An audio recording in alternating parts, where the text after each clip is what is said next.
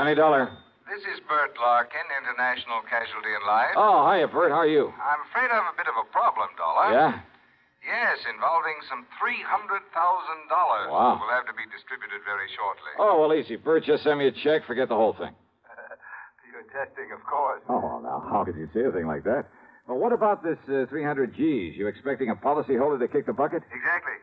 Though I wouldn't put it so crudely. Oh, well, maybe expecting him to be knocked off, huh? Oh, no. His name is Mr. William Makepeace Everly. Yeah? He lives out in the old Piney Woods section. Oh, yeah, that's a pretty well-to-do part of town. Exactly. And Mr. Everly is quite wealthy. Well, he'd have to have something to carry that big a policy. Exactly. I've just learned from his doctor, Dr. Thatcher, that he has only a very short time to live. Well, just what am I supposed to do about it? I don't know. You don't know? All I know is that Mr. Everly wants you out to see him immediately. And beyond that, Hey, Bert, there's something funny about this. I'm inclined to agree with you, Dollar. But will you do it right away? Sure, why not? But I wonder.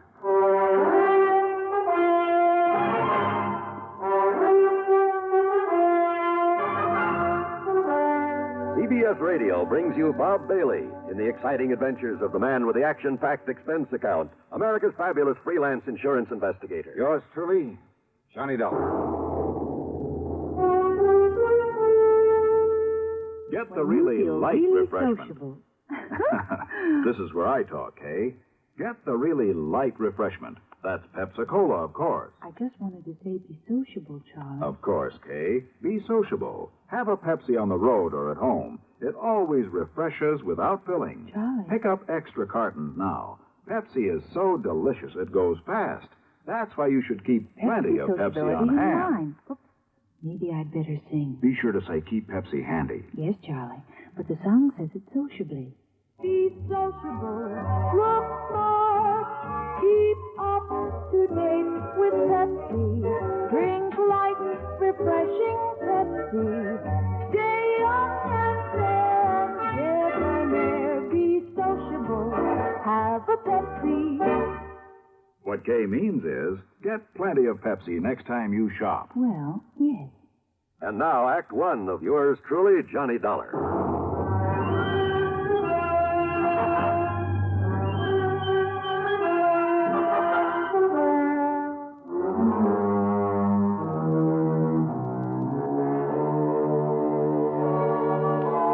Expense account submitted by Special Investigator Johnny Dollar to the International Casualty and Life Insurance Company, Hartford, Connecticut. Following is an account of expenses incurred during my investigation of the Harried Heiress matter.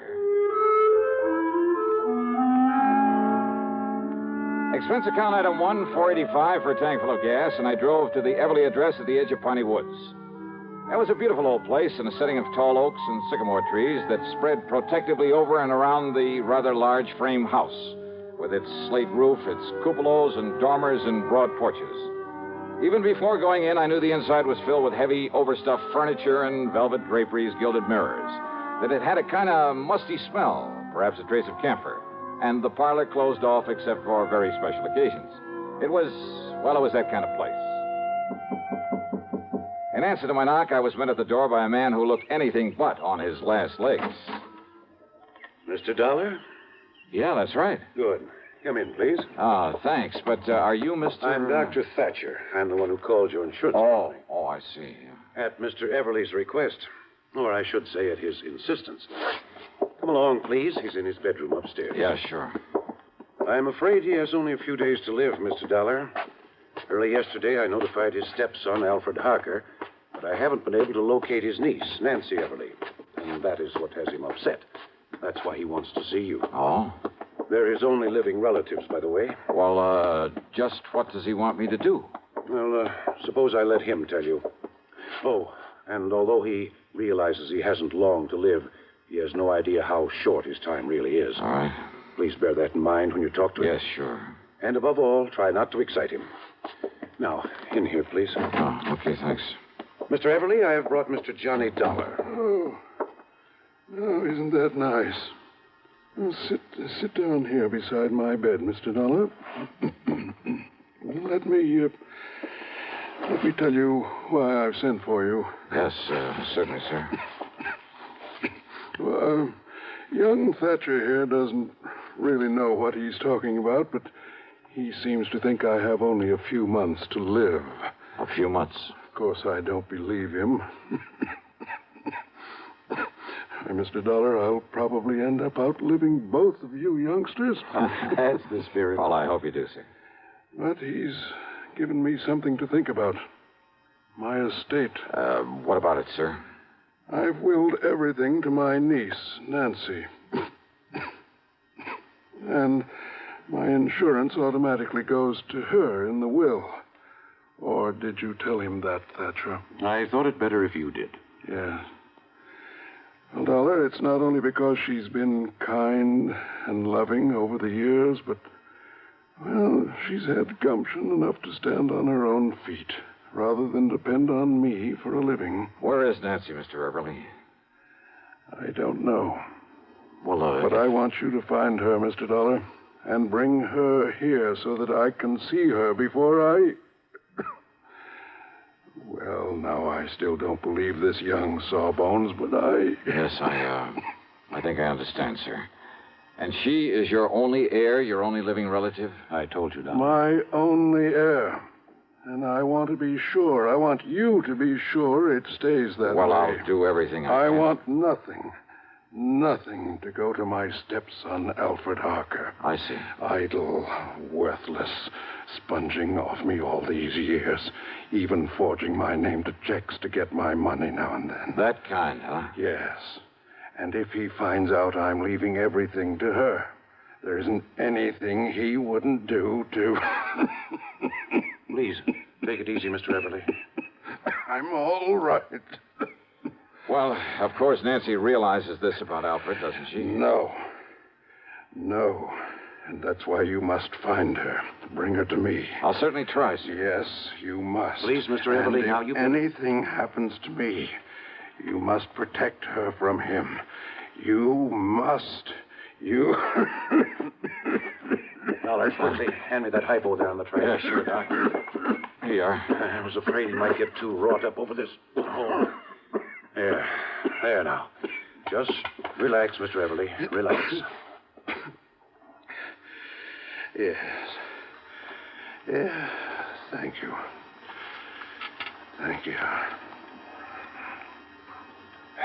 Well, now he'll sleep for a while. I was afraid he might get too excited. Yeah. And it sure looks like I got my work cut out for me. I'm afraid so. At least this Alfred Harker doesn't know that his stepfather's money, his insurance... I'm afraid he does, though. What's that? I didn't realize... Realize what? But when I called him and told him Mr. Everly was You dying... told him Nancy is the only heir? Yes, and I shouldn't have. Have you any idea at all where I might start looking for Nancy? No, Dollar, I'm afraid not. But if you don't know and the old man doesn't know, how do I... Oh, great.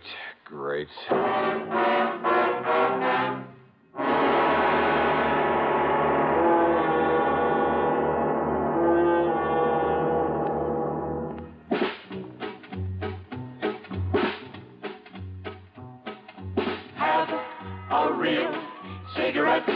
Have a Camel. Have a Camel cigarette. Have a real cigarette. Have a Camel. Have a Camel cigarette. Best tobacco makes the best smoke. Have a Camel cigarette. Best tobacco makes the best smoke. Have a Camel cigarette.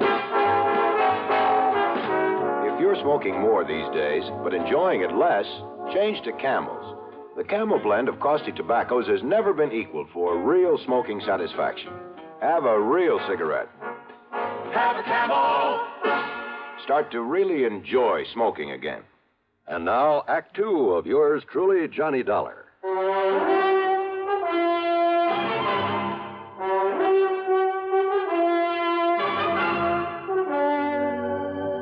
Now, look here, Doctor. If nobody knows where Nancy Everly is or how to find out where she Dollar. is...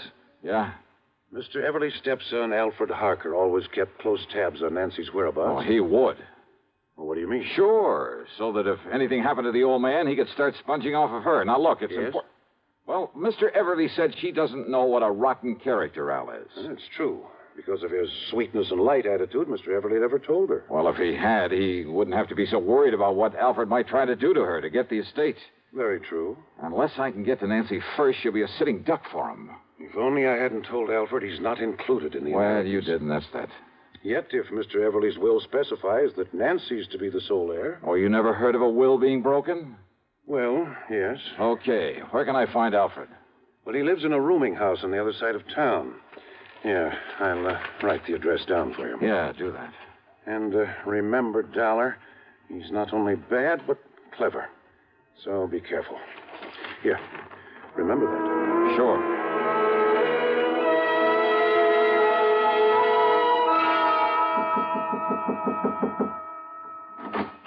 You looking for that young Mr. Harker, mister? Yeah, that's right. Yeah, well, he ain't there. I'm the building super. And where can I find him? Don't ask me. All I know is he packed a couple of bags yesterday morning and left. All right, look here. I'm a private investigator. My credentials. Okay. If you'll just let me get into Harker's apartment. Oh, here. Here, this 5-spot be of any use to you? Oh, now, you know better than to ask that, young fella.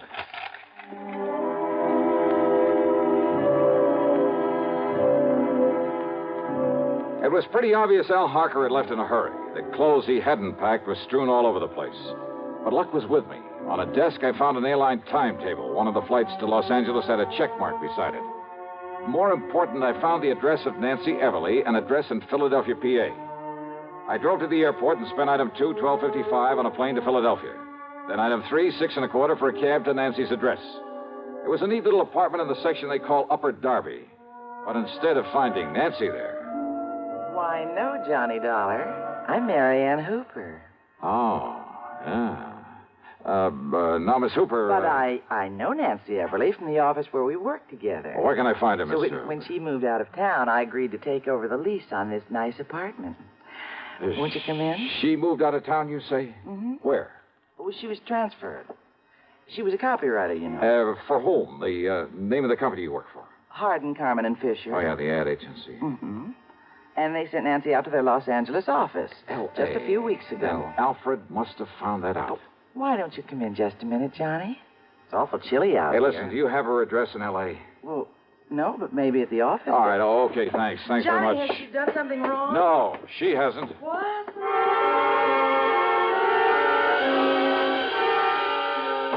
It was late, and I hadn't had any dinner, but I took a cab out to International Airport. That's another $6.25, and there, unfortunately, had plenty of time to eat before I could take the 1:30 a.m. plane for the West Coast. The meal is item 5, $3 even. Item 6, $161.60 plane fare to L.A. Item 7, another $6.25, taxi into the office of Hardin, Carmen, and Fisher, where I had to wait for the joint to open up. Then I talked to the receptionist. No, Mr. Dollar, Nancy isn't here. Oh, then I'll go out and grab some she won't breakfast. Be in at all today. When does she come in? What did you say? I said she isn't coming in today. Why not? Well, I don't know. Oh, then give me her address.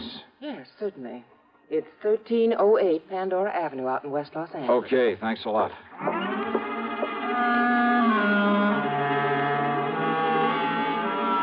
So Nancy was in L.A.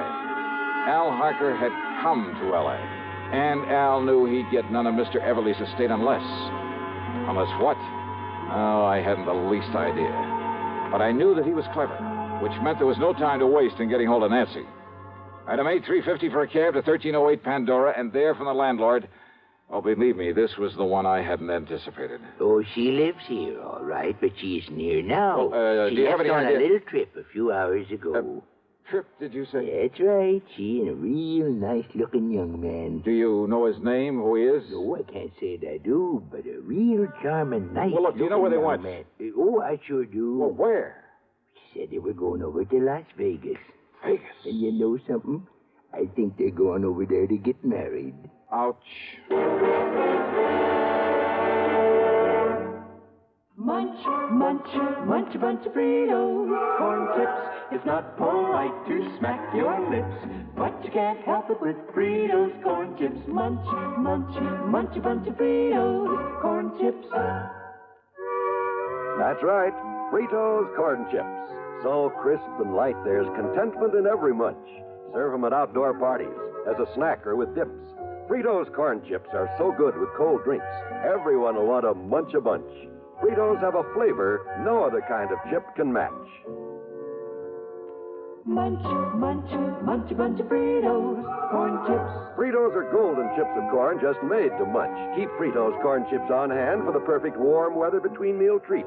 Tuck a bag in every lunch, picnic or otherwise. Serve them with sandwiches, salads, all summer meals. Fritos corn chips are full of good, crisp, refreshing flavor. FRITOS, Fritos corn chips. Munch, munch, munch a bunch of Fritos, corn chips. Now, back to yours truly, Johnny Dollar, and the Harried Heiress matter.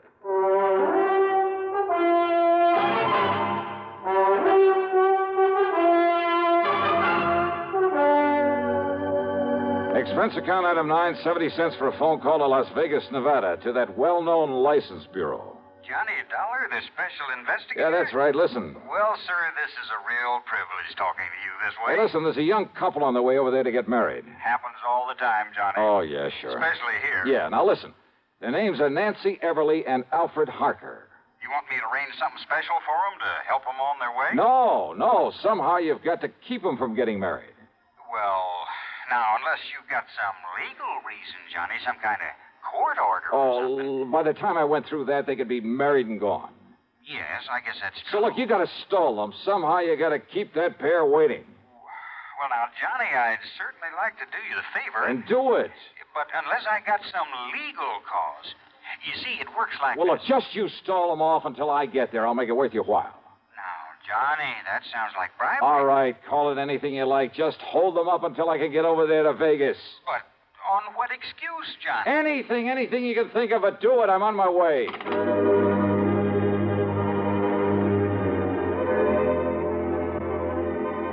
Alfred Harker's plan to get hold of the Everly fortune was all too obvious. All he had to do was marry Nancy, and he'd have it automatically. Item 10, $7.50 for a fast taxi out to Lockheed Air Terminal in Burbank. And how come we didn't pick up a lot of tickets for speeding along the way? I'll never know. That driver really earned his tip. Item 11, $200 even for a charter flight to Las Vegas. And I knew the kids had had plenty of time to get there ahead of me. Item 12, $1 for a cab into the license bureau. And I'm sure honored to meet you, Johnny. Yeah, and you say they've already been here and gone, huh? Now, I tried to stall them here just as long as I could. Oh, yeah. But after a while, I'm afraid it got to be kind of obvious. Okay. But I tried all right. Okay, here. Here, thanks. This is for your trouble. Now, Johnny, I wouldn't think of Now, look, taking I'll that. double it if you Especially can not tell me from where... You see, I'm a real fan of that radio program of yours that... Where they went from here to get married? Yes. Johnny, in this town. Yeah, well, they left here on foot, so it must have been somewheres in the neighborhood. Okay. So, would you like a list of the places around here where they can commit matrimony? Yeah, let me have it, will you?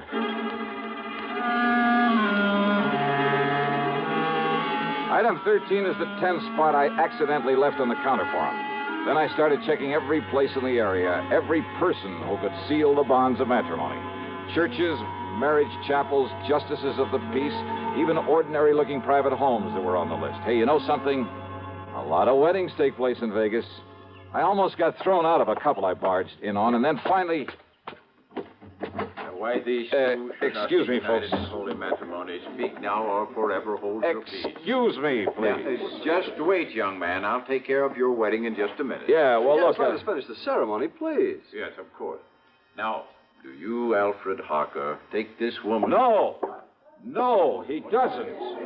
I beg your pardon, young man. Yes, what is this? Who's this man, Alfred? Well, I'm sure I don't know. All right, now listen to me, Nancy, and listen to me very Who are carefully. you? The only reason Al Harker is rushing you into this marriage is to get his hands on your money. What? My money? That's right. Now, look But here. you're wrong, because I have no money. That is, not enough. Well, maybe not now, Nancy, but you will have within the next few days when your uncle dies. Uncle Bill is dying? Ask Alfred here. He knows it. What in the world makes you think a thing like that? Because Dr. Thatcher told you he is, and told me that he told you. William Everly's dying, all right, and you know it. Alfred, why didn't quiet, you... darling. Just let me handle it. And Al, you know something else that Nancy doesn't know. That Mr. Everly isn't leaving you 1 cent, that everything goes to her. So the quickest, surest way to get your hands on that estate is to marry her. Now, look here. Alfred, this isn't true, is it? I can explain everything, Nancy. Oh, I'm sure you could, Al. But you won't need to. You just listen to me, Now, mister. Nancy. If what you say is true, why did Uncle Bill write to Alfred and beg him to marry me? That it's the one thing he's always hoped for. Who told you that? I saw the letter myself. Alfred showed it to me. Oh, do you have that letter, Nancy? Alfred? Well, no, I threw it away. Yeah, you would.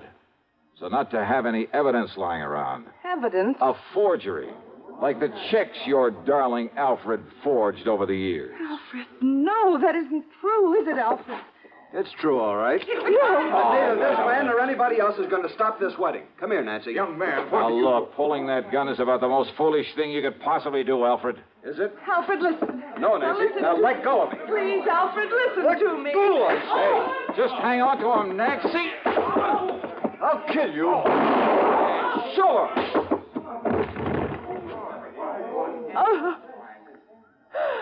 Oh, I'm sorry, Nancy. Terribly sorry.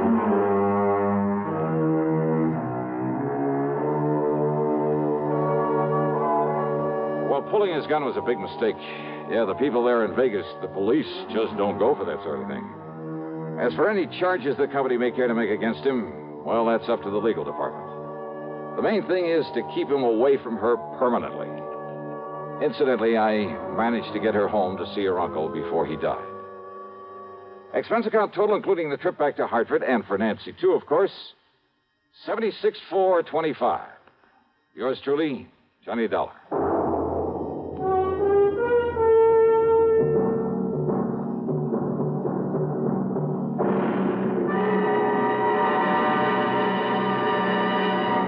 Hi, this is Dennis James with a longtime favorite.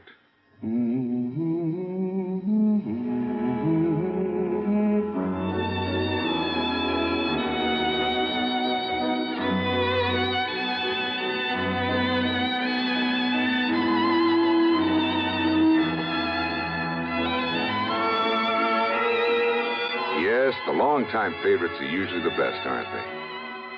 And one favorite folks have relied on over the years is Kellogg's All Brand. Since 1919, America's favorite natural laxative cereal.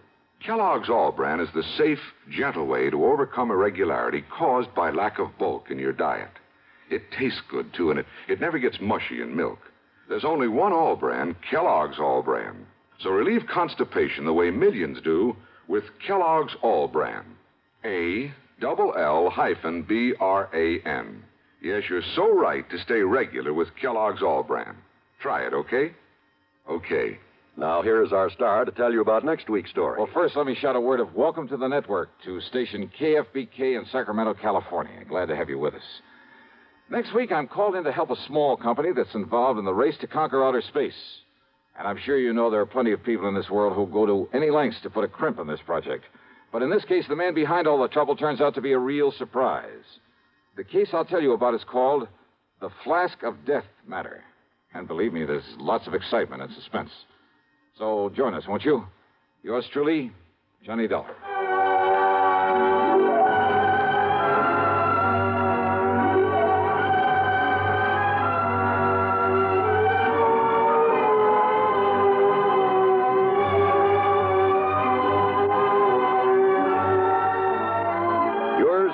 Johnny Dollar, starring Bob Bailey, originates in Hollywood and is written, produced, and directed by Jack Johnstone.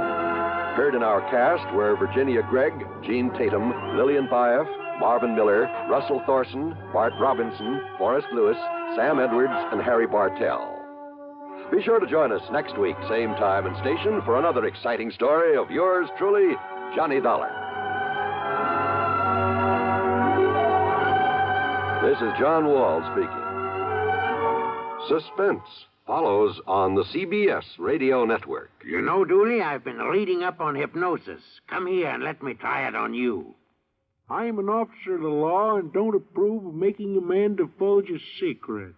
However, I'll stand by in case there's criminology involved. I just want to clear up some of his problems, Officer Suds. I haven't got any problems. I'm the soul of contentment.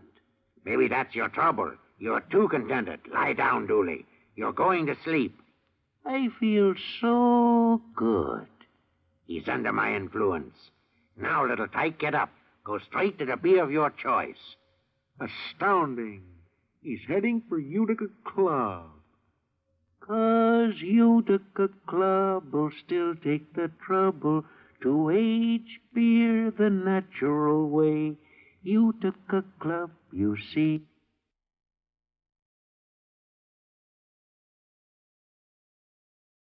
From Hollywood, it's time now for... Johnny Dollar. Johnny, this is Ed Barron at Tri-State Life and Casualty in New York. Oh, hi, Ed. How are you? A little sick at the moment. Oh, what's the matter? I was planning to go up to the fishing lodge of a friend of mine over the weekend, Tommy Hargrave. Oh, but now you've had to call it off, and, brother, I know exactly how you feel. No, Johnny, I don't think you do. Look, Ed, I'm a fisherman myself, and when something interferes with going...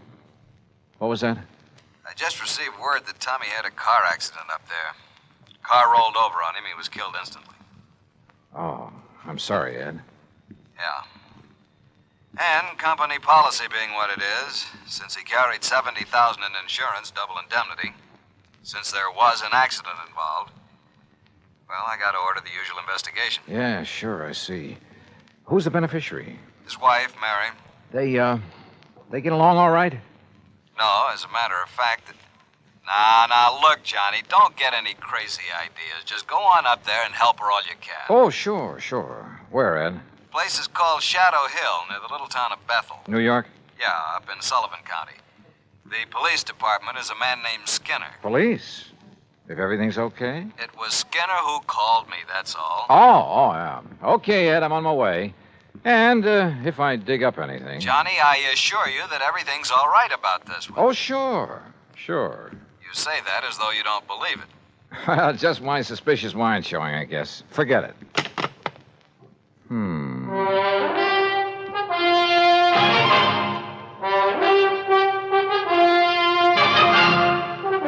Bob Bailey in the exciting adventures of the man with the action-packed expense account. America's fabulous freelance insurance investigator. Yours truly, Johnny Dollar.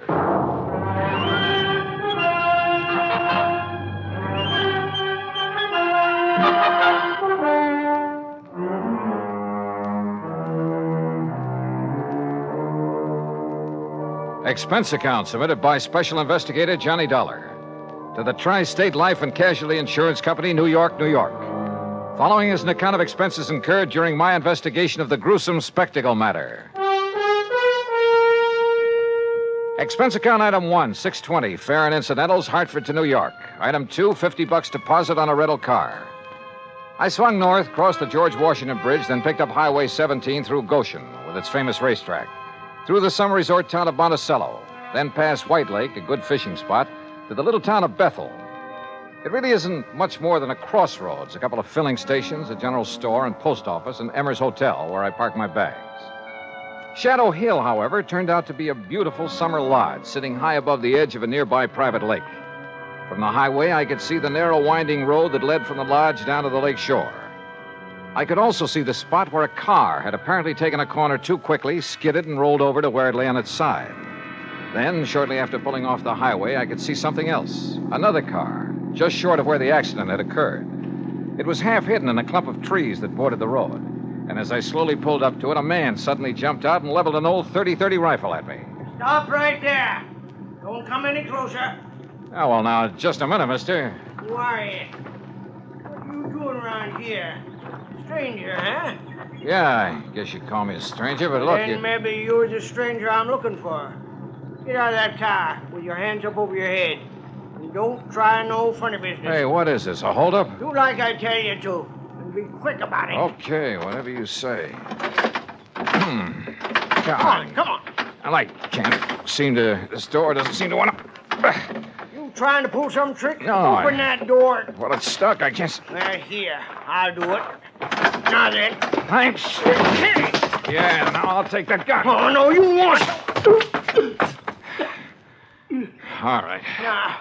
All right, up on your feet. Now, just a minute, son. Turn around. Go on, turn around. You just look here, son. You just take it easy, old man, and remember I have the gun now. I'll lock you up for this. That's what I'll do. You'll what? Yes, sir. Interfering with the law this way. The law? You? That's right. See? Here's my badge. See? Oh, okay then. Look, Mr. Skinner. You look, you... Hey, how'd you know my name? You are Mr. Skinner, aren't you? Well, sure I am. Amos Skinner. Only it's Chief Skinner to you. Police Chief Skinner. And if you think you're going to get away with this, you... What's your idea? Oh, Chief, it looks like you're just the man I came to see.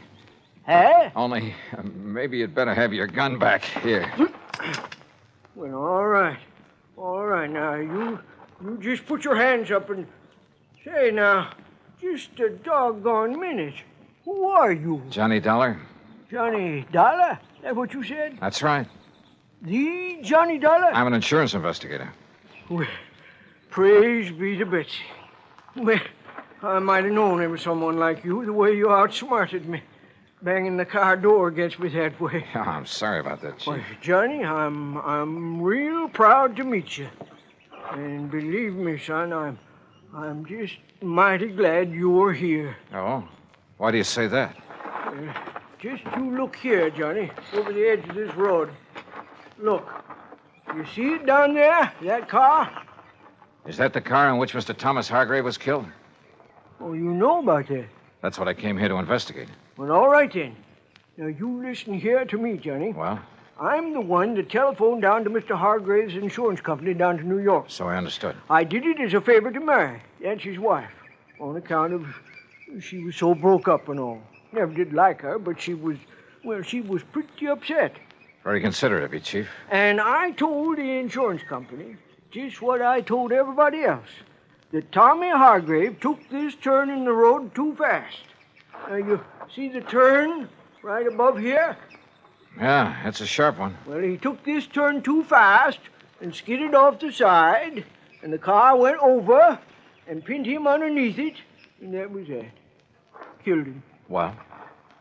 Well, all right. Now, Johnny, I just come over here from old Doc Walton's. It was down to Doc that I took Tommy's body yesterday just after it happened. And you know why I come back here? Well, I can think of one good reason. Yeah. From something you just told me. Yeah. And from what I can see of the car down there. Yeah, well, it was because I suddenly started thinking, how could a man who knows this road so well ever make a mistake of...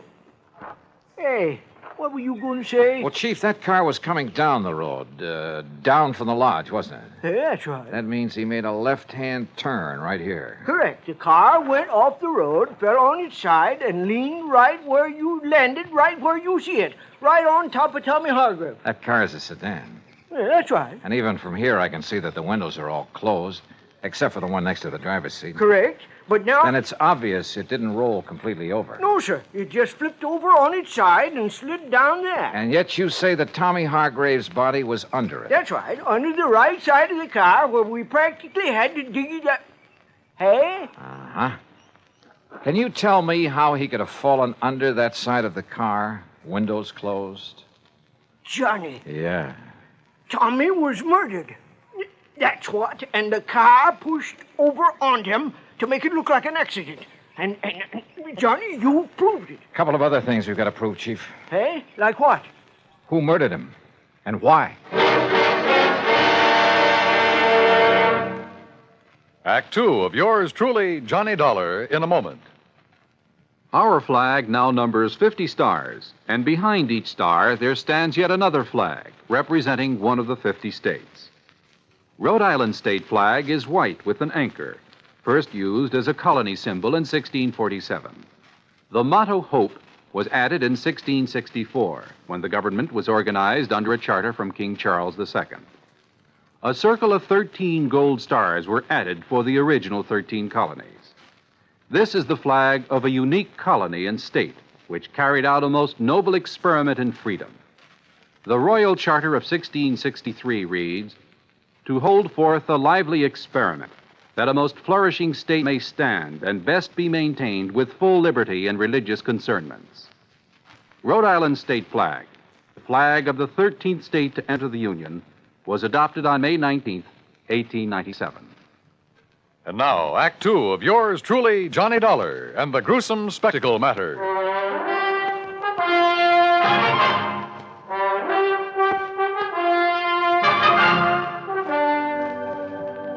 All right, Chief, tell me this. When and how did you learn of this so-called accident that killed Tommy Hargrave? Well, from Mary, his wife. Oh? It was like this, Johnny. I was sitting down at Bob and Ernie's and... Who are Bob and Ernie? Well, they run that mobile gas station down the highway you pass on the way. Oh, go on. Well, we were just sitting there talking about the Hamiltonian and all the money... What do you mean, the Hamiltonian? Well, you know, the big harness race they run down to Goshen every year. Oh, yeah. Why, it's world famous. Bigger than the Kentucky Derby. Yes, I know. Go on. Well, we was talking about how much money Barney Marson has made taking bets on those races, and we... Oh, Chief.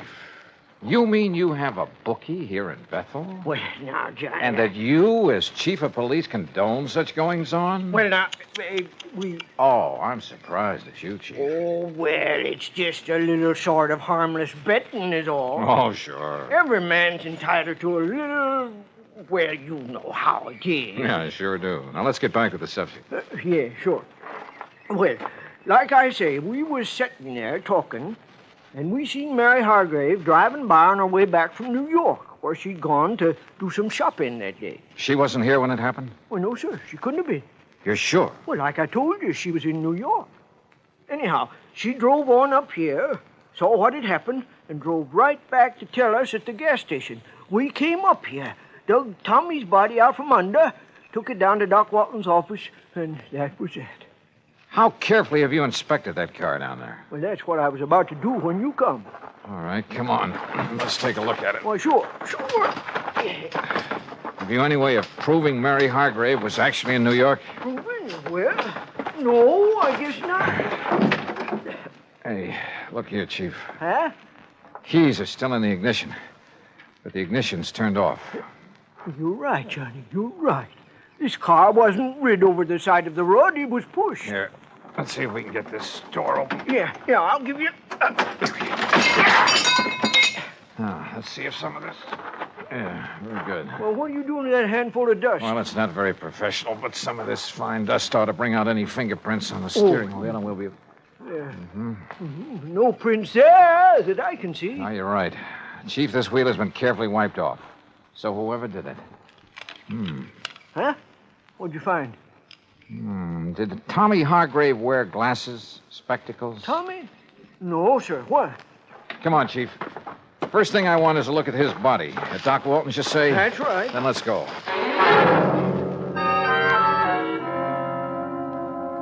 Well, as a matter of fact, it was I who suggested to Amos, to Chief Skinner, I should say, that he go back and have another look at that car, Mr. Dollar. Just why, Dr. Walton? Because a couple of things about this body made me wonder. Look here, the way the clothes are torn, as though he'd had some kind of a struggle. Scratches and contusions on his hands. But more important, here. Yeah? Here at the base of the skull, this mark. Up where that car is, there are no rocks, no stones, no anything that could make a mark like this. And there's another on the face below the eye. You know what that looks like to me, Doctor? Oh, what's that? The mark from the butt of a .38 automatic. And I've seen plenty of them. My Betsy, Johnny, you're right. Then that would indicate Hargrave was murdered. And the car pushed over on him to make it look like Yes, sir. And Johnny and me found a few other things around that car that would indicate the same thing. Doctor, I understand Tommy Hargrave did not wear glasses. No, not that I know of. Of course, Mary, his wife... She wears them? Yes, she does. Can't do without them. What kind? Well, just regular tortoiseshell, you know. Something like these, maybe? Well, no. Granted, one lens is smashed and part of the frame is broken, but is this the kind she wore? Yes, Mr. Dollar, I'd say so. Of course, a great many Johnny, surely you don't think his own wife... They didn't get along too well, did they? Well, no, but after all, when any couple's been married 10, 11 years... Also, she just happens to be the beneficiary of his sizable insurance policy. Good heavens, Mr. Dollar. Yeah, I think we'd better pay a little visit to Mrs. Mary Hargrave.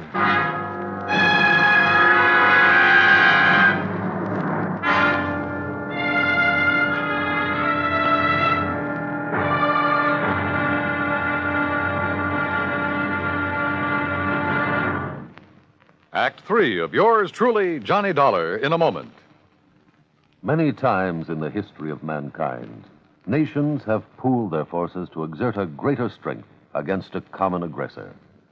This happens not only in the face of a world war, but between such giant holocausts, as during the Boxer Uprising in China in 1900. 6 nations combined their forces to come to the aid of their citizens. In the thick of the fight, undaunted by devastating enemy fire, Chief Bosun John McCloy of the United States Naval Contingent distinguished himself by meritorious conduct above and beyond the call of duty. For his valorous action, he was awarded his first Medal of Honor. But a man of action doesn't get the job done because of possible awards. It is the spirit of his code of conduct that guides him. John McCloy was guided by that code again and again. In June 1914, during the Mexican campaign, when the government of the United States was put upon once more to aid its persecuted citizens, Chief Bosun John McCloy was constantly risking his life. Our landed troops were in danger of being annihilated on the beach at Veracruz, when McCloy voluntarily filled 3 picket launches with riflemen and led them along the seafront to draw the enemy fire. Though badly wounded, he remained at his post and gallantly directed his part of the campaign. For this action, Chief Bosun John McCloy was awarded a second Medal of Honor. But he hadn't been concerned with medals. His only concern was conducting himself as a man should, and that is according to the code of the American fighting man. And now, Act 3 of yours truly, Johnny Dollar, and the gruesome spectacle matter.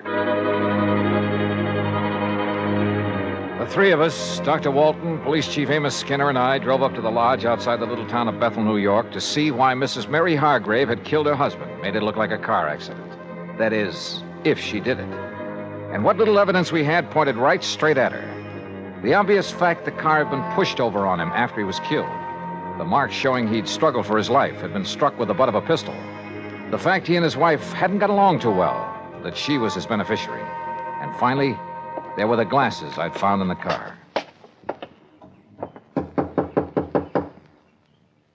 My Betsy, I wonder if she found out you were here, Johnny, and has flew the coop. Isn't that her car in the yard? Yes, Mr. Dollar, it is. All right, then. If she is here, well, sir, I'll arrest her right on the spot. No, let me handle this. But, Johnny... I said, please, let me handle it. Yes? Oh, Dr. Walton and Chief Skinner. That's right. And this here is Mr. Johnny Dollar. Oh, yes, Mr. Dollar. Mr. Barrett at the insurance company phoned that you'd be here. Won't you come in? Well, surely. Thank you. I'm sorry to have been so slow in answering the door, but I seem to have mislaid a pair of my glasses. Yeah, that, Johnny? I'm blind as a bat without them. Won't you all sit down? Thank you. Yes, thank you, Mary. I've been using an old pair of steel rims with an old prescription, but they look so terrible. When did you lose your glasses? Oh, I must have mislaid them a couple of days ago. Ha! Now, what do you mean by that, Amos? You know very well what I mean. You don't seem terribly upset about your husband's death, Mrs. Hargrave? Why should I, Mr. Dollar? We haven't been exactly getting along for years. All he seemed to care about was his fishing and betting on the horses day after day. Oh? And I never did care about spending every summer up in this stodgy little town with all its stodgy people and...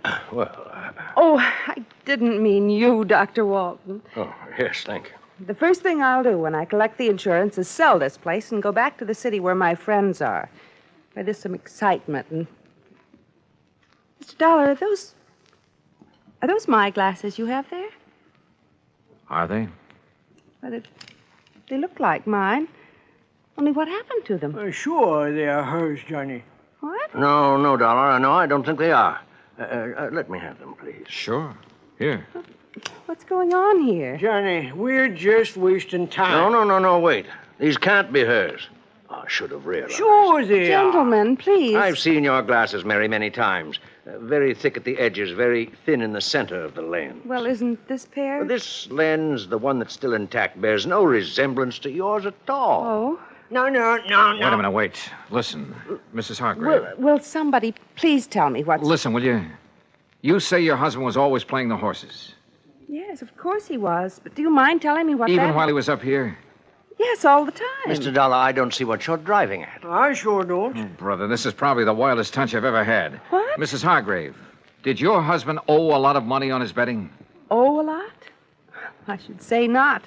Just the opposite. He's been going around for nearly 2 weeks boasting about the big killing he made. If he ever collected... Doctor, let me have those glasses. Oh, yes. Look, here, this little mark inside the temple. Oh, that's the mark of the optometrist over in Monticello. Here, you see? The same mark as in mine. Yeah, okay. Now, just sit tight, the three of you. Oh? No, Mr. Dollar. Now, you look here now, Johnny. And Amos, don't try arresting anybody while I'm gone. But it Johnny... might make you look a little foolish when I get back. Back from where, Dollar? I'll see you all later.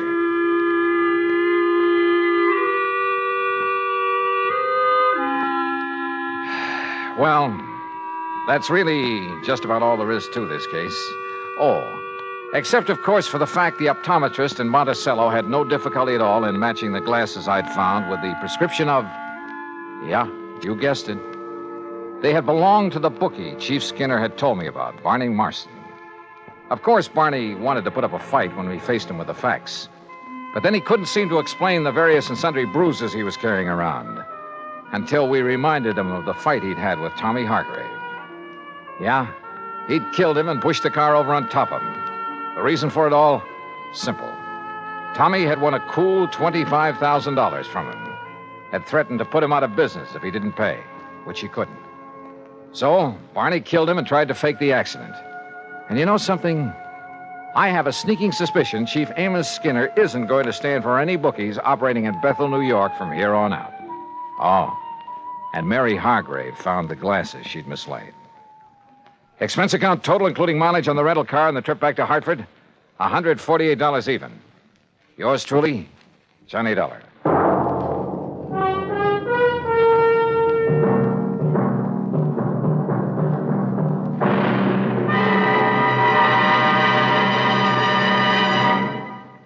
Our star will return in just a moment.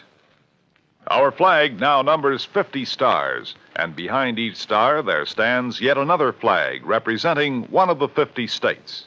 Kansas' state flag is dark blue, and in the center is the state's seal, surmounted by a large sunflower, the official state flower. The seal reflects the history of Kansas, the train of ox wagons going west, for most of the great roads passed through Kansas. An Indian is depicted chasing a herd of buffalo, recalling the words of the official state song, "Oh, give me a home where the buffalo roam." For this truly was the home of the buffalo and Indian. The East is represented by a rising sun, and the promise of future prosperity is indicated by the steamboat on the river and the farmer plowing the field. Above a mountain range are 34 stars, for Kansas was the 34th state admitted to the Union.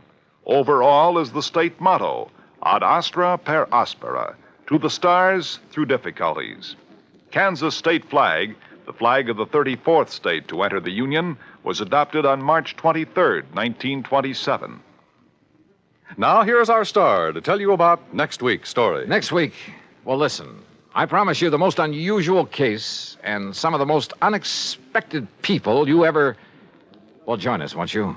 Yours truly, Johnny Dollar.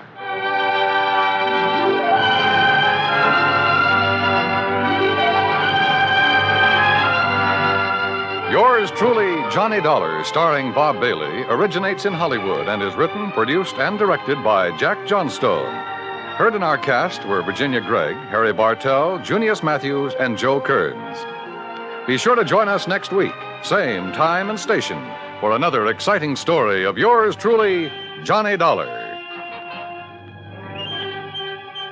This is Dan Coverly speaking.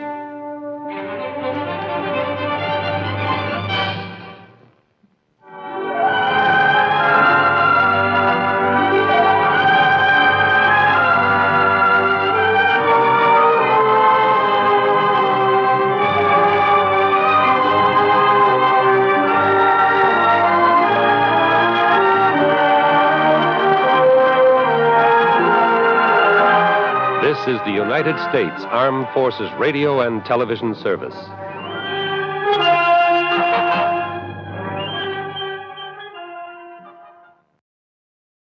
From Hollywood, it's time now for Johnny Dollar. This is Bill Chadwick, Northwest Surety Company. Howdy, Bill. How are things in Seattle? Oh, not bad, Johnny, not bad.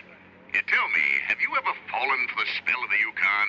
What are you trying to do? Sell me some mining stock? No, but there's a mine I'd like to have you take a look at. Up in the Yukon? Well, actually, it's across the border in Alaska. It's a gold mine, a big one, sitting on top of a rich vein. And why don't you fly on out here and let me tell you about it? Why not? Shall I bring my own pick and shovel? No, Johnny. Huh? Just be sure you bring your gun.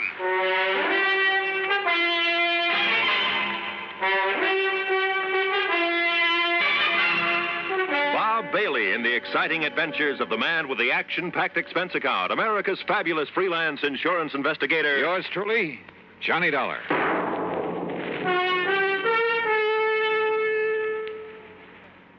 And now, Act One of yours truly, Johnny Dollar.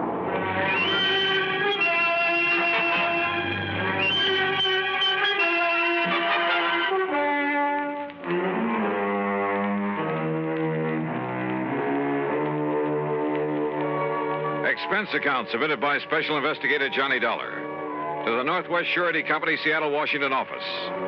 Following is an account of expenses incurred during my investigation of the Midnight Sun matter.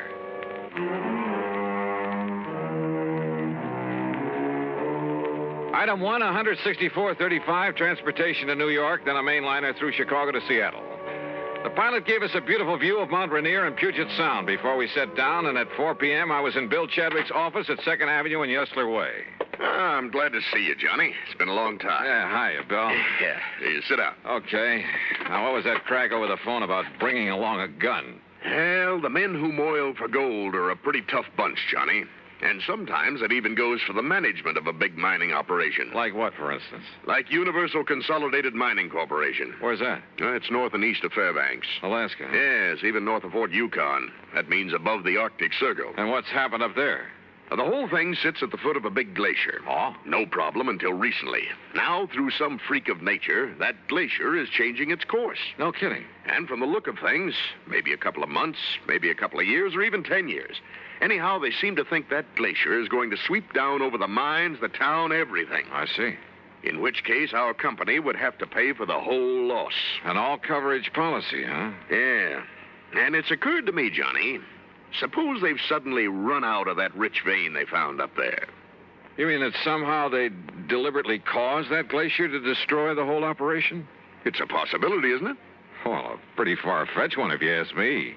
Change the course of a glacier? A few sticks of dynamite carefully placed. Oh, come off it, Bill. Did you ever see a glacier? Well, why should one that's been following the same path for thousands of years suddenly decide to head for a few $1 million worth of well-insured property? Look, go up there and take a look, will you? Okay, how do I get there? One of the company's planes is taking off from here tomorrow morning. They have their own airplanes? Oh, sure, a lot of them. Big 2-engine speedcraft transports. How else do you think they'd get men and supplies up there? Anyway, you can go along with him. Okay? Okay, why not? Who knows? Maybe I'll strike it rich, come back loaded with nuggets.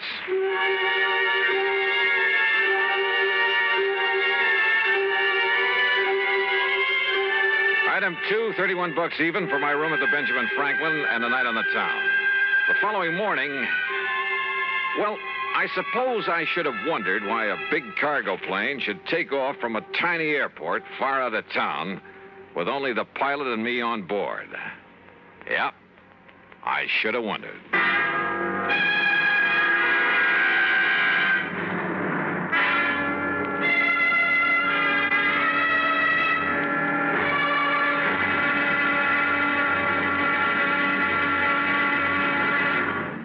Act Two of yours truly, Johnny Dollar, in a moment.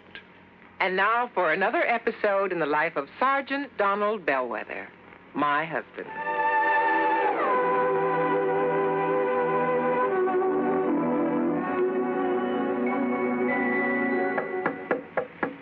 Good morning, Mrs. Bellwether. Would my lady prefer to have her breakfast in bed this morning? Oh, what a perfect husband. Thank you, darling. Ah, here's the tray with the coffee, the toast, and the orange. Oh, Oh, fine. I forgot the orange juice. Hold the tray, honey. I'll be right back. Oh, darling, what happened? I stubbed my toe in the corner of the dresser. The National Safety Council was right. The what? Last night I read something in a National Safety Council pamphlet. Oh, Reba, how can you sit there talking about a pamphlet when I'm dying a slow, tortuous death? Oh, come over here, darling. I'm sorry. All right. Now, what's this about the National Safety Council? Did they predict I would stub my toe this morning? No, silly. It's just a coincidence. Only last night I read the statistics that prove that more home accidents occur in the bedroom of all places. Yeah? Not the bathroom or the kitchen or the home workshop. The bedroom. Okay. From now on, when I walk around the bedroom, I'm going to wear my combat boots instead of these open-toed huaraches. Well, that might help, dear. But what everyone should be most careful of is taking medicine in the dark. Okay, my living safety encyclopedia. I will now fetch your orange. Oh, you're sweet. And it's just too bad that you nice men are so prone to accidents in the home. And the reason is because you brave men usually tackle the hazardous jobs around the house. Hey, I'll remember those kind words as I slowly limp back to the kitchen. One thing in your favor, though, Sarge. Married men stand a better chance of avoiding fatal accidents in the home. Oh, is that a fact? Mm-hmm. You know, in one state, 75% of the men involved in home mishaps were unmarried. Well, I'm sure glad I'm married. Because the accident odds are better? No, because I like my wife. Even when she first wakes up in the morning. That's my Donald. That's my doll.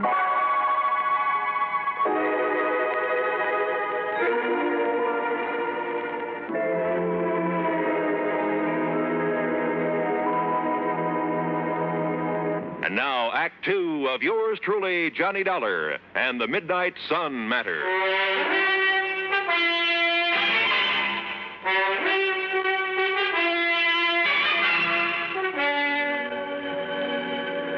Within a few minutes after I met him at the airport far east of town the next morning, Cliff Murray had the big twin-engine speedcraft airborne, and we were heading north to Alaska. And in case you're interested, Dollar, you're the co-pilot on this run. Oh, are you kidding? The only things I've steered around the sky since the war have been Piper Cubs, small jobs. You know something? When you get onto them, these babies are not only just as easy to fly, but a whole lot safer. Want to take over for a while? Well, maybe later. Hey, how come you didn't take this big ship off at the Seattle-Tacoma International Airport? Because of the cargo we have on board. Also, it was quicker and easier to get clearance. We're trying to make time on this trip. The boys up at the mine are a pretty worried bunch these days. Oh, why? Now, there's a big glacier on one side of the property. Oh. It flows down to make the Kanakai River. When it gets warm enough, a couple of months in the year to melt. That's so? But there have been a couple of big ice quakes this spring. Just like earthquakes, only it's ice. And now that glacier's heading for the property. No kidding. Yeah, it's going to wipe out the airport and everything. Unless they can do something about it. Like what? Divert the course of a glacier? The engineers up there say they can do it. And we've got the stuff for them right here. This cargo we're toting. What do you mean? Oh, didn't you know? No what? Well, we got enough TNT aboard to move a dozen glaciers. Speaking of sitting on a powder keg, and this one had wings. But then after the first shock of realization wore off, well, I even took up Cliffy on his offer to handle the controls for a while. And he was right. The big plane behaved like a doll. By the time we reached Anchorage to pick up mail and food, where I was all set to make the landing myself. However, with a cargo of TNT aboard, I was perfectly content to let Cliff set her down, which he did beautifully. Then within the hour, we headed north again over some of the wildest country I've ever seen. Beautiful, though, Johnny, in its own way. Yeah, I never realized there were so many lakes and streams up in this country, Cliff. Most of them are loaded with fish, too. Oh? Yes, sir. Oh, what is it? I said, greatest fishing in this man's world is right down there below us. Oh, watch your language, brother. I'm liable to strap on a chute and leave you to make the rest of the trip alone. A fisherman, huh? Yeah, you aren't kidding. Yeah, one of my favorite spots, right? Ooh. Hey, what's the matter? Nothing. Just a little twitch in my side, my belly. Doc said it was appendicitis last time, but I think didn't want to operate unless... Holy... Baby, that was a sharp one. Cliff, anything I can do? No, it's going now. Sure hope so. Sure. Just came on kind of sudden, is all. Hey, it's time to call the lads at the mine to be ready for us. How big is the airport up there? 11,000-foot runway. Really? Sure. It's the only way to get stuff in for mines 100 miles around. Speedcraft 231, calling Consolidated.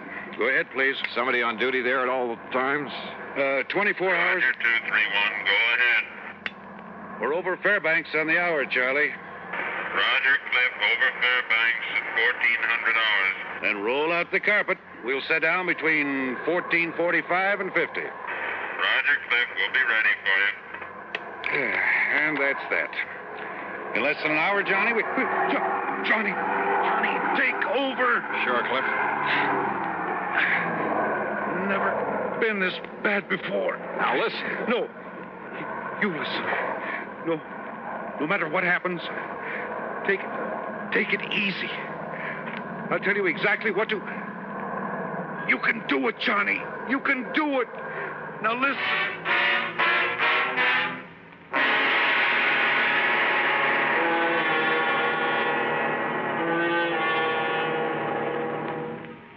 Act 3 of yours truly, Johnny Dollar, in a moment. With your permission, there's something I'd like to talk about for a minute. You know, too many times people try to escape from their responsibilities by having someone else take them over. There was Miles Standish, for example. He was much too busy to ask Priscilla to marry him, so he sent John Alden to pop the question for him. You know what happened. John ended up marrying the girl himself. Of course, if John had had a face like a flat tire instead of being the handsome guy he was, maybe Miles Standish would have married Priscilla instead. Well, actually, I don't know what got me started on this subject, and unless it was my thinking about people who represent somebody else. Take our State Department, for example. Being a representative is one of its biggest jobs.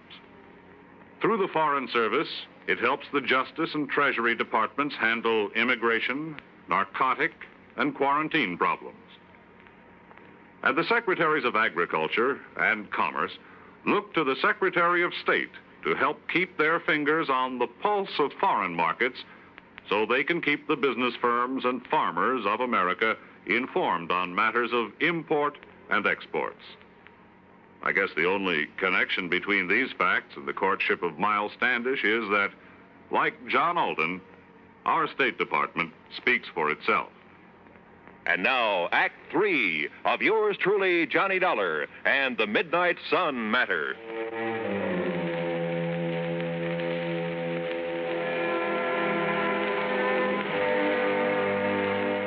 The rest of this report will have to come to you from the records of the airport there at Universal Consolidated Mining Corporation, far above the Arctic Circle.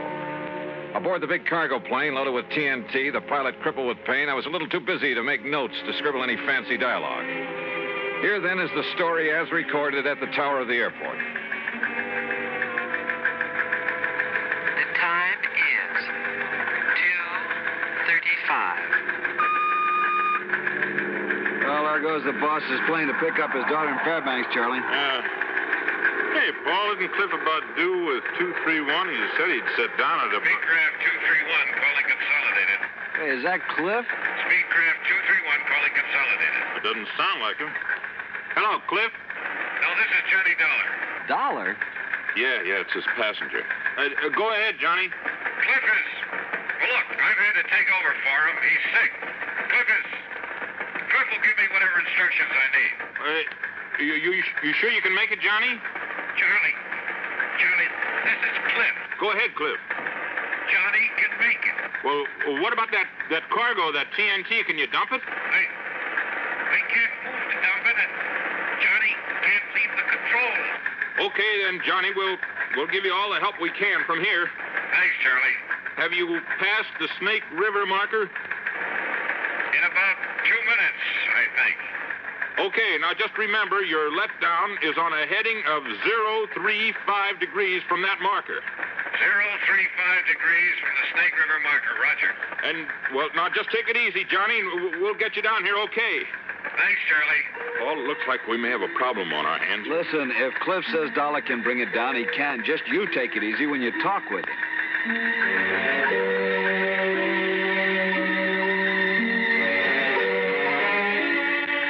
Charlie, have you got an engineer down there? Yeah, sure, Johnny. Stand by. Take it, Paul. Johnny, this is Paul Foster. Go ahead. Paul, we're having some trouble getting our landing gear down. So I'm going to make some steep banks and try to get it down by centrifugal force. Yeah, good. You might get the ground crew to stand by, though, because if we can't get the gear down that way, I guess we'll have to make a belly landing gear up. Okay, Johnny, I got that. How much fuel have you got on board?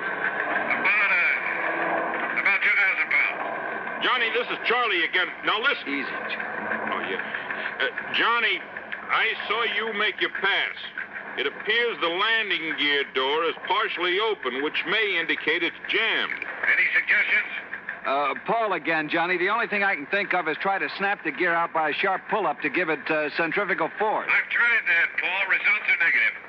All right. Then before we consider you coming in for a belly landing with all that TNT aboard, I'd like to use up some of that fuel. Maybe some of our brains down here can think of something that'll help you out. Okay, we'll go ahead with the regular procedures and whatever else we can think of, and then we'll give you another call. Okay, Johnny. The time is 2:41. Johnny? Johnny, this is Paul again. Have you tried to shear the lock pin on that landing gear?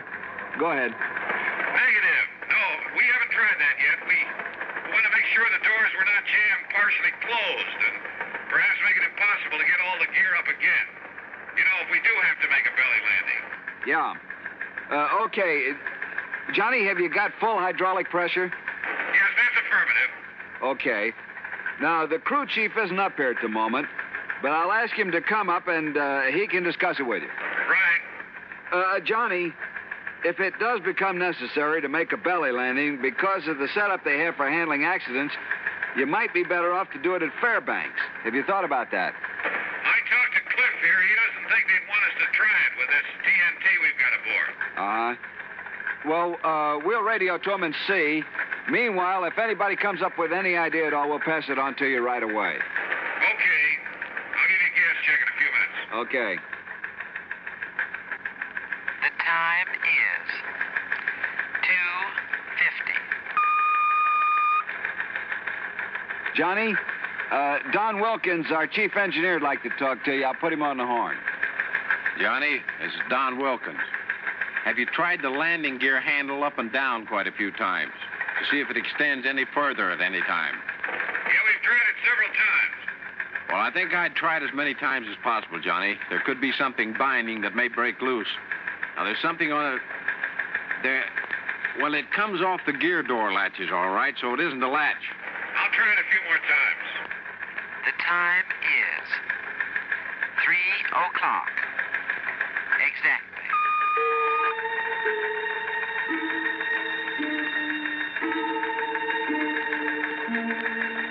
Johnny, this is Paul. How's your fuel situation stacking up now? We have about 950, about 960 pounds. Well, for your information, Fairbanks have advised that they can't take your airplane there because they're jammed up and couldn't clear the field in time. Well, yes, okay. It doesn't look like we'd have enough gas to go over there anyway. Johnny, this is Don Wilkins again. Go ahead, Don. If you feather the number 2 engine, and then just as you unfeather it, slam the gear handle down, well, maybe the additional torsion that you get may free the gear. Okay, Don, we've already tried that and we came up negative. I think we're stuck with that belly landing. Johnny, this is Paul. We'll get everything ready for you. Are you VFR in this vicinity? You know, under visual flight rules? Yes, affirmative. Johnny, there's one more thing we'd like to have you try, and that is completely unload your hydraulic system, and then try free-falling your landing gear. Did you get that? I did that twice, Don. No luck with it. But we'll try it again. All right, Johnny, fine. The time is 3:28. Johnny, we're going ahead with preparations for a belly landing down here. I see you buzzed the field a couple of times, so you know how much room you've got. You think it looks like much from up here? Now listen, we're going to foam the runway for you. You hear me? Put foam on it. We're doing it now, and that'll kill some of the friction. And if we can get enough on, it'll help against fire if you have any trouble. How's the wind down there? It's south about 3 miles an hour, just light breeze. Well, I wanted to know in case this thing slides off to one side or the other, right? I don't want to run down any of the other airplanes I can see down there. Not if we can help it. Okay, Johnny, take a run directly over the runway and get the feel of it. Will do. The time is 3:31. Johnny, we don't want to seem in the position here of telling you all your business, but I guess we've got to try everything anyone could think of. Yeah, go ahead. On this gear handle business, up and down, throw it in the up position. But just leave it there for a second, and then slam it down and leave it down for, say 30 seconds after you put it down. You get that? Okay, we'll do that. We hate to be giving you all this intelligence all the time, but if anybody gets an idea, we pass it on to you for what it's worth. But you've got to be the judge. We're glad you fellas are with us. The time is 3:46. Johnny, how's your fuel now? I wouldn't bank on it much longer. All right. They're laying foam on the runway like crazy, but that foam's only going to last about 25 minutes. Now, assuming they started laying the foam at 30, you should land not later than 55. Yes, well, okay. You give us a word when it's completed. We're going to make one low pass and take a good look at everything. Then we'll come in and land. Okay? Roger. I got your remarks. The time is 3:51.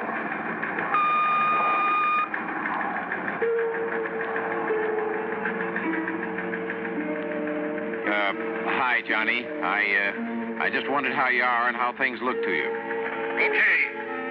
You got a doctor standing by to take care of Cliff? Sure. Everything's ready for you. One comment. Listen. Do not, repeat, do not feather the engines when you sit down. Got it. We'll comply. Okay, Johnny. Okay, we're all set, Don. We're going to make a practice pass over the field prior to the final landing. Okay, Johnny, I won't be talking to you anymore. Paul will take over on your approach and get you down. We're all set for you when you arrive. Good luck. Yeah. Okay. The time is 3:54.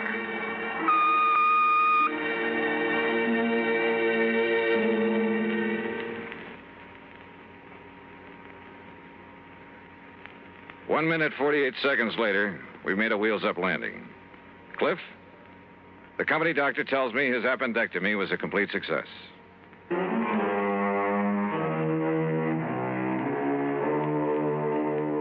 hard-bitten bunch of miners, did you say? Listen, those boys up in that lonely outpost are the salt of the earth. And as for trying to pull something on your insurance company, well, you should have seen how just one good load of TNT put that glacier back on its course. Yes, sir? I hope the vein of gold never runs out for those boys. Expense account total, including gifts for the lads who really brought that plane down, $600 even. Yours truly, Johnny Dollar.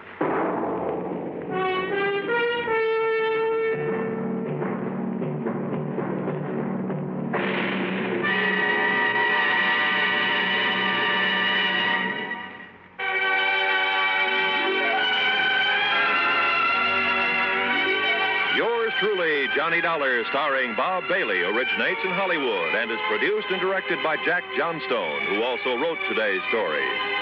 Heard in our cast were Gene Tatum, Frank Nelson, Russell Thorson, Barney Phillips, Harry Bartell, and Forrest Lewis. Be sure to join us next week, same time and station, for another exciting story of yours truly, Johnny Dollar. This is Roy Rowan speaking.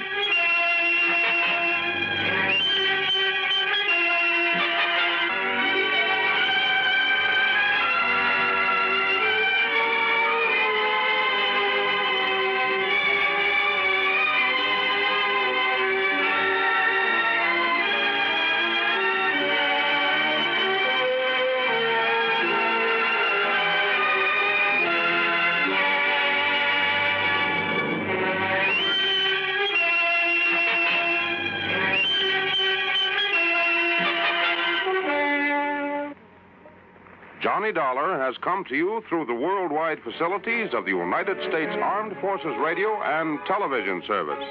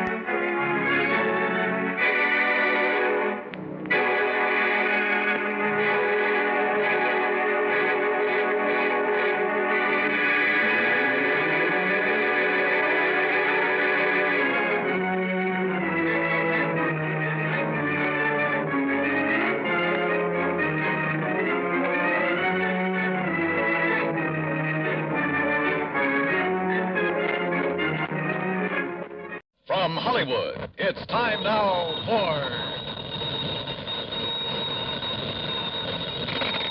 Johnny Dollar. Earl Foreman, Johnny. Hi, Earl. How are things in sunny Florida? I think I'll move to California. What?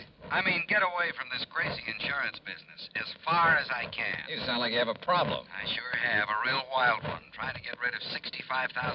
That's a problem? It's insurance on a policy bought and paid for by one Albert Schuyler Kingman. Well?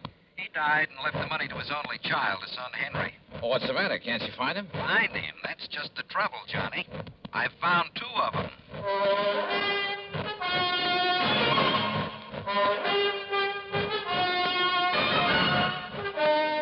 Bob Bailey in the exciting adventures of the man with the action-packed expense account.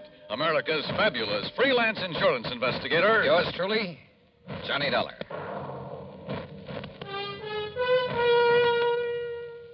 And now, Act One of yours truly, Johnny Dollar.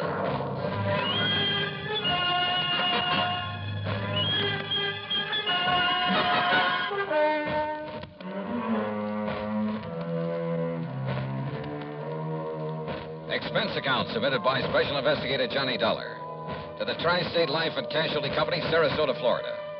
Following is an account of expenses incurred during my investigation of the Double Trouble matter.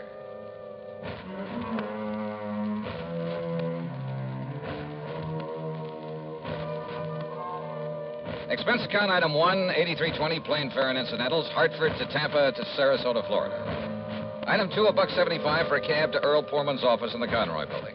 That's right. After waiting 20 years for this sole beneficiary to show up. 20 years? Well, like I told you, the insured was Albert Schuyler Kingman. $65,000. Yes, he was a widower, lived up near Elizabeth City, North Carolina. And he had a son named Henry.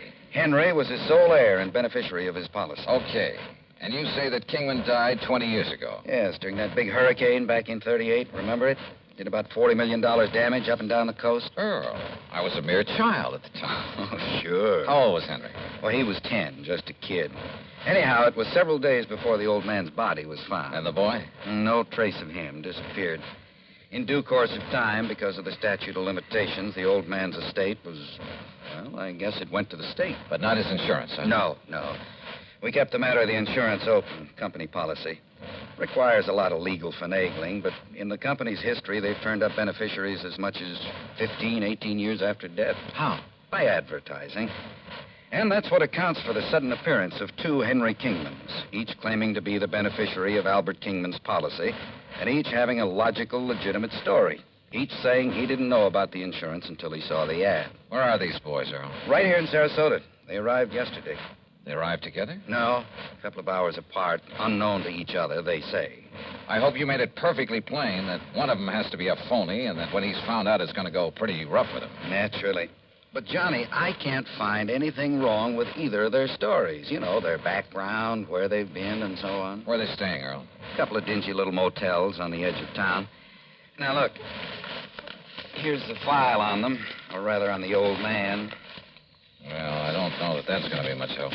There's information about not only Kingman, but his wife, who died before him. There's a lot of miscellaneous information about the boys. The boy, where he went to school and Sunday school, who his teachers were, the names of some of his friends. There's a lot of stuff here. Well, then, maybe I'd better go through it. Sure. Now, look, it's getting late. You're going to stay with Gertrude and me, as usual. Oh, that isn't necessary, Earl. Well, she'd kill me if I didn't bring you home. So, come on, we'll drive on out to the quay, have cocktails and some dinner, and you can spend the evening poring over that material. Come on.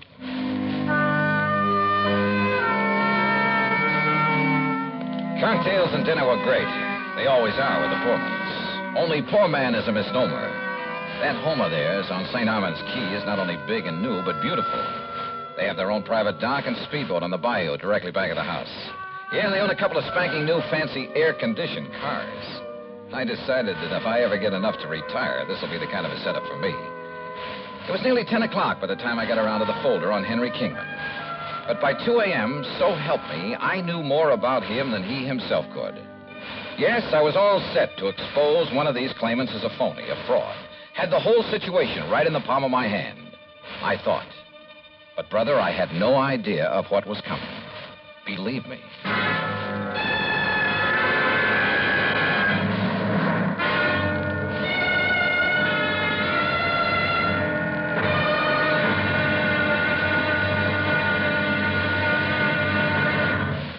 Act 2 of yours truly, Johnny Dollar, in a moment. And now for another episode in the life of Sergeant Donald Bellwether, my husband.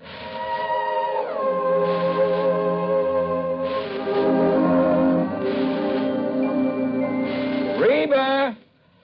Reba! What is it, Donald? Confounded Reba, I can't find the fountain pen. I've looked all through this desk. Here it is, dear. You must have used it as a marker when you were reading this book. Let's see, this great literary classic, Six Gulch. All right, never mind about my reading habits. Just look at the coverage we're going to get with this new auto accident policy. Let's see.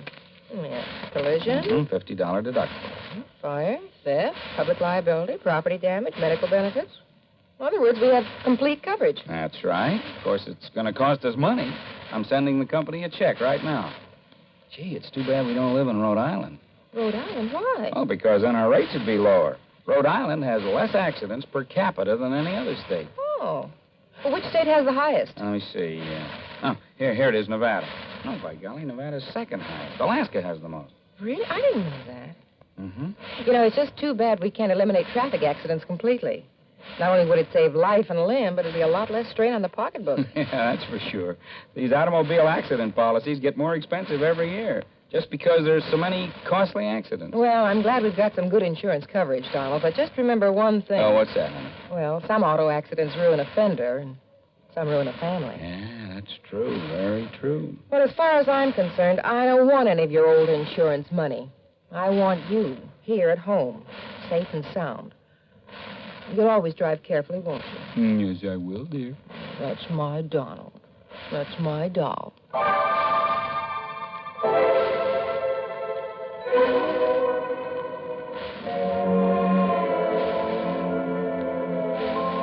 And now, Act 2 of yours truly, Johnny Dollar, and the Double Trouble Matter.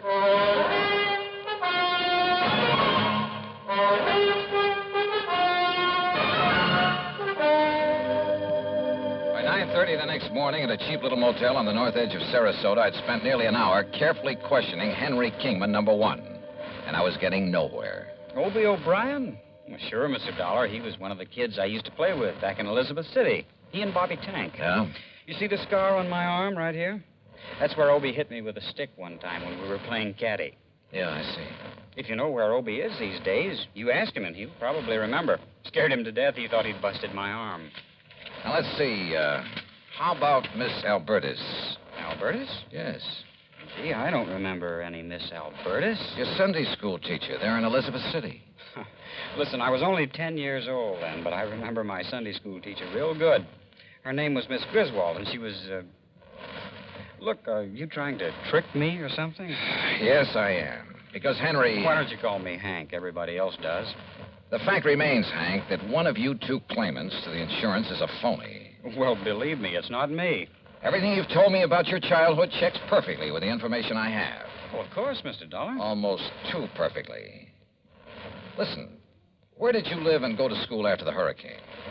Well, I'll be honest. I didn't have much schooling. Where did you live? Mr. Dollar, I wandered around more than little Orphan Annie. All over North Carolina, then up north. Did you live anywhere long enough to be, well, really be recognized as Henry Kingman? No, I'm afraid I was just a bum.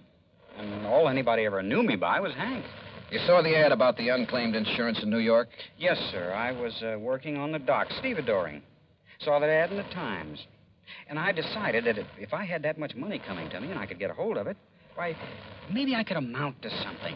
Get an education, maybe, or, well... Hank, all the insurance company has to go on is your memory, or what you say is your memory of your childhood. What I've told you is true, sir. But if the other claimant comes up with the same kind of a story... But he can't.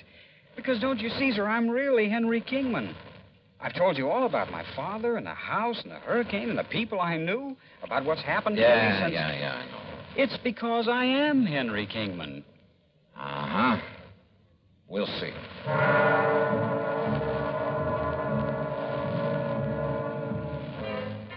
I tried to trip him up in a dozen ways, but with no success. He had a logical, reasonable answer for every question about his past and present. As for not being able to produce anyone who could identify him as Henry Kingman, well, it was simply because of his rather aimless life spent wandering from city to city, never having any close friends because he chose to go it alone. He was a tall, well-built lad with a mop of blonde hair and clear blue eyes. And I must confess I kind of liked him, his open frankness. But you know something? I could have been awfully wrong.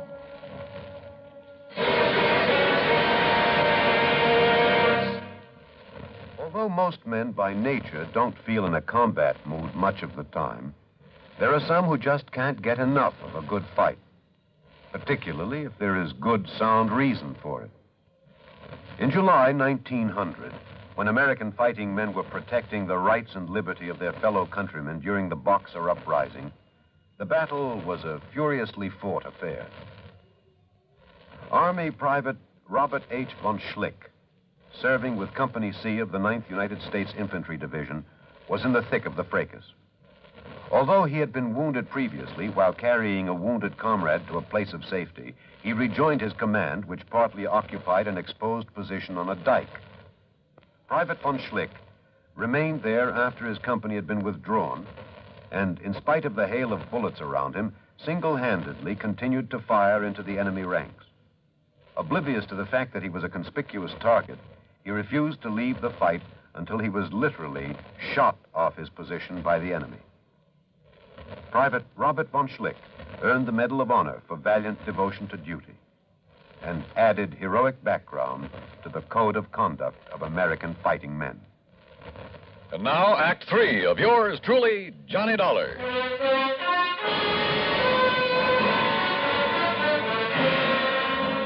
I got into the car that Earl Porman had loaned me and drove to the motel east of town to see Henry Kingman, number 2. Tall, dark, and well-dressed, he was terse and to the point. And he answered all my questions with the same ease and conviction as the other boy. In only one major respect did his story differ. No, sir, I can't name you a single person who can identify me as who I really am, Henry Kingman. And for a very simple reason. What's that, Hank?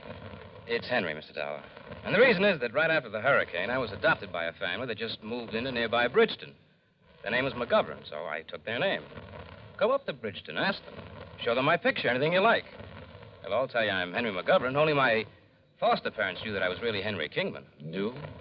They both died about 7 years ago. And they told nobody else who you really were? No, not even the preacher. They'd wanted a son for years. Now they had a son. And they didn't want anyone to come along and take me away from them.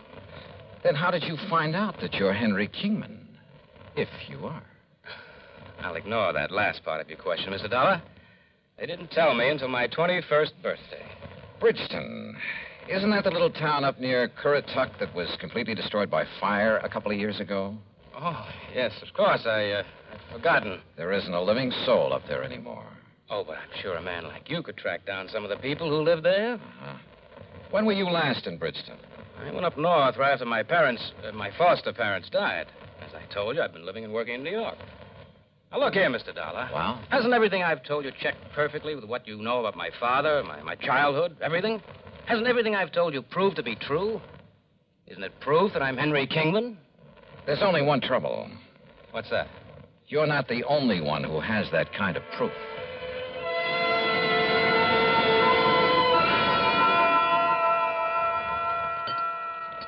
Here, Johnny. Have some more of this baked sea trout. No, thanks, sir.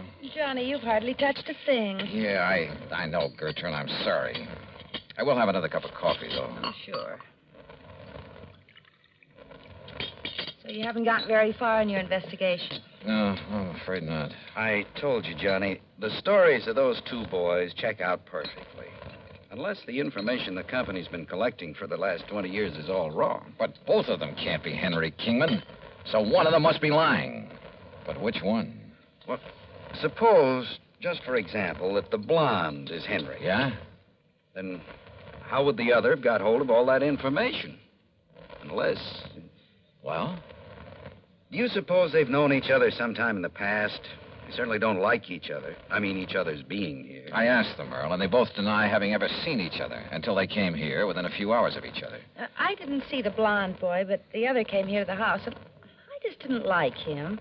The dark-haired one, I mean. Hey, wait a minute. Yeah? What is it, Johnny? The description of the father in that folder.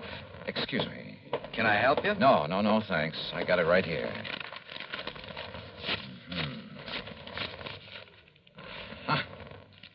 Find it? Hey, listen. Does Dr. Crutcher still live up the street? Well, sure. Do you want me to drive you over? No, thanks. I'll walk. Johnny, what'd you find in that folder? Walking out that street, and there was no moon, turned out to be a big, fat mistake. In the first place, I almost bumped into a palm tree in front of the house. In the second place, I didn't see what stepped out from behind the next palm tree until it was too late. Huh? What do you want? Oh!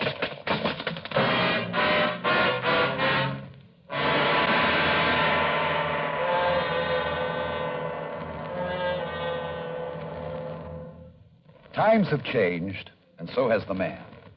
Through the ages, man has advanced both physically and mentally.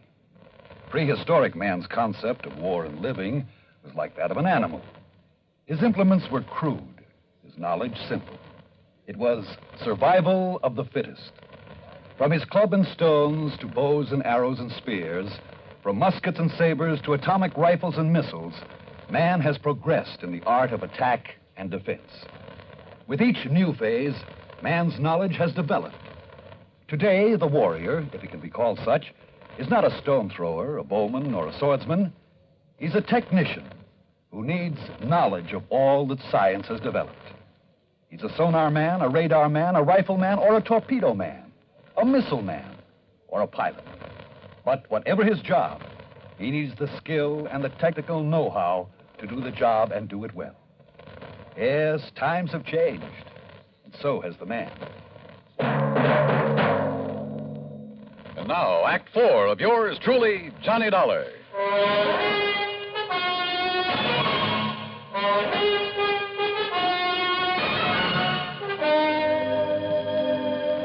Decided maybe I'd better drive him over anyway, Doc. And that's when I found him lying out there by the palm tree. Well, it's lucky you did, Earl, but I think these smelling salts will bring him around. Whoever attacked him must have seen you coming and... Hold it. What's this? It's okay, Johnny. Yeah? Then what's Doc Crutcher? Who socked me? You don't know, Johnny? I sure don't. Oh. But, brother, I have a suspicion. A couple of them. Here, Earl, I brought him a cup of good hot tea. Tea? Sure. Get him a slug of brandy. Oh, well, sure. Only make it scotch. Good man, Doc. You feel okay now? Yeah. Earl, listen. Yeah? Get on the phone. Call the motels where those boys are staying. Tell them to get over here immediately. Better still, I'll drive over and get him. Meantime, Doc. Yeah? Here's your scotch, Johnny. Thanks. And if you want some more... Just a minute, woman. Where's mine? Oh, of course, Doc. I'm sorry. Neglect me, huh? Hey, listen, Doc. I want to ask you a couple of questions. What about? Heredity. Heredity? Yes. Okay. Shoot.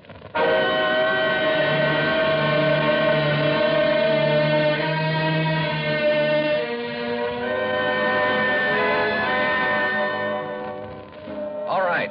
Just to keep things straight, I'll call you Hank. Sure, Mr. Dollar. And you I'll call Henry. Well, it does happen to be my name.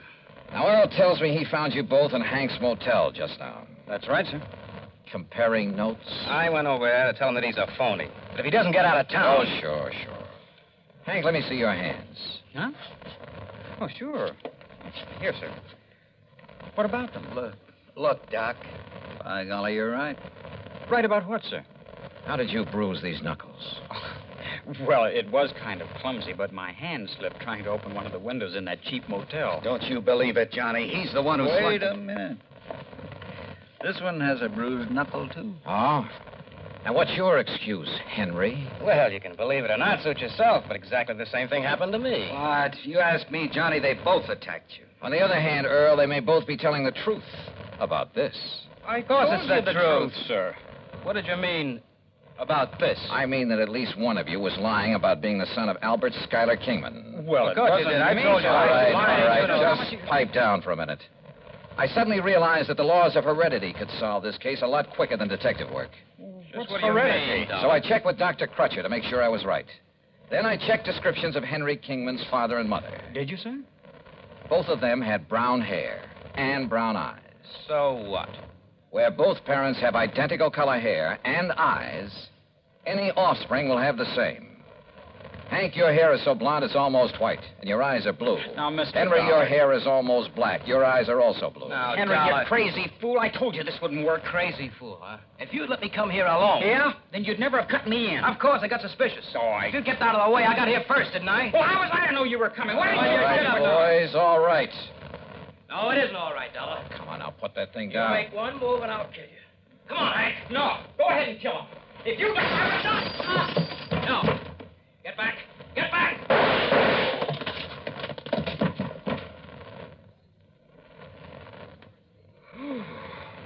Johnny, you outdrew that Henry like... Wow. Yeah. Take a look at what happened to Hank. Huh? Is everything all right, boys? Holy... Gertrude, what did you hit him with? Earl, I never did like that old bass anyhow.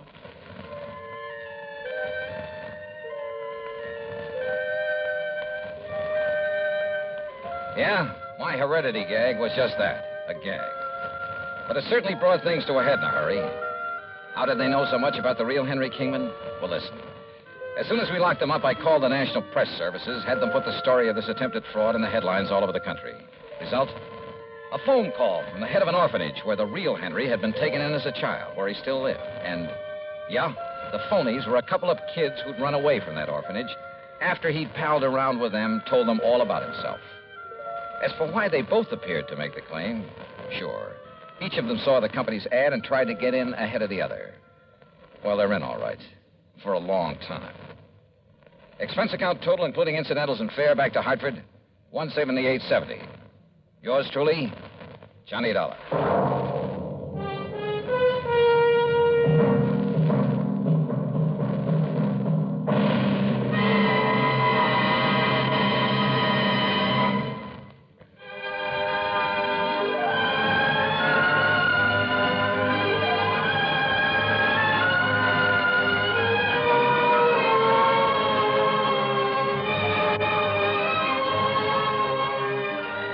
Yours truly, Johnny Dollar, starring Bob Bailey, originates in Hollywood and is written, produced, and directed by Jack Johnstone.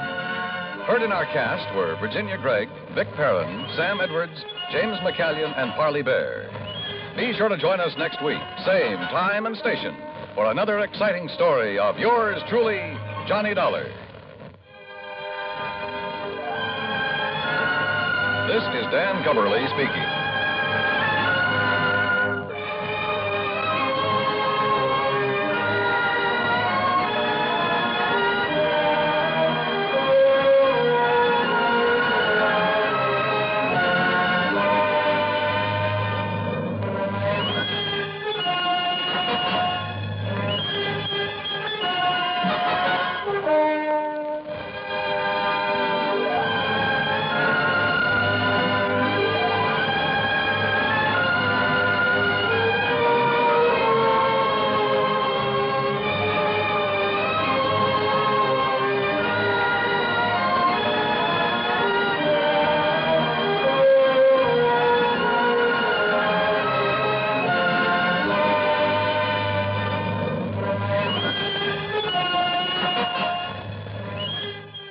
truly, Johnny Dollar, has been a presentation of the United States Armed Forces Radio and Television Service.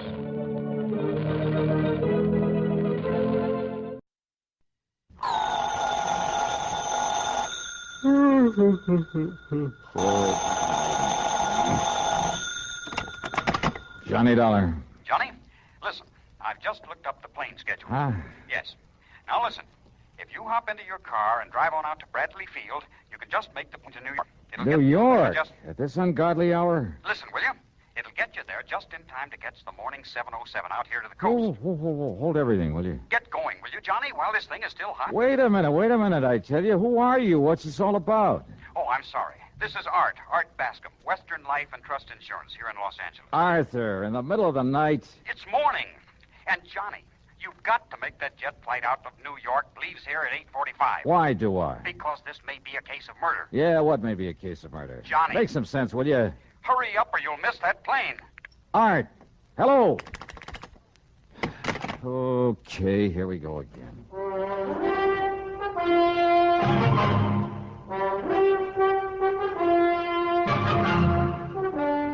CBS Radio brings you Bob Bailey in the exciting adventures of the man with the action-packed expense account, America's fabulous freelance insurance investigator. Yours truly, Johnny Dollar.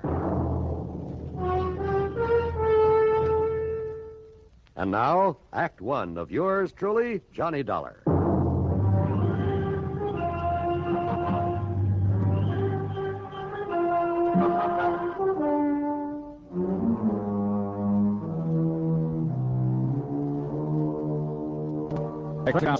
Dollar to the Western Life and Trust Insurance Company, Los Angeles office. Following is an account of expenses incurred during my investigation of the fatal switch matter. Expense account item 1, $8 for the flight to New York. Item 2, $176.25, the jet flight to Los Angeles. It was shortly after 11 a.m. Pacific time when Art Bascom met me at the L.A. International Airport. We took off in his car and headed south. Balboa, Johnny. It's about 50 miles down the coast. Very successful. Based on Free Barron's exclusive rights to the patent on a radio control device. Securing rights, that is. Uh-huh. Big government order, that sort of thing. Yeah, I see. All right, now tell me what's happened. Well, Free Barron's partner, so to speak, is the man who invented this device, who owns the patent. Young bachelor by the name of Edgar Porter. And? Johnny, it seems that Porter took the cruiser out for a trip yesterday morning. Yeah? Last evening, Mr. Freebairn thought he'd call him by radio. You know, just to find out where he was, make sure he was all right. Uh-huh. Couldn't raise him? No, he contacted him without any trouble. But then, in the middle of their conversation, suddenly... Well, Johnny, from what Porter said, his last words over the radio... Yeah? Well, it looks as though somebody killed him. Where's the cruiser now, Art? Somewhere out in the Pacific. The Coast Guard's trying to find it. Well, then he hadn't given Freebairn his position. No. I guess he didn't have time before whatever it was killed him. Uh-huh. Who else was on board the boat with this man, Porter? That's the first thing I asked Mr. Freebairn when he phoned me. Well? No one. Huh? Not even any other boats around. Porter and that cruiser were out there alone. Yet, judging by what he said, someone somehow managed to kill him. Who said? Porter himself. Well, how do you know what he said? Lester Freebairn told me. He and his wife were talking with Porter by radio when it happened. Oh, well, then you only have his word for what Porter may have said. Also, Johnny, Freebairn was making a tape recording of their conversation. Oh, I wonder why. I don't know. But he told me over the phone that he has that recording. And you're sure that Porter was alone out there? That's what he told Freebairn. But if he was murdered... I know. It doesn't make sense. Brother, it sure doesn't. Let's get on down there to Balboa. The Freebairn home on Newport Bay was small compared to some of those around it, but nice nevertheless. A speedboat was tied up at the dock, but there was no sign of the cruiser. Lester Freebairn was a man of 57 or 8, I'd say, but right now he looked a lot older than it. His wife, considerably younger, was quite a dish. A tall, statuesque redhead. She wore an expensive silk housecoat with an ermine collar. A real careful makeup job, too.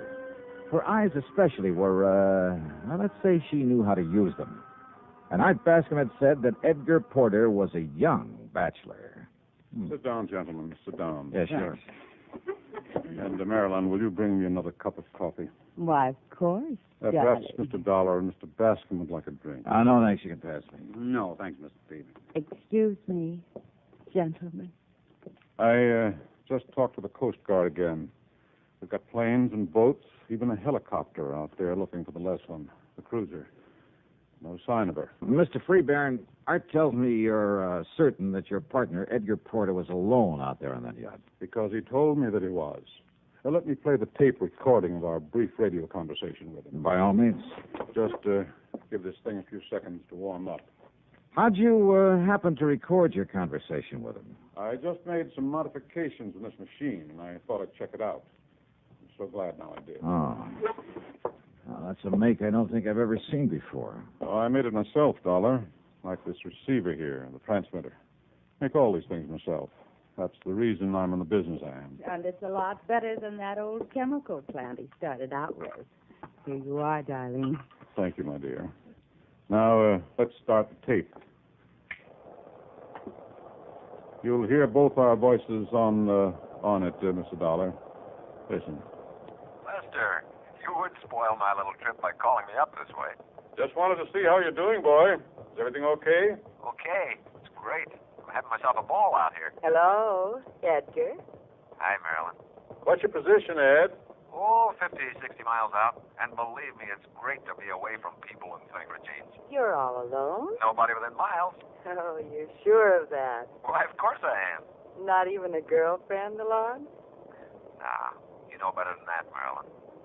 Nope, there isn't even another boat in sight. Hey, it's kind of chilly out here. Edgar, put on the cabin heater, the gas heater. I put it on just a minute ago. Good. Only, Ed, be sure the ceiling vent is wide open. Oh, yes, Edgar. Be careful. Now, don't worry. I know this old tub just as... What? No. You wouldn't do it. Good heavens, man, you can't do this to... No. Edgar, hello. Johnny, that was a pistol shot. Yeah, that's all there was to the recording? That's all, Dollar. We kept trying to call him back, but got no answer. But he said he was certain he was all alone. Yes. Well, Dollar? Impossible, huh? Impossible. Except for one thing. Yes? The fact it happened.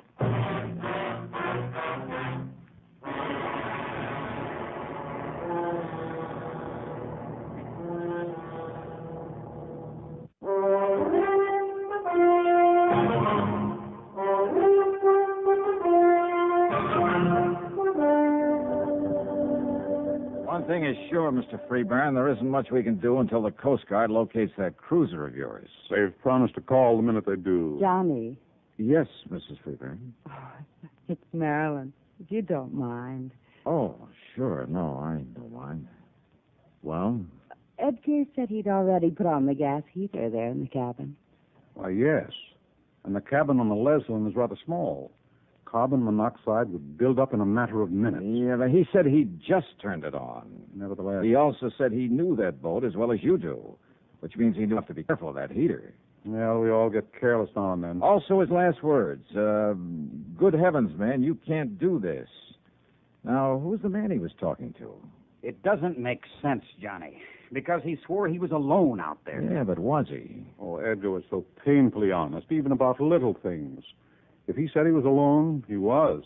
Or at least he believed that he was. Well, if somebody had come out of some hiding place to threaten him, wouldn't he have identified him by name, at least for your benefit? Hiding place? Well, don't forget, he knew that you were hearing every word he said. Yes, of course. But as for anyone hiding there on the boat, no, it's impossible. Edgar was too meticulous. He would have checked over every inch of that cruiser before setting out. Now, you're sure of that, huh? Oh, when we'd all planned to go out together, it used to drive us to near distraction, having to wait for Edgar to inspect every line, every locker, even the engine box, every nook and cranny. Could somebody have got aboard after he left the harbor? Without his knowing it? No, never. What about that shot, just as he was cut off? Yeah, I wonder. You know about radio equipment, Mr. Freebairn? And I know what you're thinking, Dollar. Yes, it's quite possible that was simply some connection breaking when he fell against the transmitter. Or it may have been a shot. By whom? Suicide? Edgar? Oh, never, Johnny. You sound pretty sure of that. Oh, I agree with $1. Edgar had too much to live for. His invention's about to make him millions, thanks to what I've been able to do with it. Well, then this radio control device will do all right by you, too, won't it? Of course it will. Now, just a minute. What do you mean to imply by that? Incidentally, Art. Yes, Johnny. Just what's the insurance angle on this thing? Oh, I thought you understood. There's a partnership policy between Edgar and Mr. Freeburn. Survivor of the two becomes the beneficiary? Yes. For good heavens, do you think money would ever compensate for the loss of a man, a friend like Edgar? What's the face value? $225,000. Oh, no, dollars. Hey, tell me, if Edgar is dead, Mr. Freeburn, do all rights to this patent revert to you? Yes. After all, I'm the one who... Now, look here, young man. Yes, Johnny. Well, just take it easy now. Oh, and there's one thing I forgot to ask you. Well? How did you get to know Ed Porter? There's no secret about it. Marilyn met him at some yacht club affair, persuaded him to bring the radio control to me. Oh, and there's another thing I forgot to ask. Yes, what's that? Who is your contact over at the Coast Guard? A man by the name of Adam Patrick. Huh? Pat? Why do you say it that way, Johnny? Well, he's an old friend of mine. Gave me a hand when I was out here on the Ellen Deer matter. Ellen Deer? Yeah, name of a big yacht that was being used for smuggling stuff up from Mexico, narcotics and stuff. Well, certainly you don't think our cruiser was being used for... I don't see the connection. All right, let me use your car. Of course, Johnny. Here are the keys. Good, thanks. Where are you going? Well, instead of waiting for Pat to call here, I think I'll run over and see him. I think you're right, Dollar. Why don't we all go on over there? We can get any news of the Leslin and Edgar firsthand. No, thanks. I'll go alone. May I ask why? Because I've suddenly got me a handful of ideas about this whole affair. Oh, Johnny? Like what? I never was very good at mathematics. Mathematics? If I can get there first, well, maybe I can add 2 and 2 together and somehow come up with 5. What? That is, if Edgar Porter was murdered.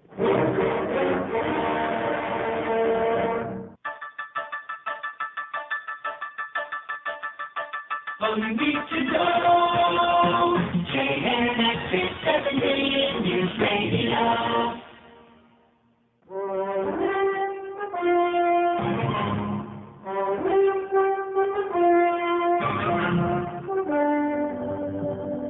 I tore on over Coast Guard quarters. Now that my old pal, Adam Patrick, was just about to take off in a cutter. Okay, boys, cast off and let's get underway. Aye, sir. No, wait. Johnny! Hold everything, will you? Oh, sir. Here I come. Johnny Dollar, who do you think you are, Superman? Hiya, Pat. I hope you're heading out to the Leslin. Why, yes. One of our coppers spotted her a few miles out. You're working on this one, too? Yeah, kind of a thick one, isn't it? Sure it is. Now, a man completely alone out there could be murdered. There couldn't possibly have been anyone with him. At least with old man Freeburn has been telling me the truth. Oh, I think he has, Pat. At least as far as he's gone. What do you mean by that? Well, does he know you've located the Leslin? Sure. When I got word, I phoned him, then grabbed Dr. Wilson. See him up board there. Hey, wait a minute. You gave Freeburn the position of the Leslin? Sure, why not?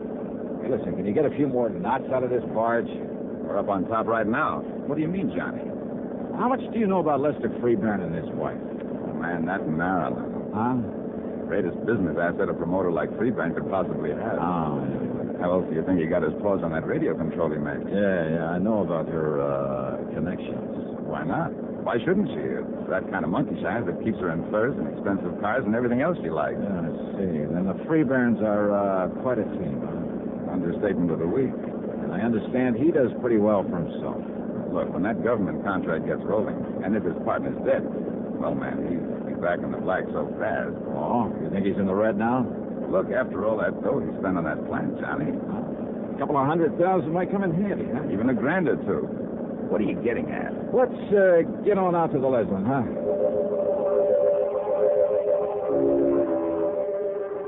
It took us something under an hour to reach the Leslin, where she drifted around on the calm sea untended. If she'd had her engines running, she might have got halfway across the Pacific before we found her. While the crew of the cutter were preparing to tow her into harbor, Penton, the doctor, and we climbed aboard. I took a good, careful look around, and believe me, I found plenty. Edgar Porter was dead, all right. His body slumped over the radio set.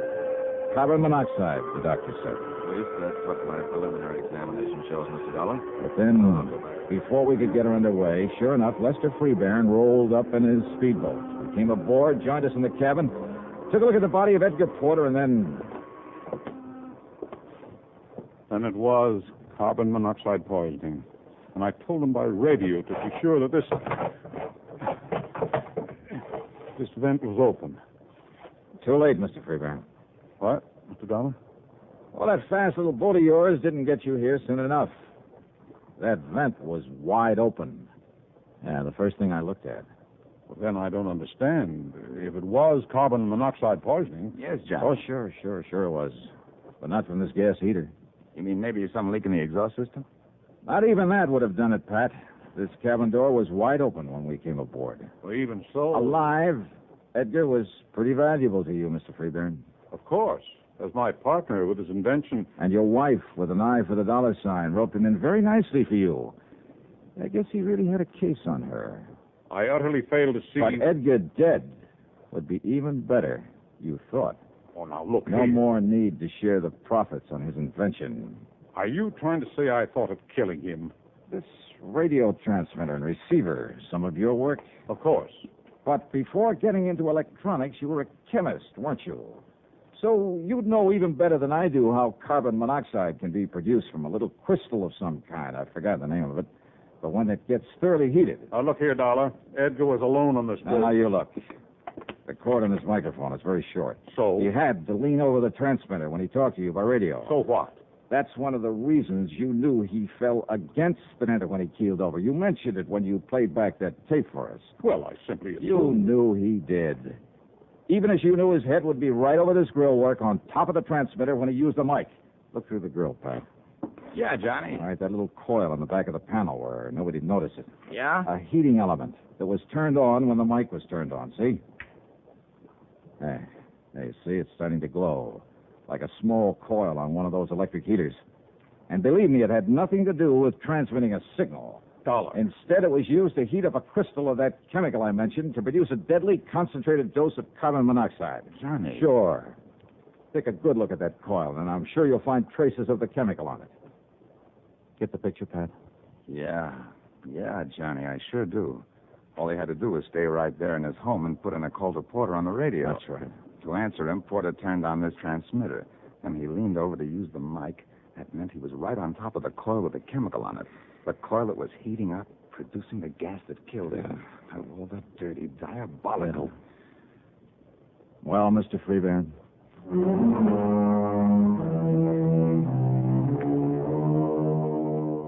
Yep. Lester Freeburn had suddenly run out of answers. And I'm willing to bet that the best lawyer in the country can't get him out of this one. Best of all, of course, he won't collect a penny of the insurance on the partner that he murdered. Expense account total, including all the incidentals I could think of, and the plane fare back to Hartford, $386.21. And cheap at half the price. Yours truly, Johnny Dollar.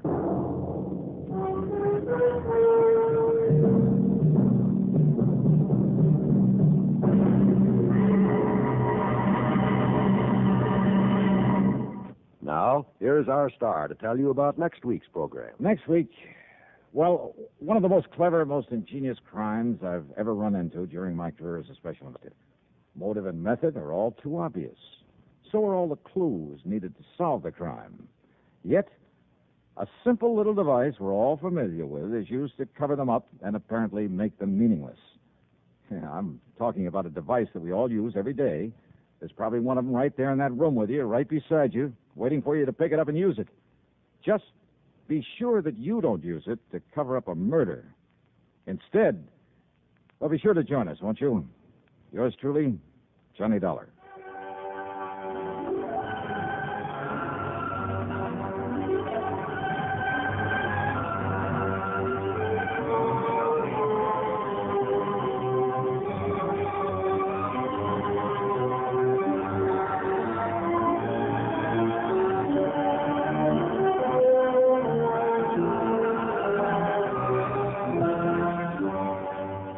Yours truly, Johnny Dollar, starring Bob Bailey, originates in Hollywood and is written, produced, and directed by Jack Johnstone.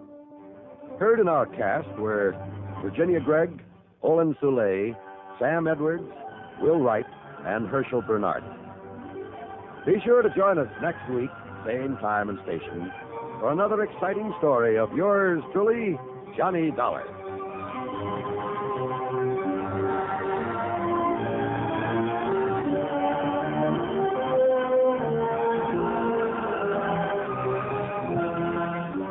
This is John Wall speaking.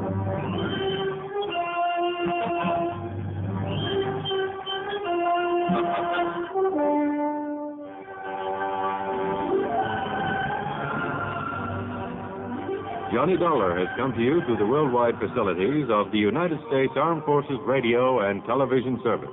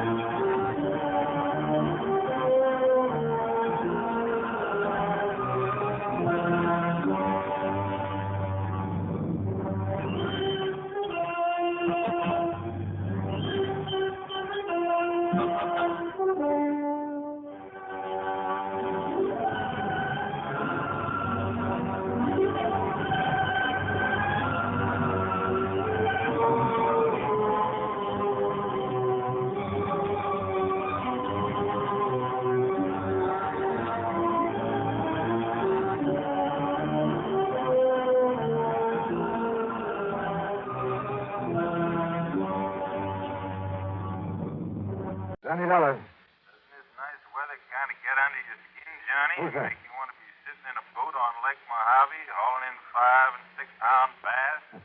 Maybe a really big one? Buster. That's right, Buster Faber. Where are you? Where are you calling from? Right here at Lake Mojave Resort.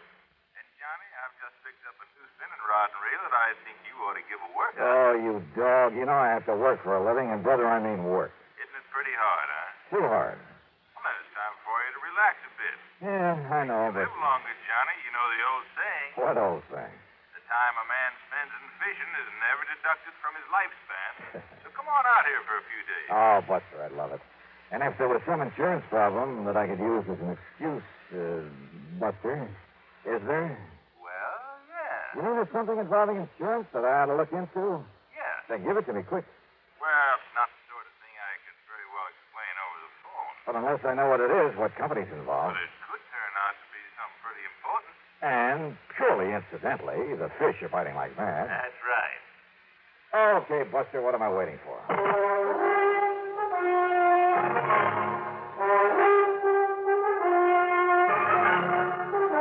Bob Bailey in the exciting adventures of the man with the action-packed expense account. America's fabulous freelance insurance investigator. Yours truly, Johnny Dollar.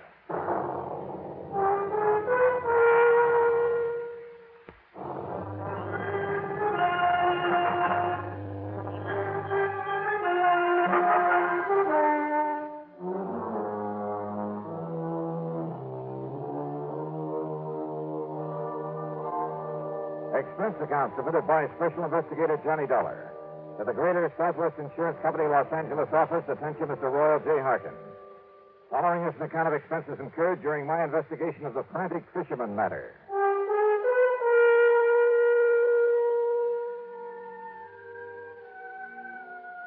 Roy, why kid about it? When I started this trip, I had no way of knowing that your company was involved. Knowing Buster Faber, I honestly figured that his mention of an insurance angle was just to give me a good excuse. But when you've read the facts in this report, I'm sure you'll agree that Greater Southwest should pay the old expense account without question. Yeah, and probably a nice extra fee to boot. All right. Item 1, $154.50 night flight from Hartford to New York to Las Vegas, Nevada. Item 2, $50 deposit on a rental car. I headed south and east to Lake Mojave Resort.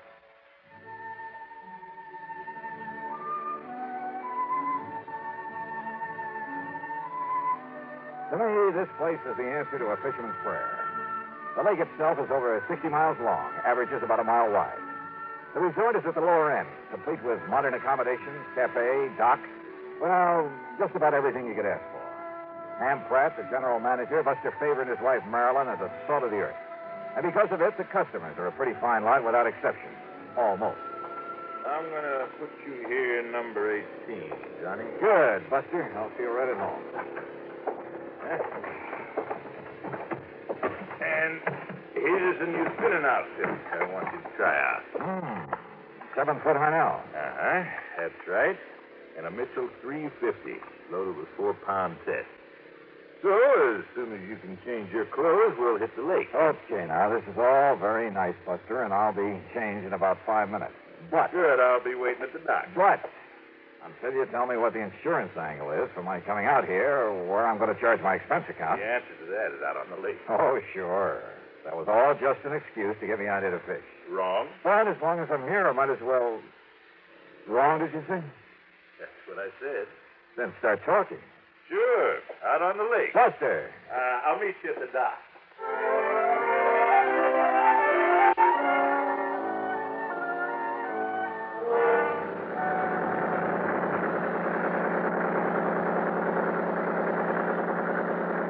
The big 35 on Buster's boat moved us up the lake at an easy 30 knots.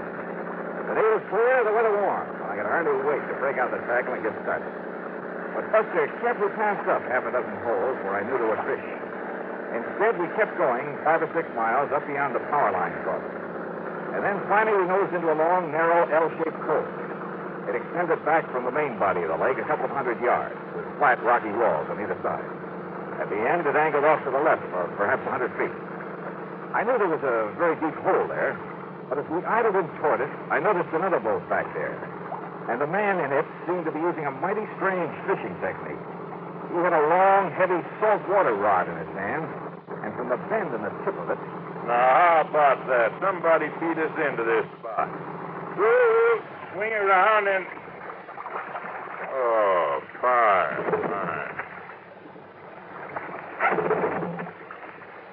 I guess that wire's jived loose again. But Buster, that man fishing down there at the end. Don't let him notice, but keep an eye on him, Johnny. You know him? No, I can't say that I do. His name is Otis Hellman. Came over here from Los Angeles. Did you see the way he was beating up the water with that rig he's using? Yeah, I wondered about that rig. But he stopped the minute we were in sight. Could you see what he had on the end of his line? No. He let it drop down in his boat. We'll just have to wait until he gets back to the dock. There we are. Well, now, as long as this boat's taken, why don't we try a big basin up above? Yeah, sure.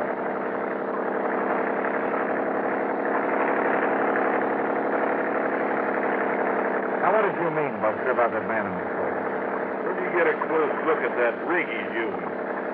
Wait a minute. Otis Hellman, did you say? That's right. In all the papers last week. Got out of prison over in California. Yeah, sure. Yeah. Fishing, huh? At the end of that same cove, day after day. But if you ask me, that man isn't after fish.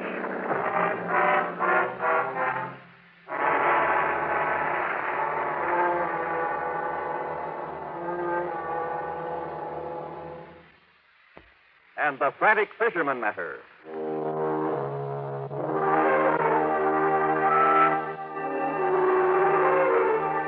Buster Faber and I went up to Sculpture Rock there on Lake Mojave. We caught fish, plenty of them. Nice, big lunker bass. We also kept an eye open for the man who'd been so frantically working the little cove on the way up, using heavy saltwater tackle in a rather peculiar way. At sundown, we saw him pull out and head back to Lake Mojave Resort. So we followed him and set our speed to arrive at the dock just ahead of us.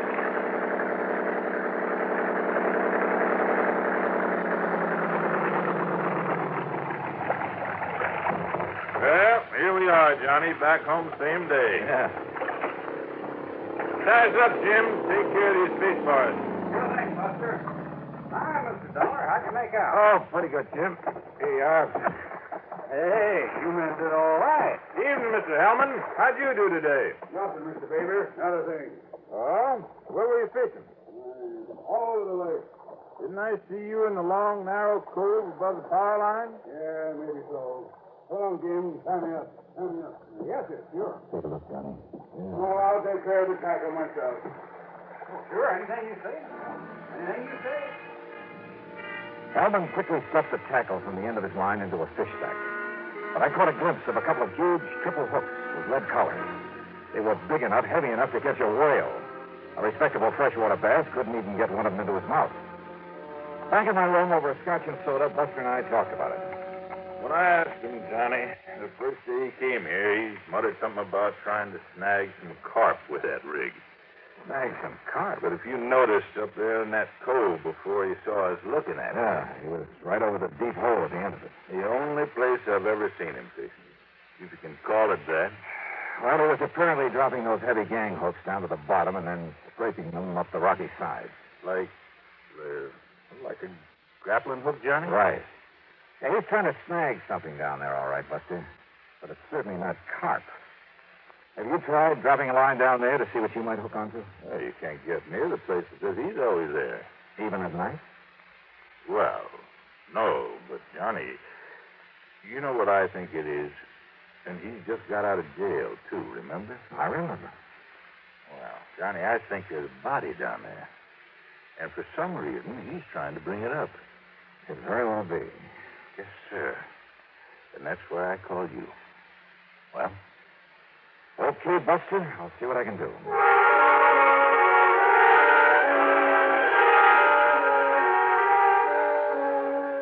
Buster had said that Hellman came here from Los Angeles. Well, there was a man in L.A. who was a veritable fount of information. Royal J. Harkins, at Greater Southwest Insurance. It was evening now, so I put in a call to his home. I fed him through 85 cents, and he had plenty for me. Of course I know who Otis Hellman is, Johnny. When he and that partner of his walked out of McKinney Mining Supply with $60,000, and in cash, mind you, we had to make good on it. Is that why Hellman was sent to prison, Roy? Yeah. For complicity in that job, though, I believe his partner was the one who really did it. Who was the partner? Another old prospector named Oscar Kirkman. Kirkman. Is he still in jail? No, he disappeared, Johnny. Just before he was to go to trial. And the money? Not a penny of it was ever found. So if you have any ideas about how and where you might recover it... Very, Roy. But if you're interested in Kirkman's body, I might be able to find that for you. What? Or what's left of it.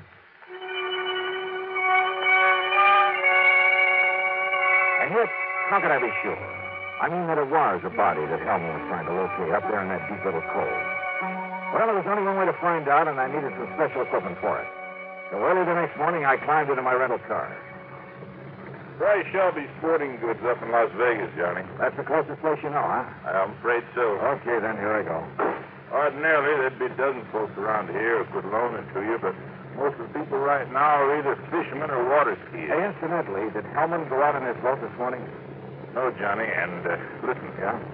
Maybe my imagination is working overtime, but listen. Yeah? Hellman had breakfast real early over in the cafe.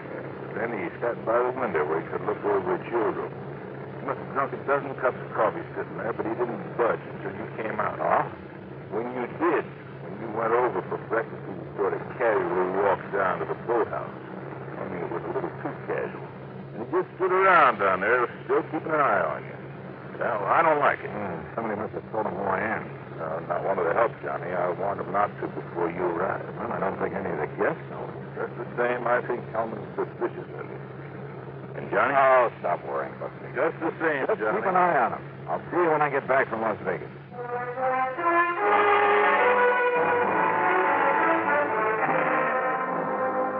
It was nearly 100 miles to Vegas, and I made it in 2 hours flat. There at Shelby Sporting Goods, I spent item 4, $169.18 for a complete skin diving outfit. Fins, faceplate, diving tank, and regulator, a powerful waterproof headlamp, and, yeah, a passionate pink pair of swim trunks. There you are, partner. You going to do your skin diving over Lake Mead? Down at Mojave. Oh. The last time I outfitted a man for down there was a couple of years ago. A man called himself a miner, a prospector. Oh? Yeah, rented $150 worth of stuff to him and never got it back. Hey, wait a minute. You know what his name was? Sure. In spite of the fact that he gave me a phony one, it was right after that his picture was all over the papers with his partner, that other crook named Otis Hellman. And his name? Rings a bell, doesn't it, partner? It sure does, Mr. Sure. While Hellman took the rap, this one disappeared. His name was Oscar Kirkman. Mister, you've just given me a wild idea. That's all? Just wild enough to make some sense. Yeah, and help me solve a case. Solve a case? What kind? Who knows? Maybe murder, among other things.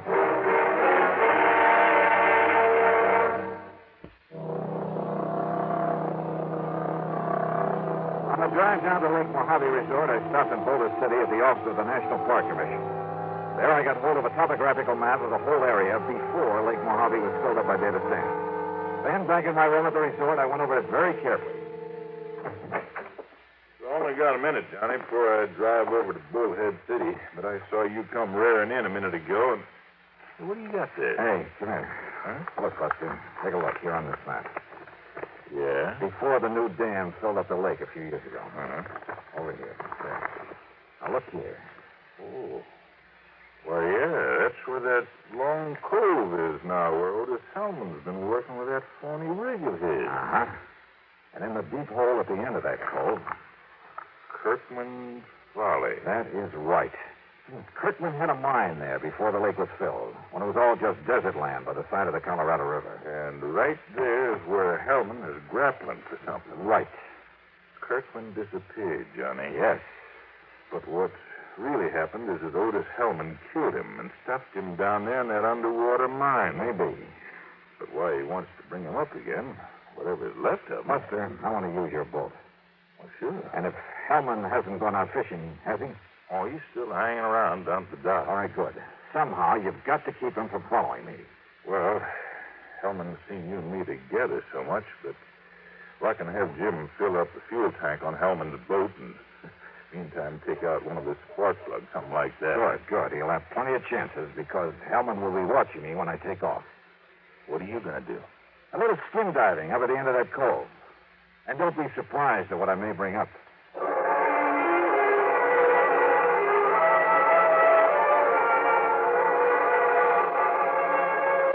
Hellman was still at the dock, and I thought he kept his eyes only on me as I piled the skin diving stuff into Buster's boat. Meantime, Jim went through the motions of fueling up his motor. Then I took off and with the throttle wide open, drove up the lake to the long L-shaped cove. At the end of it, where the deep hole was, I tied up to an overhanging rock, put on swim trunks, faceplate, slippers, and tank, and gently let myself over the side.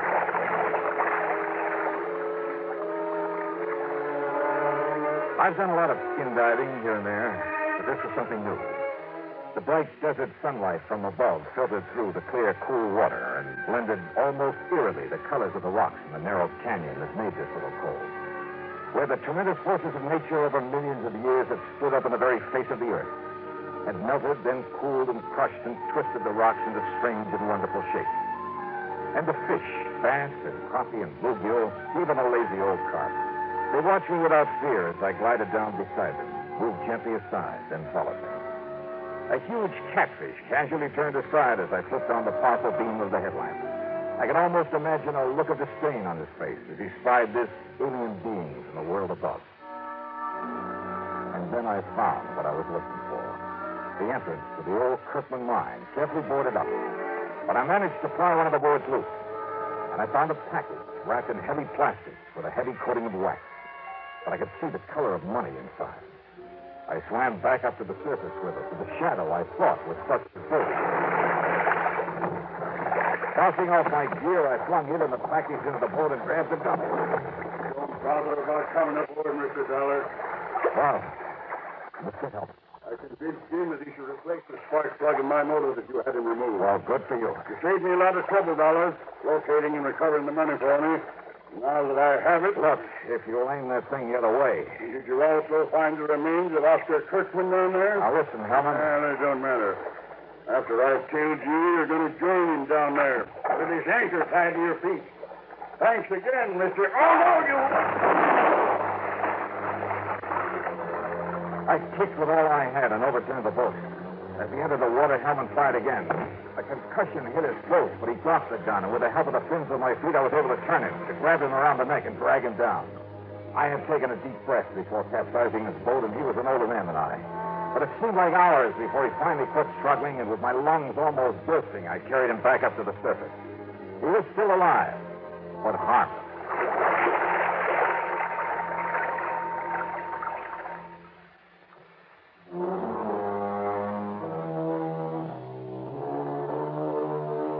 Buster, bless his heart, had been worried when he saw Hellman follow me up the lake. So he'd borrowed a boat and was waiting for us there at the end of the cove. Otis Hellman? Well, that's up to the court. The money, of course, all $60,000 of it will go back to the company. Well, expense account total, including all the incidentals I could think of and a couple of days of good fishing, $650.85. Yours truly, Johnny Dollar.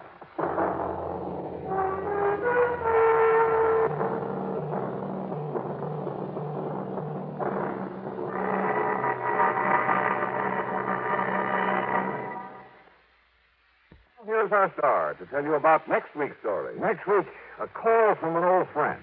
Yeah. To meet with death in the desert. Join us, won't you? Yours truly, Johnny Dollar.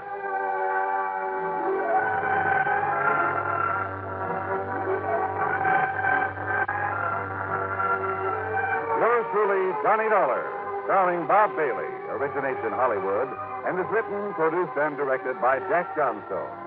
Heard in our cast were Barney Phillips, Sam Edwards, Bartlett Robinson, Forrest Lewis, and Ralph Moody. Be sure to join us next week, same time and station, for another exciting story of yours truly, Johnny Dollar.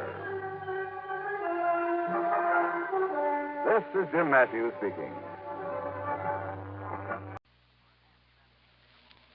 From Hollywood, it's time now for Johnny Dollar. Fred Larkin, Johnny. New Jersey Fire and Casualty. Hope I didn't get you out of bed. Well, you sure did, Freddie, but how are things in Trenton? In Trenton, fine. In the little town of Vineland, I'm not so sure. Vineland. About halfway between Philadelphia and Atlantic City? That's the place. What goes down there? Fire. Arson?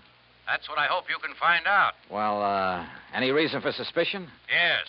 The man who holds the policy on $83,000 worth of bedding. Bedding? Mattresses, box springs that went up in smoke 2 days ago. Okay, Fred, I'll grab the first train.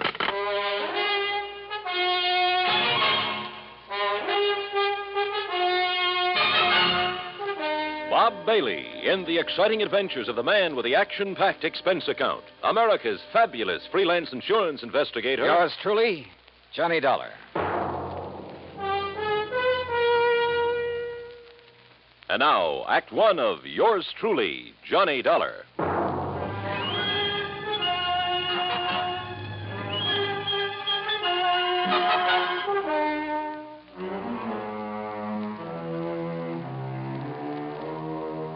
Expense account submitted by Special Investigator Johnny Dollar to the New Jersey Fire and Casualty Insurance Company, Home Office, Trenton, New Jersey. Following is an account of expenses incurred during my investigation of the Smoky sleeper matter.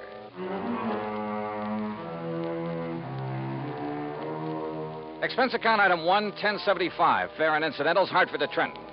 Item 2, 80 cents taxi to Fred Larkin's office on West State Street. He lost no time in getting right to the point. That's right. $83,000 total loss. Well, who's filed the claim, Fred? Name is Ben Murray, sole owner and manager of Ben Murr Furniture Sales in Philadelphia. Sort of a small chain scattered around all over the city. I thought you said the loss was in Vineland. It was. That's where he had a big warehouse. Well, if his stores are in Philly... He claims it's cheaper than maintaining a big warehouse in the city. Also, apparently, it's close to a couple of sources of supply. He's been a good account, Johnny. We've made a lot of money on his policies. Well, it sounds like you've issued him quite a few. Well, we have. You see, in addition to the usual coverage on his stores, we've issued him a lot of short-termers on warehouse contents from time to time. I don't quite see what you mean. His whole business is based on special sales. Pre-inventory, going out of business, distressed merchandise, fire and water damage sales, summer, winter, spring, and fall sales. Anything you can think of. No kidding. Periodically, he loads up his Vineland warehouse with stuff he's accumulated for the next big sale, and we insure it. This time it was $83,000 worth of box springs and mattresses. Wow, that's a lot of bedding for just one sale. Don't worry. He'd have got rid of it. His salesmen are the sharpest bunch you ever saw. Too sharp, if you ask me. Almost like a bunch of con men. You know what switching means in the retail trade? Isn't that when they advertise a well-known item at a very low price? That's it. Then when you try to buy it, they just happen to have sold the last one. That's it. But by that time, they've got you in the store where they can use the high-pressure pitch to sell you some inferior item at an even higher price, and on a no-return basis. Yeah, by the time the customer gets wise, it's too late. Exactly. I suspect they're not above using the label switch, too. You know, have some local manufacturer make up a cheap item, then put a nationally recognized label on it, or a pretty good copy. My, what nice clients you have, Freddie. Well, what can we do, Johnny? As long as we don't catch them red-handed in something that directly affects us. Well, you don't need to write any more policies. The company says different. At least until such a time as they try to pull something on us, or we find proof of such doings. I see. Oh, where'll I find this Ben Murray? Either at his main office in Philadelphia or down in Vineland, looking over what's left in the shell of that warehouse. On what exactly does Murray base the amount of his claim? Face value of the policy, which in turn was based on the cost of the goods to him. Huh? You mean you used the figures he gave you? Hardly. We got the figures from the actual bills sent him by the manufacturer. Well, I wondered. I don't blame you. No, Johnny, that $83,000 is exactly what the mattresses in Box Springs cost him. It was a special order from one manufacturer, made up especially for one big sale. Can your secretary check on Murray's whereabouts for me? Sure. All right, then let me use your phone. I may be able to save us all a lot of time, labor, and soap.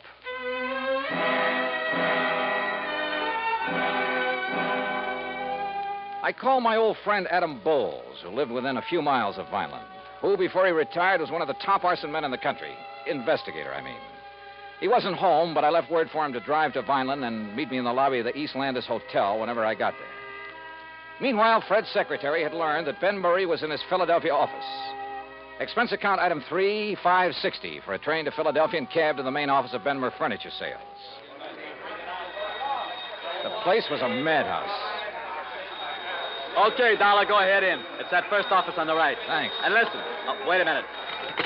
Sales department, call me back. I'm busy. Listen, Dollar, if you can get a word in edgewise with Ben, ask him where's the contracts for that West Philadelphia deal, will you? Oh, sure. Sales department. Yeah? I'll turn a hose on some of that stuff and call it a flood sale. Something like that. Make the picture in that advertisement look good, see? Put a lot of stuff around. Pictures on the wall, rug on the floor, stuff like that. Yeah, make the suckers think they're getting a 25-piece dining room suite, not just a table, 4 chairs, and 20 crummy dishes. Dollar, sit down. Thanks. Yeah, make it look like they'll be getting everything they see in the ad. Yeah. Now'd you get them sofas in from Sterling? Okay. Put a price ticket of $95 on them, and then mark it down to $49.95, and we'll clean out the whole... Mr. Murray. Huh? He what? Sterling charges $25 for those lousy sofas. Listen, we're giving them $22.50 for them, except for the demonstrator we show on the floor, the good one. Who does he think he is telling me the price he's going to charge me? Oh, the lousy bunch of chiselers, trying to hike the price on me. Boy, what a business. From the looks of that outer office, you've got plenty of it. Yeah, volume, Dollar. That's what does it. I work on a narrow margin, see? Oh. Yeah, sometimes I even lose money, just to keep the volume up. I got 9 stores, see? They're all over Philadelphia. Hey, Ben. Yeah, what's the matter now? Pine Street wants to know the sale prices on those 3 grades of Night Cloud mattresses. What'll I tell him? What are the cost prices? All the same, $13 a piece. Cost us $13, huh? Well, price them at $39.95, $49.95, and $69.95. Okay, Ben. Hey, Larry. Narrow profit margin, huh? And now, look, Dollar, your card says you're an insurance investigator. That's right. Well, if it's about that fire I had down in Vineland a couple of days That's ago... exactly what it's about. Well, let me tell you something. Yeah, what is it? Oh, yeah? Well, listen. Hey, pick that other phone off the hook, Dollar. That noise is killing me, will you? Why not? I might learn something. Well, you tell him I don't care. He's the Department of Internal Revenue in person. Hello. We pay Hey, for protection Ben, against guys I like got him, a dame here in and the he'll look store. at whatever Found set out of that books bed we we want sent to her look wasn't at. the Hear same that? one she saw on the floor. Well, no. Wait just a minute. She threatens to go see the Better Business Bureau. Well, look, this isn't Ben. Huh? That's what I mean. Just hold on a minute, will you? Hold And on. you tell that bookkeeper we got there, he either keeps the books the way I tell him, or either he... well, look, I'll call you back, see? Did you hold that call for me, Dollar? Yeah, here. Yeah. Hello? Yeah? Yeah? Well, don't take any chances. Give her anything she wants. Give her the one she saw on the floor. Go out and buy her one, a good one. Just make her happy. Keep her from... well, you know what I mean. Yeah. Troubles. Well, now, look, Dollar. You think there was anything wrong with that fire, you prove it, I'll give you this whole business. What do you think I am, a crook? I haven't said that yet. Then what's the idea of investigating? Not you, but that fire. We always investigate when a claim this large is involved. Oh, yeah? Do it automatically. Look, I'm trying to run an honest business here, just barely scraping by. That phone call just now. A customer ain't 100% satisfied, we make her satisfied. Oh, sure. To keep her from blabbing about the way you rooked her. Oh, look, get out of here, would you? Can't you see I'm busy? I try to run a decent business here, and punks like you come in and... Oh, if I'm... Yeah, hold on. Look, you got some legit reason to investigate, Dollar. You come around then. Maybe I will. Now go on, get out, will you? Gladly. Listen, Charlie, you tell him he tries to outsmart me, I'll sue him for every cent he's got. Expense account item 4, $50 deposit on a drive-your-own car. I crossed the Delaware River Bridge and finally picked up Route 47 for the 35-mile drive down to Vineland. Flat country, this, with plenty of beautiful trees and rich farmland, and occasional cranberry bog.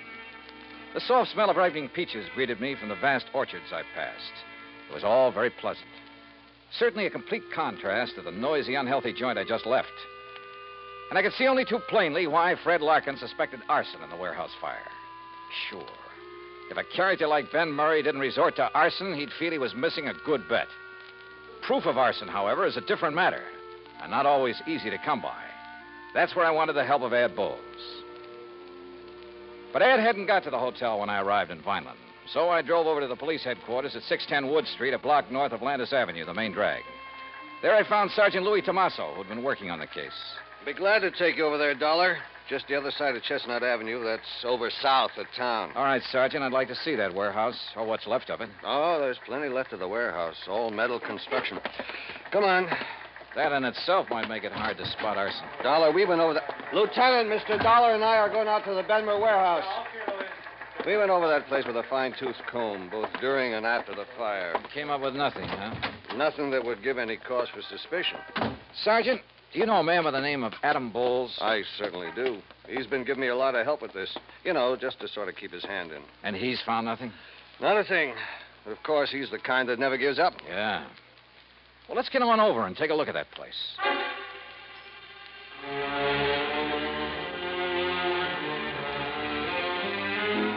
It was obvious that the whole contents of that warehouse was damaged beyond repair. And apparently the big steel building had been packed to the roof.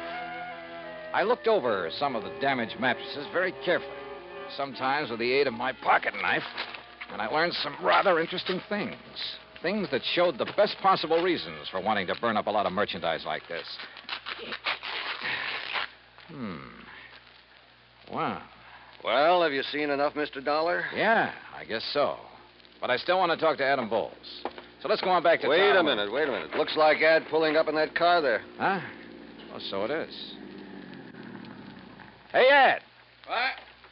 Johnny! Yeah, well, hiya. Sergeant, don't tell me you'd sent for a half-wit like Dollar. Just a minute now, Stinky. Why, the greenest rookie on the force would get further Ed, than... I'll brain you. You two know each other. You kidding?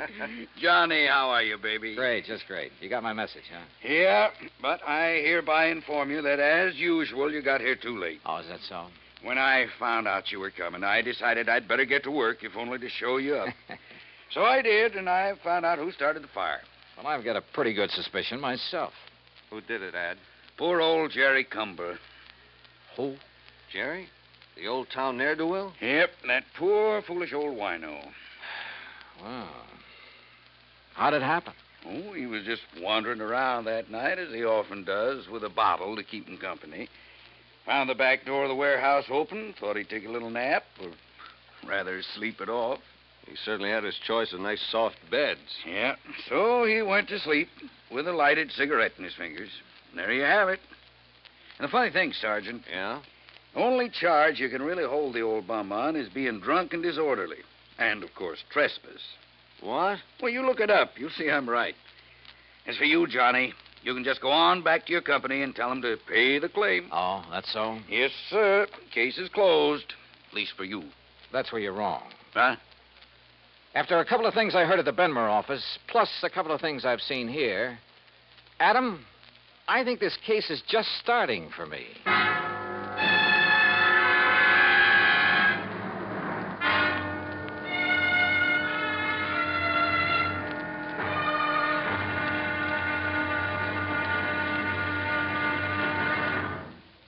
Act 2 of yours truly, Johnny Dollar, in a moment. For a long time, people have been saying that the Earth is shrinking because transportation is getting faster and faster. And because this is true, people are getting closer, too. Today, our neighbors are not only the ones who live next door to us, they're all over the world. It is axiomatic that one should help his neighbor. But Americans have gone a step further. In addition to individuals helping individuals, now many American cities help many other cities through the Sister City program. Now, perhaps you've heard how it works. If not, here's an example or two. In the fall of 1959, a large area of Nagoya, Japan, was struck by a devastating typhoon. Her sister city, Los Angeles, California, sent tons of relief materials to Nagoya by way of an Air Force plane headed for the area. The Marines and the Navy rendered vital emergency aid during the disaster. When earthquakes shook Viña del Mar, Chile, during the summer of 1960, her sister city, Sausalito, California, sent hundreds of dollars worth of relief materials to help out. Another case in point, the school children of Clovis, New Mexico, sent a number of cultural exchange packages to students in their sister city of Adana, Turkey. There are hundreds of such examples because there are hundreds of sister cities. By using this means of diplomacy, friendship and understanding have increased throughout the world and paved the way for permanent freedom, the right of all men everywhere. And now, Act Two of yours truly, Johnny Dollar, and the Smoky Sleeper Matter.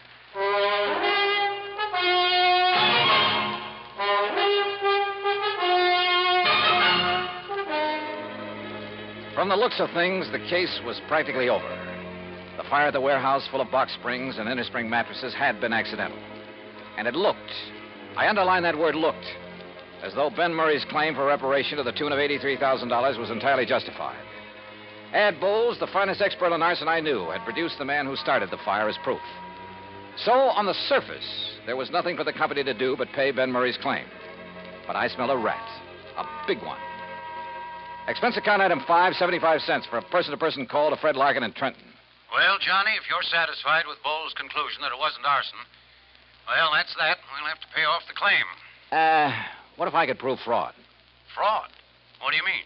Look, Fred, you told me you saw the bills, the manufacturer's bills, to Murray, giving valuation on the bedding that was stored in that warehouse. Yes, I have photostats of those bills right here in my desk. But what... Good for you. Dig them out, will you? Oh? Why? Go on. Dig them out, Fred, and read them to me. What if there was no arson? I fail to see what you're driving Look, will you do what I ask you? I'm trying to save your company some money. All right. Here now. Now, what do you want to know? Well, the labels on the remains of the mattresses I looked at the scene of the fire, those labels indicated there was a model called the Night Cloud Sleep Rest. And that checks with these bills. Let's see. There were 3,500 mattresses called Night Cloud Sleep Rest. Well, forget the quantities. What was the manufacturer's price to Ben Murray on that Night Cloud Sleep Rest? Let's see. Johnny, they cost Ben Murray exactly $25.50 apiece. And there's an equal number of box springs to match. $25.50? That's right. But I overheard him say in Philadelphia that he only paid... What, Johnny? Nothing. What other models are on those bills? Night Cloud Super Sleep. And the price? Just a second. Hey, look, while you're figuring, you might be interested in knowing that the labels on that sleep rest indicated a retail price of $69 each. Some profit, huh? Here now. Johnny, the Night Cloud Supers cost Murray $26.20 apiece. Wow. All right, I got it.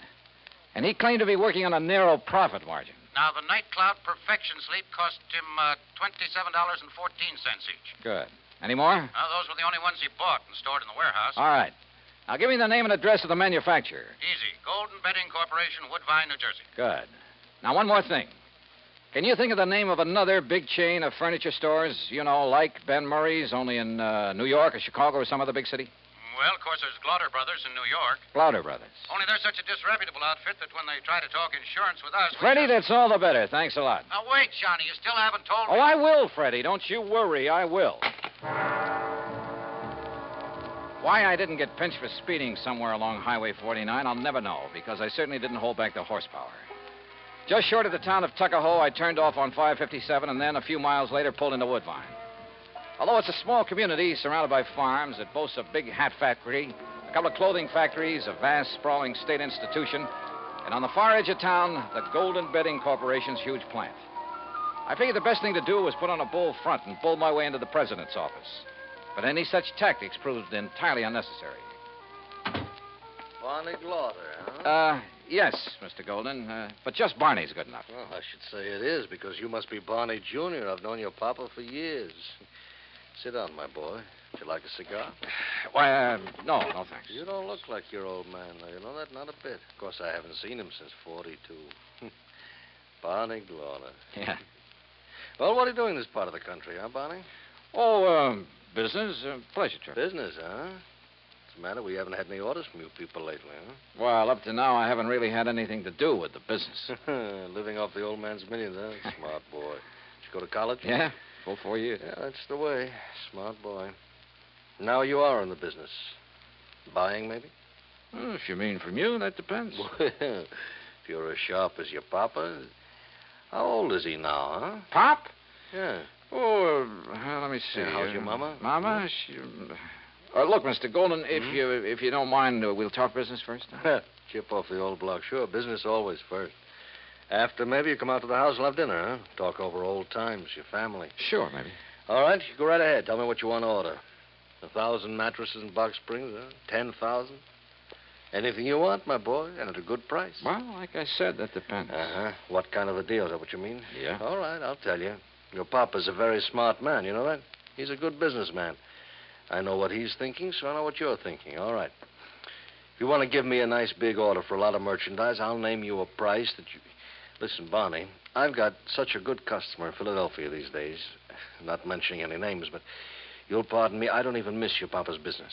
Understand me? But to get your business back again, I'll make you the same type deal I give this man. For a firm order, that is. You understand? No cancellations. You'll pre-ticket the merchandise. That is, put the list price on the labels for me, for us. Any price you say, regardless of the cost to you. Now, look over here, my boy. The pictures of our merchandise here on the wall. Uh-huh. Night Cloud Perfection Suite. Well, we'll put on any name you like. One that should sound like some national brand, we'll think up a name for you. Not a bad deal, so far. And we make up as many models as you want. You know, we change just the ticking. They look different. All 196 springs. I personally guarantee it. Only 196? That's all you need, sure. Nobody can tell the difference. Except, of course, the demonstrators you keep on the floor to show the customer. The demonstrators, you got 392 springs. Those you can jump on and bend them anything you like. Yeah, and the customer thinks that's the kind he's getting. What else? I tell you, Barney boy, just as smart as your old man. Yeah. Now, what about the price? The price. Now, Barney, this you can't resist. You understand, out here in the country, low overhead, no labor problems, nobody snooping around. Yeah, I know. How much? Well, for you, my boy, how many? Well, say 10,000 units. 10,000 units. All right, I'll give you a special price. How much? Well, now, this depends on the ticking material. You look here. See? First-class material looks like twice the money. Go on. Plain blue and white ticking, that cost you, and remember, Barney, this is very special because of your papa and getting back his business, so at 10,000 units, then this ticking, $14.93, and you never saw such a buy. That okay? Strikes me as a little high. A little high? I'm not making a thing on it. Look at here. This, the fancy ticking, this is real class. $15.06 a unit. Now, you can't beat that. Now, wait a minute. Of course, Barney, my boy, if you want to order a few more... No. I think maybe I can do better up in New England. In New England, who? Tell me who. Well... All right. Now, look. I told you, I've got a big customer in Philadelphia. Well, all right, never mind. We'll do it the same way for you we do for him, all right? On the books. How do you mean? Well, I mean $14.93, huh? Only what would you think if the bill I send you says $29.96, Double? Mm-hmm. You'd make it look like I paid twice as much? So? Yeah. For tax purposes, I'd only be showing about half the profit I was actually making. Smart boy, Barney. Or suppose I insured the stuff for the amount your bills showed, and something happened to it. Well, that's right, sure. However you want. Excuse me. Hello. Oh, hello, Ben. I was just thinking of you. I hear you had a lucky fire up there. What? Oh, no, not now. Listen, Ben, I've got a customer. I've got an important customer here, the son of a very dear old... What? Yes, he is.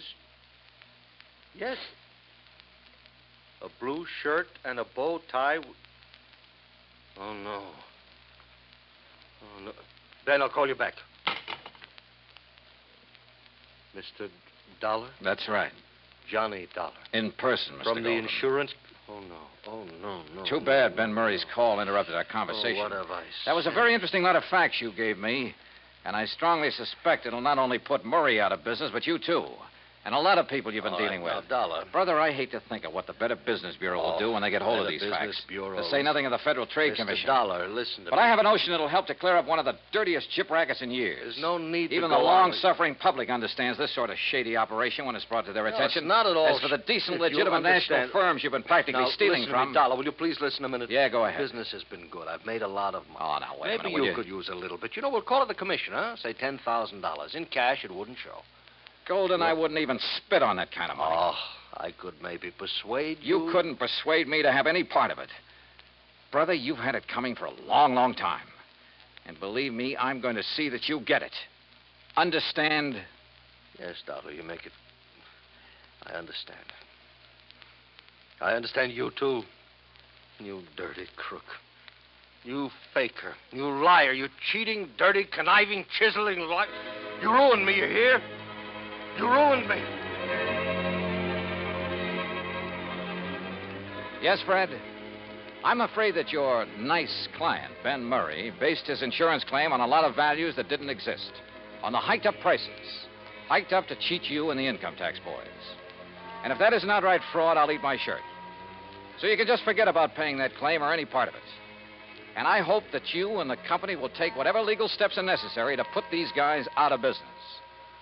Expense account total, including incidentals and the trip back to Hartford, $130.49. And cheap at half the price. Yours truly, Johnny Dollar.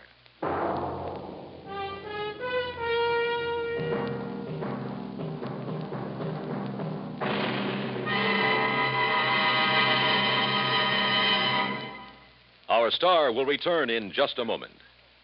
Our flag now numbers 50 stars, and behind each star there stands yet another flag representing one of the 50 states. Kansas' state flag is dark blue, and in the center is the state seal, surmounted by a large sunflower, the official state flower. The seal reflects the history of Kansas, the train of ox wagons going west, for most of the great roads passed through Kansas. An Indian is depicted chasing a herd of buffalo, recalling the words of the official state song, "Oh, give me a home where the buffalo roam." For this truly was the home of the buffalo and Indian. The east is represented by a rising sun, and the promise of future prosperity is indicated by the steamboat on the river and the farmer plowing the field. Above a mountain range are 34 stars, for Kansas was the 34th state admitted to the Union. Over all is the state motto, Ad astra per aspera, to the stars through difficulties. Kansas state flag, the flag of the 34th state to enter the Union, was adopted on March 23rd, 1927. Now, here's our star to tell you about next week's story. Next week, the case of a girl who was willing to kill for money she didn't need. Join us, won't you? Yours truly, Johnny Dollar.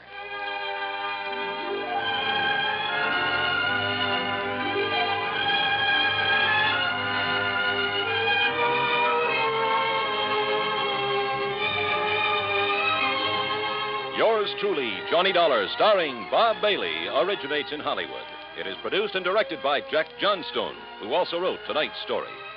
Heard in our cast were Russell Thorson, Jack Edwards, Will Wright, Paul DeBob, Lawrence Dobkin, and Vic Perrin.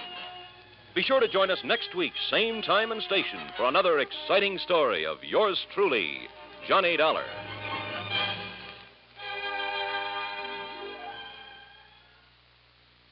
From Hollywood, it's time now for Johnny Dollar. Marty Bruce, Johnny, at Worldwide Mutual. Oh, hi, Marty. How are you? Did you ever hear of the Mei-Ling Buddha? Nope, I'm afraid I never. It's probably the most valuable piece of jade there is. A little statue not more than 3.5 inches high. Made during the Mei-Ling dynasty. And you've insured it? Yes. For how much? $40,000. So what's happened to it? I don't know. I don't know if anything's happened to it. Well, if nothing's happened to it. I'm not even sure of that. Huh? That nothing's happened to it. Come on over here and let's talk about it, huh? Yeah? I think I'd better.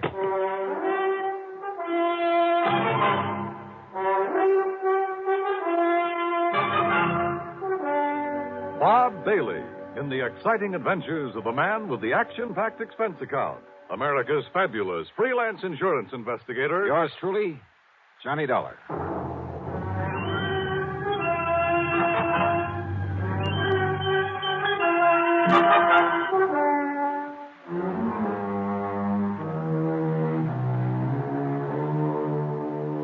Expense account submitted by Special Investigator Johnny Dollar to the Worldwide Mutual Insurance Company, Home Office, Hartford, Connecticut. Following is an account of expenses incurred during my investigation of the Mei-Ling Buddha matter.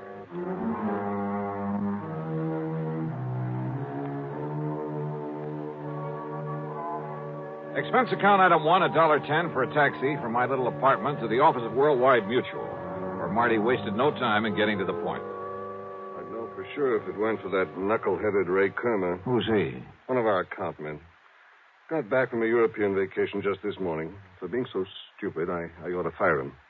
He knew we'd insured that jade Buddha. And when he saw it over there in Paris a couple of weeks ago, he should have looked into it.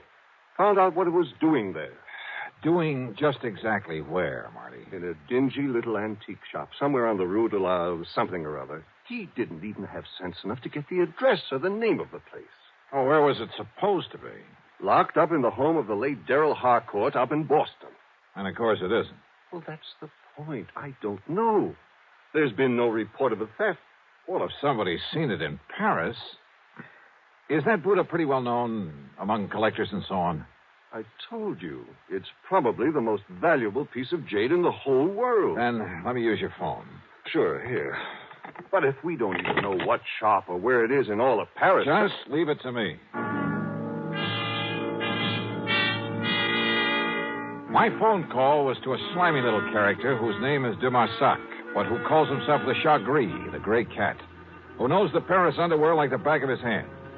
He'd been a lot of help to me some months before in locating a painting that was stolen from my good friend and the actor and art collector Vincent Price. Certainement, Monsieur Dollar. If you are willing to pay me well. If you can dig up the information I want, I'll mail you a check for $100 American immediately. Oh, no, Johnny. Only 200? What you call bucks for my inestimable services? Oh, Monsieur. Okay, 200. Now listen. There's a little idol, the Mei-Ling Buddha. Yes, I know it well. Oh? I saw it only this morning, here in Paris. Where? At the shop of Monsieur Dubuisson on the Rue des Pas de l'Amour. Yes, it was smuggled in only a few weeks ago. And the price on it? Well, for such a rare and exquisite piece, most reasonable. How much? 32 million francs. That's around $80,000, so it must be the McCoy. You wish me to, shall we say, obtain it for you? You mean steal it? But of course, monsieur. But for a price. No, thanks. I'll send you a check. You're giving him $200 just for that? A lot cheaper than my flying over there. Well, yes. So now I'd better check at the home of this, what'd you say the name is? Darrell Harcourt in Boston. I'll put down the address for you. Died about 2 years ago. Home's in charge of his old housekeeper, a Mrs. Mary Haskell. And I take it his property hasn't been disposed of yet. His fine old tapestries and furniture, yes, will to various museums here. Thanks. Everything but the contents of Mrs. Haskell's room and the study. The latter he willed to a nephew, Charles Curtis, to be given to him the day he finishes at Harvard. Well, that's a funny sort of arrangement. Harcourt was a funny man. The Buddha was the only thing of real value in that room. And he figured it was enough to get his nephew started in a business of some kind. I see. This Curtis boy get the house, too? No. That goes to Mrs. Haskell after Curtis gets the contents of that one room.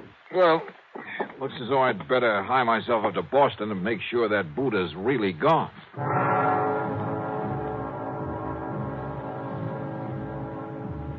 Item 2, the $200 check to my informant in Paris, who was sure he'd seen the Mei-Ling Buddha, was sure it had only arrived there recently. But if so, Why hadn't it been reported missing from the home of the late Darrell Harcourt up in Boston? Item 3, $50 deposit on a rental car. When I reached Boston, I headed west on Beacon Street, a couple of miles beyond Kenmore Square, and there on a little side street found the Harcourt home. It wasn't much of a place anymore. The lawn and garden had been neglected, and the building itself was in need of repair. The doorbell was the old-fashioned kind. Yes? Mrs. Haskell, I'm Johnny Dollar, insurance investigator. Oh, of course. Do come in, Mr. Dollar. Rather dismal, desolate, isn't it? You live here all the time? I am responsible for this house until the terms of the will are fully met. That's when Charles Curtis finishes school. Yes. Of course, my own quarters at the back are as tidy as they've always been, and Mr. Harcourt's study is exactly as it was when he passed away. I want to see that study, Mrs. Haskell. Oh, no, Mr. Dollar. It's to be left as it is until Master Charles opens it to claim his inheritance. You're talking about the Mei-Ling Buddha. And the furniture and books and things. How long since you've seen that little jade idol? Why, not since Mr. Harcourt died. I locked the door, and it hasn't been opened since, except that Well, I'm sorry, but I have to look around in there. But, Mr. Dollar... You have the key? Of course. I keep it on this chain about my neck at all times. Let me have it, please. But, Mr. Dollar... Listen, I can get a court order if necessary, but it would only waste time. But how am I to know if you're even... Well, that is... Here, my credentials. I'm a fully authorized agent of the company that insured that Buddha. But I'm responsible. Has it occurred to you, Mrs. Haskell, that the Mei-Ling Buddha might possibly have been stolen? That's impossible. Is it? Okay, where's the study? I'll go with you. By all means. And I'll open the door. Here, now. This door looks a couple of inches thick. Just like the one to the library, where Mr. Harcourt kept all his lovely tapestries. Oh, dear, look at all that dust. Dust is right. It was on everything. The accumulation of a couple of years. On the desk, the chairs, the oaken floor, bookshelves, and tables. The room was dark and gloomy. Yes.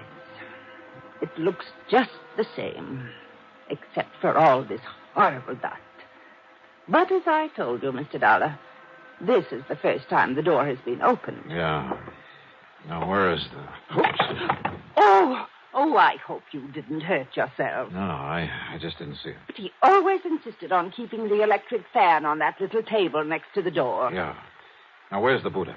In the little wooden casket on the desk. Now, let's see.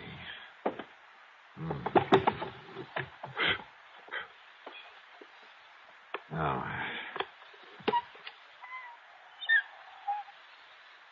Well, I was afraid of this. Afraid of what, Mr.? Oh, no. It's gone. The Buddha's gone. Yeah. Oh, no. I searched the room thoroughly and found no trace of the Mei-Ling Buddha. Somehow, someone had got in that locked room and stolen it. It must have happened recently. A piece as valuable as that wouldn't be allowed to lie around for long. The Barsock had told me it arrived in Paris only a few weeks ago, and I had no reason to doubt it. But how could anyone possibly have got in there without leaving marks in the dust that swirled about our feet every time we moved? That showed a clear imprint of every step we made. That left a mark on everything I touched. Oh, dear, Mr. Dollar, this is terrible. You're sure you have the only key to this room, Mrs. Haskell? Yes, it was entrusted to me to prevent this very thing. Oh, dear. What about the nephew, Charles Curtis? No, I'm sure he's never had one. You think he could have got hold of yours and had a copy made? No, impossible, Mr. Dollar. Oh, dear. Where is he? At school at Harvard. I think I'd better see that boy. Well, certainly you can't think that Master Charles did this. I don't know what to think yet. Tell me, you're absolutely sure you've let no one in here since Mr. Harcourt died? You can tell by the dust over everything that no one has been in here. Not for years. You're sure of that? Absolutely. Well, except for the federal tax man, of course, the appraiser for the estate. Oh? When was that? A month or so after Mr. Harcourt passed away. And yet, the P showed up in Paris only a few... I was with him, Mr. Dollar, and so was the attorney. Who is the attorney? Mr. Howard Bancroft in town. Do you have his address? His office is just off Copley Square. Uh-huh. Then I've got two people to see, Charles Curtis and Howard Bancroft. Mr. Dollar, about Master Charles. He's a good boy. Oh, yeah, I'm sure. You simply can't think that he... And anyhow, no one could have gotten here without leaving a trail. Mr. Dollar... Now, look, I want you to close up this room again and leave it closed. I'll be back. Please, Mr. Dollar. About Charles, listen to me. Maybe later, Mrs. Haskell. Later? Yeah. After I've talked to him.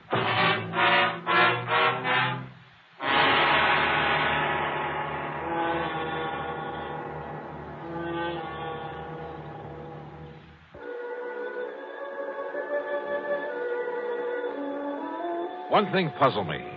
If young Charles Curtis did steal the Buddha, why did he do it? After a few months more at Harvard, he'd get it anyway.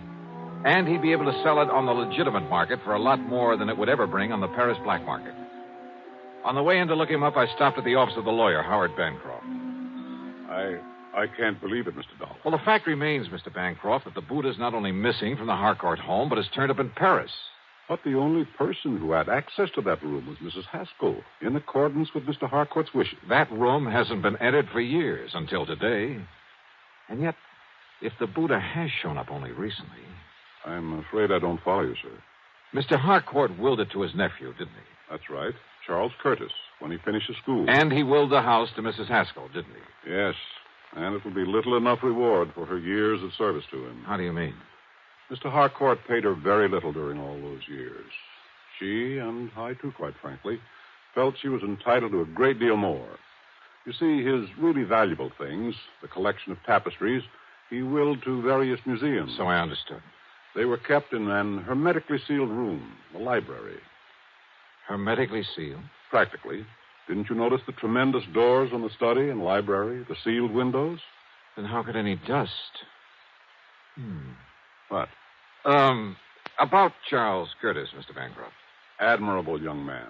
In addition to the money his uncle always gave him, his own family is very wealthy, you know. No, I didn't know. Yes.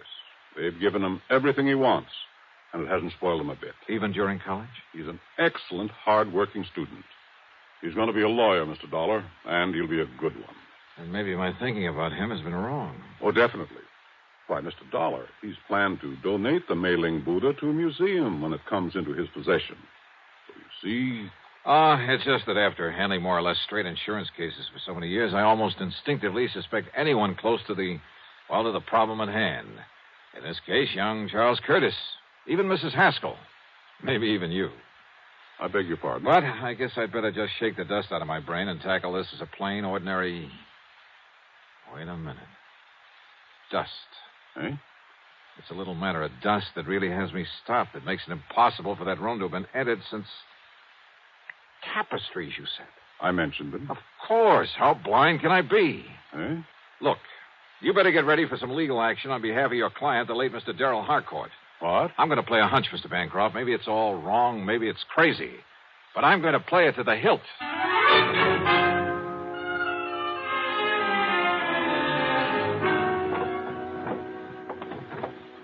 No. Mr. Dollar, you can't do this. You have no right. Now, we'll see about that. These are my own personal things. I don't believe you're an insurance investigator at Please, all. whatever you like. Have you a warrant to search my room this way? No. No, you're just some thief, some... Uh-huh. Oh. Yeah. This bank book in your name. No, you give me that. Oh, no. Uh-huh. Some 20 years of a balance that never got above $600 or $700. Give me that. Here. 2 months ago, a single deposit of $21,000. That was money That was the money you got from some crook. We'll let the police run him down. Some crook who smuggled the Mei-Ling Buddha over to Paris after you stole it out of the study. That's impossible, and you know it. That study hasn't been open for nearly 2 years. You saw the layer of dust in there yourself. Oh, yes. You pointed it out to me half a dozen times. I should have caught on then. Come on. We're going into that study. Give me the key. No, I won't. Then I'll have to rip it off that chain around your neck. All right. Here. But you saw for yourself? Yes, I saw it all right. And I didn't have sense enough to realize what kind of dust that was. Here now, look at it. Full as earth. What are you talking about? About the old-fashioned method of cleaning fine tapestries with full as earth. That's the way Mr. Harcourt cleaned them, isn't it?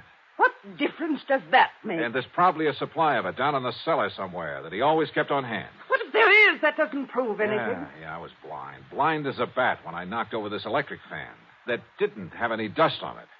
Because it's what you use to spread the dust. The fine particles of full as earth all over this room. A little sackful, maybe, held in front of the fan. Now, listen. And it left proof, apparently, that nobody'd been in here for a couple of years. Yeah, it had me fooled. But not anymore. Better get your coat, Mrs. Haskell. No. No.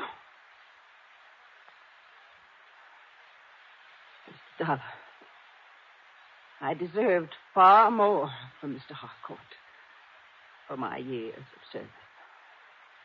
And of watching him squander his money on the idle tapestries. And on that nephew who had money of his own. Now I have money. Plenty. Plenty, Mr. Dollar. More than I need. I'm an old woman. But you're young. Perhaps you could use some of it. Perhaps $10,000 or $12,000. You'll have to think of a better way out than that, Mrs. Haskell. Please. And you know something? I have a notion you're going to have time to think about a lot of things. Plenty of time.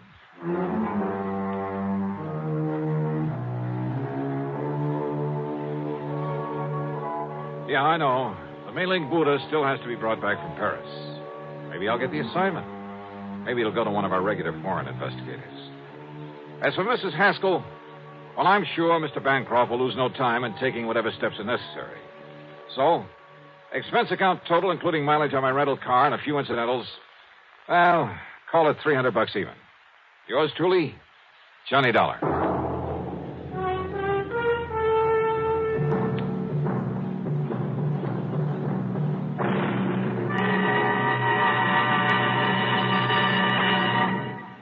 Now, here is our star to tell you about next week's story. Next week?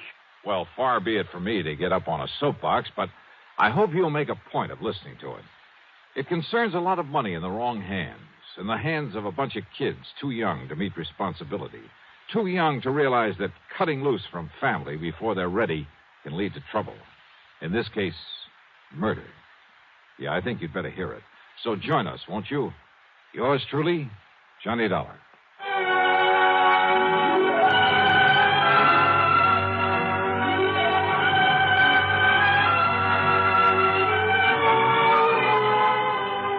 Yours truly, Johnny Dollar, starring Bob Bailey, originates in Hollywood and is written, produced, and directed by Jack Johnstone.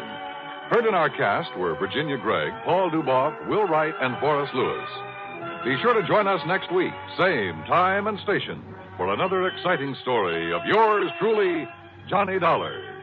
From Hollywood, it's time now for Johnny Dollar. George Reed here, Johnny. Uh-oh. What fantastic character is Floyd's of England insured this time? Now, what is that supposed to mean? More singing mice, wayward cats, and how about the counterfeit money problem? Johnny. No, let me guess. John, if you'll just listen to I me. got it. You're in trouble because you've done a switch. You've insured somebody against living instead of the other way around, that it? Of course not. No, I must admit we do have one policy of that sort in effect. There, I knew it. However, that is not the one I called you about. Okay, George, what is? We've issued a policy. Well, I guess it is a little unusual at that. I fear the worst, but go on. Well, it's on a small brewery over near... Brewery?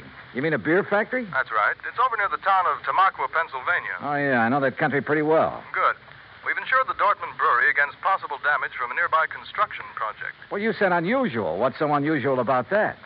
Perhaps you'd better come over here and let me tell you. Yeah. When you say it that way, I guess I'd better.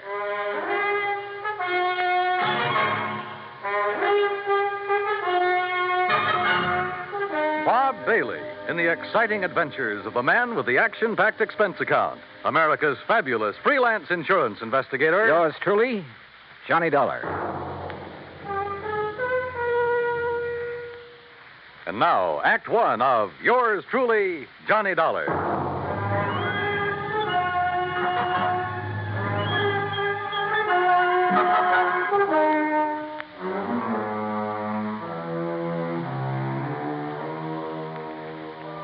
Expense account submitted by Special Investigator Johnny Dollar to Floyd's of England, North American Office, Hartford, Connecticut. Following is an account of expenses incurred during my investigation of the J.P.D. matter.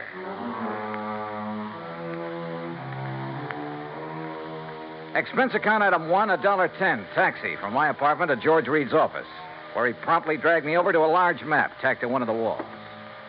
Here it is, Johnny, between the towns of Tamaqua and Frackville, Pennsylvania. On a little river that's called Pinxatawney Creek. Old Indian name, I believe. Uh-huh. The Dortmund Brewery is just about here. Yeah. Well, okay. I'll rent a car in New York and drive over there. Now, wait. By making a couple of train changes, you can get most of the way over there by rail. Anything to save the company a buck, is that it? Why not? When that freewheeling expense account of yours gets into operation... Okay. What's the face value of the policy? Coverage for the whole plant, $820,000. Wow-wee. So I'll rent a car in New York. All right. Now, as I told you, we've insured the Dortmund Brewery against possible damage from the building of a plant right next to it. What kind of a plant? Competition. Another brewery. Oh, I see. Possible malicious damage.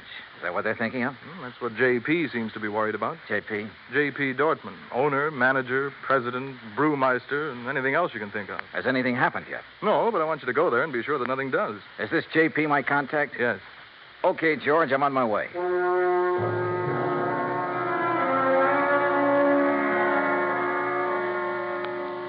Expense account item 2, $935, fare and incidentals, Hartford to New York.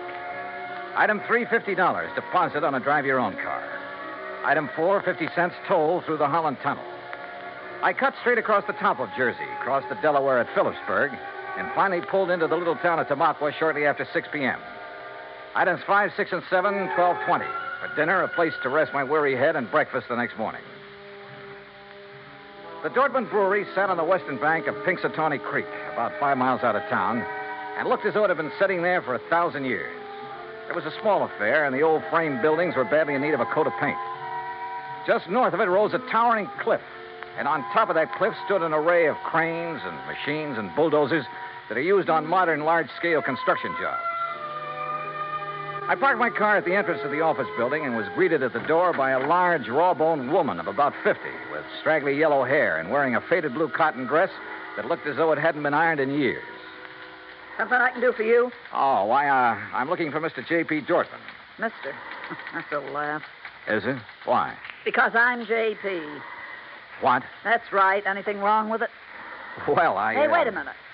You another of those lawyers from that job up on the cliff come to fancy talk me about not having to worry in the world about what they're doing to me up there? No. And how I better mind my own business. What do you mean, no? My name is Dollar, Johnny Dollar. I'm here on behalf of Floyd's of England. The insurance company? Well, now, that's different. You come on into my private office, Johnny. Her private office was furnished with a battered walnut desk, some ancient filing cabinets, and a couple of straight wooden chairs. Nothing else. Hardly the kind of an office you'd expect for the president of a company worth $820,000. There's nothing fancy about it, Johnny, because there's nothing fancy about any part of my brewery. But that isn't what counts. We've been here ever since my great-great-grandfather built it up. And all we've cared about is making the finest beer in the country. Gretchen? And we do make it, too. Gretchen, can't you hear me out? Yes, J.P.? Gretchen, I want you to bring Mr. Dollar a pitcher full and a glass. Yes, ma'am. Well, look, I'm afraid I'm not much of a beer man. You will be when you've tasted this. It's the creek that does it, you know, Pinxatawney Creek. Finest water for beer in the whole United States. That's what makes good beer, you know. Yes, so I've heard. That's why that dirty Clarkson Kemper bunch are building up on the cliff to get at that water. I understand they'll be your competitors. Ha! All their fancy modern equipment and methods can't produce the brew the way I can. The long, slow, easy way. With all the good old-fashioned apparatus. The old country methods. Yes, I see. Why, Johnny, we make our own barley malt, and we grind it by hand, and we come up with a wort that's second to none in the world. The old-type Sparger, too, and the hopjacks, and the finest strain of yeast there is. Yes, I'm sure that 3 full months we age before we rack a drop. Sure, we take more time and more trouble, but we come up with a better brew. Better than any modern plant can ever make. Well, then what's your problem? They're getting ready to blast up on that cliff. Blast? A whole big chunk of it away. And when they do, that whole thing will come crashing down here. Thousands of tons of rock. Well, surely there's some state authority or something to prevent that. Oh, they've bamboozled the authorities. And your insurance company, too. They'll say it was an accident, a miscalculation. And when that rock comes crashing down here, it'll wreck this whole plant of mine. Well, you do have insurance, remember? It'll wreck all my fine old equipment that can never again be replaced because there are no such things anymore. Well, when's all this blasting supposed to take place? Who knows? Tonight, tomorrow, next week. Who knows? That soon? Yeah. So, Johnny, if there's anything you can do, you'd better do it now. What's insurance money if I have to lose this for it?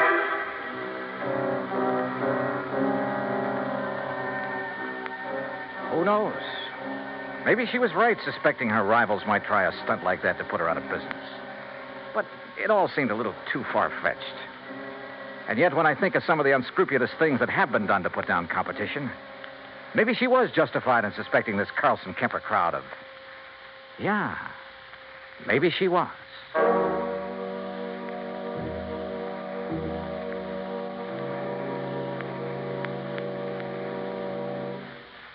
Act two of yours truly, Johnny Dollar, in a moment. Our flag now numbers 50 stars, and behind each star there stands yet another flag representing one of the 50 states. Massachusetts state flag, bearing a green pine tree, is the descendant of the famous Liberty Tree flag that came out of Boston to serve all the original 13 colonies. It was under the Liberty Tree flag that the Sons of Liberty met and planned the Boston Tea Party, that our floating batteries on the Delaware River defended Philadelphia, and on the Charles River defied Howe's cannons. Beneath the tree is inscribed the state motto, Ensu petit placidum sub libertate quietum. By the sword we seek peace, but peace only under liberty.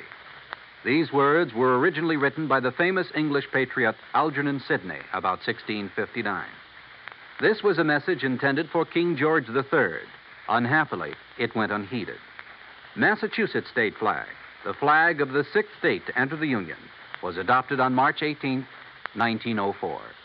And now, Act two of yours truly, Johnny Dollar, and the J.P.D. matter. If J.P. Dorfman was right, if there was the least possibility she was right in her suspicion that Carlson Kemper would blast thousands of tons of rock down on a little plant in order to put her out of business, well, there was only one thing to do. I got back into my car and drove by a roundabout way up to the top of the cliff overlooking the Dorfman Brewery. There in the middle of the vast array of heavy construction equipment, giant cranes, trucks, huge cement mixers, and so on, I found the main construction shack. And by a stroke of luck, one of the partners in the proposed new brewery, Mr. James Carlson.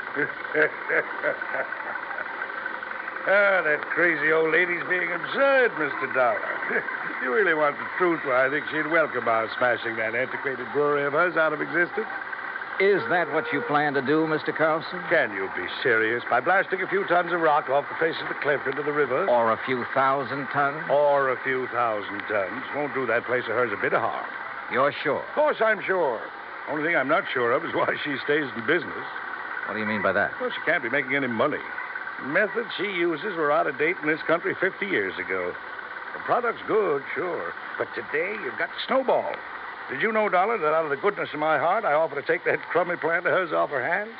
Or because her location is better down next to the water supply? Oh, partly, sure. I offered her nearly $500,000 for her spot. $400,000 to be exact. But no dice. She just kept bothering us, trying to get out a lot of injunctions against our building there. I assume you have the necessary permits for this blasting operation. A whole drawer full of them. Hey, look at them yourself. At the same time, appreciate the volume of red tape necessary to do anything these days.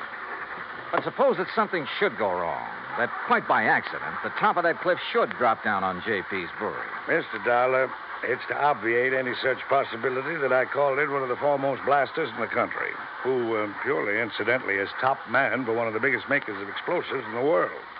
You talk to him, Mr. Dollar. Maybe I will. Believe me, I can understand why you might not take my word for the safety of the operation we're about to undertake, but certainly you can't question his word. You say about to undertake. When? I believe he's planned the big blow-off for tonight. Tonight? Yeah, come on, I'll take you to it.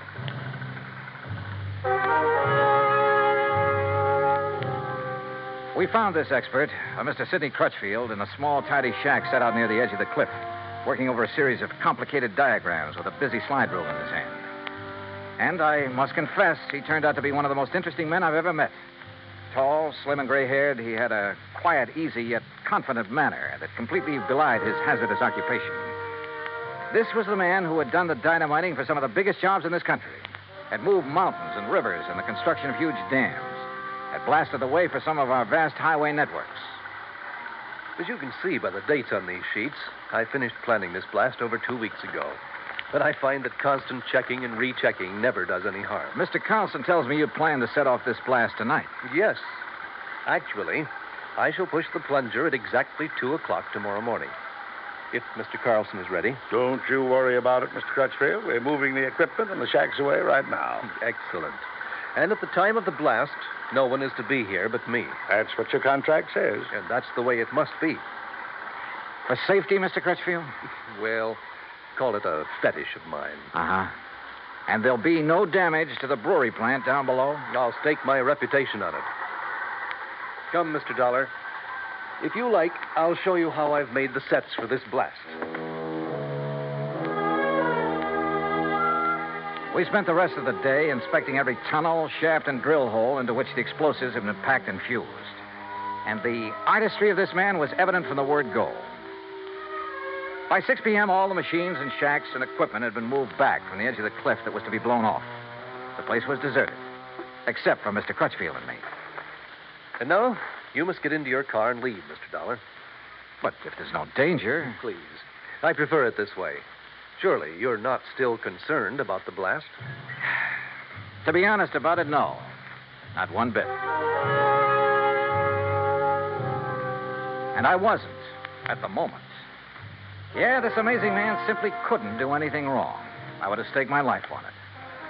But by the time I'd driven the long, curving road to the Dortmund Brewery below, had found the place not only deserted, but completely shut down, a funny little hunch began to grow in the back of my head. Even the office building was dark as far as I could see. With the help of a business card, I slipped the lock on the front door. And then I saw the thin streak of light under the door of J.P.'s private office. I thought I heard something in there. The office was a shambles. Account books and papers scattered all over the place. A couple of cartons. The drawers of the crusty old files were open and, for the most part, empty. Somebody had been hastily packing and removing all the important papers. But why? I'm sorry, Johnny. Oh, what? Sorry. Oh. And you seemed like such a nice boy.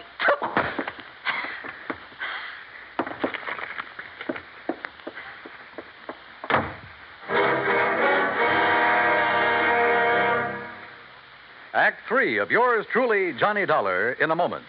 Anyone who has survived the rigors of basic training is familiar with a great variety of milk that is dished out periodically in the armed forces. Now, there's frozen milk, concentrated milk, frozen concentrate, and good old powdered milk. But sometimes supplying wholesome, fresh, real milk has been a problem when servicemen have been stationed in out-of-the-way places.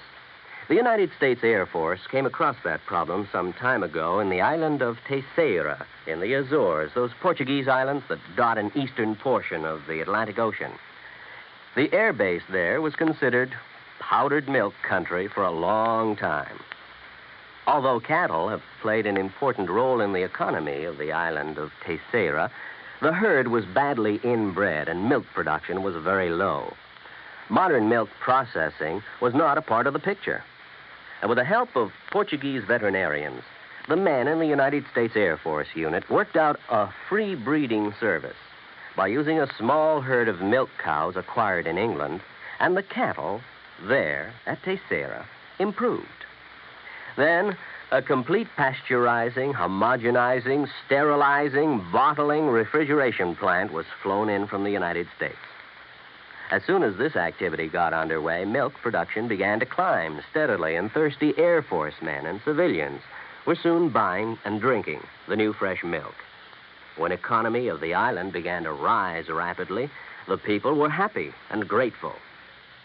You might say that a little milk of human kindness increased understanding on an island of freedom, the right of all men everywhere. And now, Act 3 of yours truly, Johnny Dollar, and the J.P.D. matter.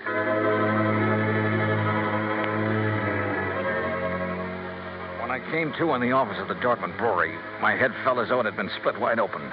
The sash weight that had been used on it lay beside me. But why had J.P. struck me down from behind the door where she'd been waiting for me? And why, before that, had she been hastily packing a lot of business papers, bills, and so on to take away? A couple of them still lay under me where I'd fallen. It was several minutes before I found strength enough to roll over and try to push myself to my feet. As I did so, I saw two things. One was a bill she'd overlooked in her haste to get away. A bill from Frank Line Powder Company addressed to her personally. A bill for 21 cases of dynamite and some other explosives. The other was my watch. I'd been out for hours, too many hours. For according to my watch, it was 1:52 a.m., exactly 8 minutes before the tremendous dynamite blast on the cliff above was to be set off. And suddenly I knew where, somehow, by her plan, those thousands of tons of rock would land, and not harmlessly in the river below. And I knew why J.P. had left me here, so I'd be crushed by them.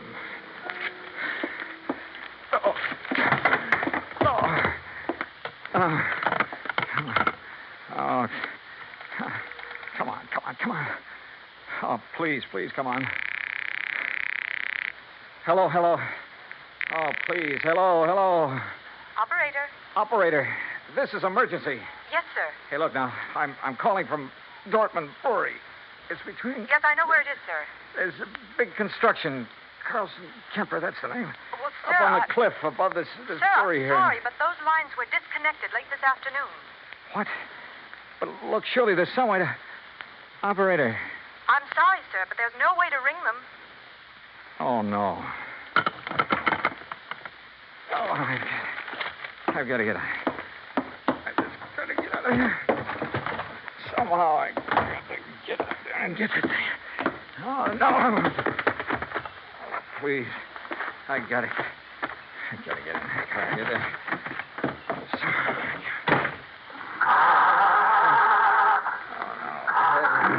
I can't.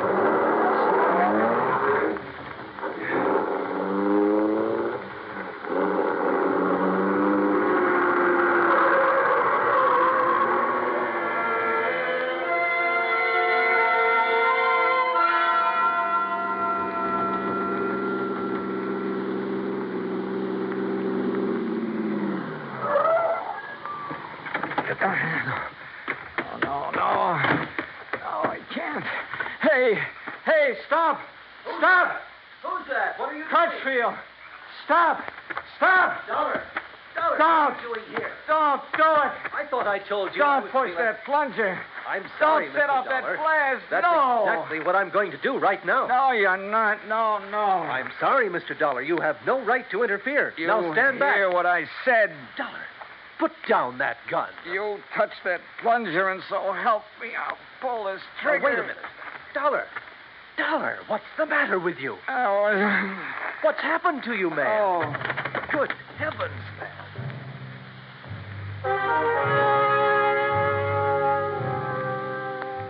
I guess it was just luck that I was still hanging on to that bill for the dynamite that I'd found. I guess it was luck that made Crutchfield grab it when he tried to keep me from falling. Made him look at it carefully by the light of his flashlight. But it was his good sense that kept him from going ahead and setting off that charge. When daylight came, he found the spot on the face of the cliff where J.P. had another charge planted. It was set to go off by concussion from the blast that Crutchfield had set. It would have diverted the rock from Crutchfield's blast to smack dab on top of her little beer factory. Nobody would ever have known who'd really done it. And J.P. would have collected $820,000 insurance for it. Incidentally, when the police caught up with her, which wasn't hard, they also found the book she'd taken from her office. Yeah, J.P. Dortmund was broke. Stony. Expense account total, including a handful of doctor bills for my aching head and all the incidentals I could think of, $204.80.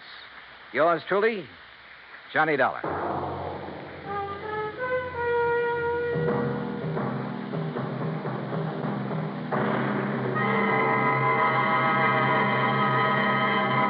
Our star will return in just a moment. Our flag now numbers 50 stars, and behind each star there stands yet another flag representing one of the 50 states. The origin of Hawaii's state flag has been the subject of much debate. It is now believed that it was the work of foreign advisors to King Kamehameha. Legend also has it that it was designed at the request of King Kamehameha by George Beckley, an English sea captain. The flag consists of 8 horizontal and alternating stripes of white, red, and blue, representing the 8 major islands in the chain.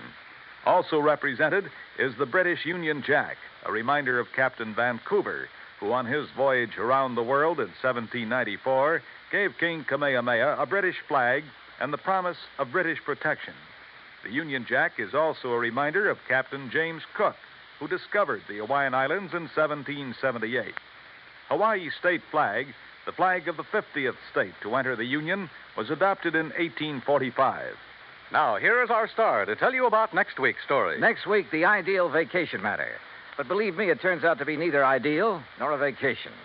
Join us, won't you? Yours truly, Johnny Dollar. Yours truly, Johnny Dollar, starring Bob Bailey, originates in Hollywood. It is produced and directed by Jack Johnstone, who also wrote tonight's story. Heard in our cast were Eleanor Audley, Gene Bates, G. Stanley Jones, Alan Reed, and Austin Green. Be sure to join us next week, same time and station, for another exciting story of yours truly, Johnny Dollar. This is Dan Cumberly speaking.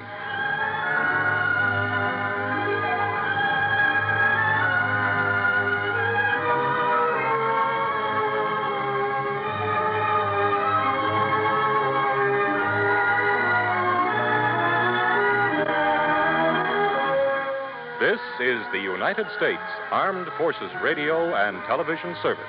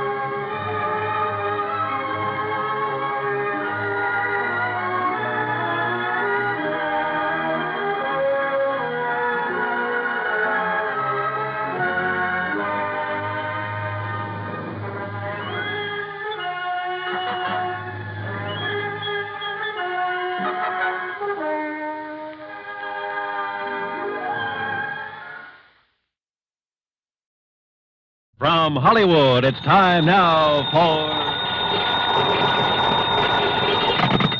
Johnny Dollar. This is Barry Winters at Masters Insurance and Trust. Oh, hi, Barry. It's been years. Sure, Johnny, because we don't usually have trouble with our accounts. You mean you didn't? Huh? Until now.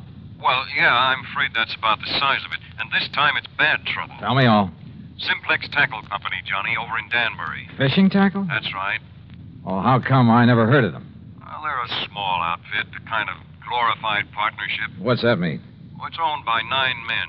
One of them, Hanley Thomas, is president. The others are secretary, treasurer, and a flock of vice presidents. So what's happened? Well, the 9 of them, plus the 20 or 30 workers at the plant, are all covered by a group life insurance deal. And listen. Yeah? We've just had to pay off on 3 policies in a row. Well, that's too bad, but why call on me? Because, Johnny. Why? Those 3 deaths were all murders.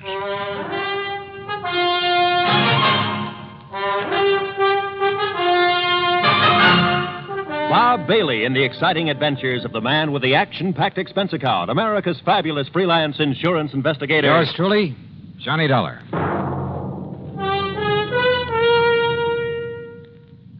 And now, Act One of yours truly, Johnny Dollar.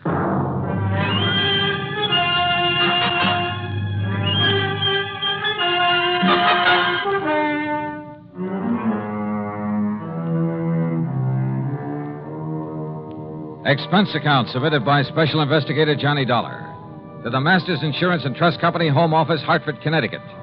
Following is an account of expenses incurred during my investigation of the ugly pattern matter.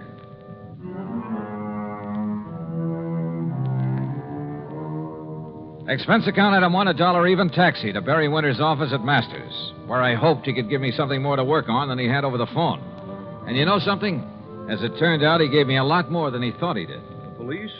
Sure, they've been working on these murders, Johnny. But they haven't come up with anything, except a theory that one man is behind them all. Why, Barry? Because the victims have all been members of the Simplex Tackle Company. Well, but I don't... Because they've all occurred within a month. Because each of them occurred on a Wednesday. Pattern, huh? That's right. And also, Johnny, because there's been no apparent reason for any of them. Have the police found anything? Nothing. Same kind of weapon used in each case? No. The first was a VP named Adams, run over by a car. Sure it wasn't accidental? The police say no. The second, John Bowers, was strangled, and Frank Dalvers was shot in his own home. No pattern there. I mean, in the way they occurred. Apparently not. But Hanley Thomas and the police don't agree. Thomas is president of Simplex, you said. And a real financial wizard. Used to be a promoter. Not much ethics, but a sharp businessman. As a friend or partner, I imagine he's a fine man. Here. I'll give you a complete list of the officers of the company, their rank and their salary. Well, I don't know exactly what good that'll do. Here you are. And this is a list of the employees. Have those employees all been checked out? Sergeant Dennis over there at Homicide made quite a point of it. So did Mr. Thomas. Well, look, why don't I run over there and talk with him? And to the Danbury police. Yeah, I think you'd better. And, Johnny, the sooner the better. Why do you say that? The pattern. There are still 6 officers left in that company. That is, 6 who are still alive. Item 2, another $1 for a cab back to my apartment. There I picked up my own car, and from here on in, the charge will be for mileage. Except for item 3, $4 1/4 for a tank of mobile gas. It was almost noon by the time I'd covered the 60-odd miles to the Simplex factory on the far edge of Danbury. To my surprise, it was quite a plant, new and modern in every way. A receptionist took my card, and a few minutes later, I was ushered into the office of Hanley Thomas, president. Oh, this is a terrible thing. Adams, Bowers, Frank Dalvers, all within a few weeks. Barry Winters back in Hartford seems to think these murders have all been the work of one man. Police and I concur in that theory. There's been a sort of pattern followed by the crazy killer. But not an actual method, Miss Thomas. No, I'll grant you that's true. Car accident, strangling, pistol shot. But they were done by someone who must have been very familiar with his victims. How do you mean? Well, someone who knew, for instance, that Ben Adams took a long walk alone each night. He knew the route that he took. Same thing applied to the second victim? John Bowers always drove to work through a little woods. It was there he was stopped and strangled. Frank Dalvers always stayed at home alone on Wednesday nights while his wife was out playing bridge. Someone broke in on him, huh? Have the police checked that? Well, it was someone he must have let in. In other words, someone he knew. That's a possibility, I suppose. I understand you've checked on all your employees. Yes, right off the bat, as much as the police could. Any particular reason to suspect one of them? Well, only because they were all in position to know these men pretty well, know their habits. We're a small company, Mr. Dollar. Our employees, including the girls in the office, only number 21. That was your only reason to think one of them may have done it? Oh, of course, we've had our share of labor troubles, a few dissidents in the ranks, so to speak. I suppose some of them resent the rather top-heavy management here. You mean the fact there are 9 executives to only 21 employees, huh? Yes, and I must confess the profits have been pretty good lately. Barry Winters gave me a list of, here it is. Now, according to this, all of these... What is it, Mr. Dollar? Well, I got thinking on the way over here. Yes? Part of the pattern you mentioned. The 3 men were killed in alphabetical order. What? Well, yes. Adams, Bowers, Dalvers. But now that I look at this list again... Of course. The pattern again. No, I think that was just coincidence. The pattern, if there is one, is based on their order of rank. That is, if these salary figures mean anything. I'm not sure I understand you. Well, look, first was Adams at the lowest salary among you officers. Well, yes. Adams received $12,000 a year. Yeah, look. Bowers came in next at $13,500. You're right. And Frank Dalvers earned $15,000. So, if this pattern should continue... You mean to say you think there might be more of these murders? If this pattern continues, the next to go would be... Good heavens. Would be James Williams or Charles Hart, both earning $16,500. Then a couple of more. Then you, Mr. Thomas. Mr. Dolly. Where'll I find James Williams? Why, Williams is on vacation, a little place not far from here, Parvin's Pond. When did he leave? Last week, on Monday. Have you heard from him? No, I haven't, but... Of course, if the alphabetical pattern is the right theory. Oh, excuse me. Yes? Sergeant Dennis, Mr. Thomas. Oh, it's the sergeant at homicide, Mr. Dollar. So I hear. I'll hold the phone so you can Mr. hear what he's Thomas. saying. Yes, Sergeant. I'm afraid I have some bad news for you. Oh? Another one of your partners. Williams. Mr. John Williams. Yes? Discovered his body over at Parvin's Pond this morning. He's been murdered. Good Lord.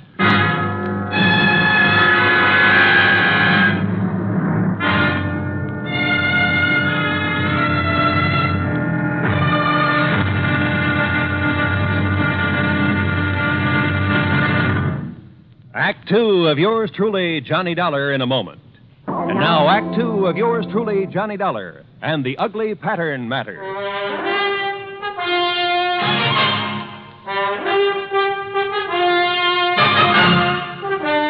Another of the executives of the Simplex Tackle Company murdered, bludgeoned to death in his little vacation cabin on Parvin's Pond, some 40 miles north of Danbury.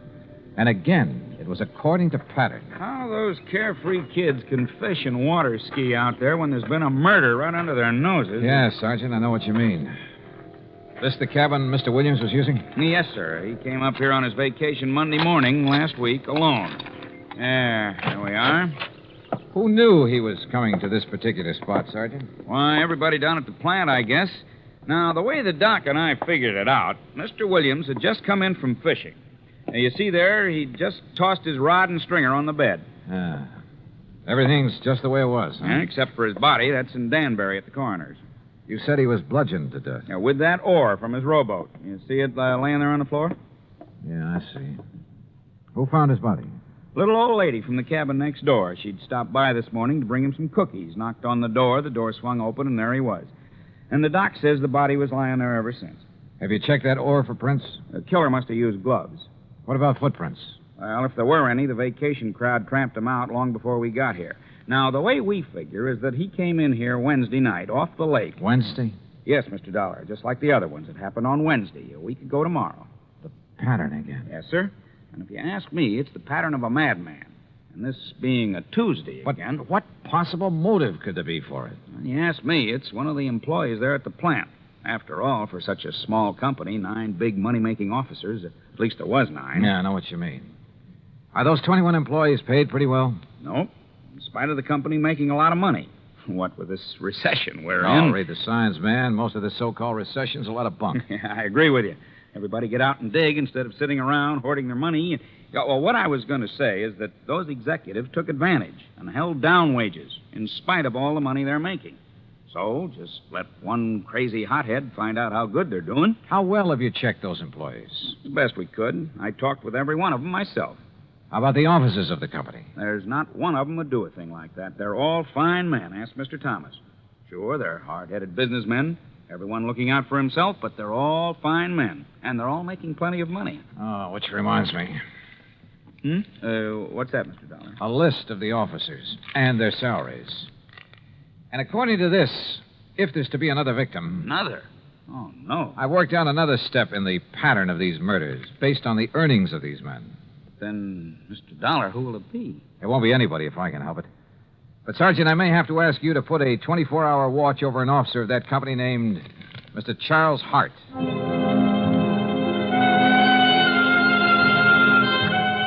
I didn't bother explaining my own idea of the pattern to Sergeant Dennis. After all, my theory could be wrong. But I drove back to the Simplex factory, to the office of Charles Hart. I found only a secretary there. No, he isn't here, Mr. Dollar. Well, where is he? To be perfectly honest about it, I don't know. Hasn't he been in at all today? No, sir. Hasn't been in since about last Wednesday. Look, Miss, whatever your name is, have you called his home, his wife? He's a bachelor, Mr. Dollar, and lives in a little apartment in Danbury. Have you tried to call him? Well, no, sir. You see, there was Does Mr. Thomas know about his not being here? There's nothing unusual about Charlie's leaving without telling us, Mr. Dollar. Oh, Mr. Thomas. He often goes off on sales trips like this. He was last seen the day Mr. Williams was killed. Well, surely you don't think Charlie Hart had anything to do with Jim Williams being... Oh, no. Did you find out anything over at Parvin's Pond? No, not much, I'm afraid. Of Could this Charlie Hart have had any reason for wanting Williams out of the organization and Adams and Bowers and Dalvers? Of course not. Yes. Yes, he could. What? Miss Gregg. What do you mean by that? Mr. Hart was the one who built up this company, the one who developed the products, put all his money in it. Now, just a minute. He's the one who sold all the product that made all the money. He and Mr. Adams were the ones who started the business. Is that true, Mr. Thomas? Yes, of course. And when Mr. Thomas and his relatives came along... Miss Gregg. What she says is true, Mr. Dollar. Charlie Hart and Ben Adams did start this business. They took on a couple of partners, Al Bowers and Frank Dalvers. They were the ones who decided on the expansion program, who came to us for the financing. With the others gone, it should have been Mr. Hart's company. Oh, wait, Miss Gregg. Our financing made this present operation possible. But to imply that Charlie could have been driven by jealousy or any other motive to commit these crimes, that's absurd. How could you suggest such a thing, Miss Gregg? I didn't say he did it. I only tried We know what you said, and you've said enough. Tell me one thing, Mr. Thomas. Yes? What happens to his share of the business when one of the partners dies? Or in this case, when he's murdered? Well, the other partners absorb his share. Then, if Charlie Hart eliminated one of you, it would add to his holdings. That's true. Okay, I'll see you later. But, Mr. Dollar, if you believe for one moment that Charlie Hart... Why, I've known him for years. Yeah? Well, I think I want to know him a little better.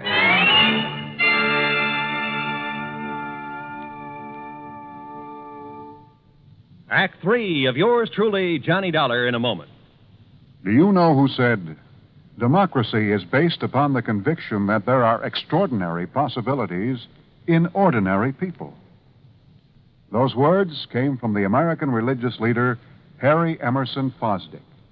From the earliest days of the United States of America, there has been the sentiment that the average person can achieve an important goal if he is given an environment in which he can develop his capabilities to the fullest extent.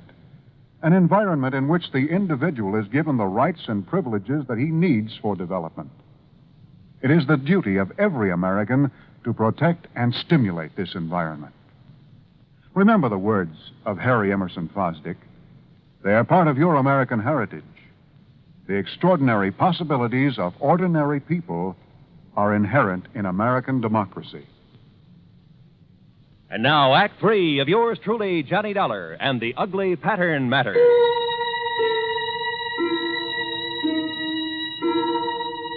It was pretty plain that Charlie Hart, supposedly next on the list of victims, had plenty of motive for eliminating some of his partners in the Simplex Tackle Company. I guess the same applied to any other member of the company. But he, having started the business, knew all about the others, their plans, their habits. And he'd been last seen just prior to the murder of James Williams. I got his address, hopped into my car, and drove back to Danbury. But ringing his bell and pounding on his door got me nothing. Here, young man. You want Mr. Hart? You'll probably find him at the factory. Are you the building superintendent? That's right. Then I want you to let me into Mr. Hart's apartment. Well, now... All right, just here are my credentials. I'm an insurance investigator. Investigator? Yeah, here, see? Johnny Dollar, special... And if that isn't enough, here's a 5-spot for your trouble. 10. Well, but now don't you let on that Okay, Dad, thanks.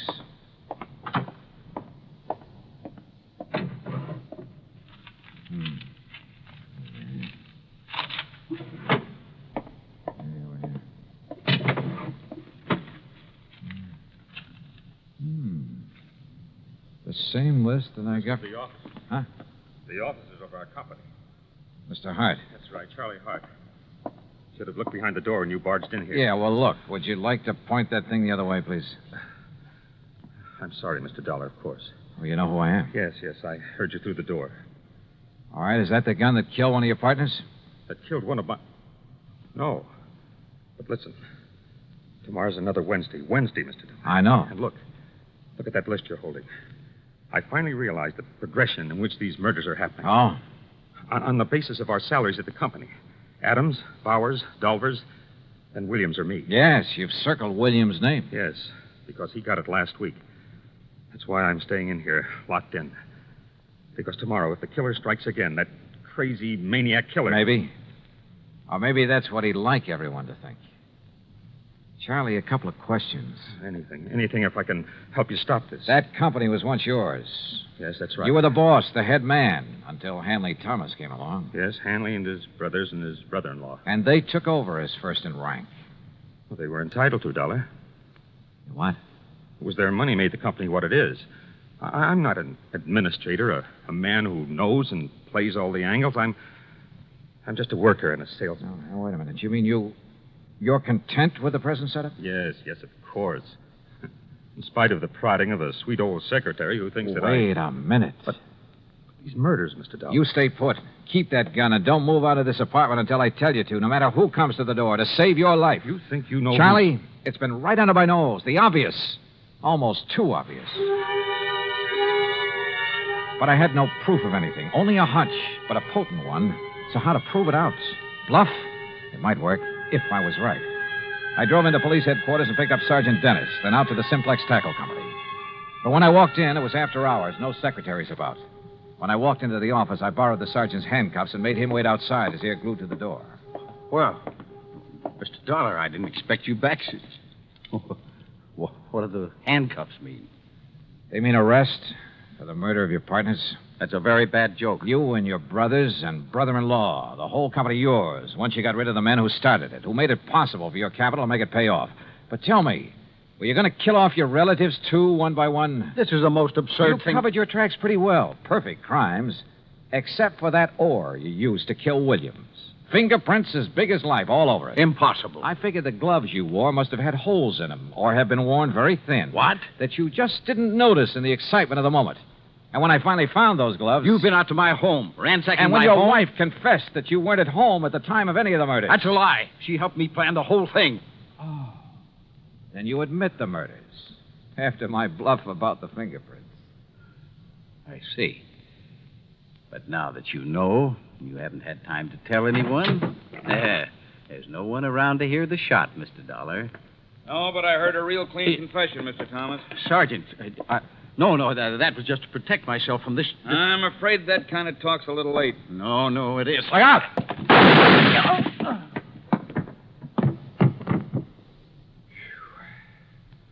Sergeant, I haven't seen that fast a draw except on TV. That's where I learned it.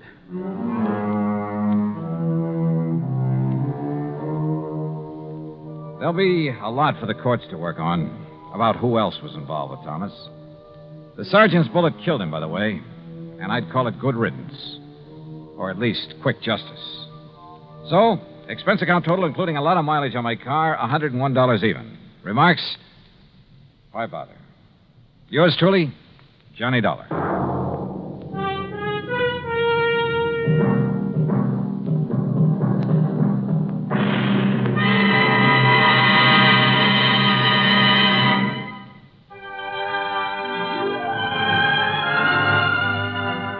Yours truly, Johnny Dollar, starring Bob Bailey, originates in Hollywood and is produced and directed by Jack Johnstone, who also wrote today's story.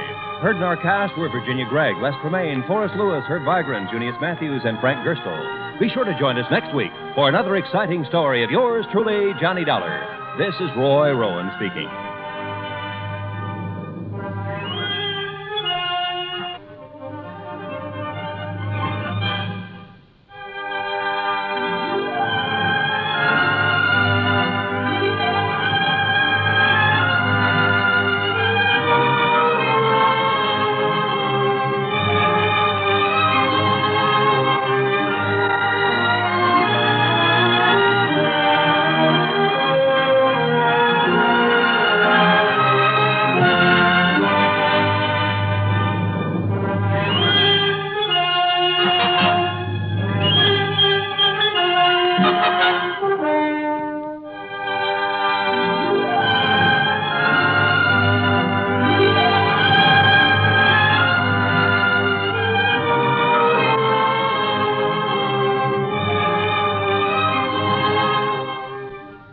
Johnny Dollar has come to you through the worldwide facilities of the United States Armed Forces Radio and Television Service.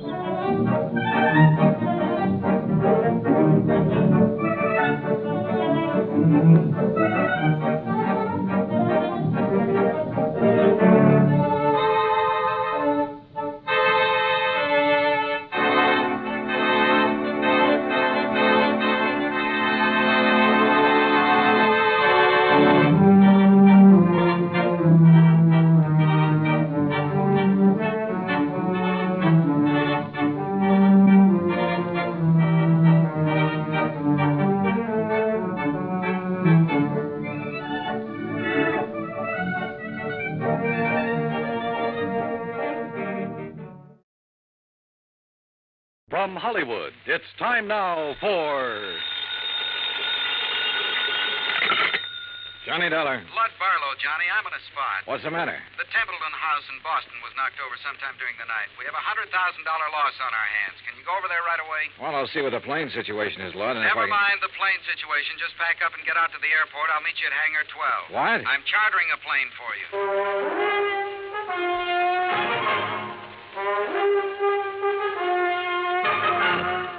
Bob Bailey in the exciting adventures of the man with the action-packed expense account. America's fabulous freelance insurance investigator. Yours truly, Johnny Dollar.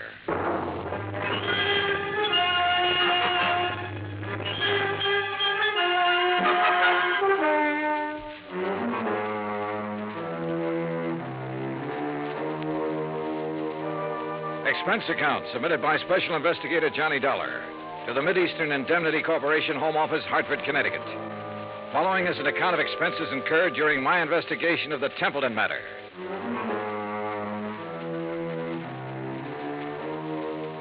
Expense account item 1, $5 even, cab fare from my apartment to Hangar 12 at the airport.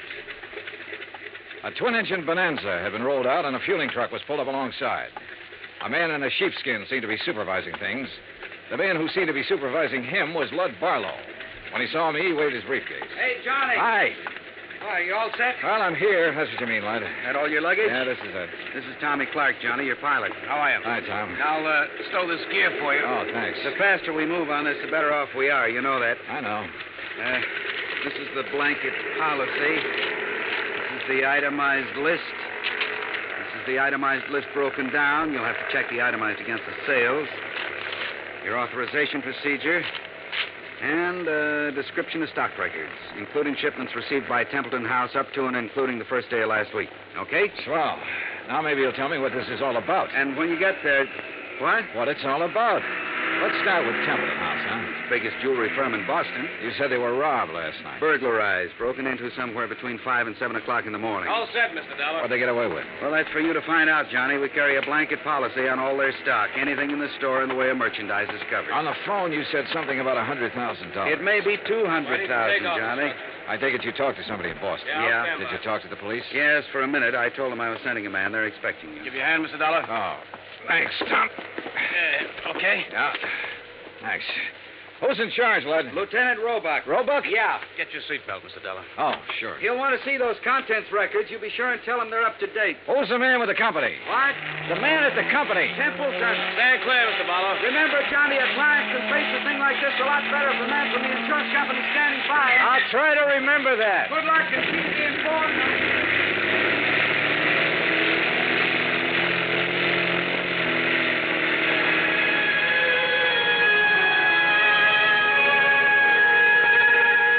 By the time we arrived at the Boston airport, I'd read over the policy and had a fair idea of the coverage involved. Expense account item 2, $10, more cab fare. I dropped my bags off at the Independence Hotel and had the driver take me over to Templeton House. 2 police cars were parked in front of the building, and 2 uniformed police officers were parked in the doorway. I'm sorry, mister. The store's not open today. Well, I'm from the insurance company. Oh. Lieutenant Roebuck's in the back. Go ahead.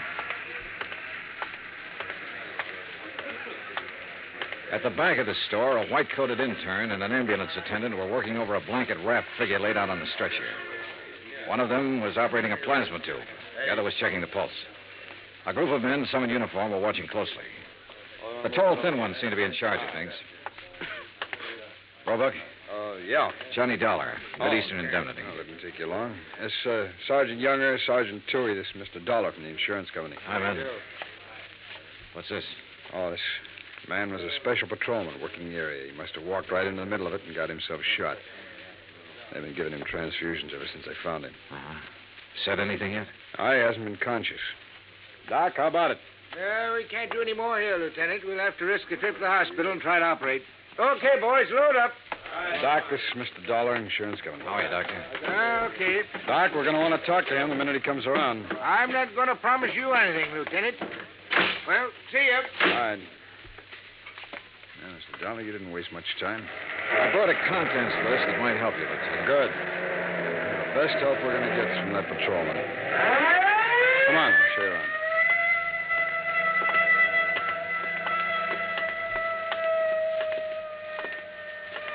This is where they got in. Jimmy, huh? Yeah, most likely. There's marks there on the door jam. But near as we can tell right now, they only took important stuff. Easy to move. Easy to break down and unload, you mean? Yeah. Yeah, you can see where they snipped the alarms, grounded the wires. Mm-hmm. Showcases aren't touched. No, they went straight for the safe, Dollar. Well, we really got something on our hands, huh? You don't just break into a store and open one of these things very easy. Someone did.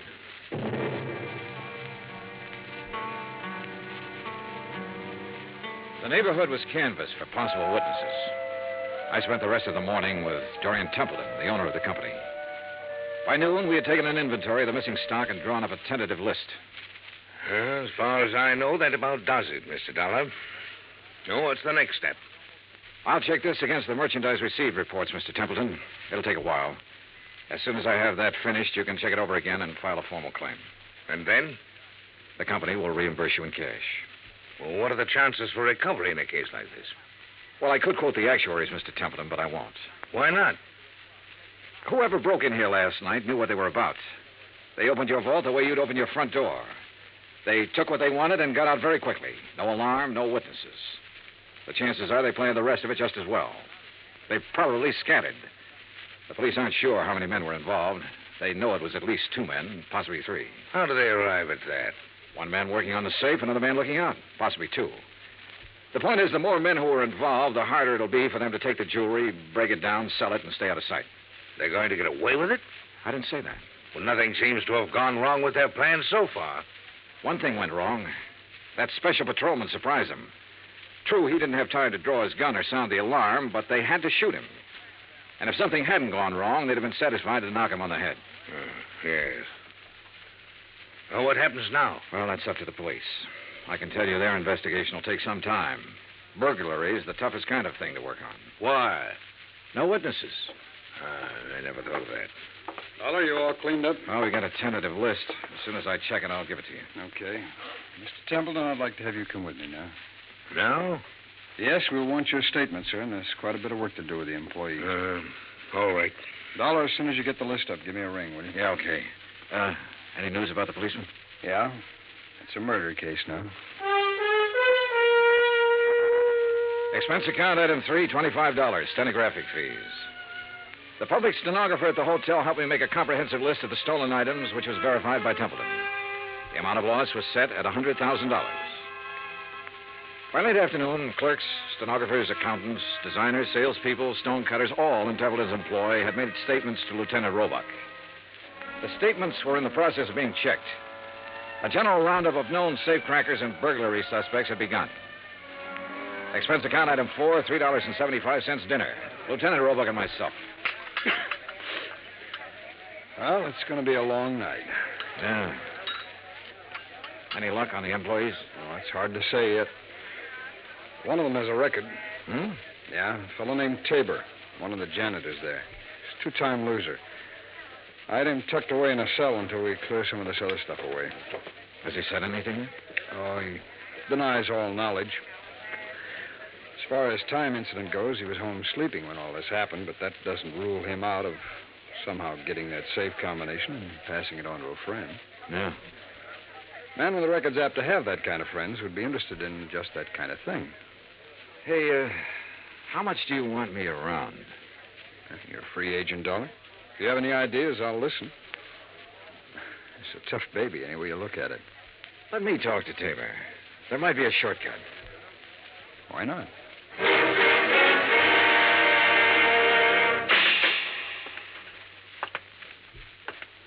Well? John Tabor? That's right. Who are you?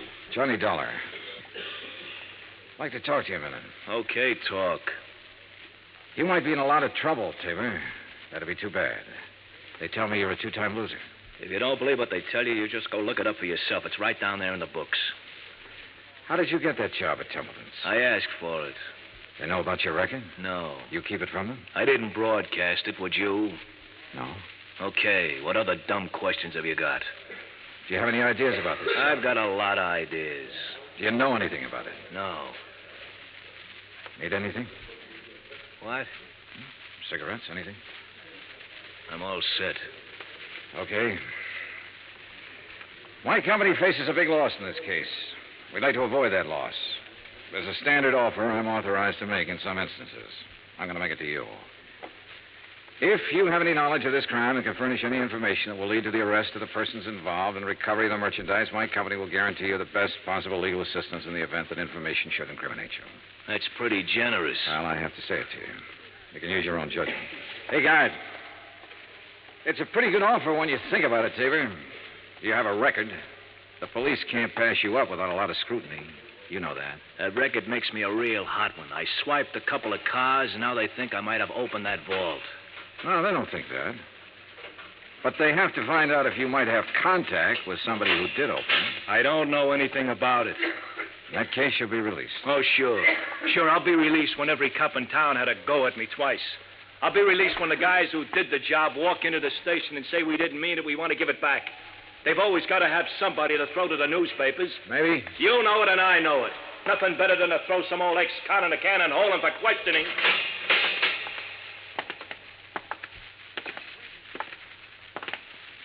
Well, Dolly? You go for it? No. Any more ideas? Turn him loose, Lieutenant. See whom he talks to and whom he meets. John Tabor was released without bail, and a 24-hour watch was put on his residence. By 10 o'clock the next morning, the police had located 3 witnesses to the shots that had killed the special patrolman. However, none of them had seen the burglars or the car that was used. The district attorney's office issued an order impounding the financial records of Templeton House. A complete audit revealed that its affairs were in excellent shape. It also revealed that Templeton himself was the only man in the jewelry firm who had the combination to the vaults. His statements emphatically denied giving the combination to anyone. As far as the police were able to determine, he was telling the truth. The search for all known safecrackers extended into New York and Philadelphia and Chicago. On the morning of the 3rd day, a claims adjuster arrived from Hartford with a check for $100,000, full payment on the claim. 2 hours later, we had the first break on the case. Hey! Caller, hey! What? Oh, hello, Lieutenant. Come on, get in. What's up? Well, the Harbor Division found a body down by the docks early this morning, all weighted down with 38 slugs. They were fired from the same gun that killed that special patrolman. They match, huh? Like the dimples on your knee.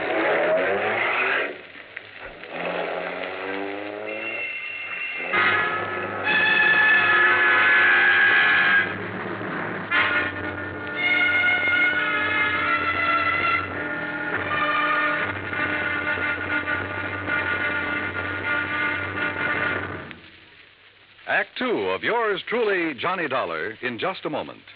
It is a rare event when a young man decides to leave civilization behind and hide himself away in the steaming jungle, just so he can help his fellow humans in a remote corner of the world. The late Dr. Tom Dooley did just that when he left the United States to help the sick and starving jungle people in the little kingdom of Laos in Southeast Asia. Dr. Dooley's story is well known to nearly everyone. And all over the world, people talk of his little jungle hospital on stilts. That's where he treated the dread diseases of the jungle and trained native medical technicians so that they might help their own people. Dr. Dooley wrote and lectured to many people so that the work of his medical assistance program, Medico, might go on.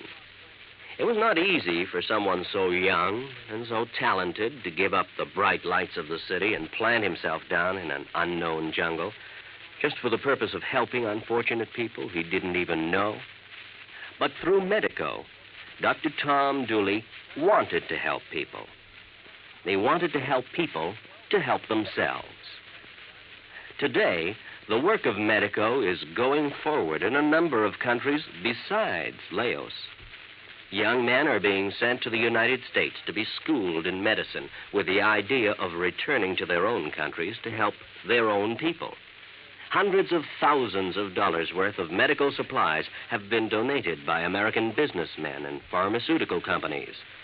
Today, Dr. Tom Dooley's work is being continued for him. It is helping to create better understanding. It is an injection of the spirit of freedom, the right of all men everywhere. Now, Act Two of yours truly, Johnny Dollar and the Templeton Matter.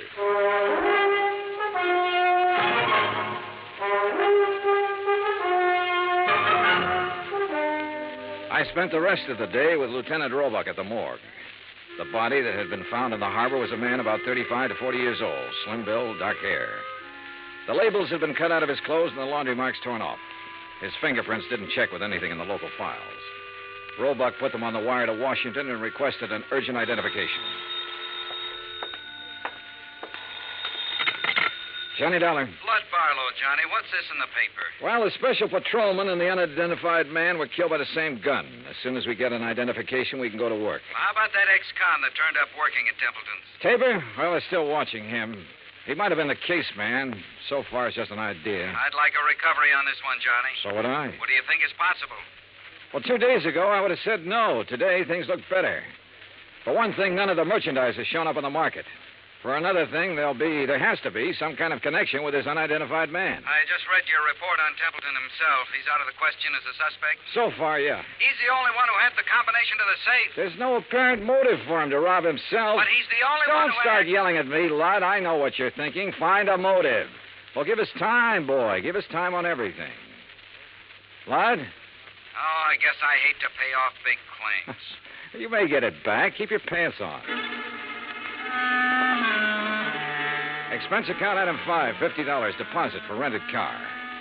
That afternoon, I drove from Boston to Creeksdale, the home of the Grantland Safe Company, where I met a man who looked as formidable as the product he manufactured. I am Grantland, sir. I found him standing inside a shiny new vault, ready for shipment. Beautiful thing, eh? On its way to South America tonight. Well, I never thought of a safe exactly that way, Mr. Grant. Ah, beauty, strength. Think for a moment, sir, the treasures it will someday hold. But I bore you, sir, with my enthusiasm. Now then, you say you are here on a matter of vaults? One vault, Mr. Grantland. No? The one your company sold and installed at the Templeton house in Boston 17 years ago. Yes? Have you read about the burglary? No, sir, I have not. Templeton house? Yes. The vault was opened. Blasted? Opened. Someone had a combination. I'm bewildered, sir. Indeed I am. You'll want a thorough accounting from my organization, of course. Well, that's up to the police, Mr. Grantland. Right now, for my own information, I wonder if you could tell me who might have the combination to that vault. Well, in answer to your question, I would first have to inspect our records. Well, I brought the serial numbers. Oh, well, let me see. That's as good as... the K series. Mr. Keating set the final combination. Mr. Keating? Yes, my chief engineer for years. And who else? Myself, sir. I'd have a record of the combination in my own file. And who are those available to? Myself, sir. I keep them in my own vault. I see. Anyone else? No one here. The people in proper authority at Templeton's. I'd like to meet Mr. Keating if I could. Impossible, Mr. Dollar. Why? Mr. Keating has been dead these 6 years.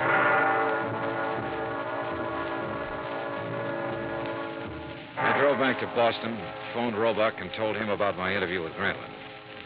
He said he'd already started looking into Grantland's background and expected to have a report within 36 hours. I was a little surprised when Dorian Templeton called half an hour later and asked me to have lunch with him. Would you like a drink? No, not now, thanks, no.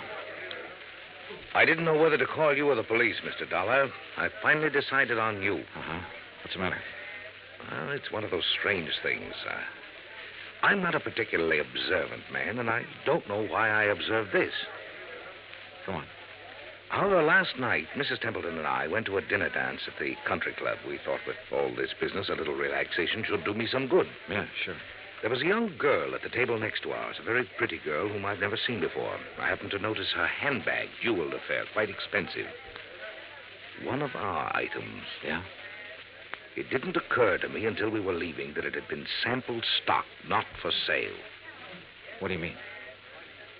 It was stolen, Mr. Dollar. Why not the police, Mr. Templeton? I was going to call them first thing this morning and report it. And then I got a package in the mail. It was the handbag, intact. Crazy? You said it. Did you happen to get the name of the girl? I asked the maitre d'. He said her name was Helen Tabor. That's not so crazy.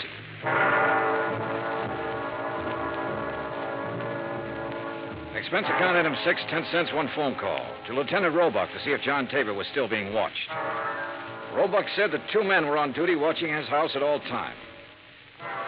I saw them when I drove up an hour later. They were parked across the street.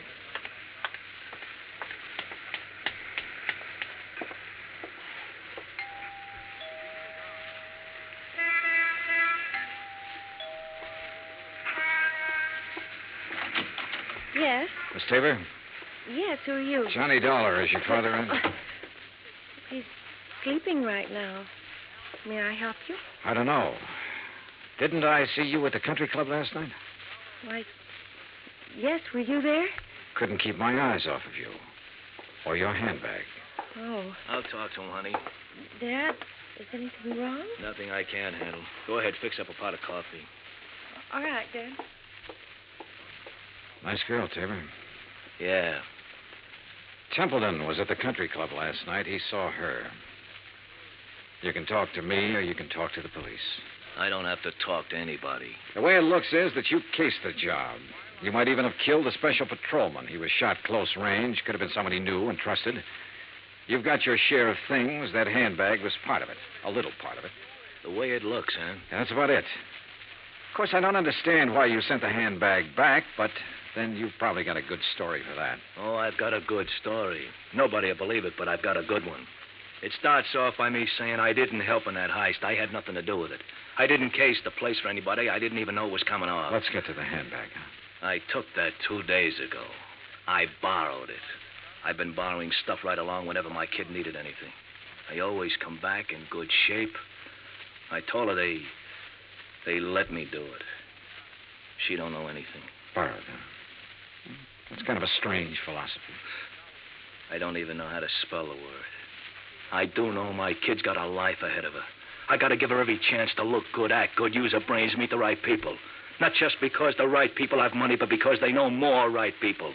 It takes a little extra to let her do things like that. You let her use the handbag because she had a date to go to a dance.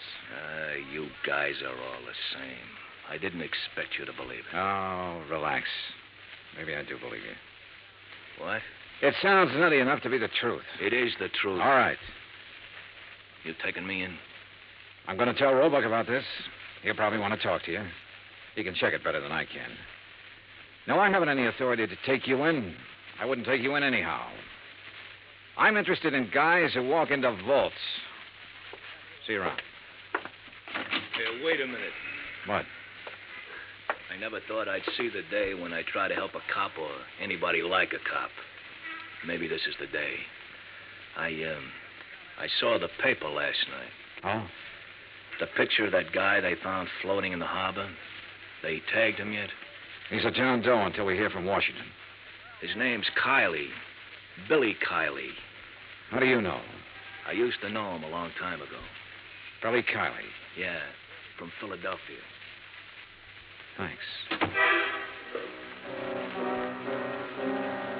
A check with the Philadelphia police and a comparison of fingerprints identified the man as William H. Kiley. His Boston address was on Parker Street. I drove out there with Lieutenant Roebuck. It was an ordinary, undistinguished apartment house. No one answered at apartment 12A, so we let ourselves in. The room had nothing to offer in the way of evidence. Well, did you find anything? No. Well, I'll have some men come out here and give it a good going over. Well, maybe the manager or the tenants will have something that'll help us. Come on, let's go. Yeah. Now, be careful, Dollar. Yeah. Yeah? Tim? Yeah, this is Tim. Any trouble there? A little. Say that again. A little. I don't know who you are, but I know you're not Tim. Well, it sounds like we're getting something. Here, let me have the phone. I'll see if I can trace it. Don't bother. I know where we can find him. What? I'd recognize his voice anywhere.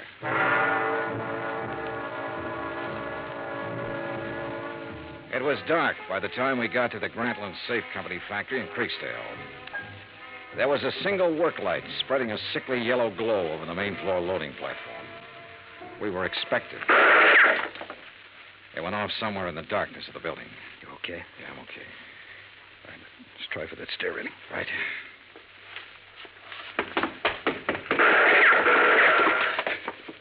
You see the flashes? There. All right. We'll have to try and make it. Mr. Dollar? Hey, you're alone. Answer him. Yeah? What are you doing here? Looking for $100,000 worth of jewelry and the answer to a couple of murders. Funny? You're very foolhardy, but you're courageous. A man of your perception could do well with a part of that money. No, thanks. I'll take it all. You will take nothing, sir. Keep him talking. I'll try to get under the stairs. Are you alone? For a little while. But I've got people coming, though. Oh, people, eh? Mr. Dollar? Still alive and kicking, Mr. Grantland. You can't shoot around corners. No. But then I don't have to shoot around the corner.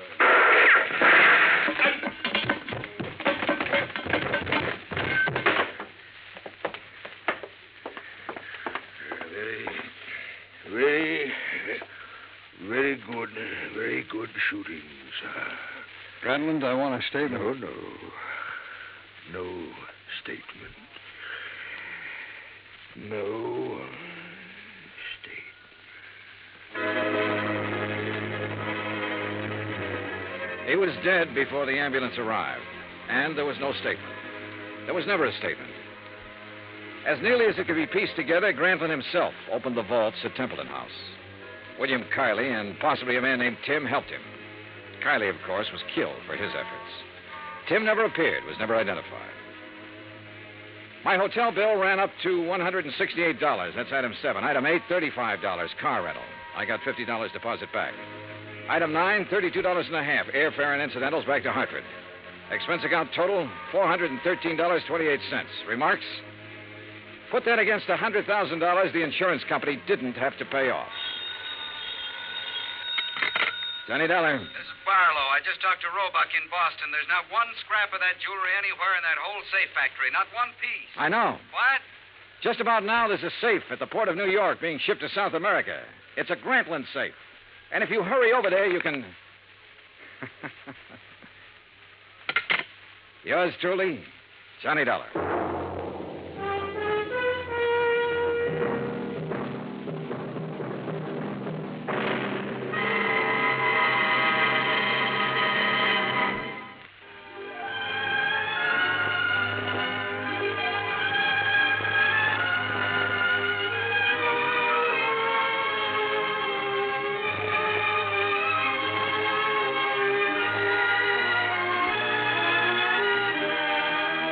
Johnny Dollar has come to you through the worldwide facilities of the United States Armed Forces Radio and Television Service.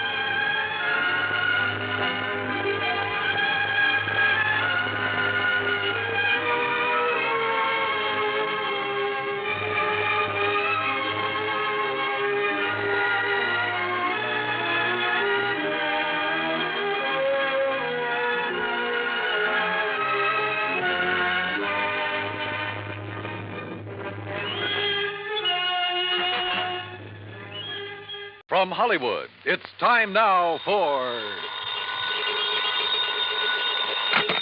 Johnny Dollar. This is Harry Brand. Branson at Philadelphia Mutual Life and Casualty Company. Oh, hello, Harry. What's with you? John, I have a case I'd like you to handle for us. It's somewhat unusual. Have you ever handed me one that wasn't completely screwy? I said unusual. And I said screwy. So now that we understand each other, what's it all about? Well, absolutely nothing yet. But I'm very apprehensive about one of our clients. Oh, Harry, you're the biggest worrywart I ever knew. What was that? I said, who is this client?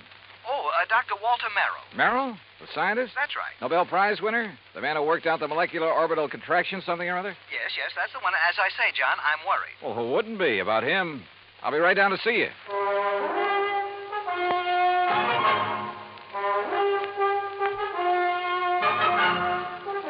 Bob Bailey in the exciting adventures of the man with the action-packed expense account. America's fabulous freelance insurance investigator. Yours truly, Johnny Dollar.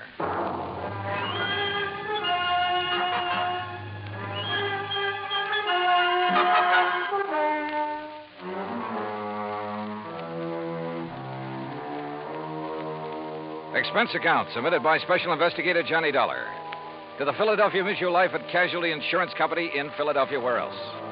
Following is an account of expenses incurred during my investigation of the clever Chemist matter. Expense of transportation and incidentals, Hartford to New York to Philadelphia. I didn't even stop to check my bag, but headed directly for the Philly Mutual building on Walnut Street. Harry Branson is a good insurance man, but a great worrier. Nonetheless, he'd given me some pretty important, too. And after all, what do we live for? There you are. Keep the change. Thanks, Doc. John, what took you so long? Oh, now, what's the matter, Harry? Forget to pay the rent on your office or just forgot the key? No, John, as a matter of fact, I have the key right... This is hardly the place for levity. Well, surely you haven't been waiting here on the sidewalk ever since you called me. No, I haven't, but by checking plane schedules, I was able to determine when you'd arrive almost to the minute, and not wanting to waste time taking you upstairs to the office. Pretty urgent matter, huh? For you should be here shortly. What? Well, now, usually I arrange these things myself, Harry. Yes, and how we pay of you. Oh, Harry, you touched me to the quick. Oh, now, please don't misunderstand me. I don't mean that there's ever anything really dishonest about You your don't? expense account. Well, It's only... you ought to. Believe me, I'll pad it to the hilt if I think I can get away with it. Anyway, the most important reason for engaging the car was so that you can leave immediate... Malaga? Yes, New Jersey. It's a... Oh, is that where Dr. Merrill is? Yes. As is his custom, he chooses to work in some isolated spot where he can't possibly be disturbed. He and his colleague, that is. Colleague? I always heard that he worked alone, freelance. And you heard right. However, he now has a Professor Theodore Nash with him. Nash? One of our... to Dr. Merrill. Never heard of him. John, they're working together on what I'm sure is some top-secret project. Oh? Oh, say, wait. Didn't Merrill have something to do with the early rocket experiments? Precisely. Which is why I suspect their present work may have something to do with the space satellite or intercontinental missiles or something of the sort. Yeah, possible. But what has all this got to do with you? Their insurance. Dr. Merrill has had a policy with us for some years. $25,000. Oh, and he took out a policy for $10,000. Beneficiary? Nash made Dr. Merrill his beneficiary. Oh, well, that sort of thing is often done between men working together. Harry, you know that. Yes, so that if anything happens to one, the other will be financially able to carry on what they've started. Sure, right. Which is no doubt why Dr. Merrill changed the beneficiary of his policy to Theodore Nash. So, what's the worry? No sooner was the change made than I received a letter of protest from Dr. Merrill's daughter. Who's she? Mrs. Howard Harding. She and her husband live in West Philadelphia. He's a welder for an aviation company, I think. Well, what did she base her protest on, Harry? She claims her father must have been coerced into changing the policy. Oh, now, wait a minute. That sounds like the hungry relative who complains about being cut out of the will. It might. If Mrs. Harding weren't a perfectly well-balanced, intelligent, and I'm sure quite unselfish person, a completely... Is she good-looking? Well, yes. And real sweet to you? Yes, she is. Well, now, John, I don't know what you're trying to imply. They do it every time. John. Particularly when there's a bit of money involved. Good-looking insurance broker like you. And you're a bachelor, too, aren't you, Harry? Oh, John, you're pulling my leg. Oh, Harry. But then I guess we're all suckers for someone like that. That has nothing to do with it. I've had these hunches before, John, and they've always been right. Even you will have to admit that. Yeah, I'll confess that in the cases I've handled for you so far. Why don't you call up Dr. Merrill? I think the quaint old fellow would die rather than have a phone near enough to disturb him in his work. Oh, Oh, there's your rental car waiting at the curb. So off you go, John, and see what you can find out. Okay, Harry. It all sounds like a lot of nothing you're worried about, but as long as you're willing to pay for it. And I always did like South Jersey this time of year. I drove across the Delaware River Bridge into Jersey and headed for Route 45 to Westville, Woodbury, and finally Pittman, where I picked up Route 47. What Harry had said was true. These hunches of his had a remarkable way of panning out. And yet, who was I to complain? After a pleasant hour's drive through cranberry bog and farm country, through miles of orchards and the intoxicating odor of the peach blossoms, I pulled into the quiet little town of Malaga. Population, I'd say around 500. First stop, the post office. Dr. Merrill? Yeah, sure. You go back the way you came, about a mile, till you see the name Wampus Bung. Wampus what? Wampus means cat. Bung, bungalow. Wampus Bung. Yeah. Yeah, the doctor and the professor got the fourth cottage beyond it.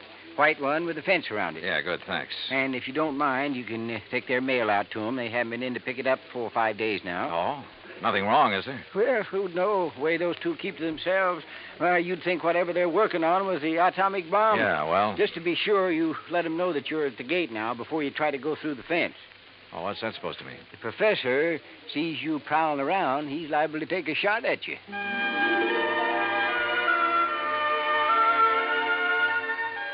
As I drove back and toward the edge of Little Malaga Lake, the idea of getting shot at by anyone living in this peaceful, quiet place seemed ridiculous.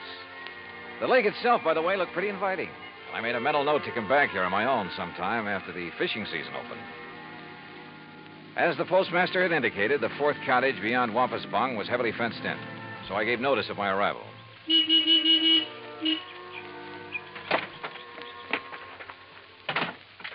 I'd barely left the car when the door of the little cottage opened. Yes? Who is it? Dr. Merrill? Oh, yes. My name is Dollar, sir. Johnny Dollar, insurance investigator. Harry Branson? Yes, sir, that's right. Harry Branson sent me down here to see you. Oh, come in. I'm most glad to see you. Please, come into the house. All right, thank you. Is, Professor Nash here? In the laboratory. But please, as come he spoke, into the sliding door on the garage at the side of the house opened. A rather swarthy man stepped out, quickly closed the door, and threw a heavy bolt on it. Then looked over toward us suspiciously. Yes, because it's better that you and I talk in private, alone. Doctor, who is that? Oh, yes, Professor. If we have a visitor, why do you not bring him here where we can both speak to him? Oh, yes, of course. This is Mr. Johnny Dollar, Professor Theodore Nash. Mr. Dollar? How do, Professor? I'm from your insurance company. Just making a little routine checkup. Oh, fine. I'm very glad to see you. As a matter of fact, I wish to talk with you. How do you do? Now, come into the laboratory. Professor, do you think it wise? Oh, of course, Doctor. Since he is not a man of science, I'm sure there is no harm in his seeing it. And you have an experiment going, remember? But I wish to Mr. speak Dollar, to him alone. within these four walls, the genius of Dr. Merrill and my own poor efforts are creating things that will startle the world. Outside, the small building looked like an ordinary two-car garage, someone in need of paint and repair. But inside, it was immaculate and loaded with scientific equipment of all shapes and sorts and sizes. There were racks of test tubes, bottles of chemicals, beakers, a centrifuge, machines and apparatus I'd never seen before, that I imagine much of the world never dreamed of. And all of it as neat as a pin, not so much as a stirring rod out of place. Look, Doctor. The polymerization step is almost complete. Eh? Now, you must continue the molecular balance check immediately. Oh, yes. And you must both leave me. This must not be seen by anyone. Yeah, we understand, Doctor. We understand. I hope you will pardon me, Mr. Dollar. Yes, of course, Doctor. Oh, come, Mr. Dollar. Yes, I will lock the door. Yes. He does require privacy, doesn't he? Yes. Oh, hey, you're not going to bolt that door, are you? Of course not. Force of habit, I guess. Oh, it is he who keeps things locked so tightly when he is working, unnecessarily so. But Then genius is permitted his idiosyncrasies, huh? Harry Branson seems to think you two may be working on something to do with guided missiles. Very perceptive man. But that is something we must not speak about. Now, why have you come here, Mr. Dollar? Well, like I said, just a routine checkup. We usually do this when a sizable policy has changed. Oh, there is something unusual about two men working together on important things, ensuring in each other's favor? Well, no. But when his daughter perhaps objects. You know Dr. Merrill's daughter? Oh, I know about her and about her unfortunate marriage to that day laborer. Nothing wrong with day labor, Professor? Yeah, but one who waits for a great man like the doctor to die so that he can get his hands on the insurance money. You think that's why his daughter objected to the change? Of course. But his money will be used to further his work by me. And, of course, for the good of humanity. I see. Well, how soon do you think the doctor will be through with his experiment? An hour, perhaps two. And then he will call me in to assist him with the next, the crucial step. But now, about this look, why don't I insurance- run in town, arrange for a place to stay, grab a bite to eat, and then come back here, huh? If you like. I'm sorry we have no room in the cottage. No, to don't put give it you a second up. thought. I'll see you later. Something of Harry Branson's hunch had passed on to me. A strange feeling about the whole setup. There was something wrong about both Merrill and Nash, particularly the latter. Something I couldn't quite put my finger on. Was Dr. Merrill afraid of Nash? I don't know. Item 2, $1 even for a quick bite in a little cafe along the highway after I'd made arrangements for a room for the night in a private home. It was not much over an hour later when I drove back to the little cottage by the lake.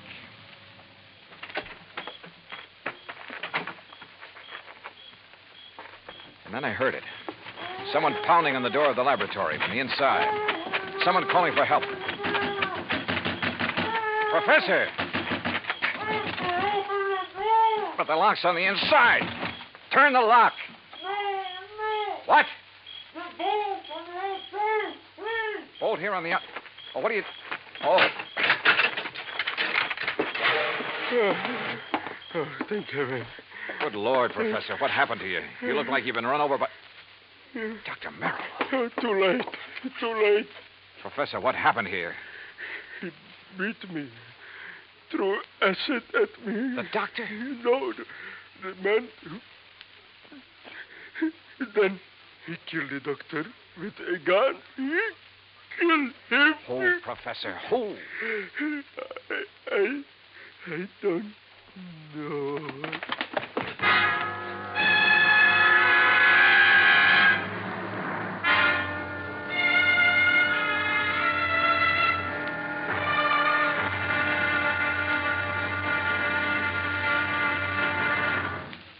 Act 2 of yours truly, Johnny Dollar, in just a moment.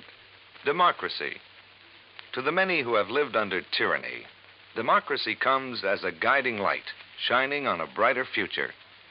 That is because democracy stands for the establishment of government conceived from deep thought and free choice, rather than being based on accident and force.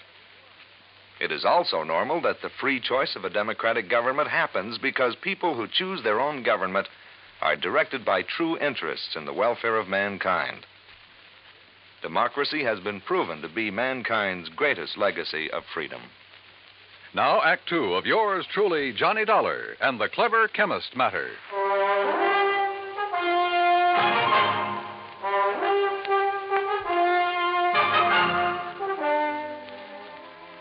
Expense account item 3, $10 for the services of one Dr. Frederick Foote, the only resident medico in the little town of Malaga, New Jersey. After pronouncing Dr. Walter Merrill dead, he took the badly beaten Professor Nash to his office clinic. While waiting for Nash to get in good enough shape to talk, I ran up item 4, 10 cents, phone call to the sheriff, who promised to come over as soon as he could enlist the aid of the nearby state police. Finally, Dr. Foote gave the word. But I suggest you talk with him as little as possible, Mr. Dollar. In pretty bad shape, huh, Dr. Foote? The intruder not only beat him severely, but threw a bottle of acid in his face. Oh? Professor Nash will never have the use of his left eye again because of that nitric acid. Has Nash said anything that might help us identify the assailant and killer? No? Now, please don't talk with him too long. Professor? Yes. Yes. Hello, Professor. Oh, Mr. Dollar. I will never see again with my left eye. He has told me. Yes, I know. I'm sorry. But the great Dr. Merrill, he is dead. What a loss. Professor, tell me, did you see the man who attacked you? Yes. Can you describe him at all? Yes, young, not more than 30, 5 feet, 6 or 8, very heavy, yes, stocky, and black curly hair. Yeah? Hands like a working man, laborer. Have you ever seen this man before? No, Oh, here. Some water. Thank you. Do you know why he came in and attacked you and Dr. Merrill? No. Was he after something there in the laboratory? No, only to kill Dr. Merrill. I tried to defend him. I'm sorry, Mr. Dollar, but I think that's enough. Yes, okay, Dr. Foote. I think I've heard enough. I managed to get back to the cottage by the lake before the police arrived and came up with one very damning piece of evidence. In one of the bedrooms, I found a picture of a wedding couple. It was inscribed, "Love to the dearest father in the world." And next to the bride stood a man who answered perfectly the description Professor Nash had just given me. The husband of Dr. Merrill's daughter, Howard Harding. And then I thought of what Nash had said about Harding. His antagonism, his conviction that Harding was the one who resented the change in the insurance policy. But there was something else, too. That had happened when I talked with Nash in the doctor's office that... By the time I got back to the laboratory, the sheriff and state police arrived. The sheriff, I'm afraid, mussed up any prints that might have been left on the bottle of acid. However, in the weeds outside, a state trooper found the pistol, a .38 caliber Luger that had killed Dr. Merrill. Fingerprints had apparently been wiped off, but the gun was carefully... Fingerprints. Before taking off in a mad dash back to Philadelphia, I stopped at Dr. Foote's and picked up one water tumbler. Item 5, $3.70 for a tank full of gas. Item 6, 50 cents. Parking in Philadelphia as close as possible to Harry Branson's office. John, what have you found out about Dr. Merrill? Harry, he's dead. Well, oh, dear. Now, listen. Write down the address of Mr. and Mrs. Howard Harding for me. His daughter, does she know? No, she doesn't know yet, and I hope I can avoid telling her before I write it down, will you, man? Well, yes, of course. Take this. Don't unwrap it, but see that it gets to Ray Kemper at the Federal Bureau fast. I'll check with him about it later, thanks. But now, John... Harry, this is one time this expense account of mine is going to save you a lot of money. I think. I don't know how many red lights I skipped on the drive out to West Philadelphia, but I felt like a hound dog in a hot scent. The home of Mr. and Mrs. Howard Harding turned out to be in a nice, quiet residential area. I was met at the door by the girl in the wedding picture. A tall, very nice-looking blonde in her late 20s. Oh, yes? Mrs. Harding? I'm Terry Harding. Well, I'm Johnny Dollar from your father's insurance company. Oh, good. Come in. Perhaps you can help me make him do something about that policy of his. Well, that isn't exactly... Someone has poisoned Daddy's mind, Mr. Dollar. Oh? What do you mean? It isn't that I need the money if Daddy dies, which heaven forbid. No. It doesn't exactly look as though you do. No, of course we don't. Howard's been doing so wonderfully at Colonial Aviation. Yes, apparently. And I'd had a notion he was just a laborer or something. Oh, dear, no. That's what Daddy called him because he wasn't too fond of Howard. And that is the way Howard started before we were married, but now he's one of the officers of the company. Where is he, Mrs. Harding?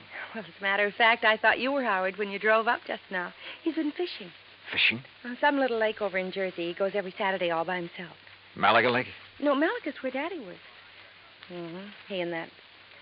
That what, Mrs. Harding? Well, I don't know. It's Howard, I guess. What do you mean?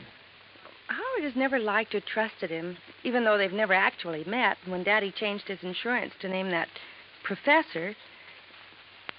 There is something wrong about that man, Mr. Dollar. What, Mrs. Harding? I don't know. Daddy always worked alone until he came along. Daddy's such an alert, bright-eyed little busybody in spite of his Wait a age. minute. Your father... Like a cute little wound-up spring, hopping about like a... Mrs. Harding. Yes? Mrs. Harding, when I saw your father... You've seen Daddy. Well, then you know what I mean. He was tired. Almost in a daze. He spoke with difficulty. Oh, no, you're mistaken. He chatters away like a jaybird. What is it, Mr. Dollar? Oh, he must have been doped. He looked as though... Hi, honey.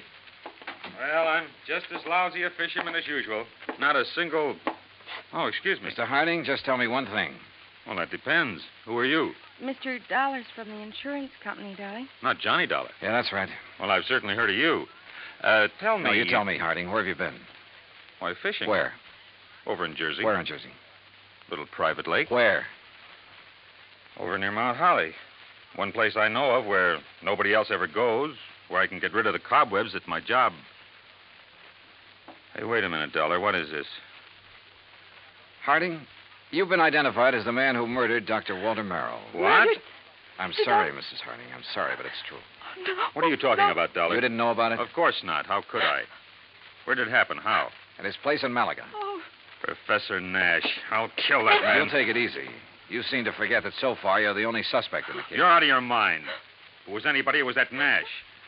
Never have trusted that man. And the insurance policy. If anybody killed Dr. Merrill, it was that professor. Now listen to me.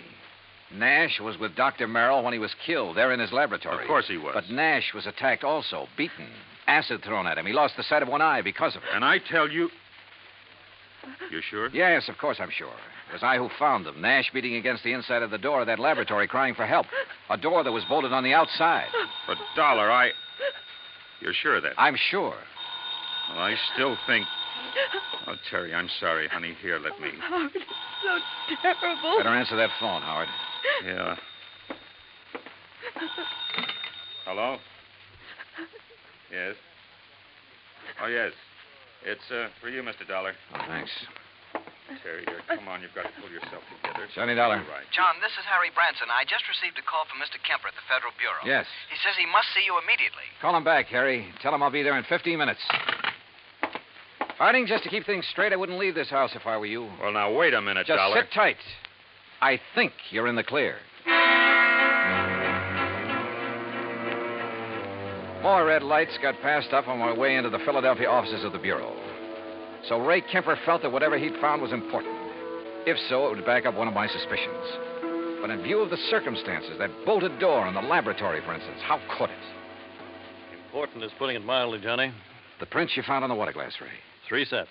1, yours. Yeah, well, naturally. 2, Dr. Frederick Foote, who is currently practicing medicine. I know, in the town of Malaga, New Jersey. That's where the glass came from. Oh, but the 3rd set of prints. Yes. I had to go into the international file for them. And Johnny... Nash? Theodore Nash? Nash. Nashevsky. What?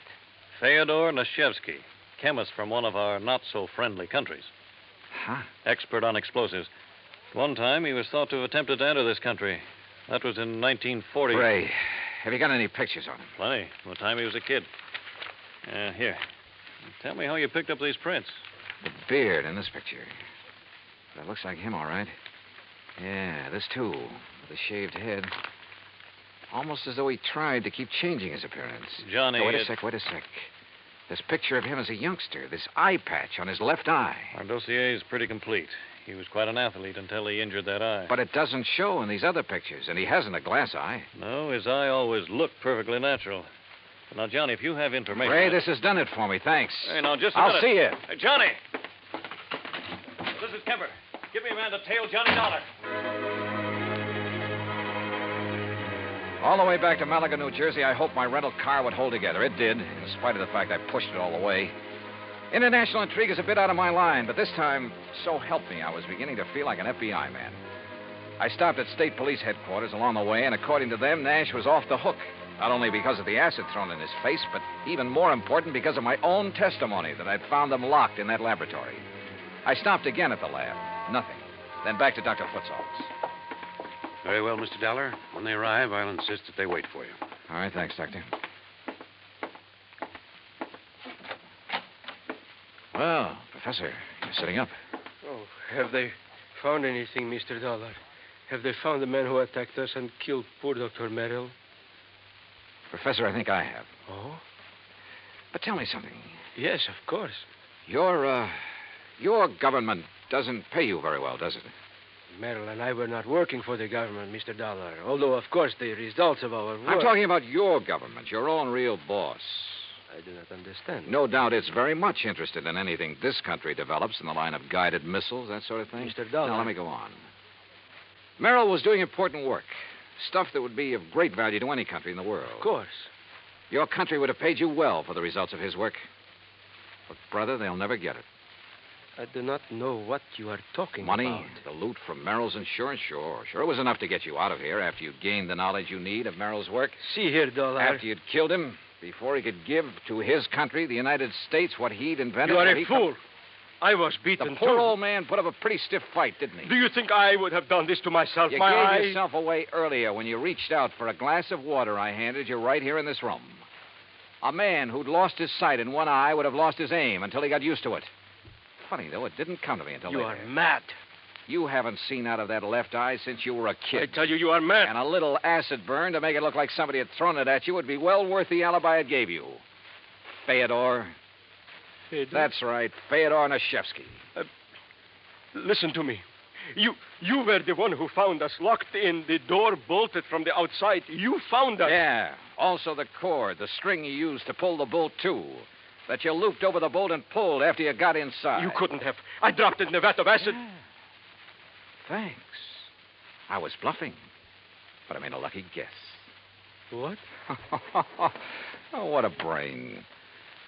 Nashevsky, I'm sure glad you're not working on our side.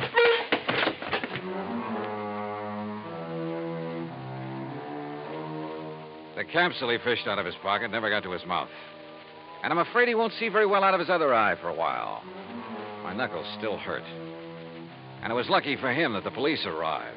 I'm afraid I don't like guys like him. Expense account total, including all the incidentals I could think of, and transportation back to Hartford, $84.35. Remarks? Well, don't beef on this one, Harry. The criminal, in spite of being the named beneficiary, doesn't get paid. Yours truly, Johnny Dollar.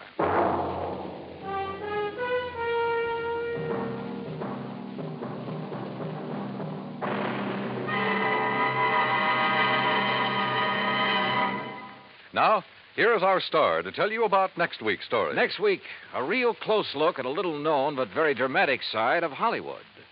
Join us, won't you? Yours truly, Johnny Dollar.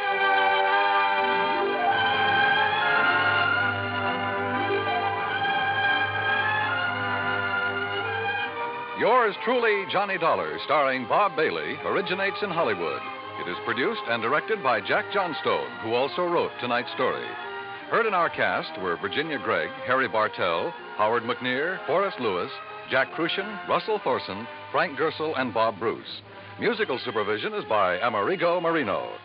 Be sure to join us next week, same time and station, for another exciting story of yours truly, Johnny Dollar.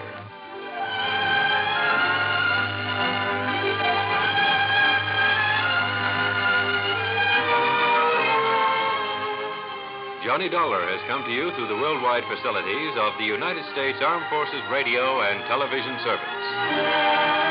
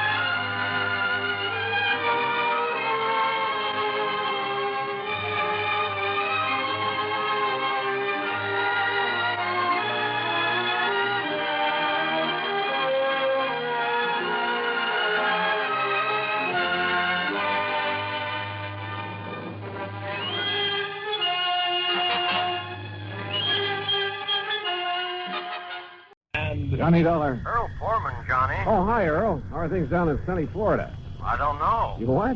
I'm calling from Green Mountain Falls, Colorado. What under the sun are you doing out there? Fishing trip? Hardly. Because if it is, I'll join you. I want you to join me, all right, but no fishing.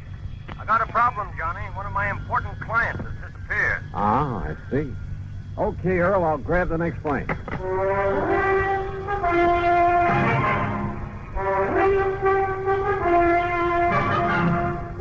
Bob Bailey in the exciting adventures of the man with the action-packed expense account, America's fabulous freelance insurance investigator. Yours truly, Johnny Dollar. And now, Act One of yours truly, Johnny Dollar.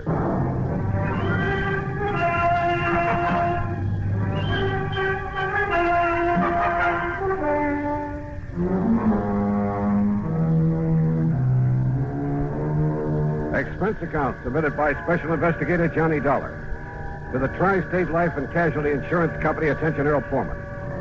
Following is an account of expenses incurred during my investigation of the Three Sisters matter.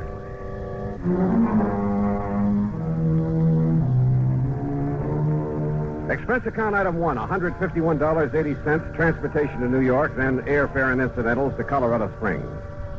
Earl met me at Peterson Field, the municipal airport. Oh, I'm glad to see you, Johnny. Hi. Toss in your bags and hop in. Okay, sure. And where's this Green Mountain Falls you call from? A little place about 12, 13 miles east of here. I'm staying at the Lucky Four Ranch. One of the last places Rolinov was seen. Rolinov? Misha Rolinov, the concert pianist. Oh, no. Oh, sure. Yeah, I've heard of him. He has a little place up on the mountain just back of the Lucky Four where he and his daughters live when he's not on concert. Daughters? How many? Olga, Maria, Ada. Now, here's what happened. Rolinov and the girls, well, they're really stepdaughters, by the way. Oh, where's the mother? She died some years back. Well, anyhow, they arrived up here about 10 days ago, right after his last concert swing over in Europe. Well, what does he do when he's up here? He and the girls just loaf. Oh, he has a piano in his cottage to keep him practiced, that's all. And now you say he's disappeared. You see, Johnny, he was fond of taking long walks. This is pretty good hiking country. Well, I can see that all right, if you're part mountain goat. Yeah. Well, anyhow, 3 days ago, right after breakfast, he started out on his usual morning walk. He stopped in for a second cup of coffee with Ray Schmishny and his wife. Who are they? Ray and Glee run the Lucky Four. Oh, yeah. Well, go on. Well, that's all. That was the last time Rolinov was seen. Well, was any kind of a search been made? Yes, and that's not easy terrain to search. There's been quite a bit of snow, too, enough to cover up any tracks he might have made. All right. Do you know of any reason he might have wanted to disappear? No, I don't think so. I knew him very well, Johnny. I've known him for years. Of course, he occasionally got fed up with having 3 girls around his neck all the time. Silly man. Well, that who wouldn't, but he loved them, I'm sure. Especially Ada, the youngest. She's a brilliant pianist. Hey, Earl, tell me, how did the girls feel about him? Really feel about him? Oh, now, just a minute. Well, you said yourself they aren't his own blood. Well, just wait till you meet them and decide for yourself. Yeah, Earl, I will.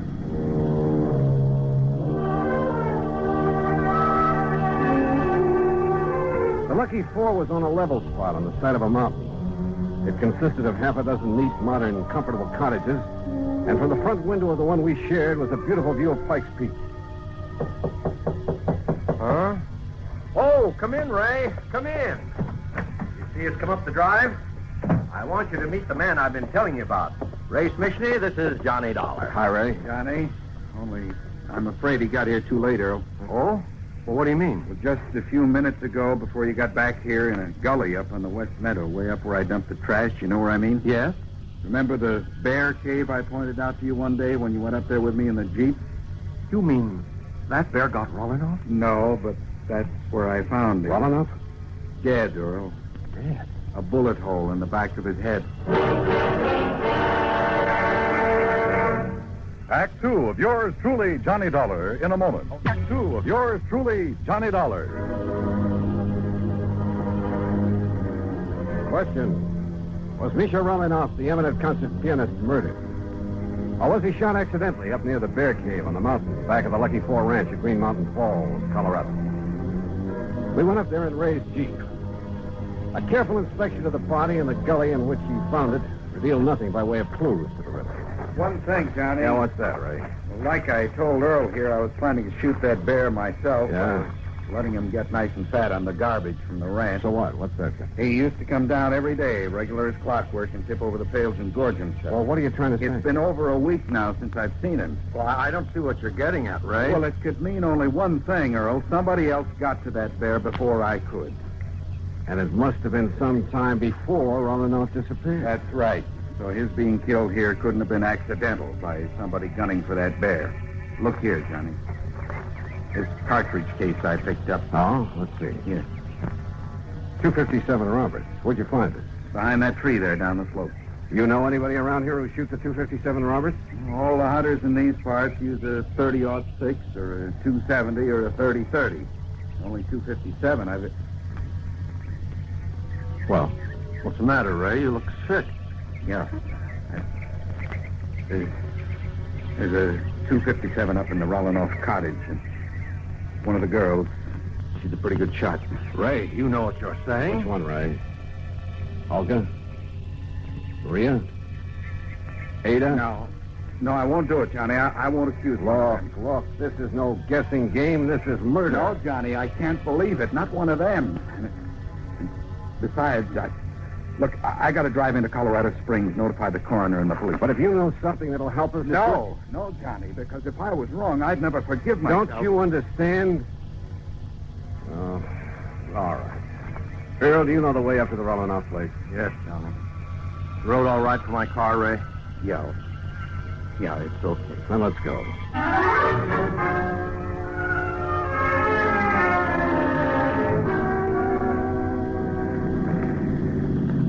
Hey, take it easy, Earl. This road isn't much wider than the car. I know it. Rolinoff Cottage is right up in that clearing, middle of that big meadow. You know those daughters, stepdaughters. You figure which one of them might have wanted to kill Rolinoff? Oh, no, Johnny, no. Well, who's the beneficiary of this policy? Well, it's a very unusual policy. Now, what do you mean, unusual? There's no beneficiary specifically named. What? The beneficiary or beneficiaries are to be the same as the heirs that are specified in Rolinoff's will. Well, who? Nobody knows. Well, where is his will? Same answer. Well, now, look here, But he always made it very clear that his will would show up at the proper time. I assume, of course, that his stepdaughters will be his heirs. Oh, but if they're not... Oh, this is the Rolinoff cottage. Wow. Yeah. Quite a lot of cottage. And just as nice on the inside as it is on the outside. Rolinoff used to complain now and then about some of the feminine frippery all around him, but, well, he liked it. And you're sure they all got along well together? Well, of course, every family has a little spat once in a while. Johnny, now listen to me. Earl, we shall see what we shall see. I know that after what Ray said, the evidence kind of seems to point to one or all of them, but, well... Yes? Oh, hello. To say the girl who stepped through that door was beautiful would be the understatement of the week.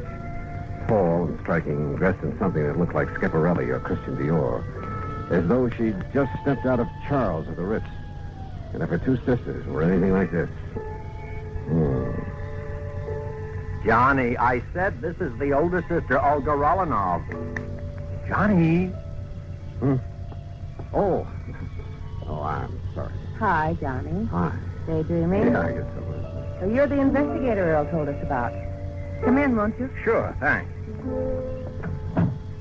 Have you found out anything about Daddy? Olga, that's what we... No, Olga, we haven't. Oh, dear, it's such a terrible... Oh, wait a minute, Johnny. You wait. Ada, we have guests. Oh? Hello, Earl. Oh, hello, Ada. And this good-looking man is Johnny Dollar. Hi. Hello. Well, that's a nice, warm welcome. Ada, why don't you go in and fix your hair? You look a fright. That plain old house dress, really. What's that you're playing, Ada? It's the last thing Daddy wrote. He wrote it frantically the morning it was almost as though he knew something was going to happen to him. Oh, come now. And he had to write it before it did happen. Oh? Where were you, Ada, the morning he left? Right here, Johnny. Playing this for the first time. Ever since he's disappeared, I've been trying to figure if it has some special meaning. Oh, Ada, that's such a silly idea. Is it? What did you mean by that, Olga? Oh, it's really... Well, it's like a lot of other silly ideas she gets over her music. Yeah, like what? A lot of things. As though she should be the concert artist in the family instead of Daddy. Maybe now that he's gone, I will be. I'll be greater than he ever was. Oh, sure. And I'll do it in memory of him. You'll do it for your own self-glorification.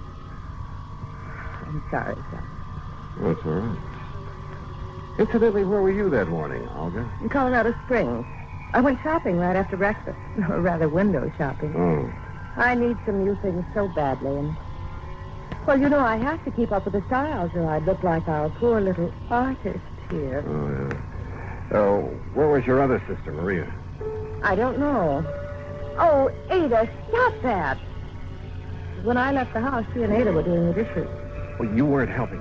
I told you, Johnny, I had to go into the spring. Oh, yeah. Where is she now? Oh, Maria's probably out in the hills somewhere, camping all Maria's right here, Olga. Hello, Earl.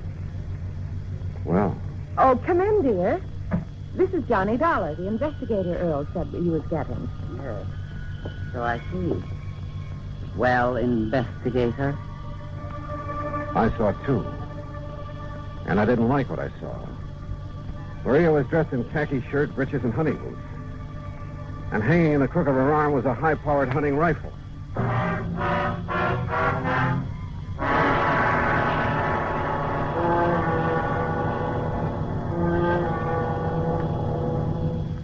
Act 3 of yours truly, Johnny Dollar, in a moment.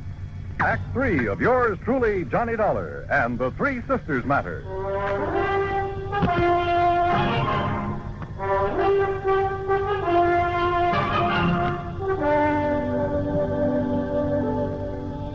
How about aiming that rifle the other way, Maria? Oh, sure. I'll set it down the corner. It's empty, needless to say. Better let me see it, huh? Oh, I told you it's empty. Are you a hunter too, Johnny? You talk as if you were, dear. Are you, Maria? Do you do a lot of shooting? Shooting, yes. Killing. Oh, Camping around these mountains, blazing away at anything that moves just for the sake of... How about that, Maria? Oh, it gives me something to do. Kind of a relief. What else is there to do in this godforsaken place? Have you any other guns? A little 22 that I use for plinking. We all use it. Why? I want to see that one you put in the corner, Maria. Sure. And please don't start waving it around the way you did. Here you are. Why are you so interested in it? Oh, 30-06. That's right. Johnny? And your only other one is a 22. That's right. But why? That's no 22 up there over the mantel. That's Daddy's son. An LT-57. Oh? Get it down for me, Maria. Why? And why all these questions, Johnny? Better tell them, Johnny. Yeah, I guess. Tell us what? We found your father's body. Body? Johnny, you can't mean that. I'm sorry. He was shot by a high-powered rifle. Where? Where is he? What happened? This is terrible, Johnny. Tell me. What are you crying for, Olga? I suppose you're glad, Maria. Because now you can do what you please. No more of those boring concert trips all over the world. No more of this godforsaken place, as you call it. All right, now I listen, suppose Maria. you're glad because now you'll have money, fancy clothes, Europe, the Riviera, South America, men. Stop! Stop talking like that. Why? Because it's true. No, because it's... Ada, for heaven's sake, stop playing that thing over and over and over. What are you trying to do? Drive us out of our minds? No, I'm trying to find out why Daddy wrote it. What compulsion made him feel he had to write it before he left that morning? Hey, wait a minute. Well, all I have to say... Wait, I said. What is it, Johnny? Ada, get back to that piano. What? Sit down. Play that thing again. Now play it, slowly. Stop. Johnny, what under the sun are you doing? Listen, Earl. The notes on a piano run from A to G like this. Don't you see? The first three notes of that thing she's been playing are A-D-A. Listen. A-D-A. Ada? Yes. Daddy wrote it as a message to me. Oh, now, wait a minute. The rest of it now, quickly. D-E-F-A-C-E, deface. E-D-G-E, edge. C-A-G-E, cage. B-E-D, bed. What is that supposed to be? Ada, deface, edge, cage, bed. The canary cage. Right. And that's exactly what I'm going to do. Tear out the base of that cage. Don't hurt them any bird. Will somebody please tell me what this is all about? Hey, look here. Look. It has a false bottom. Yes, but look what's in it. Hidden there. Yeah. Last will and testament of Misha Romanoff. Johnny. Plus... What does it say, Johnny? That note with it. Daddy's handwriting. What? Well, it looks like Rolinoff put the finger on his killer. Johnny, what does it say?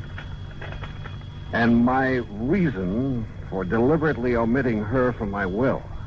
Omitting whom from his will? What are you talking about? Read on, Johnny. Let me see. Is not only because of the self-centered life she's always led. Not only because of her constant, completely selfish extravagance. I'm afraid that could apply to all of it. An extravagance which finally led her to forging my name on checks. Who, Johnny? Then, when I discovered that she was sneaking out and practicing with the old rifle that's kept over the mantel. The 257. It was kept over the mantel. Don't move. Oh, no, put it down. All right. So he cut me out of his will. And if I can't have what I wanted, you won't have it either. Now, look here, I'll Don't go. move. This gun holds 5 shots. I know because I reloaded after I killed him. Olga. And now you all know that I killed him. All right. 1 shot is for you, Maria. 1 is for Ada. 1 is for you, Earl, and 1 for Johnny. Olga, listen. And that leaves 1 for me. So that when I've finished, no one will ever know. Olga, you're out of your mind. Maybe so. But what difference does that make now? Because now there's no other way out for me. There's nothing else. I can't stand still. Because this is the end. It's all of it. No. It's empty. It's empty. The gun won't stop me. There's Maria's gun. Not for you, Olga. You creature. Oh.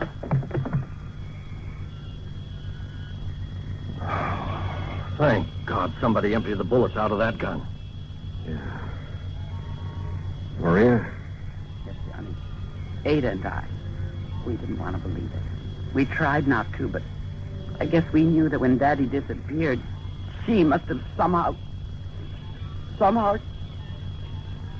said something like this might happen. And she did kill him. And she did. Oh, Johnny.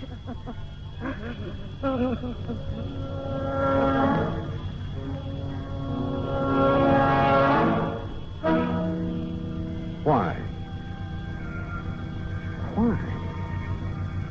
What kind of a mind could be so twisted?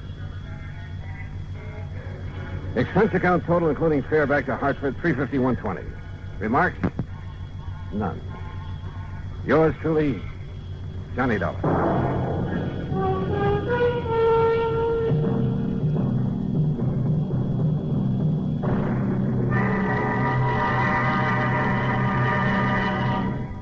Our star will return in just a moment to tell you about next week's story. Star to tell you about next week's story. Next week, a beautiful girl, a model, in fact, and unfortunately, a model crime to go with her. Join us, won't you?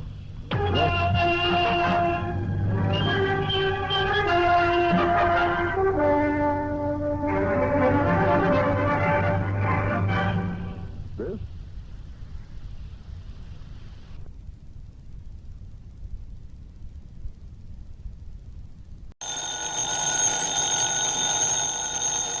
Johnny Dollar. Pat McCracken, Johnny. Universal Adjustment. Sorry, Pat, but the answer is no. Huh? My bags and fishing tackle are all packed. Johnny. My plane ticket is just waiting for me out of Bradley Field. Plane's due to take off in a few minutes, and believe me, I'm going to be on board. Well, fine. So don't try to stop me. Well, because what I called you about... Well, listen, Johnny. It's no use, Pat. I'll see you when I get back, and not until. That's what you think. Well, now, look, there's nothing so important that it can't wait a week or so. Wrong, Johnny. Now, listen. No, I'm sorry, but it's no use. But don't you see, Johnny, All I see is that it's time for me to get out there to the airport. I'll drive you out. Oh, no, you won't. Johnny, will you listen to me? So long, Pat. Johnny. And so help me if he tries chasing me out to the airport.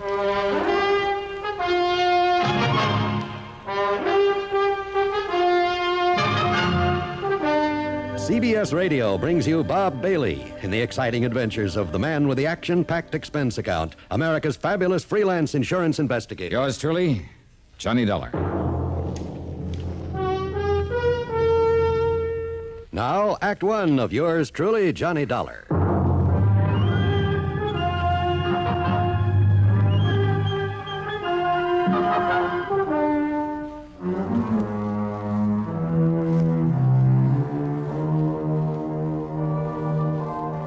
Expense account submitted by Special Investigator Johnny Dollar. Yeah, to the Universal Adjustment Bureau, Home Office, Hartford, Connecticut. Following is an account of expenses incurred during my investigation of the wholly unexpected matter. Well, it looked as though even my taxi out to Bradley Field was conspiring against me. It developed a flat tire along the way that almost made me miss the plane. Oh, and that cab and plane fare, item 1 on the expense account, $163 even. Though I didn't realize that at the time it was going to be paid for by Universal Adjustment Bureau. Anyhow, I got to the field in the nick of time, jumped aboard the ferry plane for New York. Just sit right here by the door, please, Mr. Dollar, Okay. until we get airborne. Oh, and be sure to fasten your seatbelt, please. Yeah, sure, miss. There you are. I thought for a minute we'd have to take off without you. Oh, not a chance. I wouldn't have missed this plane if I'd had to fly after it under my own power. Johnny Dollar. You're the famous private investigator, aren't you? Yeah, I'm an insurance investigator. Oh, I listen to every one of the exciting cases you handle every Sunday on CBS. Do you? Good. Only, believe me, they're not as exciting as they sound. I don't believe that. No, it's just like any other job of work. And as for that wild expense account of yours, thousands and thousands of dollars, That's a very touchy subject, Miss... Claire, my name's Claire. I mean, after all, Claire, a man has to wangle some kind of compensation on a job like mine. You mean because it's so risky and all, and I don't blame you a bit. Are you off on some dangerous investigation now, Mr. Dollar? No, sirree. No, ma'am. I'm heading for a place over in western Arizona, Lake Mojave Resort on the Colorado River. I know. The place you're always going to fish. Well, the place where I always try to get in some fishing. That's right. Something always happens and spoils your plans. Yeah, but not this time. You see, I do listen to your program. But now we're airborne, Mr. Dollar, so you can get rid of the seatbelt and go up to seat 11 that I saved for you. Oh, yeah, sure. Thanks a lot, Claire. Pleasure, Johnny, and I hope you have a wonderful trip. Oh, believe me, nothing's gonna stop me this time. For once in my life, I'm gonna... Oh, no. Yeah, I arranged for this seating myself, John. Pat McCracken. That's right. Sit down. Stewardess! Claire! Oh, John. Help! Now, you listen to me, Pat. Come on, sit down and make yourself What is easy. it, Mr. Dollar? What's wrong? Give me another seat on this crate. Oh, now, Johnny. I'm sorry, Mr. Dollar, but this is the only one left, and Mr. McCracken insisted that I save it for you. Oh, he did he? You wouldn't want to stand all the way down to New York. Besides, the airline wouldn't like it. Now, Pat... Okay. But only as far as New York. Yes? Yeah. If I were you, I wouldn't be too sure. Yeah? All right, now you listen. The minute we land in New York, where I can pick up another plane, Pat, you and I part company. You want to bet on that?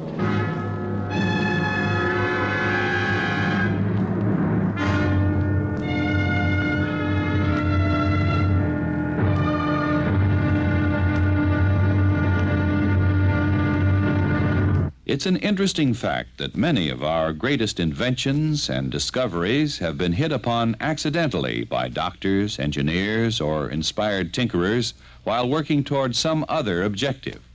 Thomas Edison had such an accident. While working on an advanced telegraph instrument, he noticed a faint musical sound coming from the revolving paper-covered cylinder he was using. He noticed that indentations in the paper caused the needle to vibrate, and the vibrations produced the sound. Setting aside the telegraph instrument momentarily, he experimented with the principle he had accidentally discovered. He fixed a needle to a diaphragm mounted on the short end of a horn and arranged this apparatus so that the needle would scrape on the revolving cylinder as it turned. Instead of paper on the cylinder, he used a covering of tinfoil and then spoke through the horn as the cylinder turned, and the vibrations of his voice caused the needle to make indentations of varying depths in the tinfoil surface. After a few models had been made and tested with minor success, Edison recited into the horn the nursery rhyme, "Mary had a little lamb." Then it was played back, and for the first time in history, a machine spoke with a man's voice. Thus the phonograph was born, an invention that grew out of an ingenious inventor's attempt to produce something else. The phonograph and all its various advancements and refinements up to today's tape recording have brought endless pleasure to millions throughout the world. More importantly, they have been used for the advancement of science and culture to an incredible degree. This is just one of many cases in which the illustrious Thomas A. Edison succeeded in his efforts by following the American inventor's traditional philosophy, there must be a way. Let's find it. Now, Act Two of yours truly, Johnny Dollar, and the wholly unexpected matter.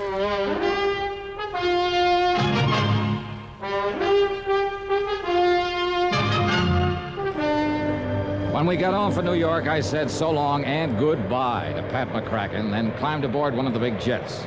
But just before takeoff, who should come barging in and take the seat next to me? Well, of course, Johnny. This is the seat that was assigned to me. All right now, Pat. How did you know what flight I was taking out of Hartford? Which one out of New York? Easy, Johnny, easy. I simply checked with the airline back there at Bradley Field. Ish. Now, instead of clamming up the way you did on the trip from Hartford to New York, let's talk about this. I'm sorry, Pat, but I'm on a vacation, and this is one time. Neither you nor anybody else is going to keep me from going out to... Yes? Well... Go ahead and say it, Johnny, to Lake Mojave Resort out along the Colorado. How did... I mean... Oh, what makes you think that? Well, where else in the world would you go to get away from it all for a few days? Well, lots of places. Not this time. How do you know? I'm just betting on it.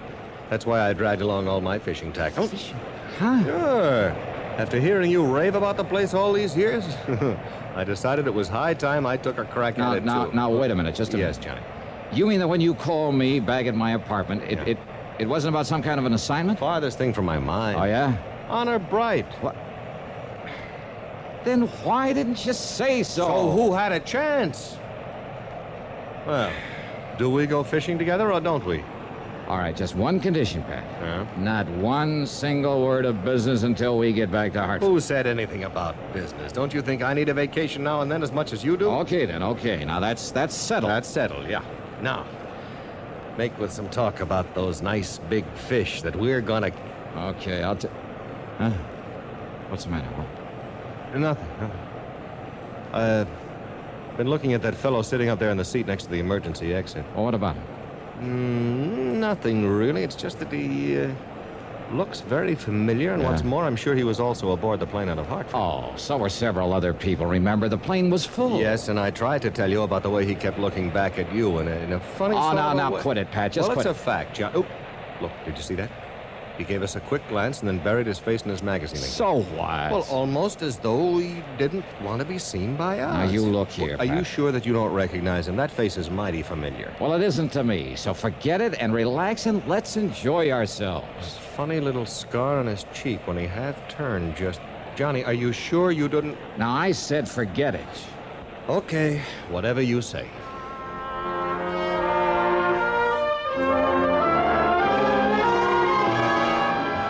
At Los Angeles, we grabbed another ferry plane, this one to Las Vegas, Nevada. Johnny, look, that same man aboard, and don't tell me so what.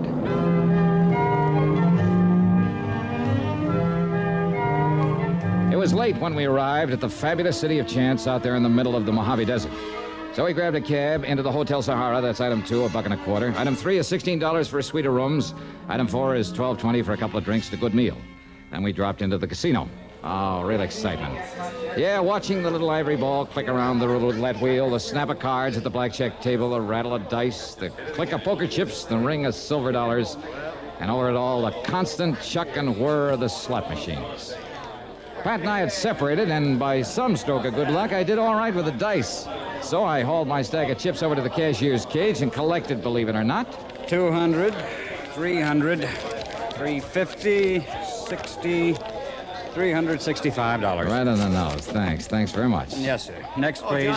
Johnny, there you are. Yeah, I sure am. Well, how you doing, Pat? All right, fine. Now listen. Yeah? That man we saw on the plane. That you saw. Well, I saw him again a little while ago while you were at the roulette table. He was watching you, and when he saw me watching him... Now, Pat, will Johnny, you... Probably, look, half a dozen people from Hartford have taken this same set of planes out here. After all, it's vacation time. A lot of people. Okay, Johnny, I hope you're right. Oh, sure I'm right. Now, look, let's get some sleep, and first thing in the morning, we'll head down to the lake, huh? Come on. Well, whatever you say, only stop worrying, will you? Will you? Sure, Johnny, sure.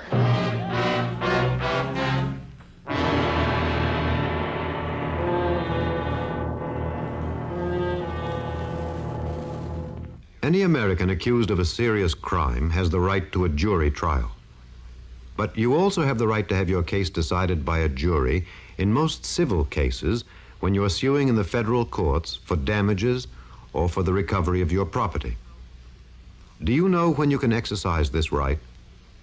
The answer is in the Constitution. The 7th Amendment says that you can have your case decided by a jury whenever the amount involved is greater than $20. This is one of the ways in which the Constitution seeks to provide every citizen with fair and impartial justice. It is one of the ways in which the Constitution ensures that this country of yours and mine shall be our country under God. And now, Act 3 of yours truly, Johnny Dollar.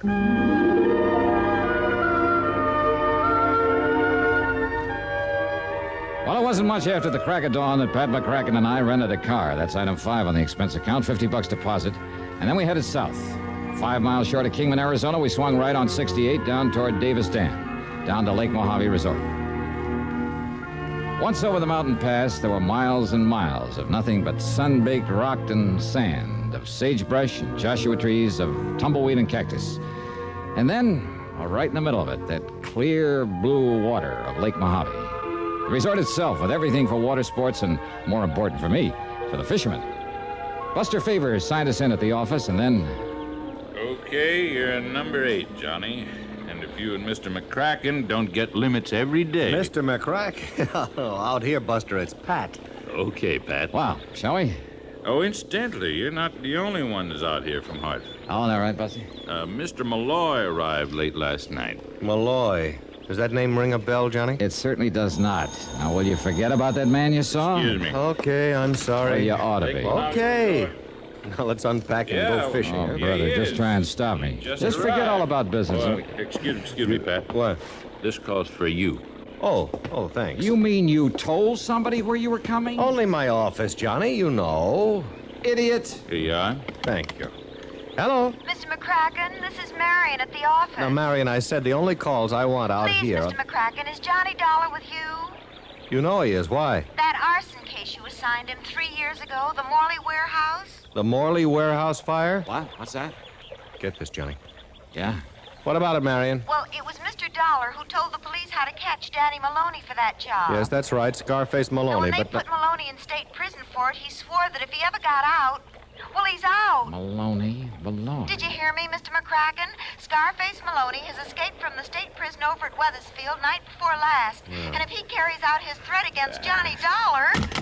You hear that, Johnny? Yeah, I heard. The man aboard the plane with a scar on his cheek? And you wouldn't bother looking at him. All right, now. Okay, wait. Johnny, you're on the expense account. Hey, what's this all about? Buster, the man from Hartford. Malloy, is it? Has he got a scar on his face, Buster? Why, yeah, on his cheek. Where is he? And come to think of it, Johnny, he asked when you'd be arriving. Where is he? Oh, he went out fishing early this morning. You know where, Buster? Just up the lake somewhere is all I know. All right, now. Did you tell him when I'd arrive? No, wasn't sure myself. Then we're one up on him. Maybe. Mr. Malloy looks like a mighty fine man to me. Don't be fooled, Buster. Johnny, what'll we do? Buster, you're the best judge of character I've ever known. Thanks, Johnny. Well, Johnny? Pat, you and I are going fishing. What?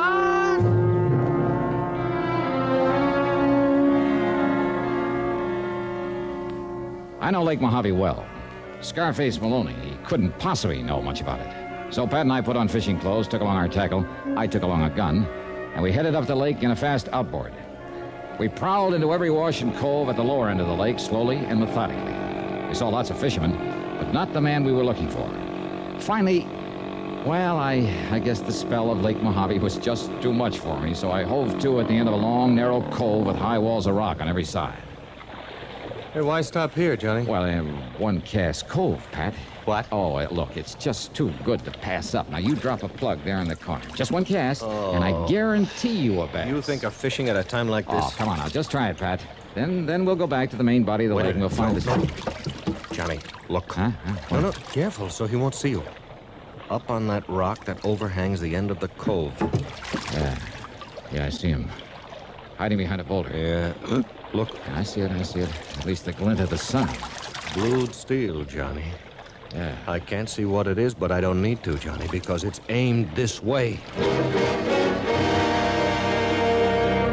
Of all the heavenly bodies, the moon has gained such importance that it's continually in today's news.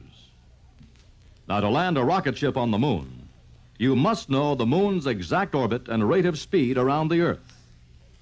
For decades, scientists were sure they knew these facts, but one man felt they were wrong and proved it. Simon Newcomb was born in 1835 in Wallace, Nova Scotia. Throughout his childhood, he amazed his elders with his uncanny perception of mathematics. While in his teens, Newcomb joined his father, who was teaching in the United States. In 1854, they finally settled in Maryland, where Newcomb also became a teacher. One day on a trip to Washington, he visited the Smithsonian Institute. From then on, he spent every free moment studying from its wonderful wealth of books. Reading book after book, he stumbled onto 4 volumes which kindled his enthusiasm into a brilliant flame. The books told of the amazing world of astronomy. Early in his new career, he became especially interested in the moon. He studied it intensely. One evening, he noticed that it seemed to be lagging a little behind its predicted schedule of motion. Surrounding himself with tables and charts, he painstakingly pursued the possible error. After exhaustive effort, he found it. An error in computation had been made back in the year 1675.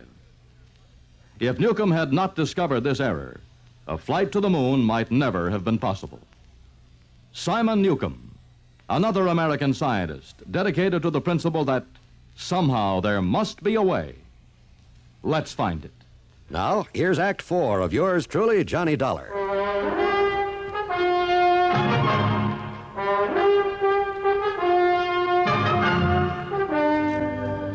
The end of a long cove surrounded by high walls of rock, and on top, a man with blued steel in his hand, aimed straight down at us. Johnny, with the sun on our faces, he's got the advantage of us.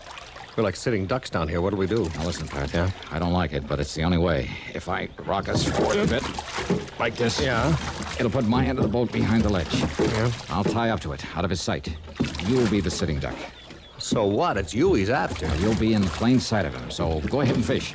If you get something, and I'm sure you will, make like you're talking to me, like I'm still here, huh? And you? Through that crevice. Do you see it there?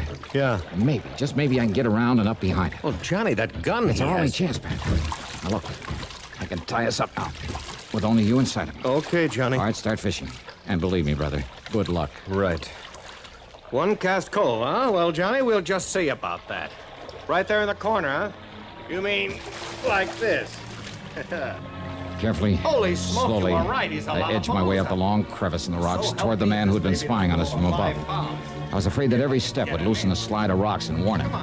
But all of his attention was on the boat in the cove below where Pat, bless his heart, was dragging out his fight with the fish. The man's back was to me, and then... Oh, wait a minute. Blued steel? Sure it was. Yeah. An old pair of binoculars. Then I slipped on a small rock. Oh, why, Mr. Dollar. Yeah, that's right. Who are you? Malloy's the name, Mr. Dollar. Franklin J. Why, that gun. That's right. Why, good heavens, I didn't realize you were this jealous of your fishing secrets. Now, what's that supposed to mean? Malloy, Maloney, whatever your name is? Please put it down, sir. Brother, you start talking. Well, you see, it's just that I've heard so much about your fishing over here over the years. Oh, yeah? And when my lady friend who works for the airline back there in Hartford... Your lady friend... what? Well, when she told me you were coming out here again, I thought maybe if I kind of spied on you, well, maybe I could learn to catch some of the nice big fish out here the way you do. Now, Mr. Malloy. I didn't think you'd go so far as to use a gun to protect... Johnny! Yeah, I'm here, Buster. Oh, yeah. Well, I just thought you and Pat here ought to know about another phone call just came in. Yeah? Those Hartford police of yours must be pretty good. What's that mean? They picked up that Scarface Maloney about an hour ago, and he's back in the pen. Johnny! Oh, and I see you found Mr. Malloy. Buster, please, Mr. Dollar. I'll get to you in a minute. Hey, Buster, you take Pat out where he can catch some little bluegill or a tired old carp, maybe. Eh? Mr. Malloy and I are going after some real lunkers. A couple of secret spots I know. Well, sure. Okay, Mr. Malloy? Bless you, Mr. Dollar.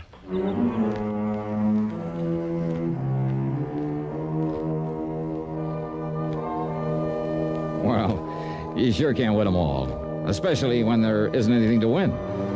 And at long last, I got in a full week of fishing at Lake Mojave. Expense account total? Well, Pat, you add it up. After all, you're paying for it. Yours truly, Johnny Dollar.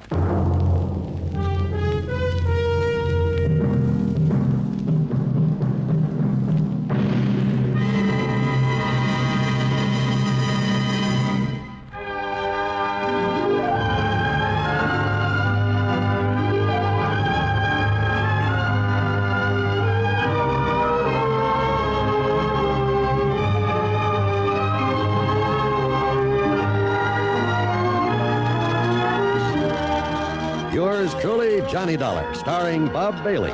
Originates in Hollywood and is written, produced, and directed by Jack Johnstone.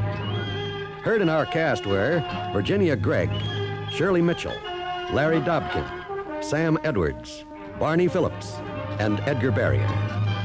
Be sure to join us next week, same time and station, for another exciting story of yours truly, Johnny Dollar. This is John Wall speaking.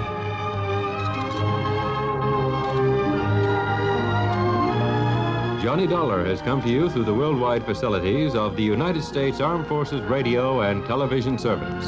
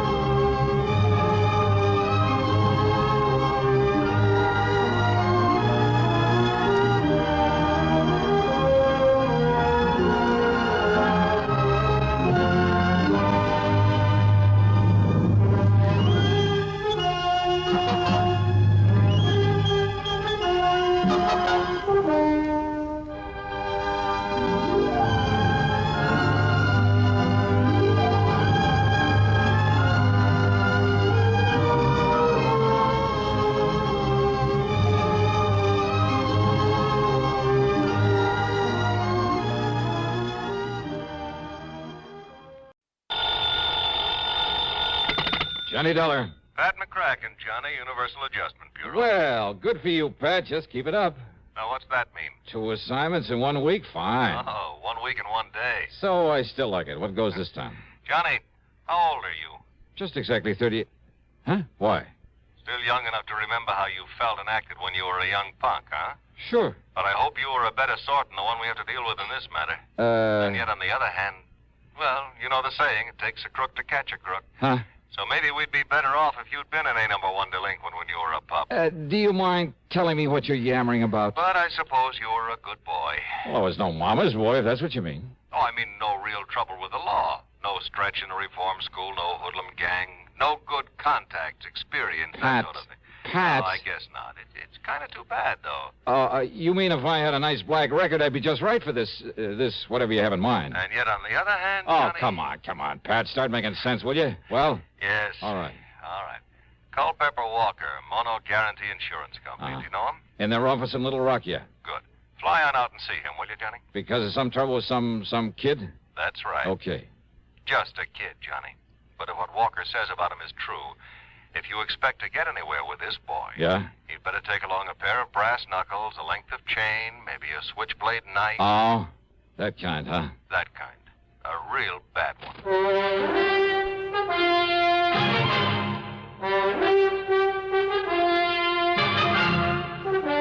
CBS Radio brings you Bob Bailey in the exciting adventures of the man with the action-packed expense account, America's fabulous freelance insurance investigator. Yours truly, Johnny Dollar.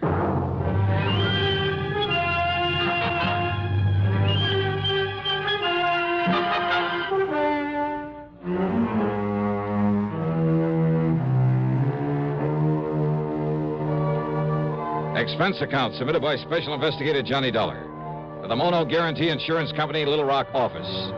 Following is an account of expenses incurred during my investigation of the Bad One matter.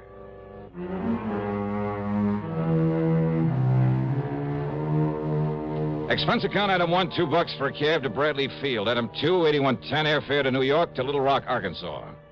The plane had left New York at 6 p.m. At 8:50 Central Time, we set down at Little Rock Municipal Airport.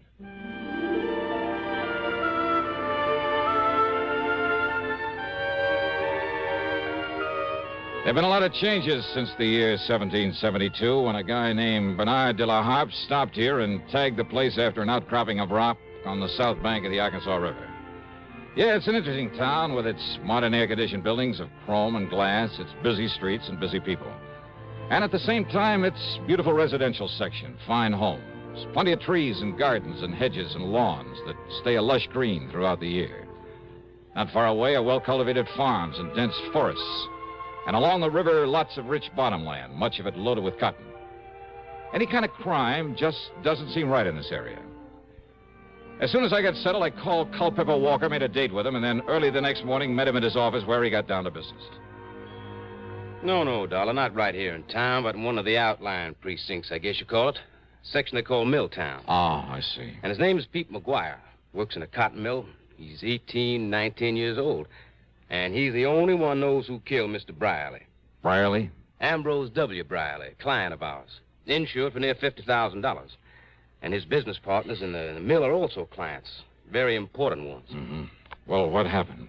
Monday night of last week, Mr. Brierly was driving along with a payroll for the cotton mill, like I said, over in Milltown. That's east of here. Yeah? Somebody ran his car off the road, bashed in his head, and took the payroll, some $17,000 in cash. He was carrying all that money around alone at night? Well, he'd taken it out of the bank here in town just before the bank closed. He started out for the mill. But he'd had some trouble with his car, with one of the front wheels, and he had to stop and have it fixed. By the time he got on the road again, it was nearly dark. Well, tell me, you sure he didn't just swerve off the road by himself? No, he was shoved off by another car. Tire marks, the skid marks, showed just how it happened. Chief Andy Fisher of the Milltown Police Department checked that out. I see. Well, could the police identify the killer's car by those tire marks? No, sir. And that's where the McGuire boy comes in. How do you mean? I mean, he was caught running away from the scene. Not more than, well, couldn't have been more than 1 or 2 minutes after it happened. Caught by whom? Well, police car. Chief himself was in it. Just checking the beat out there. He chased the kid down and brought him in for questioning. Well? Nothing. Nothing? What do you mean, nothing? All they could get out of that tough young punk was absolutely nothing. Well, then, what am I supposed to do if the police haven't been able to get anything out of him? Well, you could try, can't you? But it's a matter for the police. If it wasn't for Mr. Brierly's partners. Now, what do they got to do with it? Their insurance. Insurance on the cotton mill. Thousands of dollars in premiums every year. So? Well, I can't afford to lose it, Dollar. Well, so why and should they're the ones, his partners, who insisted that I get you out here to investigate. Oh. Yes, sir. Mr. Dollar? Johnny? Okay, Culpepper, I'll see what I can do. Item 3, $50 deposit on a rental car, and I drove over to Milltown, to the one-room police headquarters in the city hall. Yes, sir, Miss Johnny. I was right there at the scene of the murder in my prowl car, right after it happened. Oh? How come, Chief? Man at the bank had told me about Mr. Brierly's car trouble. It was getting dark, light rain falling, and Mr. Brierly toting all that money. Well, I thought I'd better make sure he'd gotten to the mill all right, so I started out that way. But what happens? All right, what happens? I got there to Spring Road crossing, and there's his car in the ditch, and another car towing away up the road. Oh? And this young Pete McGuire trying to get his motorcycle started and get away from there. Kind of he seen me arriving on the scene. So when I found Mr. Brierly's dying there in his car, I grabbed the kid. Yeah, if only I'd have had sense enough to follow up that other car. Now, you're sure this Pete McGuire didn't do it? Well, of course, he said he didn't. And that was before he clammed up like now when he won't say anything. And he also asked me, didn't I see that other car that left a couple of minutes before I arrived? Well, Chief, that doesn't prove... And there was another thing, Miss Johnny. You could still see by the tracks how that other car had shoved old Mr. Brierly's car off the road. Doc Hamper come along about that time. Could you read those tire marks? No, sir. But Doc and I could still read the tracks from that Pete McGuire cycle. Uh-huh. So he come along after the other car left. All right, I see. But he must have seen who was in that other car, so he knows who did it. Oh, well, now, wait. I'm sure of it, Mr. Johnny, because of what Mr. Brierly said. What he said? When? Well, laying there in his car, dying, thinking the Doc was Pete standing there. And he kept saying over and over. And, Peter, you saw it. You tell him, boy. You tell him who did it. You saw it, boys. You tell him. You tell him. Yes, sir, Miss Johnny. Over and over again, he said it. And then he died. I see. So he knew that Pete McGuire saw who killed him and robbed him. Well, maybe. Of course he did. That no good kid. Why is he no good, Chief? Why? Well, how should I know why, Mr. Johnny, except that he wouldn't go to school, he was a town bum, his ma never knowed where he was at. The most work he ever done was pushing a pool cue. Oh, well, now, most kids... That boy has been a troublemaker all of his life. 10, 15 times I tried to get him to send him to reform school. Hey, you really don't like him, do you? Nothing but trouble out of him. And I take it he doesn't exactly go for you. Huh? Maybe a cop hater even, huh? Yes, sir. That's right. A cop hater. Just like his old man was. Like his old man taught him before I had to kill him one night in a robbery. Pete's old man? They ought to send this cheap punk up to the pen. But first I got to find out who killed Mr. Brierly. Of course you're holding him, Chief. On what? Material witness, withholding evidence. There must be some way. Oh, with him claiming he's blacked out and don't remember anything? So that Percy Van Ashworthy Tetweiler upstairs... Percy Van who? What? The public defender. Got the judge to release Pete McGuire on his own recognizing or whatever it is. Recognizance. Yes, sir. So McGuire's out and free as a bird. But if he tries to run up before I can get him up before the jury... Oh, Chief, lots of But kids. don't you worry, Mr. Johnny. Everybody on that jury are my friends. So they'll lock him up all right. Yeah, I see. Be a kind of revenge, huh? Because he won't cooperate with you. Now, look, Mr. Dollar. Or maybe just because he's a cop hater. Where'll I find this Percy Van, this public defender? Upstairs in his office.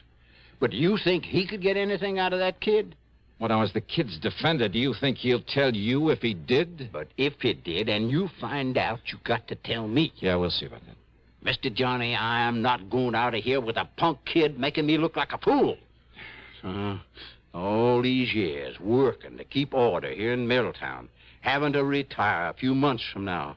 Yeah, and going out no richer than when I was walking a beat. So maybe I'll have to live with some of my relatives somewhere out west. But you think I'm going to leave with this kid making a fool out of me? I'll see you later.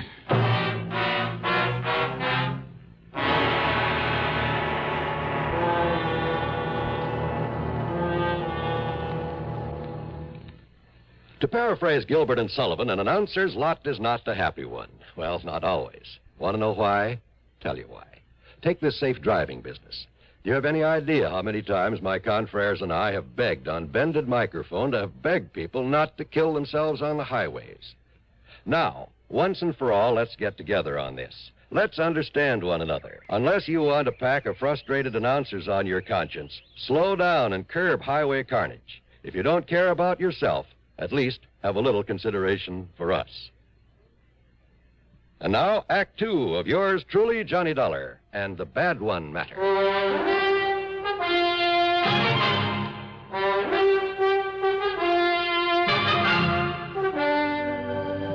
Percy Van Ashworthy Tetweiler was hardly what his name might have implied. And, call me Tet, will you, Johnny? I don't like the name Percy any more than I imagine you do. Yeah, sure, Tet. Now, as I was saying, in spite of the Chief's feelings about him and all the trouble he had with Pete's father, well, put it this way. That poor ignorant kid has had the odds against him ever since the day he was born. His father was no good. So I understand. His mother was an alcoholic. And because he's always been a stupid little runt, the other kids always bullied him. Oh? Yes, and when they'd pull a job, none of them very serious, I'll grant you, they'd leave him behind so that he'd be the one to get caught for their mischief and petty thieveries. He didn't dare peach on them or they'd beat him up. And the chief never let up on him. So he's hated cops, hated anything that had to do with law and order. Yeah. Which includes you. Yes, I'm afraid so. In spite of my attempts to get close to him. And even you haven't been able to get him to talk. I've tried everything, Johnny, from sugar-coated kindness to the worst threats I could think of. Everything short of Chief Fisher's heavy-handed methods. Oh? You mean the good old third degree, the rubber hose tactics and things like that? Well, of course, the chief denies it. Oh, sure he does. And don't forget, I'm the one who got the judge to let him out on his own recognizance. Why? In the hope he'd open up to me. But to Pete, I'm still the law, just as much as Chief Fisher and Judge Thurber. Well, weren't you taking a big chance on his running away? But he hasn't. Yeah, I wonder why. Won't do any good to ask him. Believe me, won't do any good to ask him anything. Oh. Look out there, out the window. Here he comes now. Pete McGuire? Yes. Okay, give me a try. What? Yeah, look, don't tell him who I am, what I'm here for. Johnny, if I thought you could do any good... Believe me, I could... But don't you see, unless he talks, the jury, all of them friends of Chief Fisher, and if he tries to run... Now, listen, I'm no friend of yours, see? Maybe I'm a troublemaker, a con artist. What? Yeah, you want me out of town. You've threatened to have me locked up if I... Hey, wait, here he comes. But, Johnny, I'm afraid I don't... Yeah, okay, you just try and do it, see? I got a right to make a living, and unless you got some formal charge against me... All right now, Mr. Tetweiler. Pete, come in. Now, listen, Tetweiler... You, sit down, Dollar. Sit down. Yeah, make me. If I have to, No, Pete. Pete, do you want to talk now? Yes, sir. Good. Yes, sir, I sure do. Well, if that's all you got to say to me... No, Dollar. Stay, I'm not through with you. That's what you think. Well, Pete? Public defender, huh? That's right. And that's why You're I tried to... all trying to trick me is all. What? So you got me out of the clink, huh? That's right. So's now you think I don't know I'm being followed all the time? By that chief of police or one of his men all the time wherever I go? And I think I know why, sir. But the chief promised me, Pete. Yeah, the chief promised you. You believe that dirty cop? I tell you, Mr. Tetweiler, you get him off my tail. Now, listen, Pete. And don't you see, if you just tell me what you know about the murder of old Mr. Brierly... Pete? Pete, please, boy. Pete, listen to me. If you're trying to protect someone by holding back... Did I say I was? I say I really know anything? Well, the chief says you do. Well? Oh, Pete, for the... Look, you're in trouble, boy. I'll get out of it my own way. No one's really proved you didn't kill him. So unless you tell me what you know... You just keep that cop off my tail. Hey, wait a minute, kid. Pete, come back here. See you later, Ted. No, Dollar, come back here. That's right. Hey, wait a minute, kid. Hey, Pete, your name? What's it to you? So you don't like the cops either, huh? Either? Got a tail on you, huh? You want to learn how to shake a tail from an expert? Expert, huh? Yeah, that's right, me. He called you Dollar, huh? That's a good name. Sounds like money. Oh, yeah, baby. Yeah, maybe plenty of money. And maybe I can use some help in this burg, huh? Help in what? Why not just wait? Talk here in City Hall with the cops liable to show. Hey, you got a car? I got a cycle. All right, good. I got a car, a good one. So tell me where to meet you, huh? You don't care if the cops are following me, if they follow you, too? You think I couldn't shake them? Maybe. All right, you head for wherever you want me to meet you, see? Now, and listen. If I spot somebody following, Pete, I'll shake them so easy. You sure of that? Sure, I'm sure. Then I'll meet you wherever you say, huh?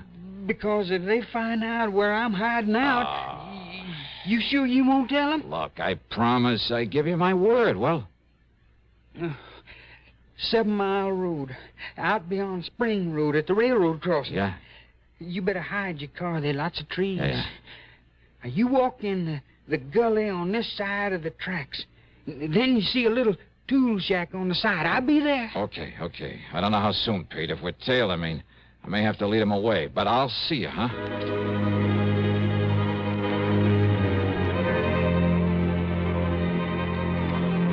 We were tailed, all right. And I could see by whom.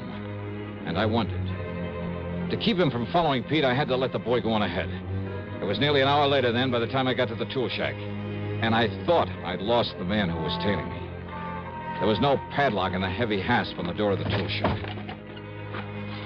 So y'all come on in, Mr. Johnny. Johnny?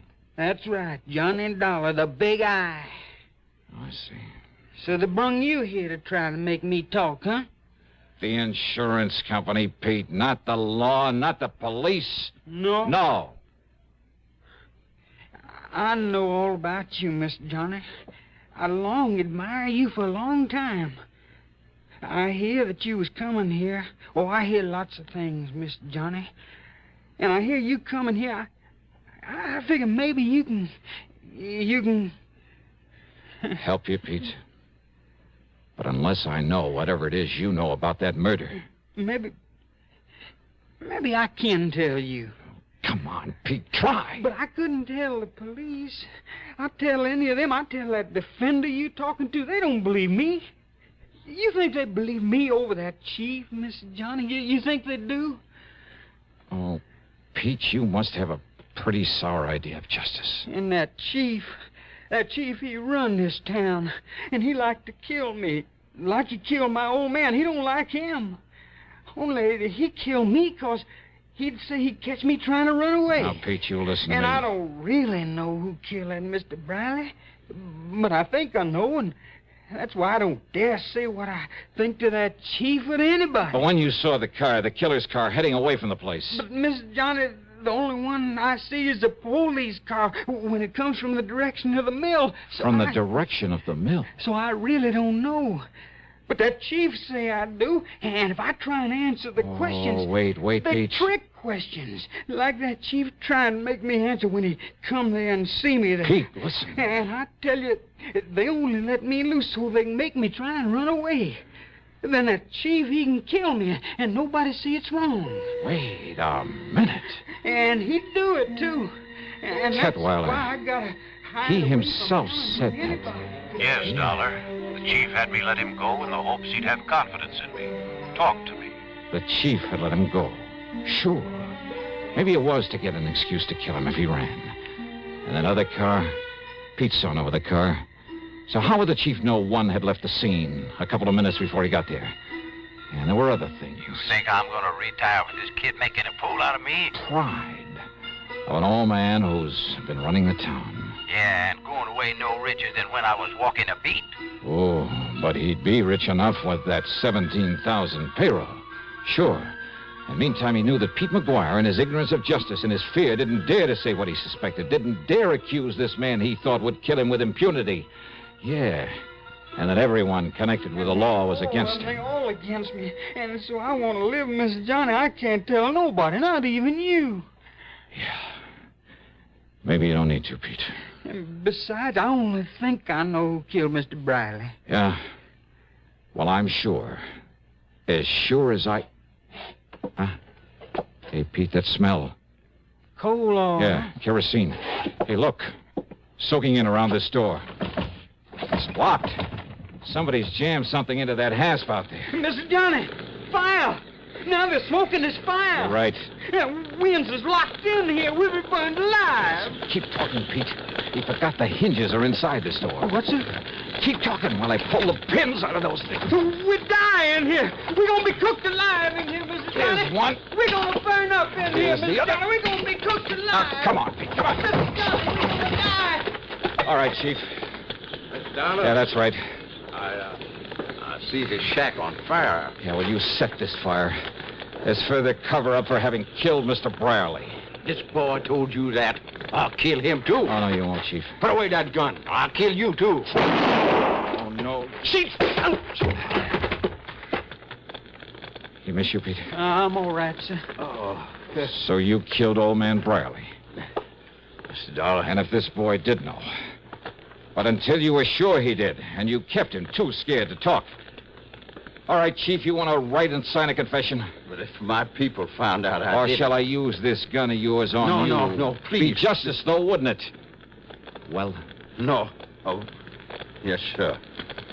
I'll sign the confession. Okay, then. Up on your feet. Up on your feet.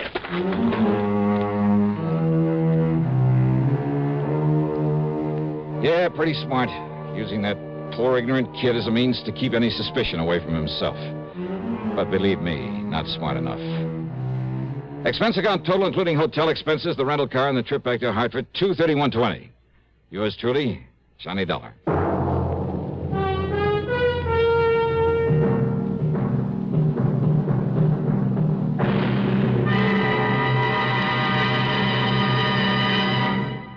Catching a cold? Well, I guess most everyone knows that the smart thing to do when you feel a cold coming on is to get plenty of rest. But there are some days when no matter how miserable you feel, you just can't stay in bed. And if tomorrow is one of those big days and your cold is complicated by constipation, well, that's when you'll appreciate X-Lax most. You see, X-Lax has the qualities doctors consider most important in a laxative. It's gentle, effective, and close to natural acting. Taken at bedtime, X-Lax won't disturb sleep. It works effectively, overnight, to help you toward your normal regularity. And X-Lax is so close to natural acting, there's no upset or discomfort. So gentle, it's even recommended for children. So, if tomorrow's a big day for you, if you have a cold and need a laxative too, take X-Lax, a laxative with the qualities a doctor would recommend. X-Lax. Now, here is our star to tell you about next week's story. Next week, the double deal matter. And I give you one guess about who comes out at the short end of it. Join us, won't you? Yours truly, Johnny Dollar.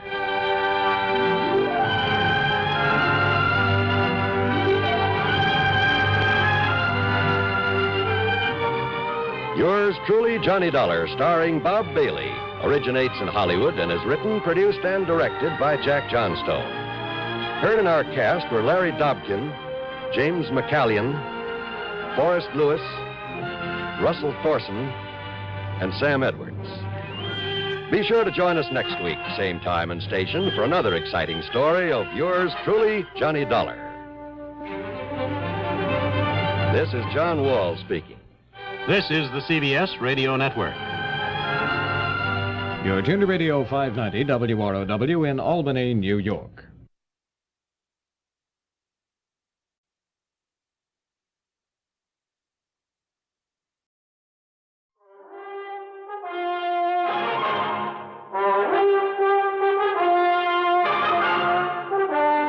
CBS Radio brings you Bob Bailey in the exciting adventures of the man with the action-packed expense account, America's fabulous freelance insurance investigator. Yours truly, Johnny Dollar.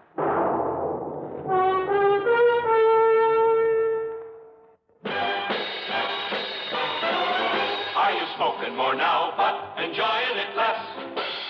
Have a real cigarette, have a Camel. The best tobacco makes the very best smoke. Have a real cigarette, have a Camel. Are you looking for flavor and mildness? Have a real cigarette, have a Camel. The best tobacco makes the very best smoke. Have a real cigarette, a real cigarette, a real cigarette. Have a Camel.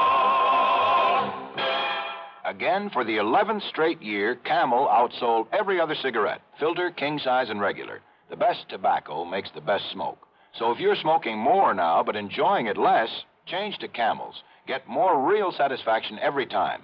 Start to really enjoy smoking again. Have a real cigarette, a real cigarette, a real cigarette. Have a Camel. And now, Act One of yours truly, Johnny Dollar.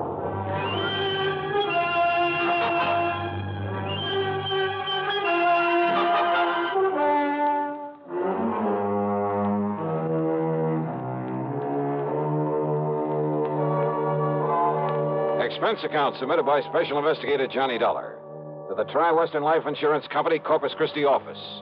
Following is an account of expenses incurred during my investigation of the Unholy 2 matter.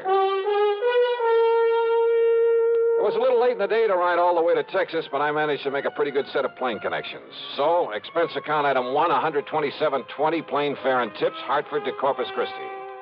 Item 2, $4 even for a cab in from Cliff Mouse Airport to the Driscoll Hotel on North Broadway. As I was about to sign my name on a registration card for the benefit of the room clerk, well, I guess this is a pretty small world at that. And I'm sure you're going to find this room very comfortable, Mr. Dollar. Sure. Okay, then, Obi. I'll see you first thing in the morning. We are. Thank you, sir. Right now, I'll turn over and tell Wayne to stock this. Boy, Yeah. take Mr. Dollar's bags up to room. Dollar? Excuse me. Did I hear the name Dollar? What's that?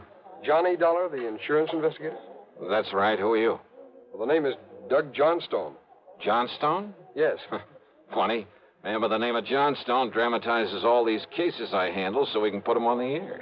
Jack Johnstone. That's right. Well, I'm his younger brother, Douglas.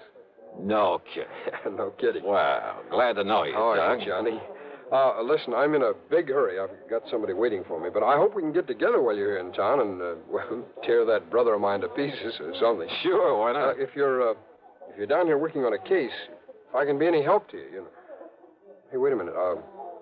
Are you here to look into the Peterson matter by any chance? Well, frankly, I haven't the least idea. I wonder. Well, can you tell me this? Did Jack Price over at Tri-Western Life send for you? Yeah? Clerk, may I have a piece of paper, please? Oh, yes, sir. Here you are. Sorry, I've got to rush out of here, Johnny, this way, but... Well, who is Peterson, Doc? Here's my address and phone number. That's both the home and the office. All right. Now, maybe I can be of help to you, so don't lose that. Huh? Yeah, okay, thanks. But now, because Doug, if it is on account of old man Peterson, Johnny, well, I've got some ideas about it, and then, well, they could be helpful to you. If, as I say, that's why you're here. Well, what kind of ideas? Well, you know he was supposed to have died because his heart gave out on him. No, I didn't know. Yeah. But if you ask me, well, if it turns out this is the case you're working on, well, you give me a call now, will you? Yeah, sure. But look, why not tell me what you know about it? Well, Johnny, after all, you may be here for something entirely different. Maybe not. Well, why don't you see first what Jack Price has to say, huh? Well, now, look, Doug, you said... Johnny, this theory of mine could be all wrong. About the death of some man named Peterson. Yeah, John Ridgway Peterson. Well, come on, tell me anyhow. What is your theory? Well, it may not mean anything to you. You may have no interest whatsoever in Peterson. Oh, come on, stop beating around the bush, Doug. What do you think about his death? Well, okay. Murder. What? Yeah, Johnny. Murder.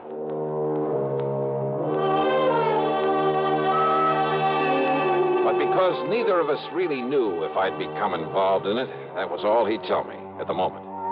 And as he said, he had to run off to meet somebody. It was late, and I was tired after the plane trip, so I grabbed a bite to eat. That's item 3, 2 1/4, then hit the sack.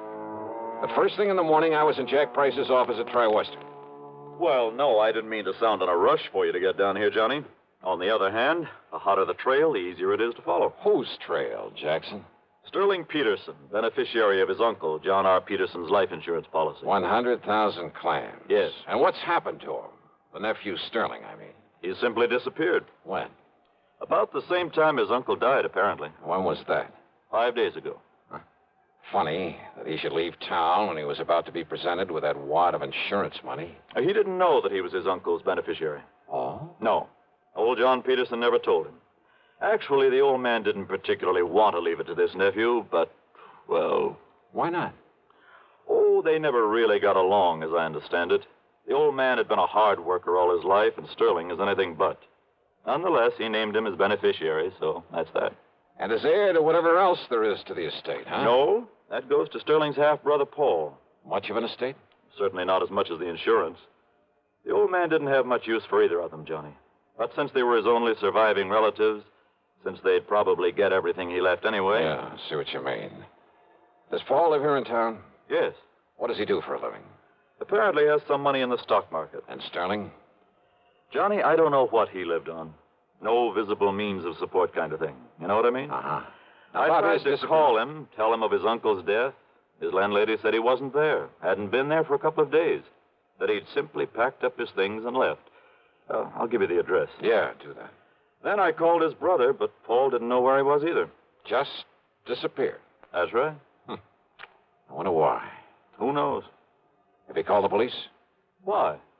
Just because a man suddenly leaves town? That's hardly reason to call in the police, Johnny. Maybe not. What? Sterling didn't know he was beneficiary of this policy. No.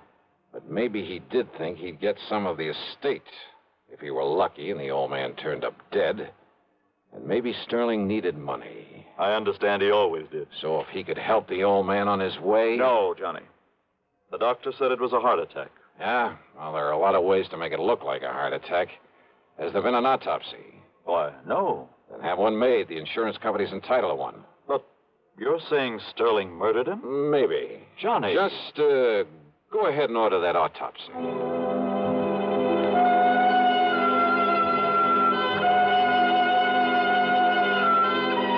Item 5, $1.25 for a taxi. I found Doug Johnstone in his office, a small place, but with a cluttered desk of a busy man. Full of stock market reports, that sort of thing. Doug brushed him aside and got right to the point. Yeah, I've got to know a lot about Sterling Peterson lately. Now, you see, I have interest in a handful of oil wells, a gas compressor station, and things like that. Ah, lucky man. Well, I spend quite a bit of time over at Merrill Lynch, trading in the stock market.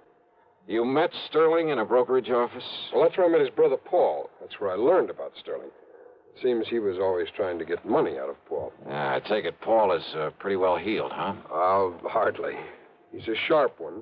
He has a pretty wild idea of how to make money in the market. What do you mean by that? Well, you know, it's always flattering for someone to ask your advice. Naturally. Well, I'd recommend he buy something like IBM.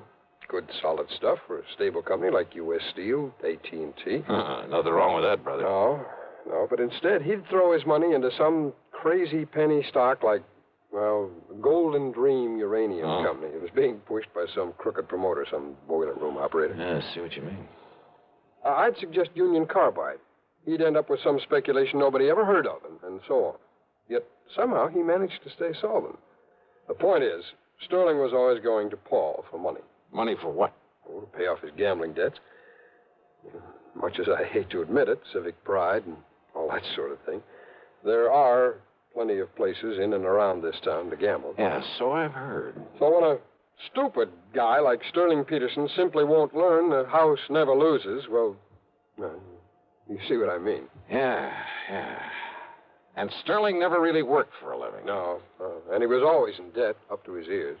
Isn't it possible he simply left town because his debts had caught up with him? Some of his creditors were getting tough with him? Well, Sterling needed money badly, and... Well, Johnny, I think he finally reached the point where he's willing to kill to get it. His own uncle? If what Paul has told me about him is true, yes. Now, you remember, he thought that he would inherit part of the estate. Which, of course, was wrong. But he didn't know that. Not then. Then his running away... Well, the way I look at it, Johnny, if he did kill his uncle... And you think he did? Yes, I do. Wow. Well, when he found out he wouldn't get his uncle's money, his property, after all, that he'd killed him for, nothing, he didn't know about the insurance, you know. Yeah, I know. Well, what was left for him around here? I'll buy. Nothing but a lot of creditors pounding on his door. And once people begin to think about that, they might get suspicious, start asking him questions about his uncle's death. Questions that he didn't have good answers for. But to run out is the surest way in the world to arouse suspicion. I know. It's stupid. Well, what do you think? Well, I'm not sure. But thanks. I'll see you later.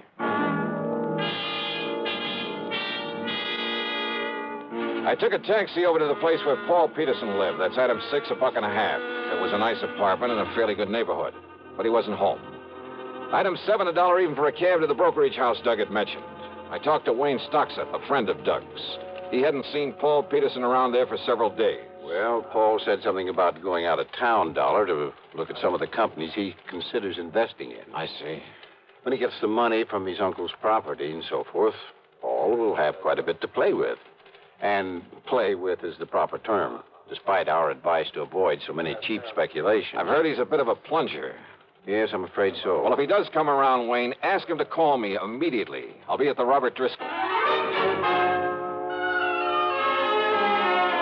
Item 8, $2 for a late lunch. Item 9, $1.30 for a cab to Jack Price's office. Now, wait a minute, Johnny. Yeah? Instead of hunting for Sterling Peterson, you're just hanging around hoping to find out the old man was murdered. Well, give me time, will you? But I tell you, the doctor who was with him when he died said it was heart failure. And I tell you, Jackson, there are plenty of ways. There are medical tricks. I can't Hold believe... it a minute, Johnny. Price speaking. Yes? All ready? Well, Doctor, what did you... What? Oh. I see. Thank you. What's the matter, Jackson?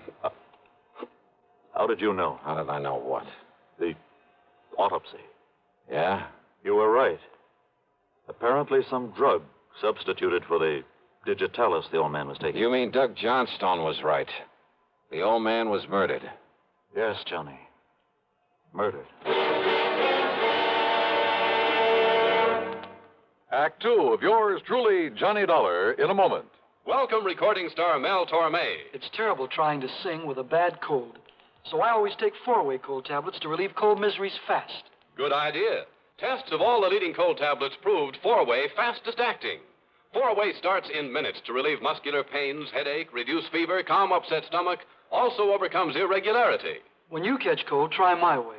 Take 4-way cold tablets. The fast way to relieve cold distress and feel better quickly. 4-way, only 29 cents. Now, here's a word about another fine product of Grove Laboratories. To get rid of embarrassing dandruff in 3 minutes, change to Fitch Dandruff Remover Shampoo. 3 minutes with Fitch regularly is guaranteed to keep unsightly dandruff away forever. Apply Fitch before wetting hair, rub in 1 minute. Add water, lather 1 minute. Then rinse 1 minute. Every trace of dandruff goes down the drain. 3 minutes with Fitch and embarrassing dandruff's gone. At the same time, Fitch can brighten hair up to 35%. Get Fitch Dandruff Remover Shampoo today. And now, Act 2 of yours truly, Johnny Dollar.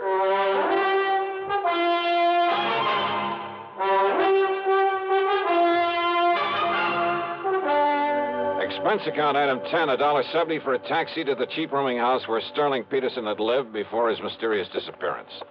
The landlady turned out to be quite helpful. Well, that chiseling, no-account, tin-horn gambler owed me 2 months back rent, Mr. Dollar. Well, if we can find him.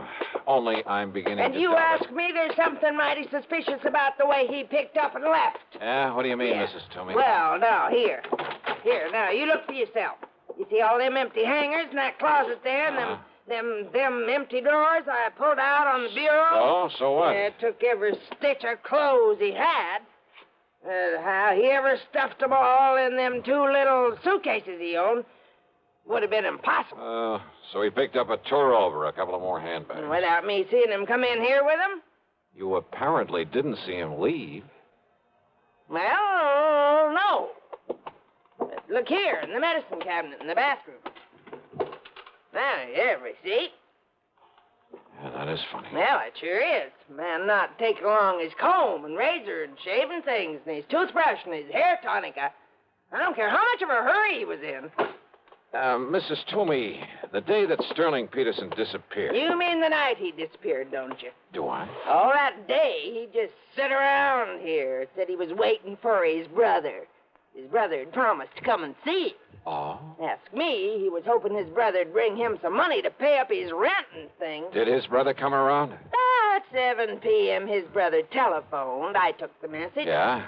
Said Sterling was to meet him at some dive out on Staples Street, so he left. And that's the last you saw of him. I heard him come back here and up to this room sometime after 2 a.m. But you didn't actually see him. I go to bed at a respectable hour. Then how are you sure it Next was? morning he was gone. Bag and baggage must have just plain sneaked out on me. No, I don't think so, Mrs. Toomey. What's that? A couple of things I learned earlier, a couple of things you've told me, and the stuff in that medicine cabinet. Eh? Now, I don't think you'd better bank on collecting any back rent. Not from Sterling Peterson. That death beat. Is he? Of course he is. Or is he just plain dead? I went back to my hotel. No, Paul Peterson hadn't called me. But there was a message from Jack Price, so I went to my room and I phoned him. I just wanted you to know the police are in on this now, Johnny. As a result of that autopsy. Yes, they're looking for Sterling Peterson, too. Also, they've been looking for you. They're very anxious to talk with you. Anytime they like. After all, it was you brought this thing out in the open by suggesting the autopsy. Because you had the idea that it might be murder. No, that was Doug Johnstone's idea, and a very good one. Have they talked with Paul Peterson? Well, I assume they will. Well, if he's back in town, huh? Okay, Jackson, thanks. Now, let's see. Yeah? Come in. Dollar? That's right. I'm Paul Peterson. I got your message. Wow. Come in. I understand that you're an insurance investigator, that you're looking for my half-brother Sterling. Ah, that's right. Who didn't know that he was the beneficiary of your uncle's insurance. Sit down. Well, thanks. I just got back in town from a business trip, and... That's so? Look, I found these letters waiting for me. Oh, from Sterling? Yes, here. Dallas, Wichita, Sioux Falls, South Dakota, Fargo, North Dakota? Yes, and by now he could be across the border in Canada. Yeah, maybe. Read it, Dollar. Just keep quiet and give me time, and you won't have to worry about me anymore. Yeah, the others are practically the same. Yeah. Neatly typewritten, no signature. I'm afraid it's obvious who they're from. So it looks as though your half-brother is running away. Now that we know your uncle was murdered. Murdered? Yeah, that's right.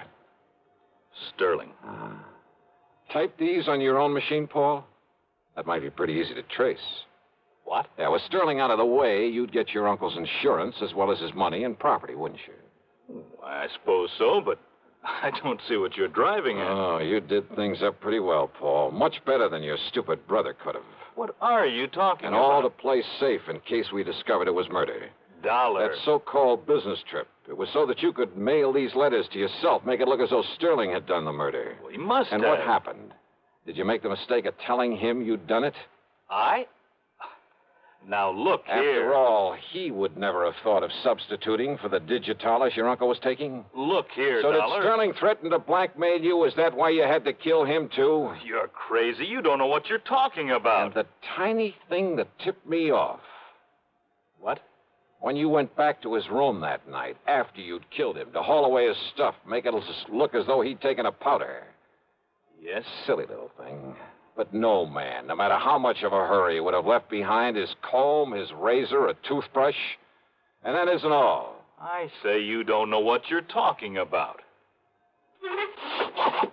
Or maybe you do. Oh, no, easy, Paul. That gun will make an awful lot of noise in here. No.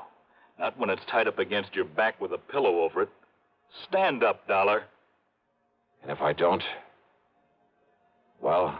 Okay, Doug. What? Kick open the door. I'll cover him. I tried it. The police. That's right. All right. Look, boys. I said you're covered, Peterson. Drop it. Drop it. Johnny, you okay? Yeah, sure, Doug. You hear it all, Sergeant? Yeah, sure did, Mr. Dollar. It's funny, though. Funny? All I really came up here for was to talk to you. Not much point in it now, is there?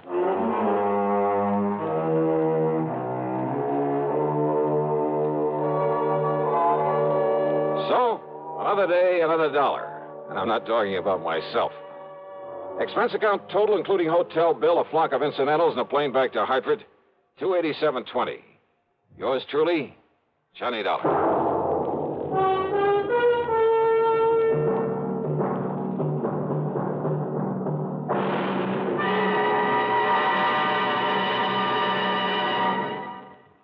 Our star will return in just a moment. Constipation is something people don't talk about much, but it can be a problem for anyone, even doctors. And when constipation occurs, it's interesting to see just what doctors consider important about a laxative they might use or recommend. Well, a majority of the doctors we heard from had this to say. A laxative should be effective, gentle, as close to natural acting as possible, and a medicine that can be used with complete confidence.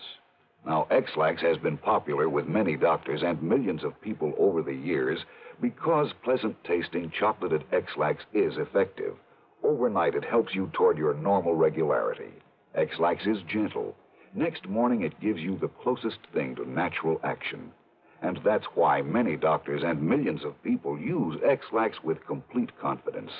X-Lax, the laxative that helps you toward your normal regularity gently, overnight. Is X-Lax in your medicine cabinet? Now, here's our star to tell you about next week's story. Next week, a hurried trip to Alaska to look for a clue to a murder.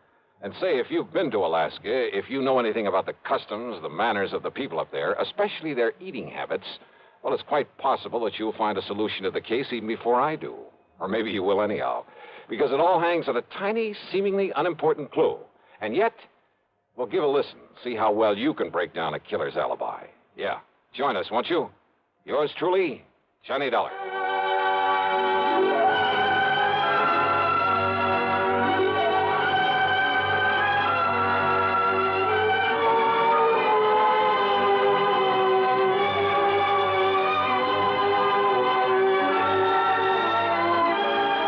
Yours truly, Johnny Dollar, starring Bob Bailey, originates in Hollywood and is written, produced, and directed by Jack Johnstone. Heard in our cast were Virginia Gregg, Jack Edwards, Forrest Lewis, Stacey Harris, Gil Stratton, and Barney Phillips. Be sure to join us next week, same time and station, for another exciting story of yours truly, Johnny Dollar.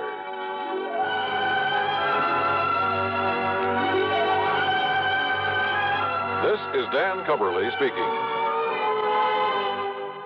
Tangled secrets unravel eerily all through the long night as suspense follows on the CBS Radio Network.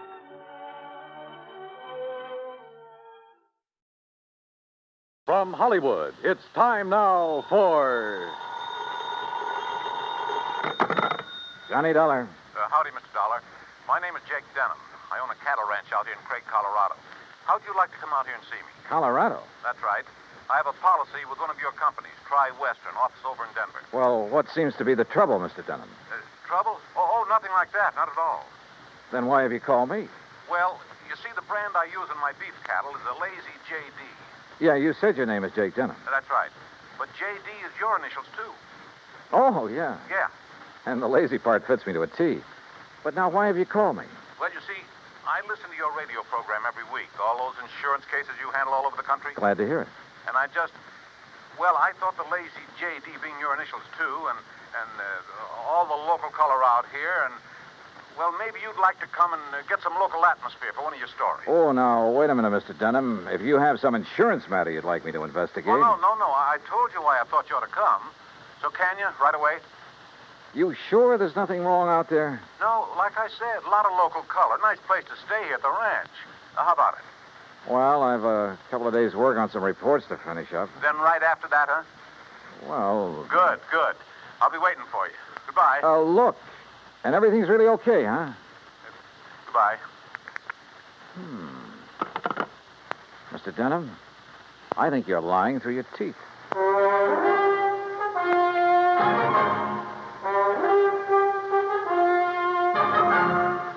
Bob Bailey in the exciting adventures of the man with the action-packed expense account, America's fabulous freelance insurance investigator. Yours truly, Johnny Dollar.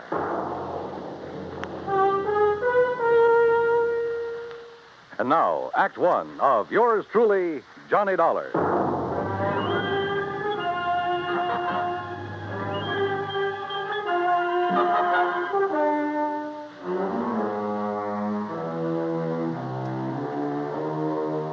Expense account submitted by Special Investigator Johnny Dollar to the Tri-Western Life and Casualty Insurance Company, Home Office, Denver, Colorado.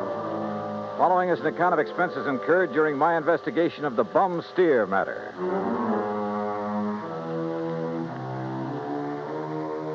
Expense account item 1, $370, long-distance call to Hal Versky, my contact at Tri-Western in Denver. Johnny, good to hear from you. You out in this neighborhood? Nope, still in Hartford. Hal, I want you to okay an expense account for me. Well, now that depends. Listen, do you know a client of yours by the name of Jake Denham? Yes. As I recall, he owns a big cattle ranch over near the little town of Craig. Uh-huh. Carries a straight life for something like 40, 50,000. Well, look, I got a phone call from him begging me to come out there and see him. Oh? Something wrong? He says not, but I don't believe him. Well, have you any reason to think something is wrong? Well, only the half-baked excuse he gave me for wanting to see me. Look, Hal, I realize this is just a hunch, but... Certainly sounds like it to me. But my hunches have saved your company a lot of dough on occasion. So how about it? Okay. Put it this way. If you run into something out there and clear it up, we'll pay the freight. If not, well, you just go ahead and have yourself a vacation at your own expense, okay? Oh, now, why don't you relax that iron grip on the purse strings for a change, huh? Why? What would you do? Okay. But I warn you, Hal, if this does turn into a case for your company, my expense account is going to knock you right off your feet. Oh, now, wait a minute. Bye-bye. Johnny! It took me nearly 4 days to clear up the reports I had to finish. I wish now it hadn't, that I'd left Hartford immediately. Expense account item 2, $133. Plane fare and all the incidentals I could think of, Hartford to Denver. I got there shortly after 7 a.m. Item 3, $50 deposit on a drive-your-own car, in which I promptly headed north and west on Highway 40. That is, after getting out of the traffic in Denver itself, and believe me, that town has it.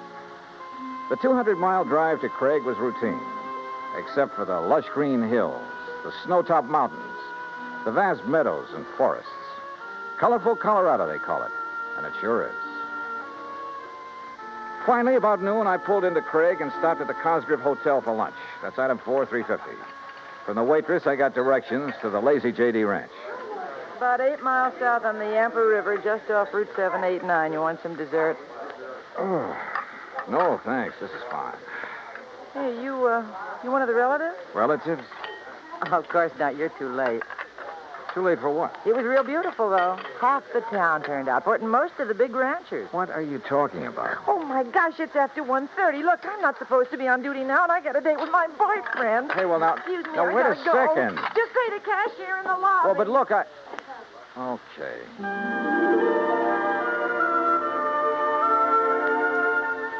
I paid my check to the cashier, went out to my car, climbed in, and headed for the Lazy J.D. There must have been several thousand acres to the ranch, all rich, green, healthy-looking pasture land, and Lord knows how many head of beef cattle. The main ranch house was a rather small but well-kept affair near the gate to the road from the highway.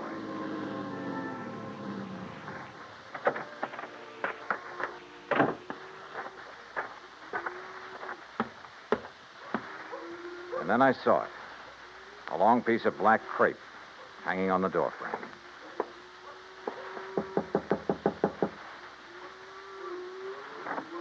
Yes? How do you do?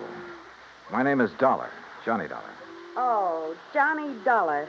Why didn't you come before? What? He begged you to come, didn't he? To come right away? Mr. Denham? Yes, but I told him... Then why didn't you? You might have saved him. Saved him? Yes, saved him. We buried him this morning. And I think he was murdered.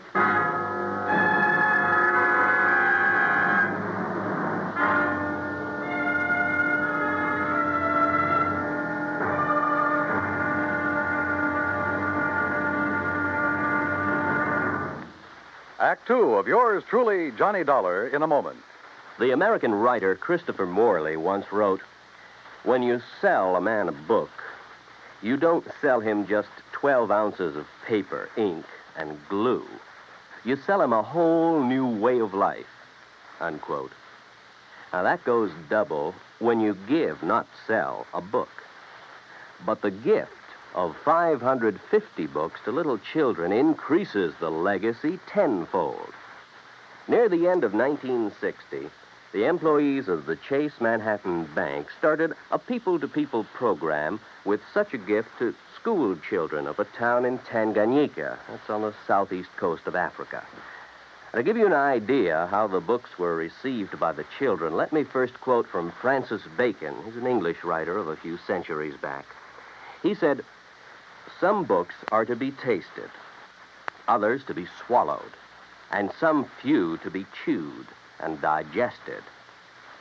In the past, children in Tanganyika may have done a little tasting and chewing and a little swallowing and digesting. But there's one certain thing. They wound up devouring the books they received from the United States. And they did so much of it that they, the ones in high school anyway, were able to reach the level of English children their age and pass the exams at the same time. That takes a lot of book learning, as they say."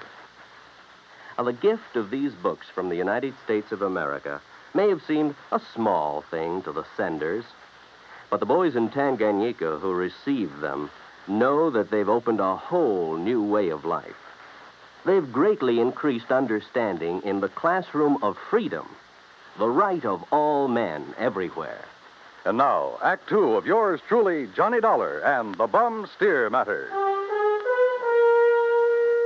The tall, beautiful girl standing in the doorway of the ranch house at the Lazy J.D. outside of Craig, Colorado, was dressed in black. The red about her eyes showed that she'd been crying. But there were no tears in them now.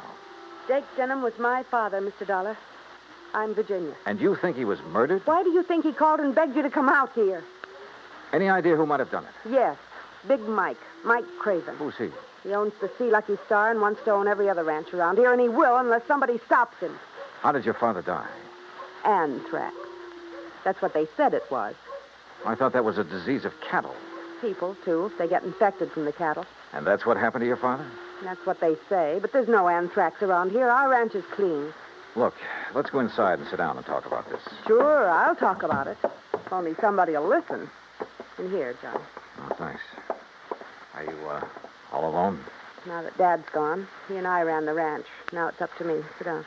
Thank you. Virginia, were you trying to tell me out there that you think somebody tried to infect your herd with anthrax? What would you think? Who was your father's doctor? Dr. Regis Ross from in town. Who are you? Well, my name is Dollar, insurance investigator. Say, you fellas act pretty fast, don't you? Sometimes. Feeling all right now, honey? I guess so. I told the hands that you're in full charge now. They'll take their orders from you. Or from me. Or from... Sure. Sure, I guess that's best. Thank you, Pete. They might as well get used to it, because after we're married... Look, honey, why wait any longer? I know this is a bad time to talk about Yes, it, but I Pete. also know, and you know, that this is no time for you to try to go it alone. But what about your medical school? I'll give it up. This is a lot more important than... Well, you're a lot more important. Oh, look, Jenny, you've stalled me for a long, long time. I know, Pete, because I... Don't you see I can run this ranch alone? No. You need me, honey. And I'm here to help you. Do you know how Dad felt? Sure. That all I wanted was this ranch. The same as he felt about anybody else who ever came here. Just who are you, Pete? This is Pete Kermer, Johnny. My fiancé, I guess. That's right. Didn't I see a Kermer ranch on the way out here, a small one? That's right. My pa's. He's Carl Kermer. Well, what do you think caused the death of Virginia's dad? Just what everybody says, Mr. Dollar. Galloping anthrax from that Hereford. Then why did he send for Mr. Dollar to come? I'm afraid we'll never know, honey. Well, I do. It's because he knew something was going to happen to him. Where is that steer now? Buried. On orders from the vet and the state inspector. Mr. Dollar. Yeah? You said investigator. Hadn't you better talk to Dr. Ross? Yeah, I guess so. Want to let me have his address? Sure. I'll write it down for you. And, while you're at it, tell me where I can find the veterinarian. And that state inspector, too. Huh? Sure. Why not? When I left them, a few minutes later, Pete was still making a quiet, but I must say effective pitch for Virginia's hand.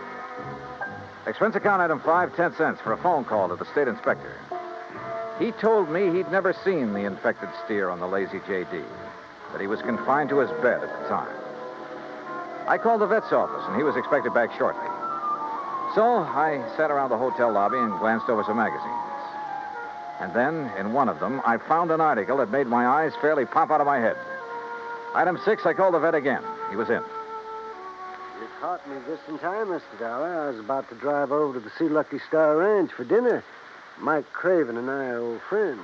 That's so? Yes, ever since we roomed together at college. Oh, I see. I understand you're the man who spotted the anthrax out at the Lazy J.D. Yes, sir, that's right. Just that one Hereford.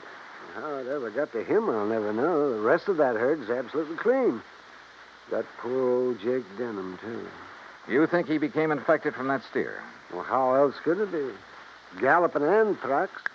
Just like that. Doctor, where is that steer buried? Do you know? Yes, I had it buried myself.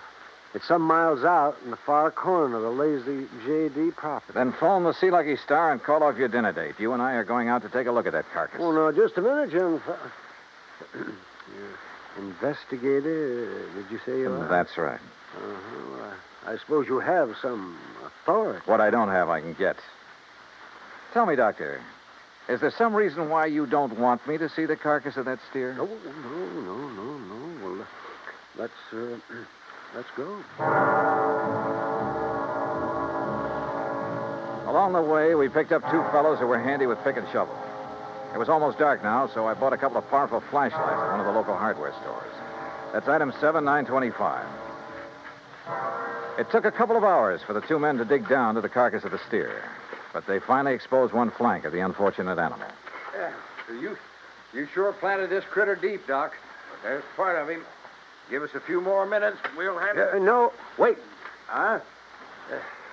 Mr. Dollar, come down here into the hole. Sure. Oh, what's the matter, Doc? The color of that carcass. I don't understand this. What are you talking about? Well, this doesn't make sense. The deterioration and putrefaction that always occurs, well, it simply isn't here. You mean it's possible it wasn't anthrax killed this steer? But I'm sure that all the symptoms, the swellings in the subcutaneous connective tissues, in the interstices of the muscles and lymphatic glands, and in the membranes of the mouth and tongue, they were all there, and they were edematous, too. Could some poison have possibly produced those symptoms? Poison? Yeah, look. I read in a magazine this afternoon that strychnia often produces symptoms very much like those of tetanus, lockjaw. Yes, that's true. But a poison that would... Good heavens. Yeah? Why, I haven't heard of it since my college days. Quintanogen sulfide. But why? Good question. No, Dollar.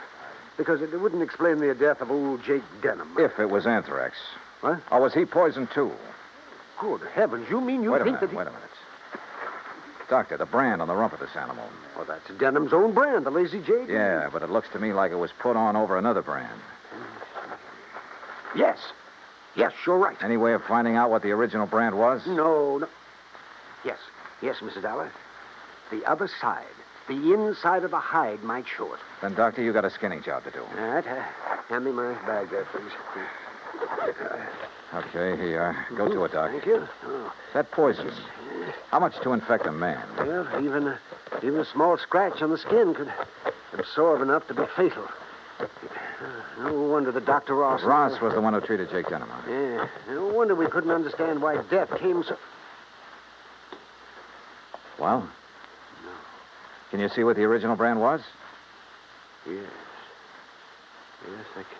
I'm afraid so. Let me hold the light a little. Oh, I see. But I can't believe it, Mr. Dollar. Pretty clear, though, isn't it?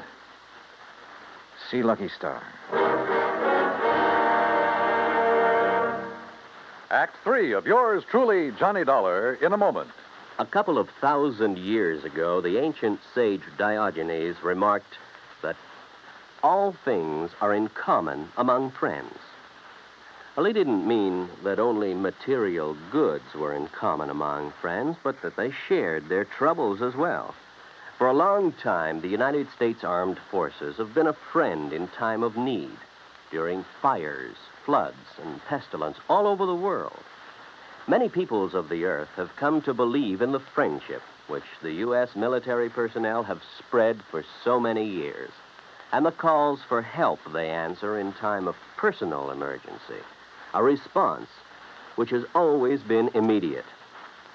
Not long ago, A Korean Buddhist nun was suffering from beriberi, an advanced form of acute malnutrition.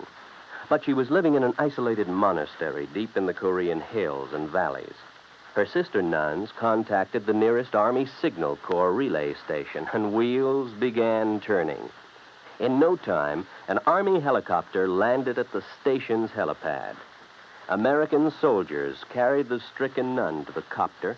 She was flown to a waiting ambulance and whisked away to the hospital.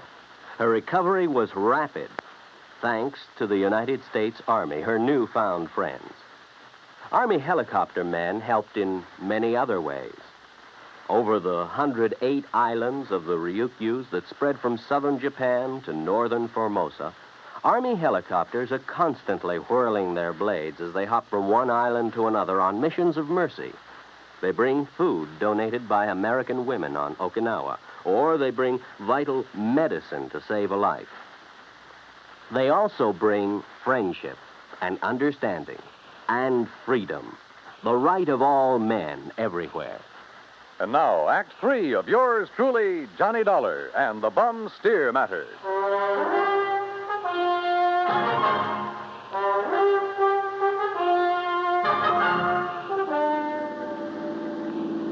Looks pretty bad, doesn't it, Mr. Dollar? Yeah, Doc. It looks as though this Hereford steer was brought over from the Sea Lucky Star, was rebranded with a lazy J.D., was given the poison to make it look like it died of anthrax. Yeah, but Mike Craven, who owns the Sea Lucky Star, I know him, Dollar. I've known him ever since our college days. Medical college? Oh, no, just during the preparatory years. But Big Mike couldn't have done a thing like this. Big Mike has wanted to get his hands on the lazy J.D. for years, well, hasn't he? Of course, so have a lot of other big ranchers, but I'd stake my life on it. He'd never do it. Hey, wait. Yeah? You should have taken that left turn to get to the Sea Lucky Star. That's not where we're heading. Yeah. Well, then where? If I remember correctly, it's this road to the right, here. Well, you mean the K-Bar K? Got any better ideas? Well, I'll be... Here.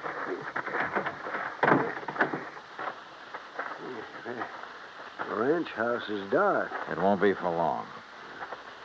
Would you call this a good ranch, Doc? No, old Carl has been just a hanger-on. He hasn't made the place pay for quite some... What's going on out there? Who is it? Johnny Dollar, Pete. Oh? I want to talk to you. Oh, sure. Door's open. I'll be right down. Come on, Doc.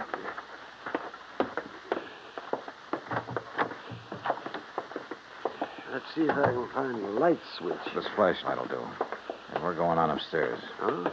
Wait down there. I'll be right down. We'll be right up. Well, now, wait a minute, if you don't mind. Wow.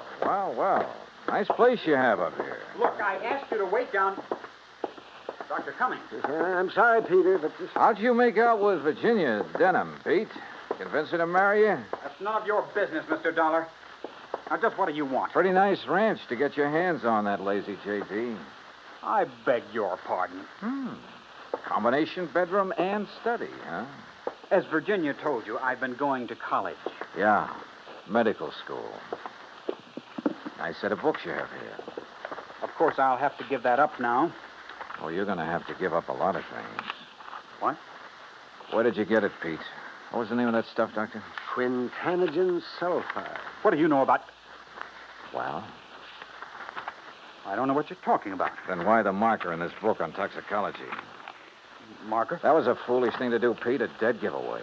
Yeah, I told you. I don't know what you're talking about. Yep. Right here. Quintanogen sulfide. I never heard of it. You're lying, Pete. No. Giving it to that Hereford was probably a cinch. Listen, you... But how did you give it to Jake Denham? Dollar, that's something you'll never live to know. Oh, look, now, wait a minute. Put the thing away. No. Now, stand back. I said, look out. You... Stop! Oh, thanks, Doc. I guess he'd forgotten all about you until you landed that chair on his head. Yes. Now, I suppose I'll have to patch this... patch him up a bit. Oh, absolutely. He'll have to look nice for the trial, won't he, Doc?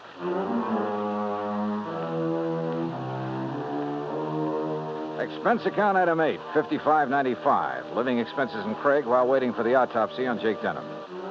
And yes, the same drug was used on him as on the Hereford steer. A small bottle of the rare drug was found in Pete Kermer's trunk.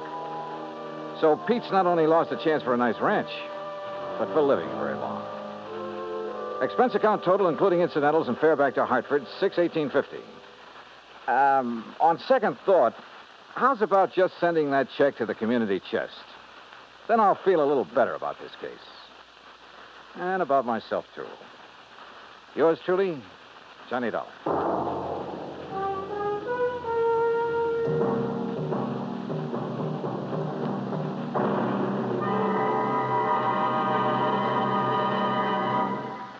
And now, here is our star to tell you about next week's story. Next week, an old ghost town out in Montana. But one of the ghosts carries a .38 Colt. Join us, won't you? Yours truly, Johnny Dollar.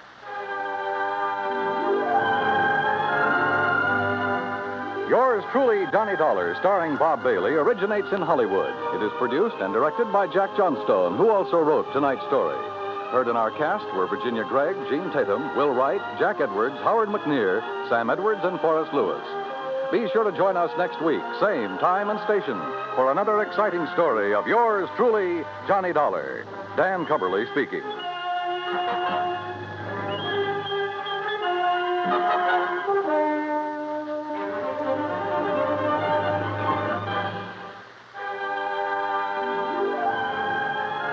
This is the United States Armed Forces Radio and Television Service.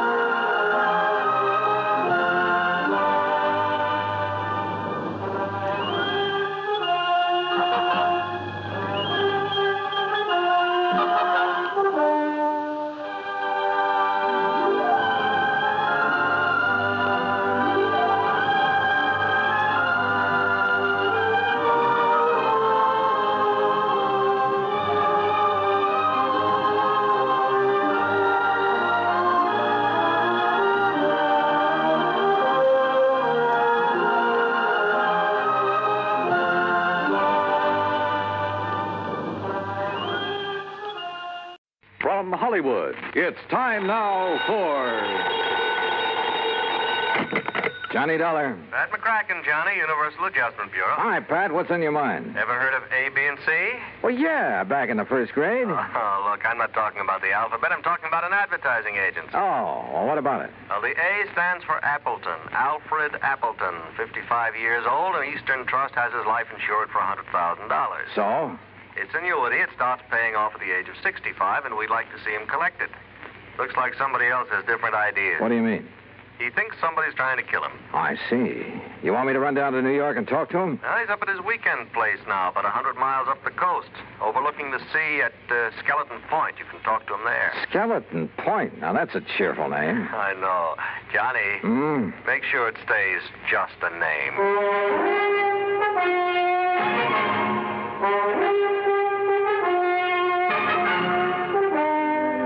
Bailey in the exciting adventures of the man with the action-packed expense account, America's fabulous freelance insurance investigator. Yours truly, Johnny Dollar.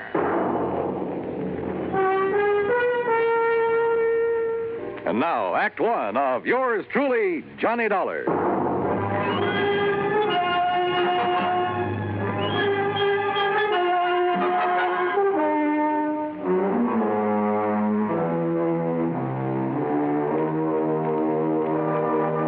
Expense account submitted by Special Investigator Johnny Dollar to the Eastern Trust and Insurance Company, Hartford, Connecticut. Following is an account of expenses incurred during my investigation of the 11 o'clock matter.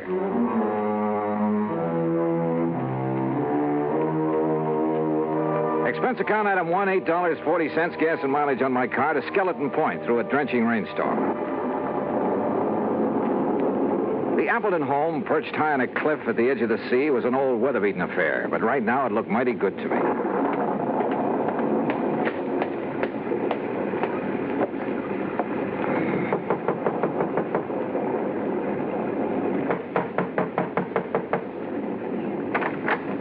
Yes? Is this Mr. Appleton's house? This is the Gregory house. Oh, I'm sorry. Mr. Appleton only leases this house.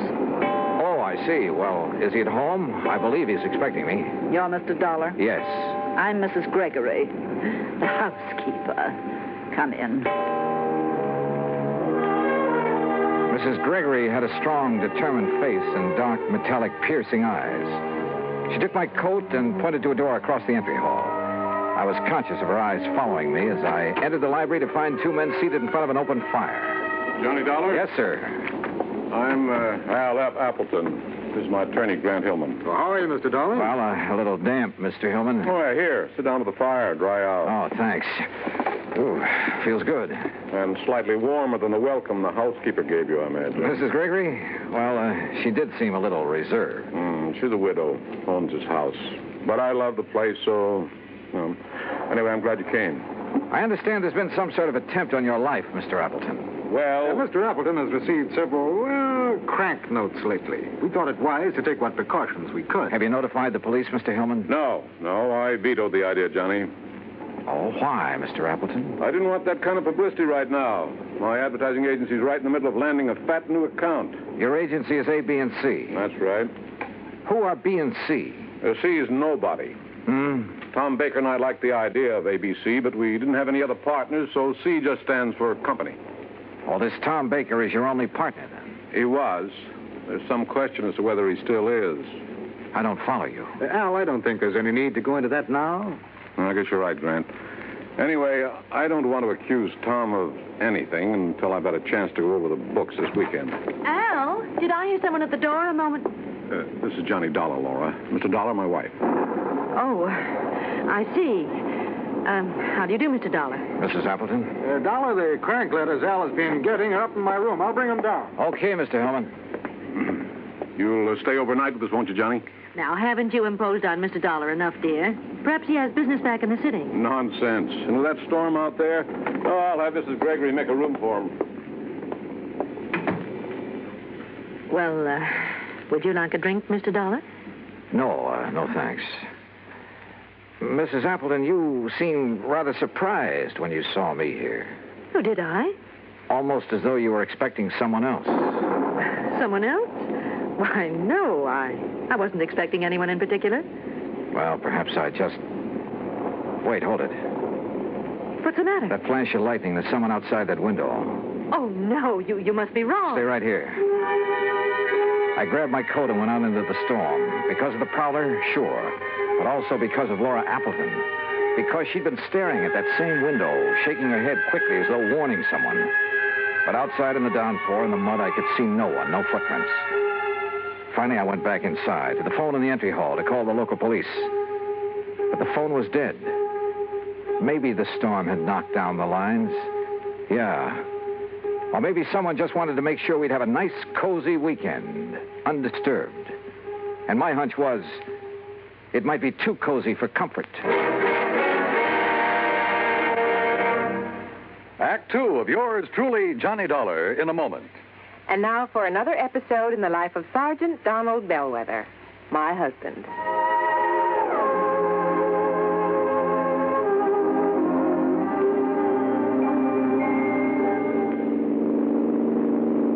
Donald?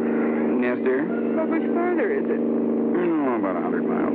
You're not getting sleepy, are you? No, I'm all right. Now, you just close your eyes, honey, and take another nap. We'll be home soon. Okay. Will you stay awake now? Yeah, I will. I still think we should have stopped in the hotel.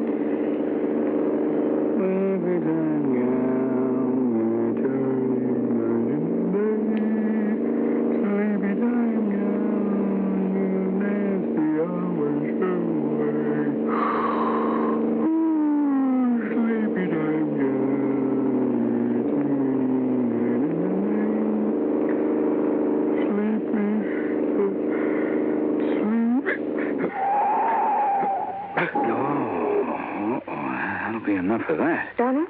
Huh? Donald, are you awake? What happened? No, nothing, Reba. It's all right. I guess I'm getting a little sleepy, that's all. I'm going to stop a while, take a little nap. That's a good idea. So what if we do get home later than we planned? At least we'll arrive in good health. Yeah, you're so right. About 1,800 American drivers lose their lives each year because they fall asleep at the wheel. Well, I'm just not going to make it 1,801. Are we parked far enough off the highway? Oh, yeah, we're way off the road, honey.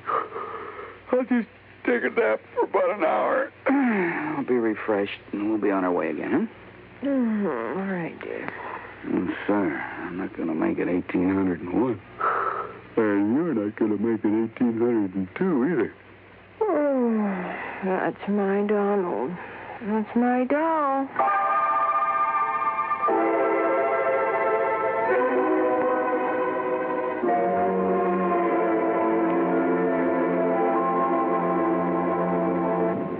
And now, Act Two of yours truly, Johnny Dollar, and the 11 o'clock matter.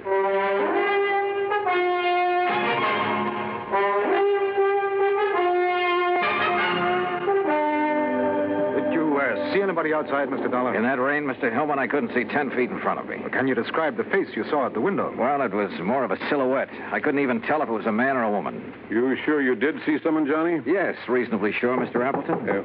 Come in. Your partner is here, Mr. Appleton. Tom Baker? Hello, Al. I thought I'd surprise you. I tried to call you earlier, but your phone was out. Well, this is a surprise. Well, I'd like you to meet Johnny Dollar. Dollar? Hi. Tom, you're soaking wet. My car hit a big puddle about half a mile down the road and quit on me. I had to walk the rest of the way. Did you just now get here, Mr. Baker? Well, yes. Why? Mr. Dollar thought he saw someone outside the window a few minutes ago. Oh, no, I just now got here. Well, I got some extra clothes up in my room that should fit you, Tom. Let's get you changed before you catch cold. Thank you, Hellman. Oh, look, this rain is getting all of us down. Why don't we live a little? Huh?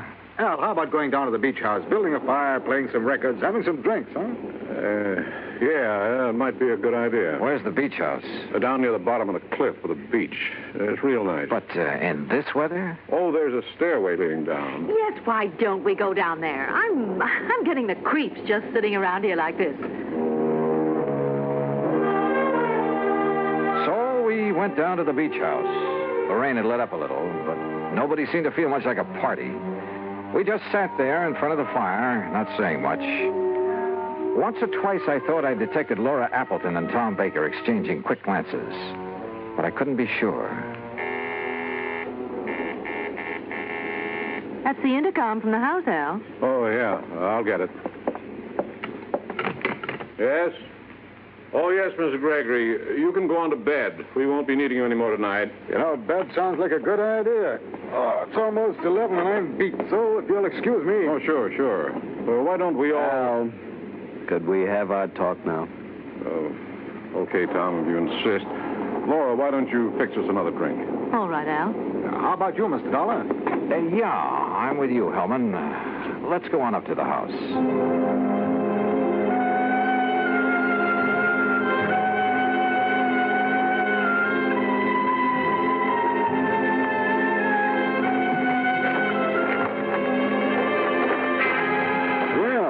The rain has let up. Yeah. Mr. Hillman, I didn't come with you because I was tired. I wanted to talk to you. I thought as much. Earlier this evening, Appleton said something about not wanting to accuse Baker of anything until he'd gone over the books this weekend. What did he mean? Well, I'm not really sure, Mr. Dollar. All I know is that Al seems to think he may have found some irregularities in the books of his advertising agency. Oh? Well, if there is anything wrong, I blame myself partially. How so? Well, I manage most of Al's affairs, but the agency has been running so smoothly, at least so I thought, that, well... I see. That's going to change as of right now. I didn't come up to go to bed either. I'm going to work on those books. Ought to take me about an hour. Just about 11 now. Will you be up by midnight? Yeah. I'd like to know what you find out. Oh, where's that light switch? I never could remember. Dollar. What is it? There's somebody else in here. Look out. What? Oh!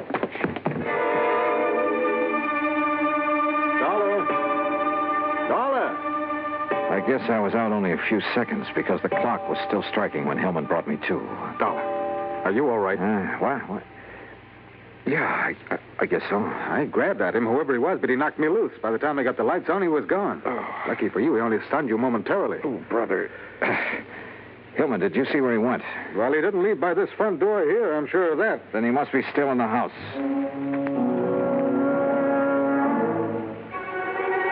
We worked our way through the house room by room. Finally, 10 minutes later, we stood by an open window in a back room. Well, there's our answer. He went out this window. Yeah. What is it? What's the matter? What? Oh, Mrs. Gregory. Yeah, Mr. Dollar was attacked by a prowler. A prowler? What? That's terrible. Where's the intercom to the beach house? We'd better tell Mr. Appleton. Right there on the wall. Ah. This button here? Yes.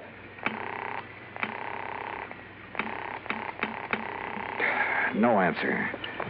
Come on, Hillman, let's get down there. We pounded out of the house and along the path to the edge of the cliff.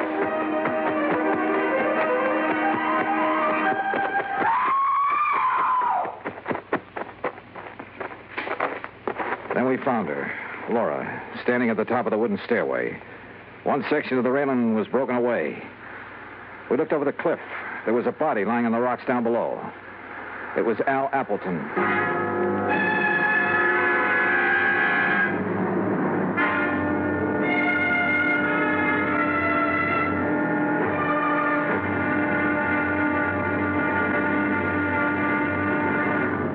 Act 3 of yours truly, Johnny Dollar, in a moment. Do you know who said, democracy is based upon the conviction that there are extraordinary possibilities in ordinary people? Those words came from the American religious leader, Harry Emerson Fosdick. From the earliest days of the United States of America, there has been the sentiment that the average person can achieve an important goal if he is given an environment in which he can develop his capabilities to the fullest extent. An environment in which the individual is given the rights and privileges that he needs for development. It is the duty of every American to protect and stimulate this environment. Remember the words of Harry Emerson Fosdick. They are part of your American heritage. The extraordinary possibilities of ordinary people are inherent in American democracy.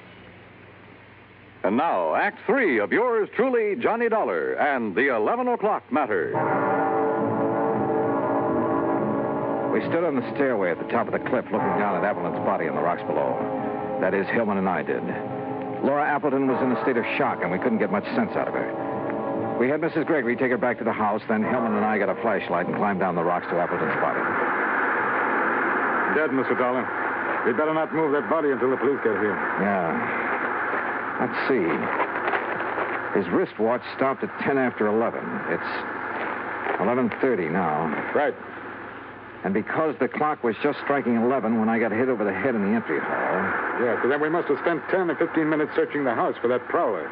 Meantime, he or somebody else was shoving Appleton over the cliff. Somebody else? There were a couple of people with Appleton down at the beach house. Laura and Tom Baker. I'd forgotten about Tom. Where is he? Right now, Hillman, that's a very good question.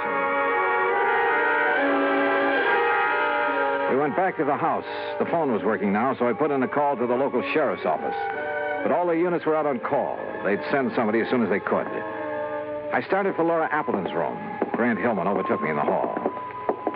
Dollar, I made a preliminary check of the agency records Appleton brought up here with him this weekend. Did you find a shortage? Yes, possibly as much as $50,000. I see. Thanks, Hillman. Yeah, I'll see you later. Come in. Oh, Mr. Dollar. I'm feeling better now. I'm sorry to bother you with questions, Mrs. Appleton, but I'm afraid I have no choice. Yes, I understand. I want you to tell me exactly what happened. Well, I'll try. After you and Grant Hillman left the beach house, my husband and Tom Baker and I sat there a few minutes, and then Tom left. I see. Then, a couple of minutes later, somebody from the house called my husband on the intercom, so he left me. What time was that? Oh, a few minutes after 11, I guess. Uh-huh. What happened then? I sat there a few minutes longer. Then I I just didn't feel like sitting there alone, so I started up the stairway. When I got to the top, I saw that the rail had been broken away. I looked over the edge. Okay. Mrs. Appleton, why did Tom Baker come here this evening? Why, I don't know. I think you do. What? You tried to warn him when I saw his face at the window earlier. His face? And the two of you kept exchanging glances all evening. Why, no, you're wrong. Listen, Grant Hillman's in a position to know something about your husband's business affairs, isn't he? Well, of course. Why? Your husband suspected a shortage. Hillman confirmed it a few minutes ago after going over the records. Oh, but surely you don't think that Tom Baker Baker was your husband's partner. Maybe he came up here to try to square things with him. Was that it? No. Oh, all right. Tom did come up here to talk to my husband. What about? I was going to ask for a divorce. To marry Tom Baker? Oh, I know it sounds sordid now after what's happened, but it wasn't that way at all. Tom and I wanted everything in the open. We wanted to tell Al. But I didn't realize that you and Grant were going to be here this weekend. That's why I tried to signal Tom not to come in. Go on. Down at the beach house, he wanted to talk to Al, but, well, I guess he couldn't bring himself to it. That's why he went for a walk. And you haven't seen him since? No. Oh, Mr. Dollar, I know my story doesn't sound very convincing, but if you're trying to suggest that either Tom or I killed my husband... Yeah? Dollar, could I see you a minute? Oh, sure. I'll talk with you later, Mrs. Appleton. What is it, Hellman? Tom Baker just walked in. Baker? Yes, I thought you'd want to talk to him. I sure do. Look, Mrs. Appleton claims somebody called her husband at the beach house on the intercom a few minutes after 11. If so, that's what lured him up to the top of the stairway. A few minutes after 11. Well, that's when you and I were searching the house. We ended up at the intercom last, though. Somebody could have had time to make that call. Oh, now, wait a minute. Mrs. Gregory was near that room when we got to it. Yeah, I know. Why don't you question her, Hillman, while I see what I can get out of Baker? For the fifth time, Dollar, I didn't have anything to do with it. I went for a walk on the beach. I didn't even know Appleton was dead until Grant Hillman told me a few minutes ago. I'm telling you the truth. Yeah, well, I'm afraid we'll have to let the police decide that, Baker. Sheriff Station, Maloney. Hello, Johnny Dollar at the Appleton place. I'm still waiting for one of your units. Oh, yeah, we're sorry, Mr. Dollar. We've had a lot of calls on account of the storm. Well, you're not the man I talked to when I called before. No, that was Harris. He went off duty at 1. He left me a message about your call, and we'll have somebody up there within 15 minutes. Okay, thanks. That's funny. Well, Mrs. Gregory denies making that call on the intercom, Dollar. Huh? Oh, yeah, okay, Helen. Well, what's the matter? Something that sergeant said over the phone. Hey, wait a minute. What time have you got? Why, 10 minutes of 1? Yeah? That's what my watch says, too. But according to the sergeant, it was after 1. I checked the big clock in the entry hall and the one in the living room. They both agreed with my watch, 10 minutes of 1. I slipped outside, unlocked my car door, and looked at the clock on the dashboard. It read 10 after 1. When I felt a gun in my back, I realized I'd come up with the answer a little too late. It's a pity, Dollar. I thought I had a foolproof idea, but I hadn't figured on your locking the car. So it was you hit me over the head when the clock was striking 11. Who called Appleton at the beach house, lured him up the stairway, and shoved him over. Then came back and reset my watch and the clock so I'd hear it still chiming 11 when you brought me to. I thought I'd only been out a few seconds. Actually, it was 15 minutes. Yes, but you're the only one who knows. Now get in the car. We're leaving. I started to get in, then kicked at the car door behind me. It swung and knocked Hillman off balance. Before he could recover, I nailed it. Oh! By the time he came to, the sheriff's patrol had arrived. And Hillman, you know, he wasn't one bit happy to see them.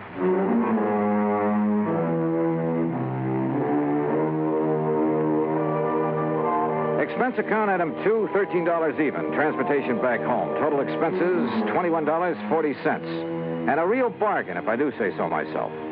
Remarks? Hillman's motive was money, of course. It was he who'd taken the $50,000 from Appleton's agency. Yours truly, Johnny Dollar.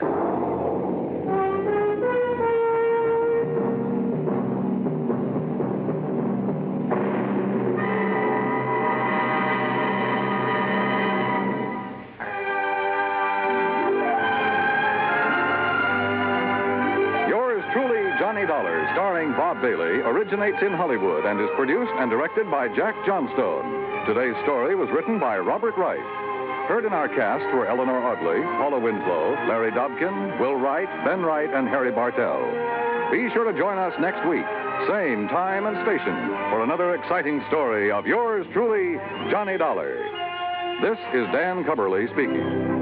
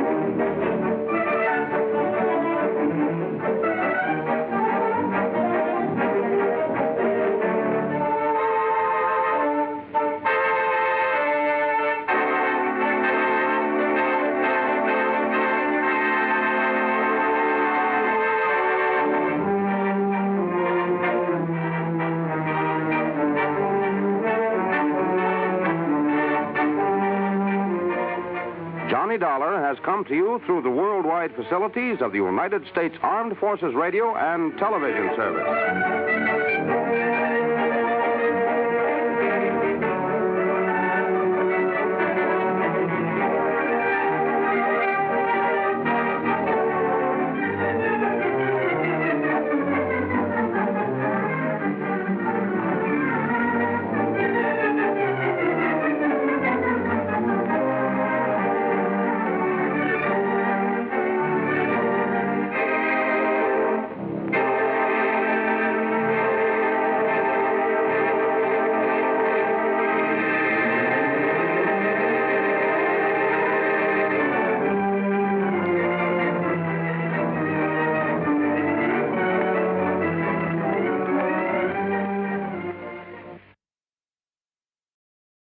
From Hollywood, it's time now for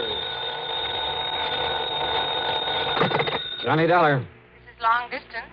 Mr. Pat McCracken in Hartford, Connecticut is returning your call, Mr. Dollar. Oh, thanks, operator. Put him on. One moment, please. Hello? Hi, Pat. Oh, Johnny. Hey, this message I found. Boy, I'm glad you called. Say, what under the sun are you doing in Los Angeles? Just down here for a confab with Jack Johnstone. You know, the guy who dramatizes the cases I handle and puts them on the air? Yeah. Give him my best. And I just wondered if you had anything out here I can do before heading back to Hartford. And if so, it'll give you a chance to put your travel charges on the expense account. What else? Well, Johnny, I got a wire from him just a few minutes ago. You contact Herb Schilling at the Greater Southwest Insurance Company right there in L.A. Okay, we'll do. You can address your expense account to them. Right. Oh, Johnny? Yeah? Have you got a gun with you? Sure, Pat. I always... Huh? Why do you ask that?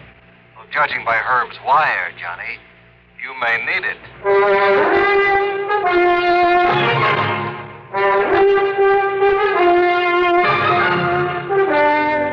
Bob Bailey in the exciting adventures of the man with the action-packed expense account. America's fabulous freelance insurance investigator. Yours truly, Johnny Dollar.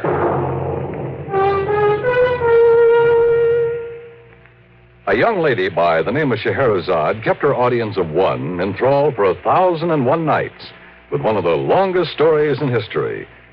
That's a long time to devote to one chronicle, but some of CBS Radio's winning 7 weekday dramas have put that record in the shade, entertaining audiences in the millions with many times 1,001 days of continuing dramatic serials. Each weekday on the CBS Radio Network, there's a wealth of daytime drama, including such outstanding serials as The Romance of Helen Trent, The Couple Next Door, Ma Perkins, Whispering Streets, The Right to Happiness, The Second Mrs. Burton, and Young Dr. Malone. Monday through Friday, follow these absorbing, true-to-life stories. Only CBS Radio brings you the winning 7 combination of top daytime dramas. Another important reason for the different sound of this CBS radio station. And now, Act 1 of yours truly, Johnny Dollar.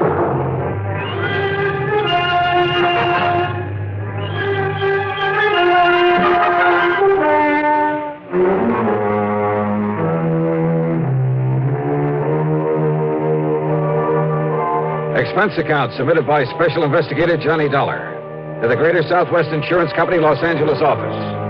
Following is an account of expenses incurred during my investigation of the Winsome widow matter.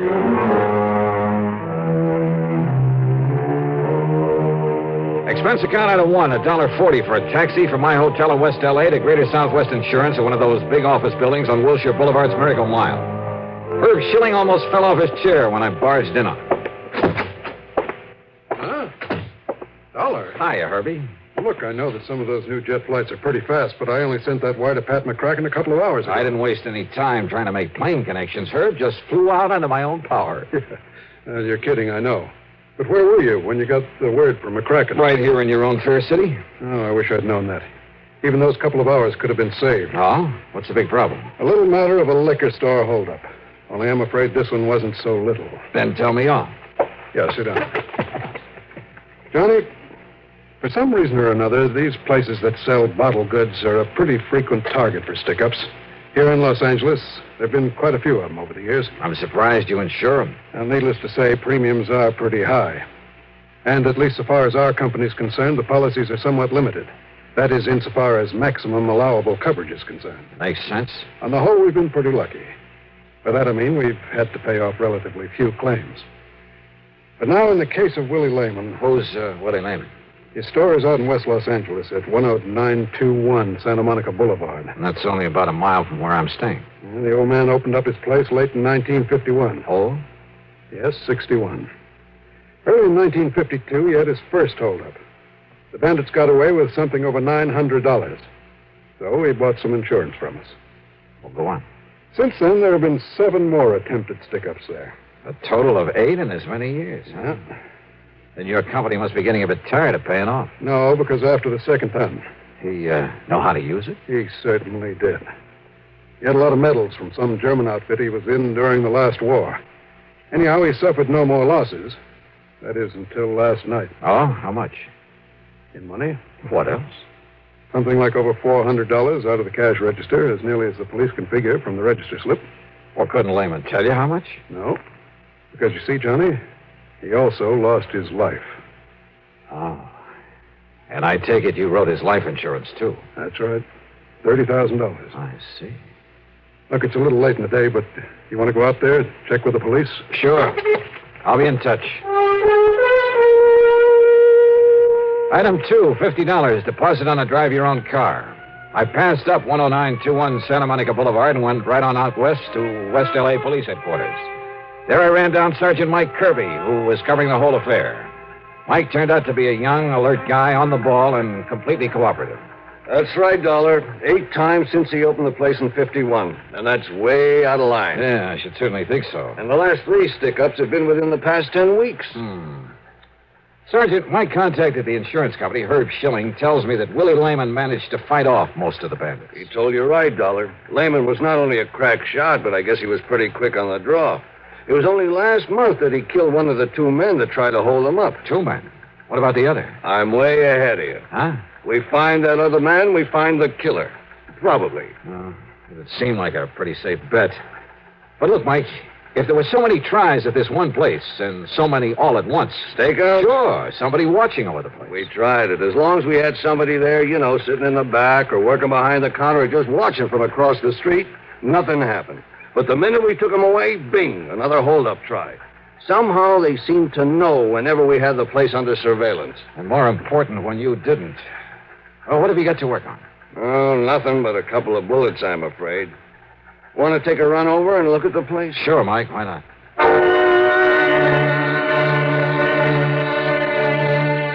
The liquor store was closed, but there were lights on in the living quarters above it. We knocked a couple of times, but got no answer, so Mike used the key that he had. He and his men had been careful to leave things as they'd been at the time of the killing. He was lying right there, Dollar, as though he'd come around the end of the counter. Uh-huh. Near that door to the back room, huh? Yeah. That door also leads upstairs to the apartment. He must have taken a couple of shots at the bandit. You see where the bottles were broken over on the shelf? Yeah. No bloodstains or anything. I guess he missed for once. But not the bandit. Caught him right in the heart, Johnny. Bullet went in at the right shoulder, then down through his heart and stopped against the lower left rib. Of course, until you get a lab report on that bullet. Well, it must be his wife. The why she didn't answer when we knocked on the door. Good evening, Mrs. Lehman. Oh, no. Are you here again? Gee, Sergeant, do you have to come around at all hours? Oops. Hold everything. Lehman had been 61, but his wife, Gloria, couldn't have been more than 30. Tall, dark, she was obviously very proud of her highly commendable figure. Yeah, and she was pretty. That is, almost. Maybe it was just a little too much makeup, especially around the eyes that she knew how to use so well. A little bell had rung in the back of my head. Yeah. And since I noticed a phone booth at the gas station next door, item 3, 10 cents for a call. Johnny. That's right, Herb, and I'm sorry to call you at home. That's all right, Johnny. But there's one thing I forgot to ask you about when I talked to you. Yeah, what's that? Who's the beneficiary of old man Lehman's life insurance? Why, his wife, Gloria, Johnny. Thank you, Herb Schilling.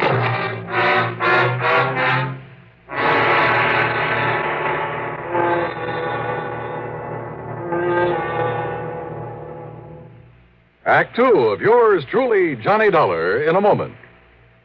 When Fidel Castro was biding his time in a remote fastness in Cuba, only a network like the CBS Radio Network had the equipment and manpower to go in and bring out the background of his revolutionary movement, his own words on what was to come and how it would come about.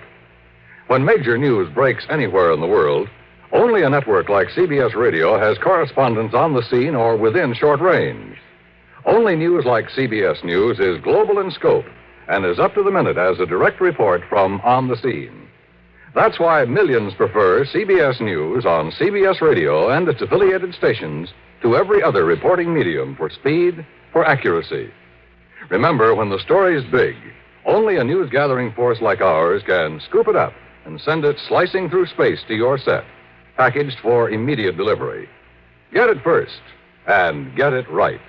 Make CBS News on CBS Radio your listening post on the world.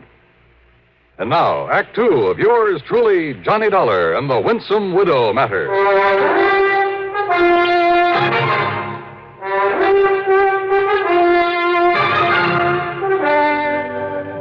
After the phone call to Herb Schilling, I went back into the liquor store where Sergeant Mike Kirby was still talking to Lehman's widow, Gloria. You mean you don't plan to reopen the store at all, Mrs. Lehman? Not if I can help it. I'll sell this gum to the first person I find has enough money to buy it. And then what, Mrs. Lehman? Why don't you call me Gloria, huh? Everybody else does. And who are you, anyway, Johnny? You aren't a cop, and you don't look like a dick. Well, thanks. Mr. Dollar's here because of the insurance involved. What, from the insurance company? That's right. Well, listen, Willie had some insurance. I know. I mean, on himself, as well as the store. I don't know how much it is, but he promised me that he'd buy some. It was your idea that he insure his life? Sure, an old guy like him. I figured he'd up and die sometime while I was still young and beautiful, so why shouldn't I let him provide something for my future, like they say? Only whoever thought he was going to die as soon as this? Whoever planned and carried out his murder? You mean somebody planned to kill him this way? Just where were you when it happened, Gloria? I was upstairs in bed, asleep. Look, I've told the cops all about it. Well, you must have heard the shooting. I'll say I did. And what did you do? I put on a robe and come running down here. Well, I see the cash register open and poor old Willie laying there.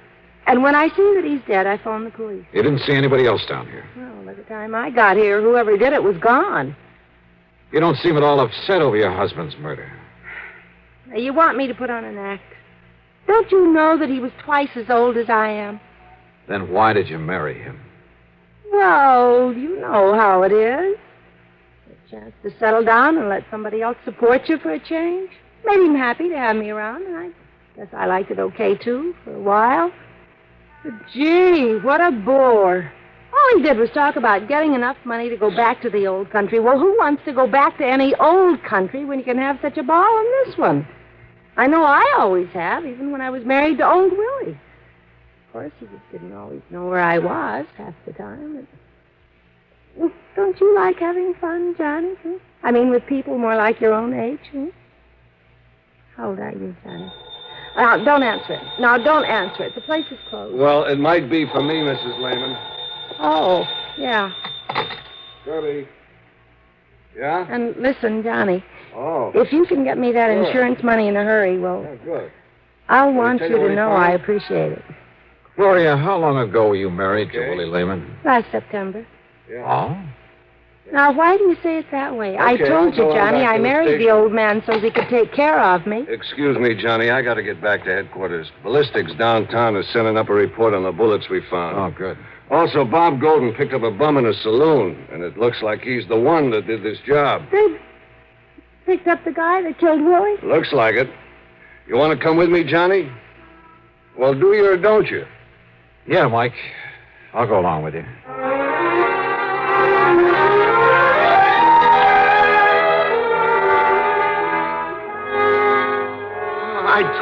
I told all those other cops. I'm the guy that heisted the dough out of Lehman's Liquors last night. Then you shot and killed him, Benny. Oh, no.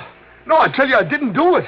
That's the truth. So help me, that's the truth. Are you trying to say somebody else went in there and shot him after you left, Benny? Well, I don't know. There was no reason if you'd already taken his money. But I don't know. How should I know? You think I stuck around there after I got his dough? How many shots did you fire at him, Benny? How many shots? I didn't fire none. You saw that gun the cops took off of me. It was made of rubber. That's all it was. It was made of rubber.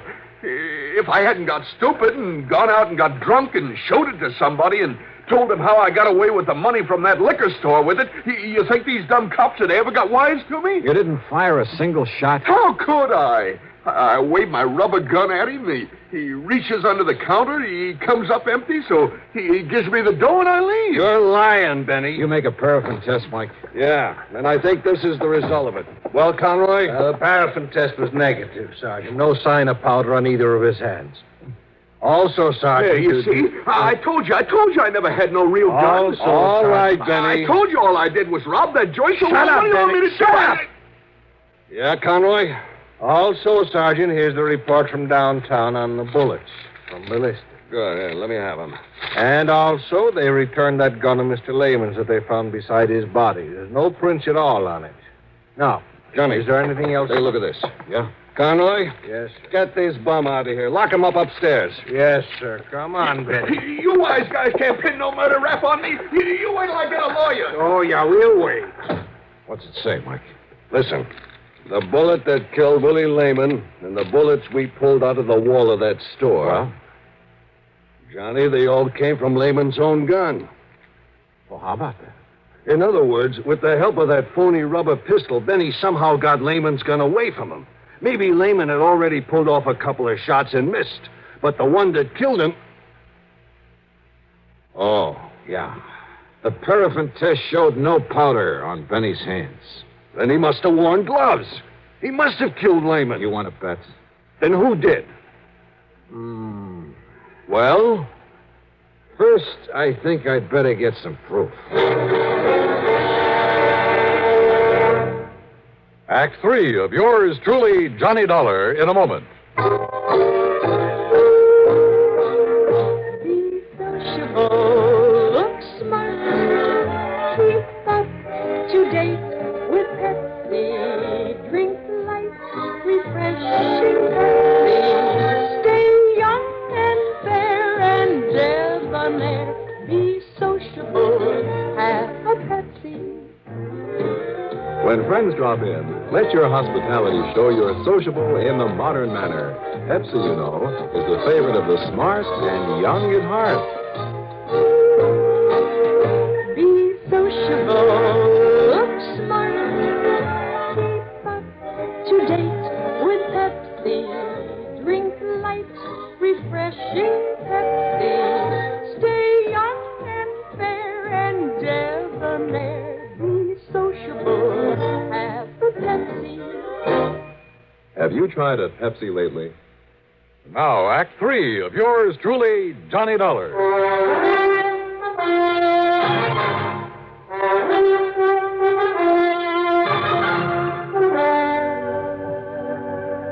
Listen, Mike, you're overlooking one thing. Like what, Johnny? That Benny's a shaky old bum, a wino. Suppose he'd gone into that liquor store with a real gun instead of that phony little rubber one you boys found on him. Well? You think for a minute he could have stood up against a crack shot like you say Lehman was? Well, now, that's Of course besides... not. Now, could he get Lehman's gun away from him and kill him with it? Ever since he kept the gun in that store, not a single hold-up man has got the better of him. He even killed one of them a month ago. That's very true. All right. Now, I think I can get your killer for you. Only you have to let me get her my own way. Her? That's right. You mean Lehman's wife, Gloria? That's right. Johnny, I thought of her, too. Motive, opportunity, everything. But proof. Let me handle it my own way. But if she didn't do it... If I'm wrong, it won't be any reflection on you, on your record. Oh. I see what you mean. Okay. We'll take my car. And you got to promise me one thing. What's that? That you'll stay outside, that you won't make any move until I ask you to, no matter what happens. Well, now, Johnny... Otherwise, you can try hauling her in yourself. But, of course, if you're wrong about her... Okay, Johnny, let's go.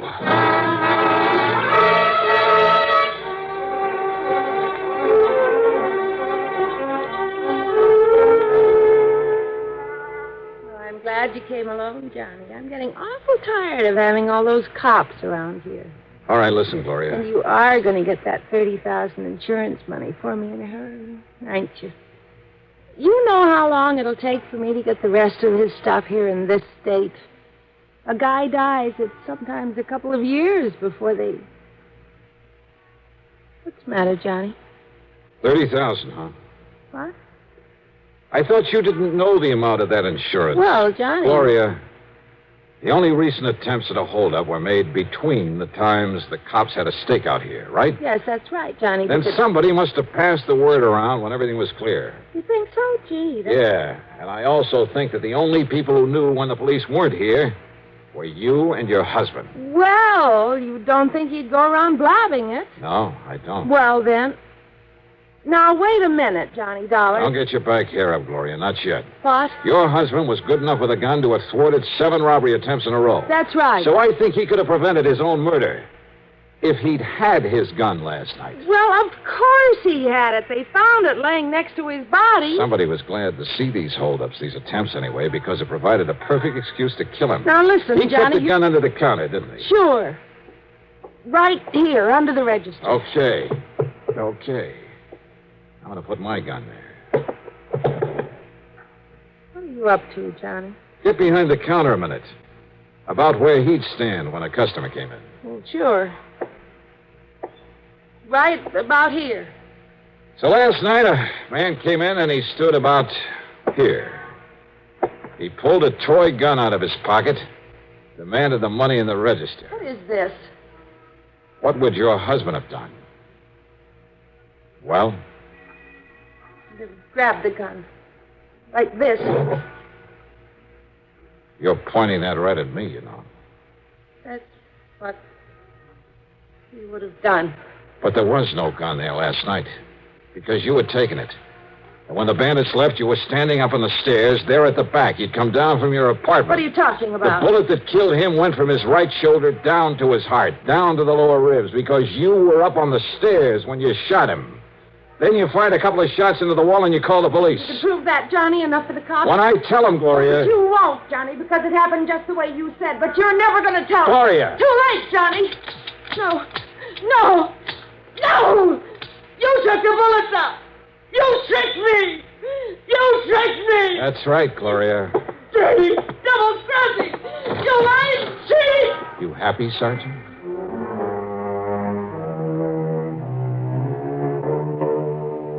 Pretty obvious, I guess, right from the beginning.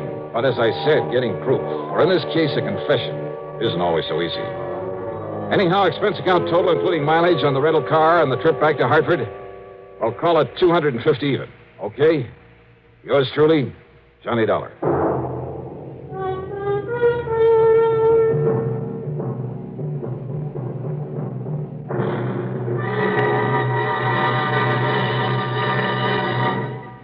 Our star will return in just a moment. Can you get premium gasoline performance at regular gasoline price? Find out what so many other car owners have found. In 3 out of 5 cars, regular priced Sinclair Dyno gasoline matches performance of premium gasolines, saves you up to 4 cents a gallon. Almost anywhere you see the Sinclair sign, you can save up to 4 cents a gallon with Dyno and still get premium performance and mileage. Drive with care and buy Sinclair Dyno gasoline.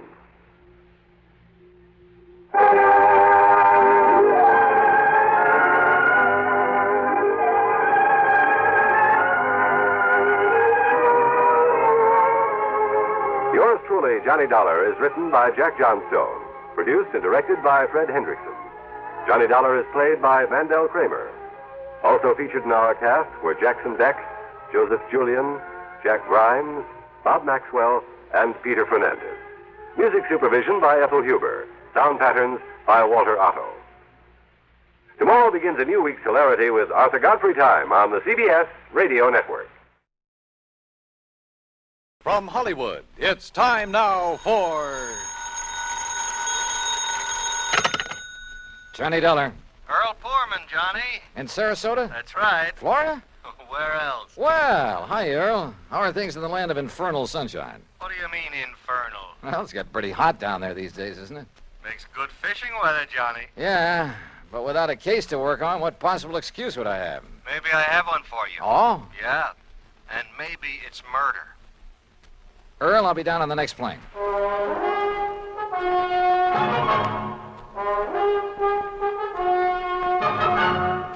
Bob Bailey in the exciting adventures of the man with the action-packed expense account. America's fabulous freelance insurance investigator. Yours truly, Johnny Dollar.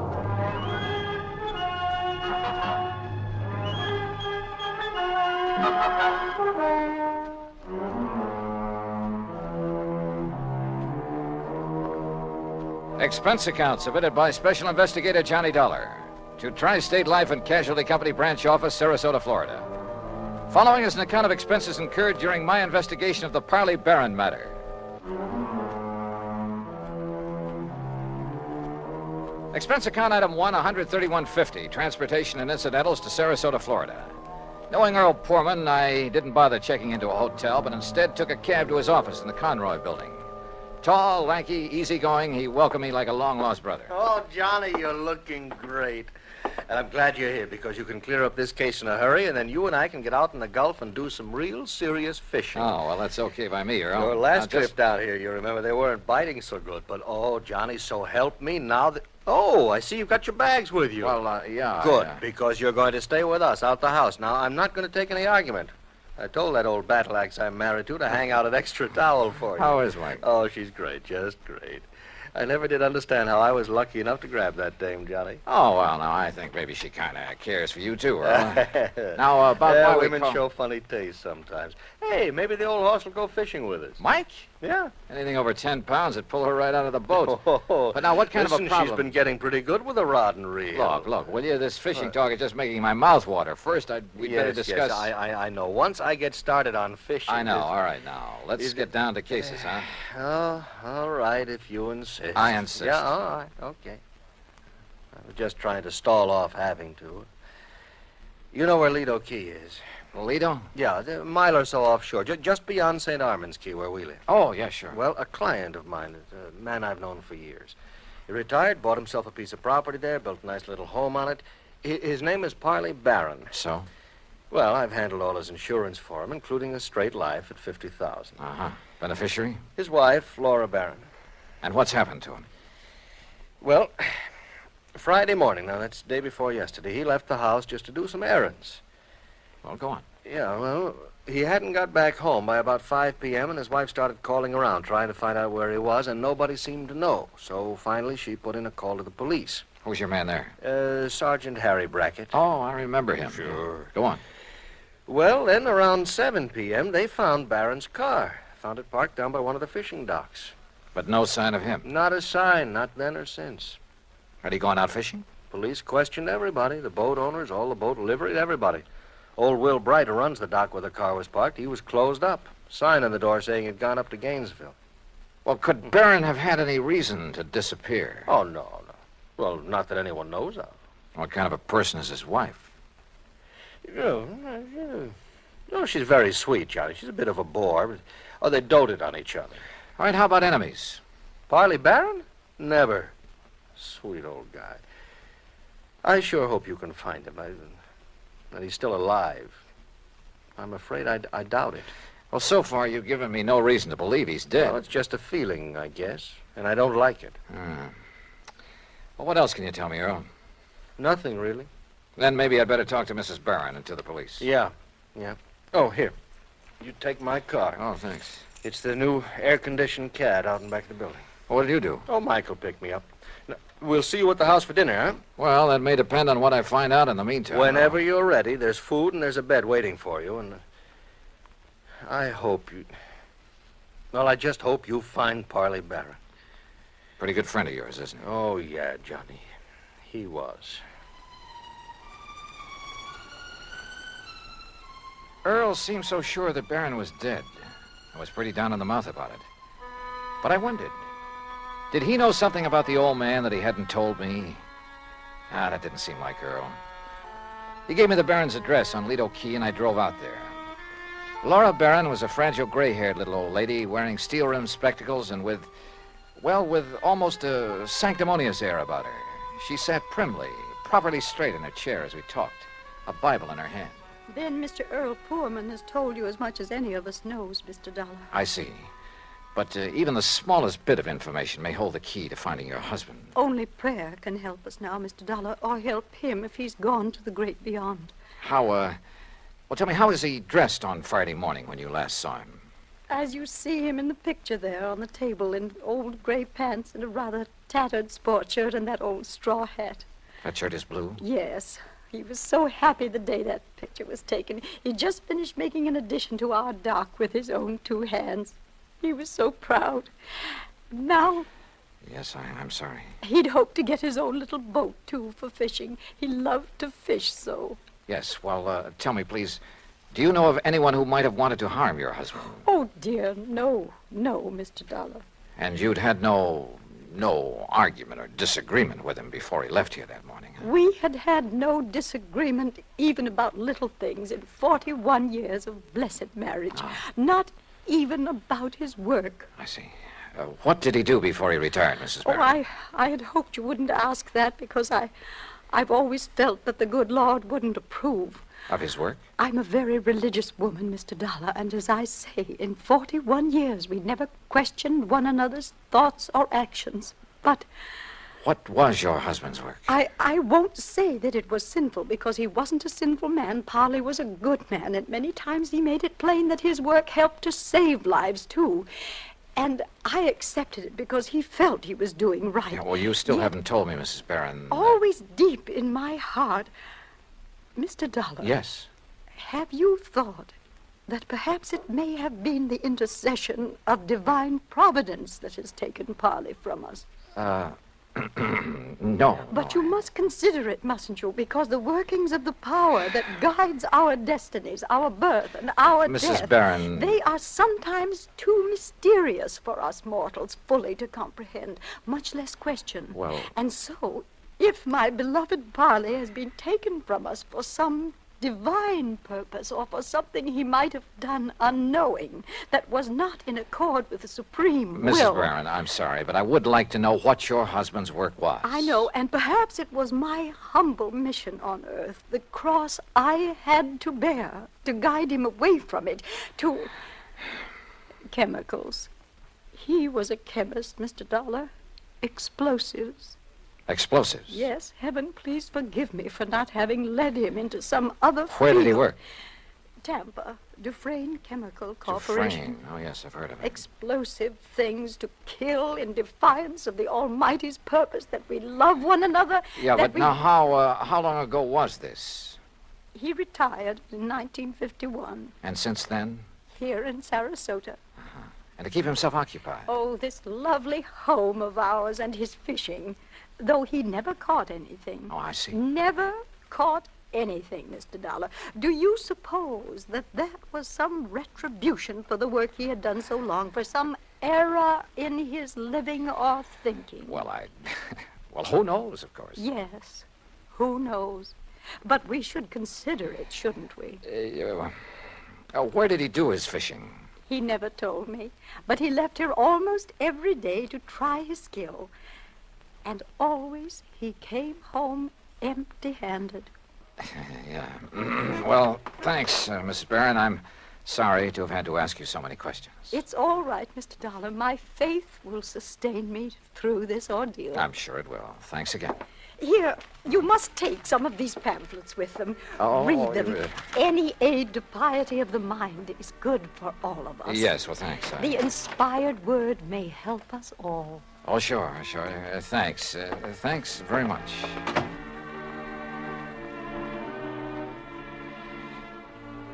I like to think that on the whole well, maybe I'm not too religious in the sense of going to church regularly and that sort of thing, but well, at least I try to live a decent sort of life and observe the golden rule and stick to some ideals.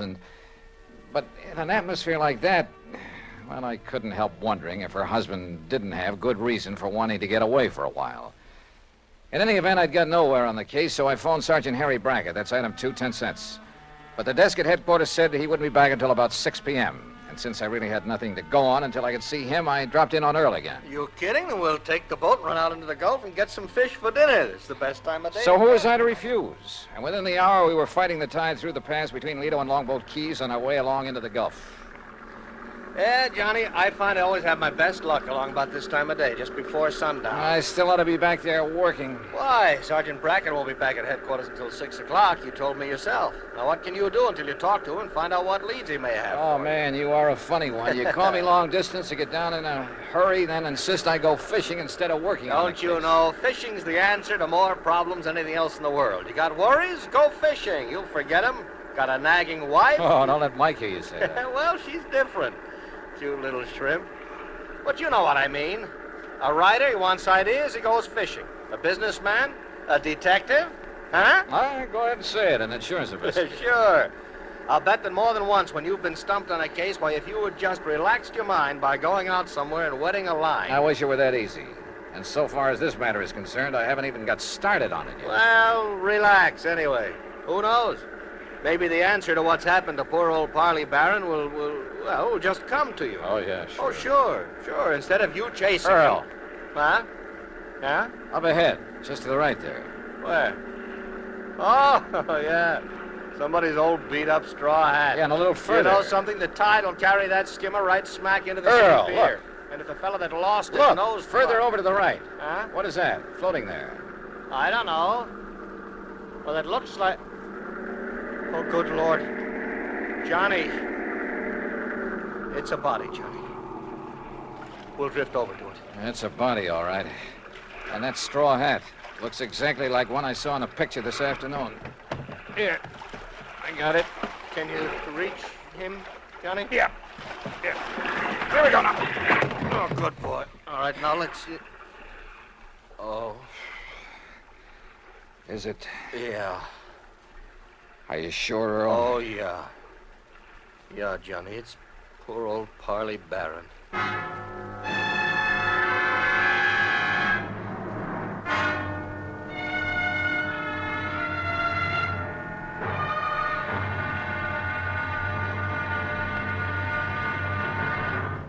Act Two of yours truly, Johnny Dollar, in a moment. Everyone loves kids, and every kid loves candy. American servicemen have heard the tearful cries for candy in most parts of the world, in Europe and the Far East during World War II and after. And there's never seemed to be enough candy to go around. Well, more than a dozen years ago, during the Berlin airlift, an Air Force lieutenant from the United States discovered he had no candy to offer some German children. However, he promised to drop them some candy the next day as he came in for a landing.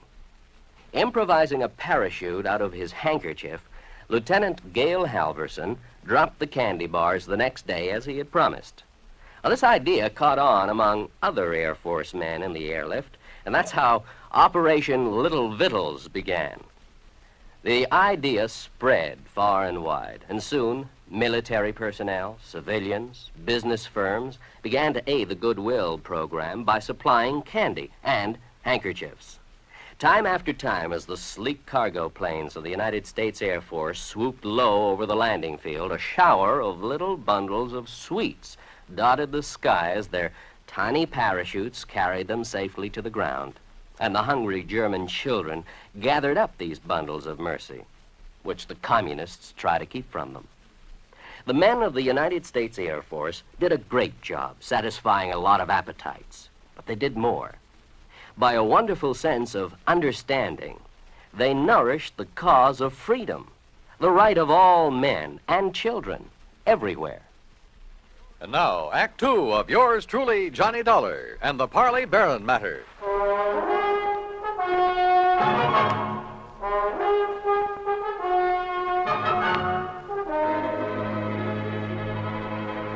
Two days' exposure to the elements and the creatures of the sea had made almost unrecognizable the body that Earl Portman and I found floating in the Gulf of Mexico off Sarasota, Florida. But Earl was certain it was the remains of old Parley Barron, who had disappeared 2 days before. The men on duty at police headquarters confirmed the identification and placed the body in the morgue to await the autopsy surgeon. On a hunch, I asked Earl to drive me over to Will Bright's boat dock, where Barron's car had been left parked. It's like I just finished telling the police over the telephone. I wasn't here when poor old Barron come for his boat on Friday. Oh, what a shame, such a nice old man. Where were you, Mr. Bright? I was up to Gainesville picking up some fishing tackle from a wholesaler. Well, then Mr. Barron must have got a boat from someone else that morning. Oh, no, sir. No? Mr. Pullman, no, sir. Why not, Mr. Bright? Oh, he never took out a boat from anybody else but me. His own boat. At least it was the one I kept set aside for him. And that's what kind of puzzled me, Mr. Dollar, is it? That's right. Well, you see, when I come back here Saturday night, his boat was right here at the dock. But it weren't tied up in its usual spot where I always tie it up. Somebody had moved it. Must have. And it weren't my helper, Pete. You know, Johnny, that means he may have taken it out, but whoever did him in returned it. Oh, possibly. Mr. Bright, which one is his boat? Oh, right here. I'll show you. I always give him the same one. Never let nobody else use it. That's why he kept his fishing tackle just laying in it, always ready to use. Here. Yeah, I see. I've heard he wasn't a very good fisherman. No, he never brought in a thing. Of course, maybe he was so soft-hearted he put back everything he caught. Or maybe his daily excursions were just to get away from his wife, Mr. Bright. Now, don't you say nothing against her, mister. Maybe she is a little touched on religion. Sure, she tries a different kind every couple of months. But she's a fine woman, just like he was a fine man. And everybody knows it. Yeah. The whole town is mourning him. Excuse me. What are you looking for, Johnny? Earl, I just noticed something about this tackle lying in the boat. Mm-hmm. Well? Come on. Thanks a lot, Mr. Bright. Like to tell you what I think might have happened? Yeah, maybe later, thanks. Well, what did you find there, Johnny? Earl, did Parley Barron ever go fishing with you? You were good friends. No, he always wanted to go out alone. Yeah, but not to fish. Huh? That tackle box hasn't been moved in months. The paint is still dark under it. What? And that reel, I could hardly turn it. Well, then what? I don't know what. But Barron was using that boat every day for something besides fishing. Any ideas? You know him pretty well, have you? No. Let's get over to headquarters. Earl felt he ought to go back to his office where his wife Mike had promised to pick him up, so I borrowed his car again and went over to headquarters alone. Sergeant Harry Brackett, who was assigned to the case, had returned. He was on the phone when I walked in on him. He gets back to town, Mrs. Dana, so please have him call me immediately, will you? Yes, ma'am. Thank you. Yes, sir, what Johnny. Yeah, hi, Harry. Yeah, Johnny, I'm sure glad you're here. I got a real mixed-up case on my hands. The Parley Barron matter, huh? Well, you know about it? That's why I came to Sarasota. Earl Portman called me. Have you found out anything? Nothing much, have you?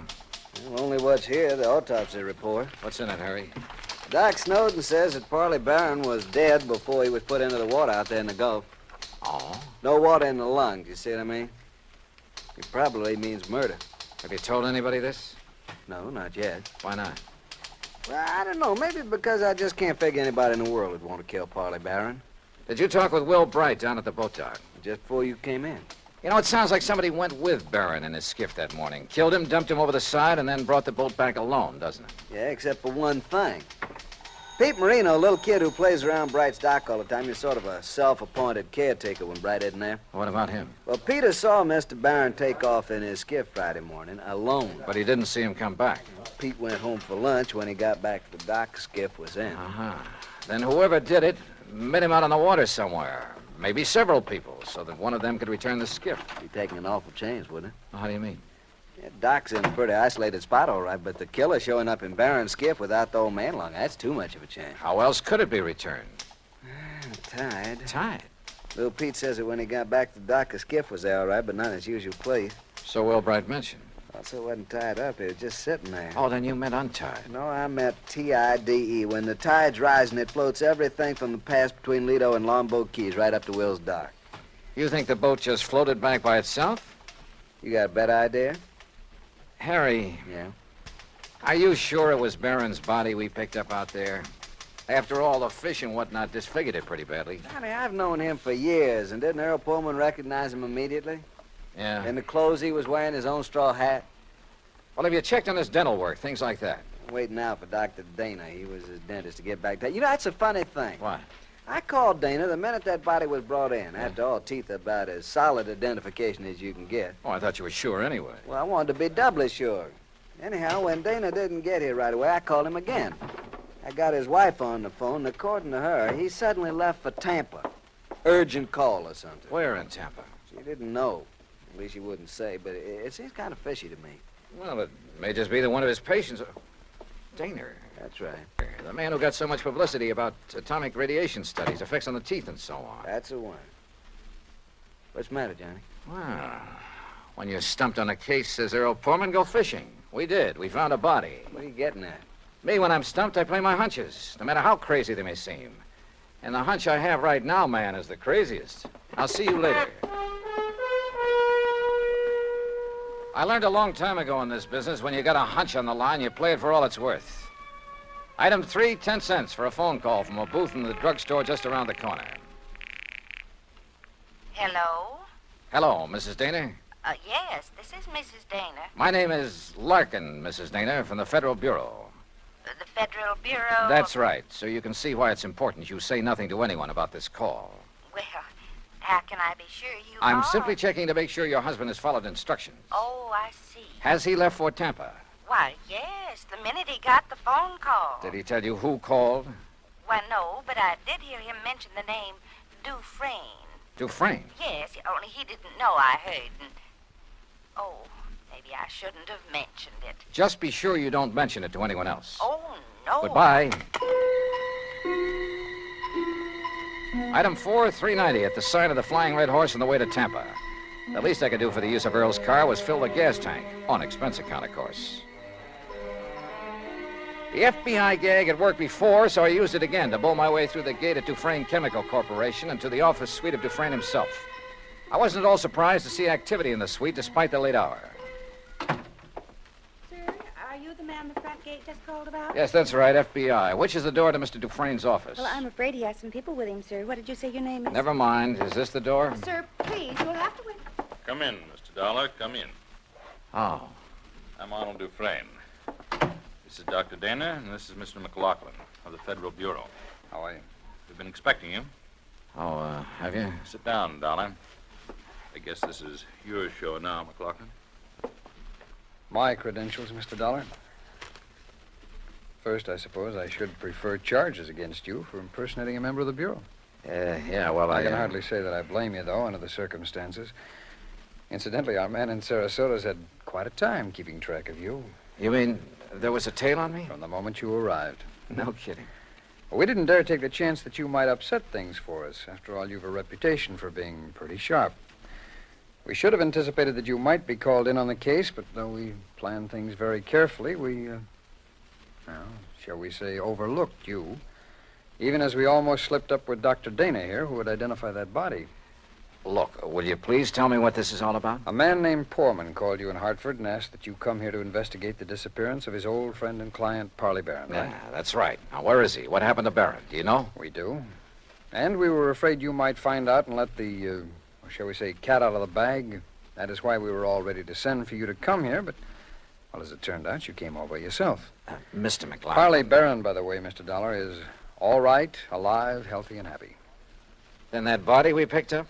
Dressed in his clothes? During the last war, Mr. Barron, as a research chemist, made vitally important contributions to our, or shall we say, national security. Oh. He was too valuable a man to lose, even though his wife objected to his work for religious reasons. Yeah, I gathered that from talking to her. Or perhaps you even thought she might somehow be implicated in his disappearance. The thought certainly entered my mind. Well, in any event, so that he could continue to have a happy home and at the same time carry on his tremendously important work, we arranged for the little deception that has been going on for some years now. His so-called daily fishing trips. That's right. But each morning in a small hidden cove, I needn't tell you where, he was picked up and brought here to Tampa to carry on his work. Well, I'll be darned. No one was the wiser. Even our, shall we say, competitor nations in atomic and missile research, who were bound to keep tabs on such a man, they knew only that he was working for the Dufresne Chemical Corporation. They did know that, huh? Well, we must suppose so. International espionage is pretty well organized these days. Ah. But now this disappearance, Mr. Were changes in plans for nuclear developments had made it mandatory that he spend some time in, elsewhere. Where? Well, shall we say, somewhere in New Mexico or something like that. So to openly send him there would have indicated to our competitors what these new developments could be. That had to be avoided at any cost. Therefore, the plan for his disappearance was carefully worked out and carried out. Then whose body was it we picked up? Well, some poor, unidentified old derelict who was on his way to Potter's Field. I see. Well, believe me, if the Bureau functions this thoroughly in everything it does... Oh, we try. Well, what about Mrs. Barron? Oh, she'll bear up. We, of course, made sure of that in the beginning. And then when her dear husband does return... When will that be? When his work is finished. And, of course, that'll be too late for our friends across the sea to catch up with us, and we've worked out a completely plausible story to cover his absence. Oh, I'm sure you have. Now, Dr. Dana here will return to Sarasota in the morning. He will confirm identification of the body that was fished from the sea with only sufficient reservation to protect his professional reputation when Parley Barron reappears. All right. Now, when an insurance claim is filed on Barron... Well, I'm sure Mrs. Barron won't file for some time, unless urged to by your friend Poorman. Oh, I can prevent that without telling him anything. That's fine. What's more, with the penchant that some companies have for, shall we say, slow action on claims... Well, don't let them hear you say that. Well, Barron will be back before you need to worry about it. Now, is that okay with you, Mr. Dollar? Shall we say, okay. And once more, I tip my hat to the FBI.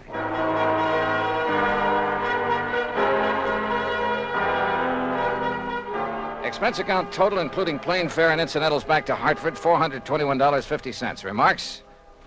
For obvious reasons, I have used fictitious names throughout this report, and of course delayed filing it until obtaining official clearance. Yours truly, Johnny Dollar.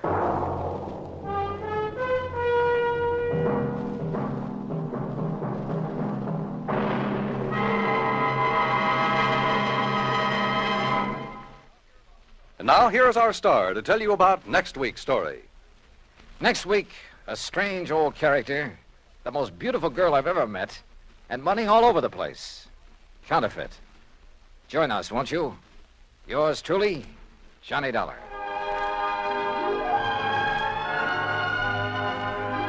Yours truly, Johnny Dollar, starring Bob Bailey, originates in Hollywood.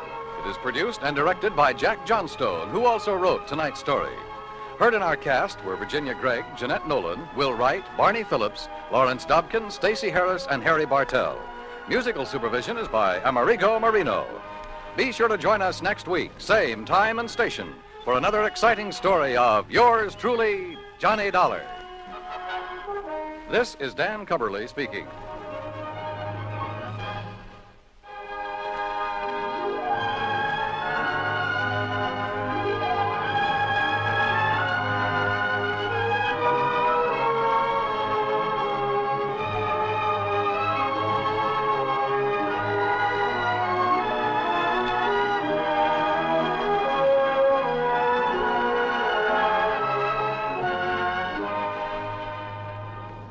Johnny Dollar has come to you through the worldwide facilities of the United States Armed Forces Radio and Television Service.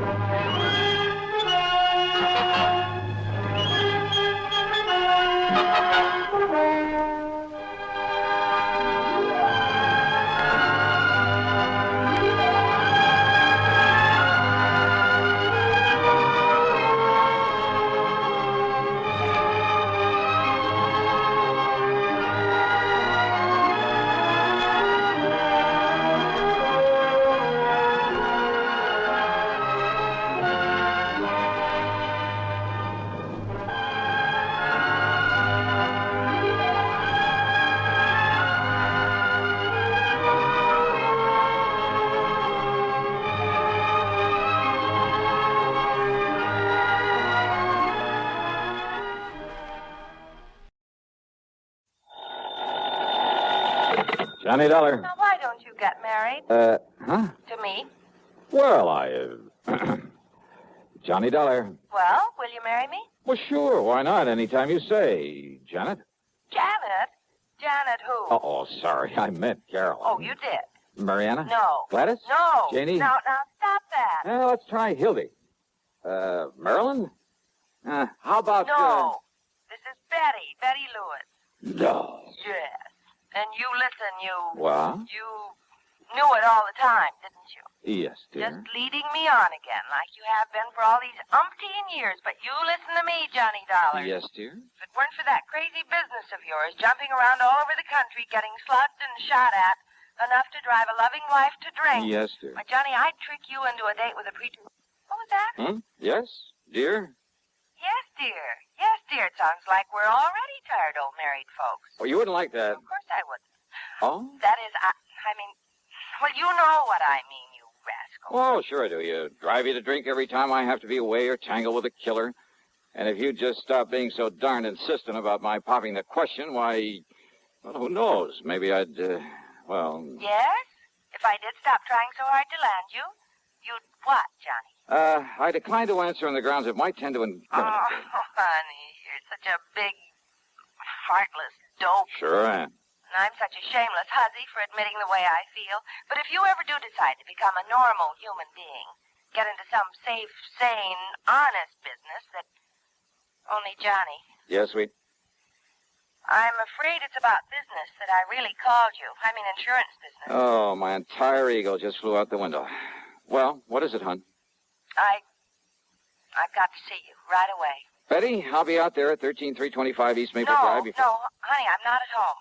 Okay, at the office then. No, dear, I'm not at the office either. Well, tell me where you are, where you want me to meet you. Just, stay right there and wait until I call you again.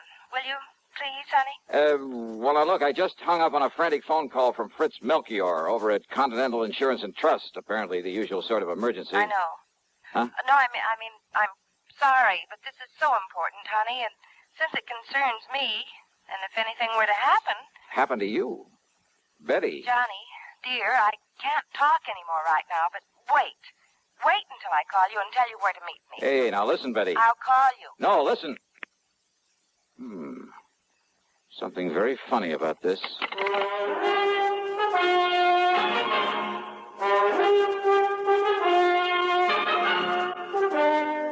CBS Radio brings you Bob Bailey in the exciting adventures of the man with the action-packed expense account, America's fabulous freelance insurance investigator. Yours truly, Johnny Dollar.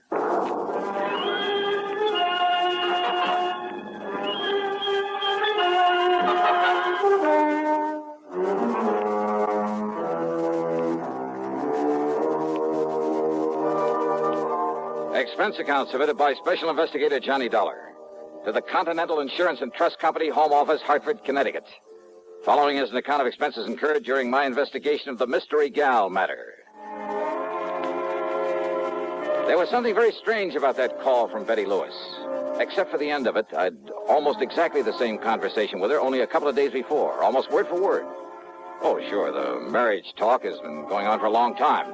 And why kid about it? If it weren't for this crazy, sometimes risky job of mine, I'd ask that girl to marry me in a second. And maybe someday... But she knows all that. She knows why it just doesn't make sense right now for either of us to think about it. We've agreed to that. So why bring it up again at a time when she actually had some important matter involving insurance on her mind? Important enough to stall me on whatever it was that Melchior at Continental Insurance and Trust wanted me for. I waited for her to call me back. Yeah, I waited over an hour, and then finally, though she told me she wasn't home or at the office, I called her house. No answer. I called her office, then to see if they knew where she might be. Much to my surprise, the switchboard operator told me she was right there, had been there all day.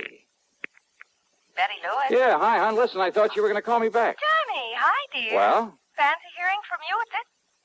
What was that about calling you back? And I thought you weren't in the office. Now, whatever made you think a thing like that, Johnny? Are you kidding? Are you? You said you weren't when I talked to you about an hour ago. Oh, gee. I might have known this would happen sooner or later. So many girls on the string, you can't even keep track Betty. of. You talk to one, probably even propose to her, and then you lose track of which one it was. Are you trying to tell me you didn't call me on the phone an hour and a half ago? You trying to tell About me? some insurance matter, some emergency? Johnny, you're You kidding. had to see me right away, that you'd call me back about where to meet you? You're serious, aren't you, hon? I'm dead serious. So let's cut out all this nonsense and... But I didn't call you. You're sure of that? Well, sure I am. The last time I talked to you was day before... What's this all about, dear? Honey, I'm sorry, I gotta hang up. Johnny, is something wrong? Yeah, I'm afraid so. I'll call you later. What, dear? What is it? I wish to heaven I knew.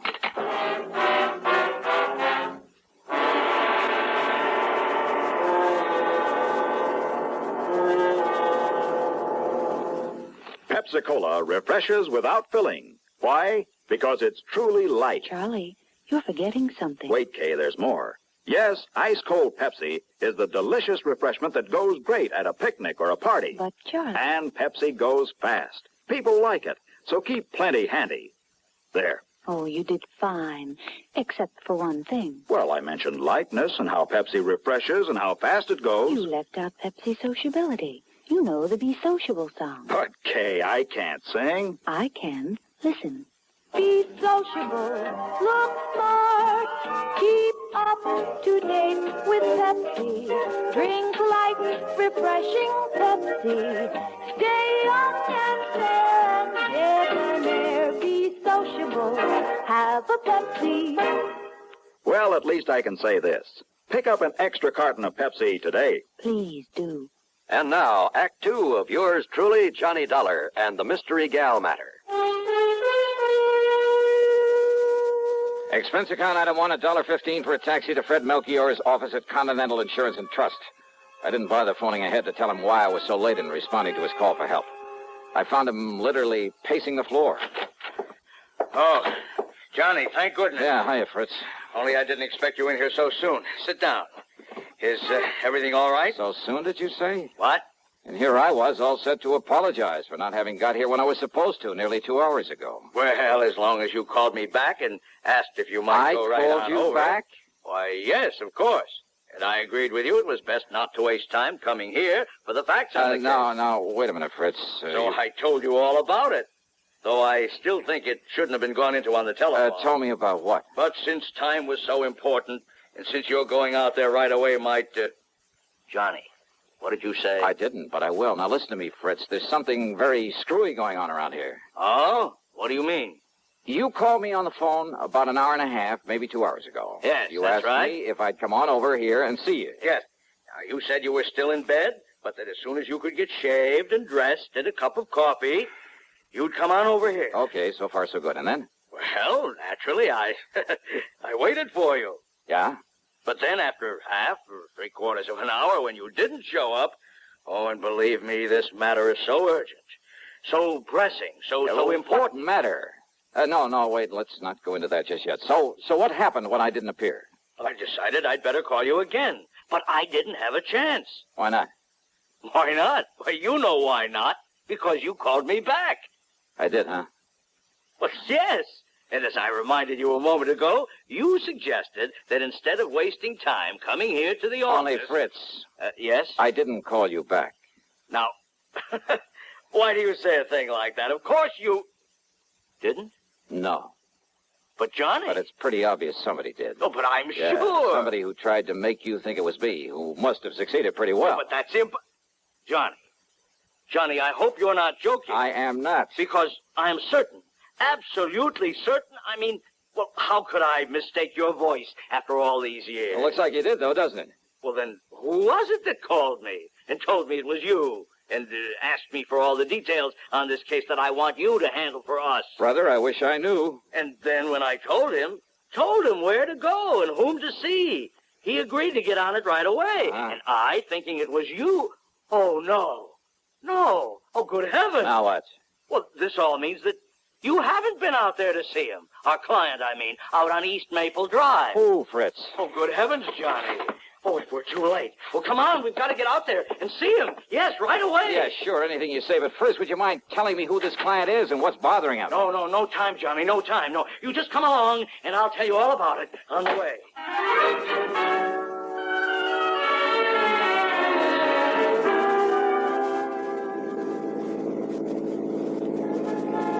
I hope you don't mind my driving so fast, Johnny, but time, time is of the essence. Time for what, Fritz? Now, why don't you just start from the beginning? Yes, I will. Now, when I called and I talked to you the first time... The only time, Fritz. Oh, all right, yes. It must have been somebody else who knew I'd called you before, who found out from me that... Well, now listen. I'm listening. Now, anyhow, when I talked to you, I told you I'd had a call from one of our clients. Yeah, only you didn't say who. Now, the call was from Mr. John Marshall Sawyer out there on East Maple Drive. Sawyer, the attorney? Yes, retired. Lives right across the street from a very good friend of mine. I don't know about that. I don't care. The point is that Mr. Sawyer, before he retired and came up here to live... Yeah, sure, the DA's office down in New York. That's right. Probably sent more hoodlums up the river than anybody else in the big town's history. Exactly. Including Andy Rinaldi. Andy the actor. That's right. Confidence man and suspected killer. Yeah, I had a hand in that case myself. I know. Andy the actor was a character right out of the old pulp magazine. Yes. And he was so clever at disguise, it's no wonder the police took so long to catch up with him. Yes. Now, hey, Johnny, one time he did such a perfect imitation of some big financier, looks, voice, everything, that one of the big banks handed him nearly $250,000 in cash and... Wait a minute. You thought that I had called you back? Yes, Johnny, yes.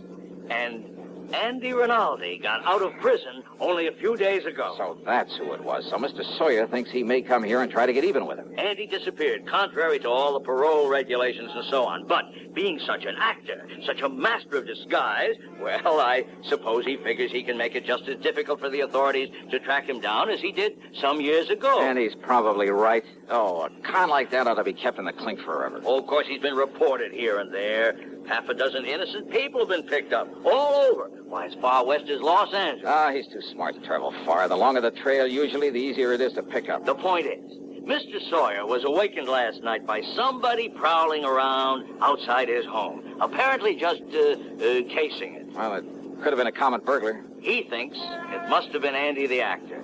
Did he notify the police? No, he wants you on the job. You know Andy, and you're on to some of his tricks. Well, maybe some of them. What's more, Andy may have reason to feel the same way about you as he does about Mr. Sawyer. That phone call to you pretending to be me. Somehow he must have found out you'd call me. But how, Johnny? But that girl who called me. Girl? Who? A perfect imitation of Betty Lewis. I'm afraid I don't understand. Hey, Fritz, you better step on it. You say a girl called you? Yeah, to stall me off. It had to be. To maybe keep me away just long enough for him to get out here. Come on, faster, Fritz. Anything you say, but listen, Johnny. The point is that if Andy comes around again The point tonight... is that he may have decided not to wait until tonight. What? Come on, let me take the wheel, Fritz. We gotta make time. We made time, all right. But all along the way, I kept reminding myself that if those phony calls had been meant to delay me, they couldn't have hoped to keep me away for long. In other words, Andy the actor was ready to take care of Mr. Sawyer right now. I hoped and prayed we wouldn't be too late. Sawyer was an old man, hardly a match for a killer. All right, now, here we are. And now look, Johnny, the front door of his house is wide open. Now, that isn't right. Come on, Fritz, don't waste time talking about it. Oh, no, we're too late. Fritz, flat against the wall. Stay flat against the wall. No. Look. What?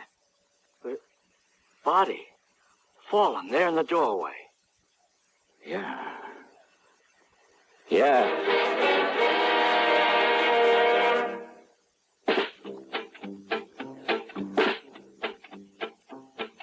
Have a real cigarette. Have a Camel. Have a Camel cigarette.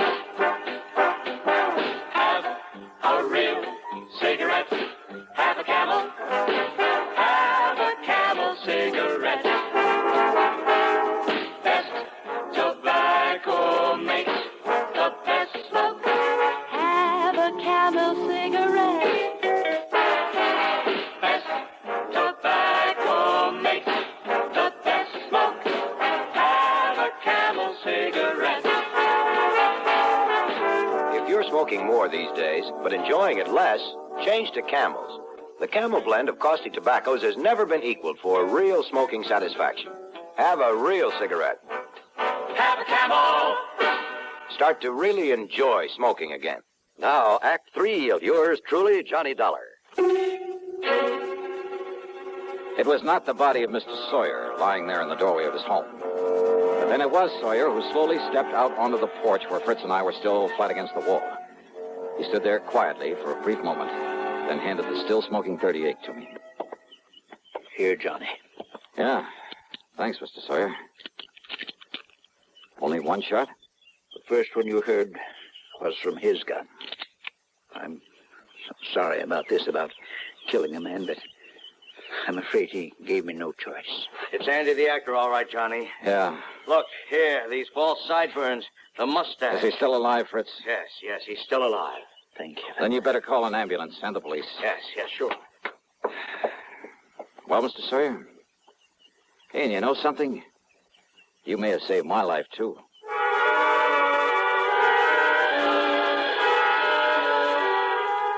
I followed the ambulance into the hospital in the hope Andy the actor would come, too. There were some things I wanted to ask him about the girl, the actress, who'd call me on the phone to hold me at my apartment until he could carry out his plan against Mr. Sawyer. But Rinaldi stayed unconscious, so I took a cab back to my place. That's item 3, $1.50. As I walked up to the door, a man from the phone company came around the side of the building. Hey, excuse me, aren't you Mr. Johnny Dollar? Yeah, that's right. Oh, I've been hoping you'd come home. You want to check your phone for me now? Oh, something the matter with my phone? Oh, there sure was. Huh? Yeah, somebody put a tap on that line of yours. You wouldn't have any way of knowing it, but So that's we it. have ways of knowing down at the phone company. Yeah, so that's how Andy and the girl, whoever she is, got to know our voices. Yeah, a lot of people think they can get away with tapping a phone line, Yeah, but sure. believe me, Mr. Dollar, they can't get away with it for long. They took off the line in the basement. Do you have any idea who might have done it? Yeah, and no. What? Well, Andy the actor, for one. What's But that? who the girl is? Hey, Mr. Dollar, what are you talking about? Oh, nothing you need to worry about. Oh, sure, whatever you say. But now if you'll go inside and dial somebody and see if you get them okay. You see, I got a handset still hooked up to it. Yeah, I'll do that. Oh, and the cops have already been notified, so if they come around asking questions... Okay, thanks.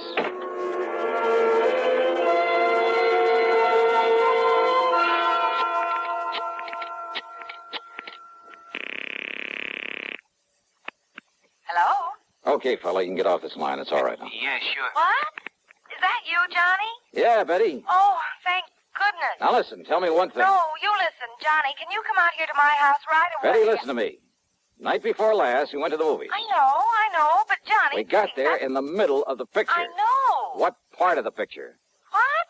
If it was you with me, you know what part of the picture. Well, it was right when Jimmy Stewart walked up to the front of the courtroom to the judge. Okay, you're you, all right. Oh, Johnny, I haven't the least idea what this is all about, but can you come out here and see me right away? I've got a surprise for you, and honest, honey, it's a really important one. Betty. I mean, she's a really important one. She? Yes, dear. Well, you don't mean to say that you... I'm on my way.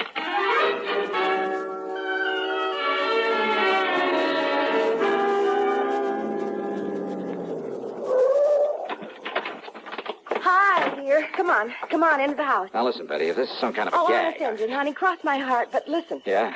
I came home from the office early. Uh-huh. I had to walk the last couple of blocks because I ran out of gas. Yeah?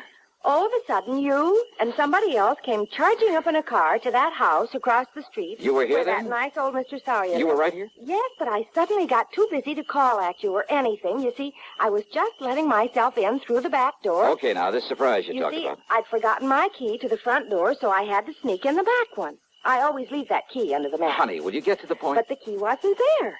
And the back door was already open. Oh, go on. I started in quietly, and then I heard a couple of shots over there at Mr. Sawyer's house. Yeah?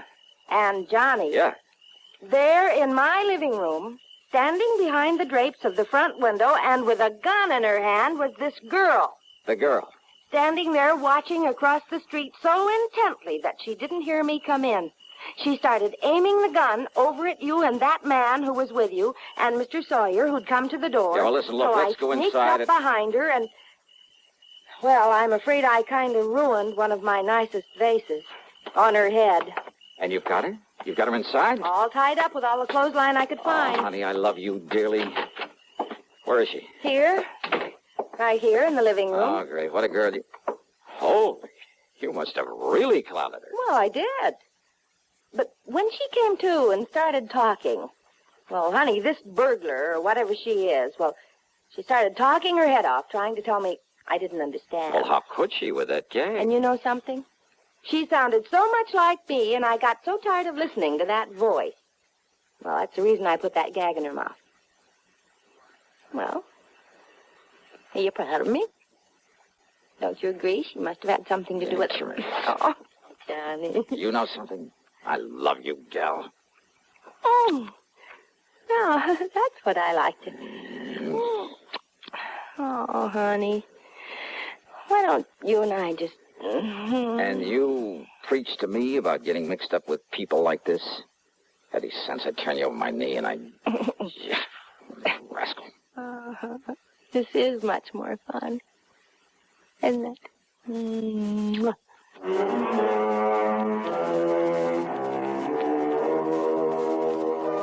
What a gal. And maybe someday... Yeah. Expense account total including... That's funny. Something or someone seems to have somehow diverted my attention for the moment from anything as trivial as an expense account. Trivial? Yours truly, Johnny Dollar.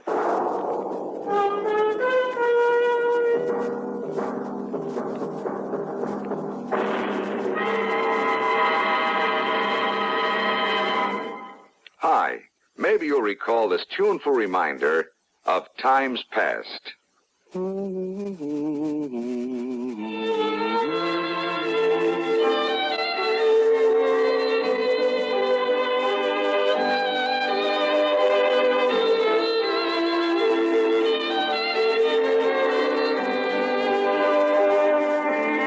This is Dennis James with something else worth remembering. It's this.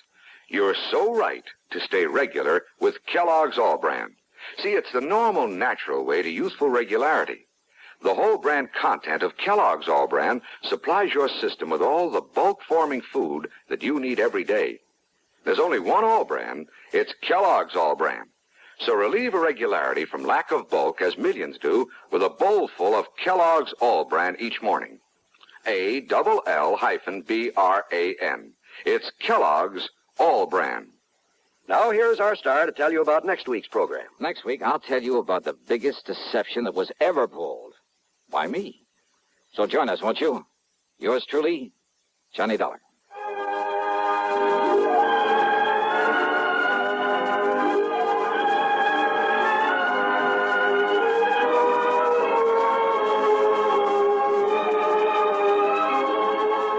Yours truly, Johnny Dollar, starring Bob Bailey, originates in Hollywood and is written, produced, and directed by Jack Johnstone. Heard in our cast were Virginia Gregg, Jerry Hausner, Parley Bear, and Peter Leeds.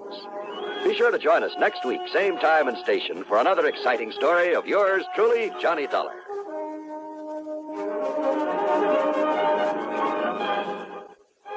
This is John Wall speaking. Suspense is next on the CBS Radio Network. You know, Dooley, I've been reading up on hypnosis. Come here and let me try it on you. I'm an officer of the law and don't approve of making a man divulge his secrets. However, I'll stand by in case there's criminology involved. I just want to clear up some of his problems, Officer Suggs. But I haven't got any problems. I'm the soul of contentment. Maybe that's your trouble. You're too contented. Lie down, Dooley. You're going to sleep. I feel so good. He's under my influence. Now, little tyke, get up. Go straight to the beer of your choice. Astounding. He's heading for Utica Club. 'Cause Utica Club will still take the trouble to age beer the natural way. Utica Club, you see. He's got no problem. He's a happy, well-adjusted beer mug. Brewed by the West End Brewing Company of Utica, New York. Radio 59, WROW Albany. From Hollywood, it's time now for... Johnny Dollar. The bases are loaded and there's nobody out. What? And you're pitching, Johnny boy. Bert McGraw. Yep, right as rhubarb. What's in your mind, Bert? You and a job you didn't finish. A job I didn't... What are you talking about? The Mason-Dixon matter, remember? Well, sure. Ruth Dixon's body was found on Newport Beach. But you didn't find out who killed her, Johnny. I figured that was a job for the police. They want to talk to you about that. And so do we. Oh? Yeah, Ruth Ruth Dixon was insured with our company. For how much? $1,000. 1,000. You don't expect me to go back to Newport for the commission I'll make off that, do you? Nope. But if you'll go, we'll foot the bill. Oh, how come? Tell you when you get here. Interested? Yeah. Now.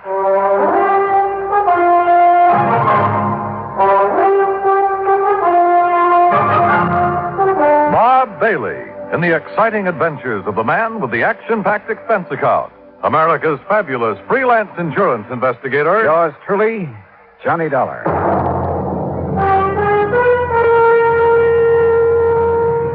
And now, Act One of Yours Truly, Johnny Dollar.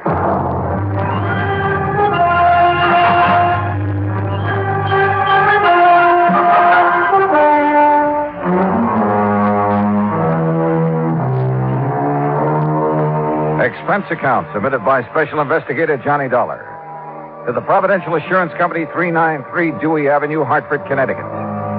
The following is an account of expenses incurred during my investigation of the Dixon murder matter. Expense account item 1, $1.20 taxi from my apartment to the Providential building. Along the way, I did some thinking. A week ago, a girl's body had been found on Newport Beach.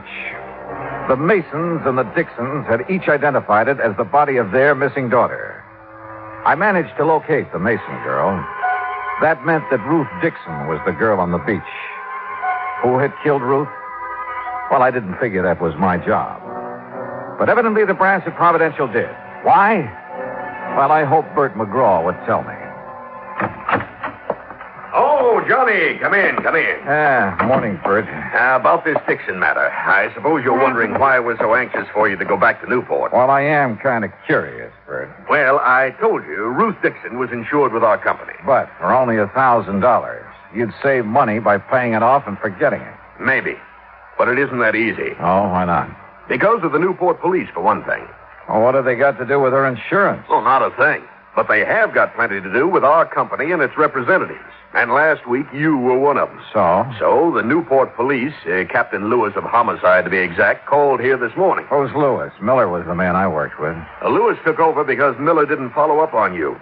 And he's very unhappy with you, Johnny. I can't imagine why. No?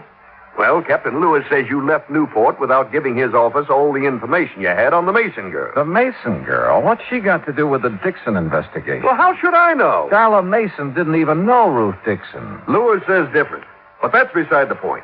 We can't afford to have any police department in this country feeling the way the Newport boys do about our investigators. Oh, come on now, Bert. It isn't at all that serious. Johnny, we have to have police cooperation. And we can't force them to cooperate, so we try to build up a sufficient amount of goodwill. But, Bert, No, it's too late to apologize. Who's apologizing? Captain Lewis chewed out my boss. My boss did it to me, and I have orders to do it to you. Okay, so get it over with. Well, I'm almost through. Except that no matter what it costs us, it's going to be worth it to have goodwill restored. You understand? Sure. And whatever you do in Newport, please keep Captain Lewis informed. If you stumble onto something that might lead to the Dixon girl's killer, tell Lewis about it. Okay, Bert, whatever you say. No hard feelings, Johnny. No. Everything's just fine. Oh, good boy. Glad to see you understand. For an expense account like the one you're going to get, I can understand the theory of relativity.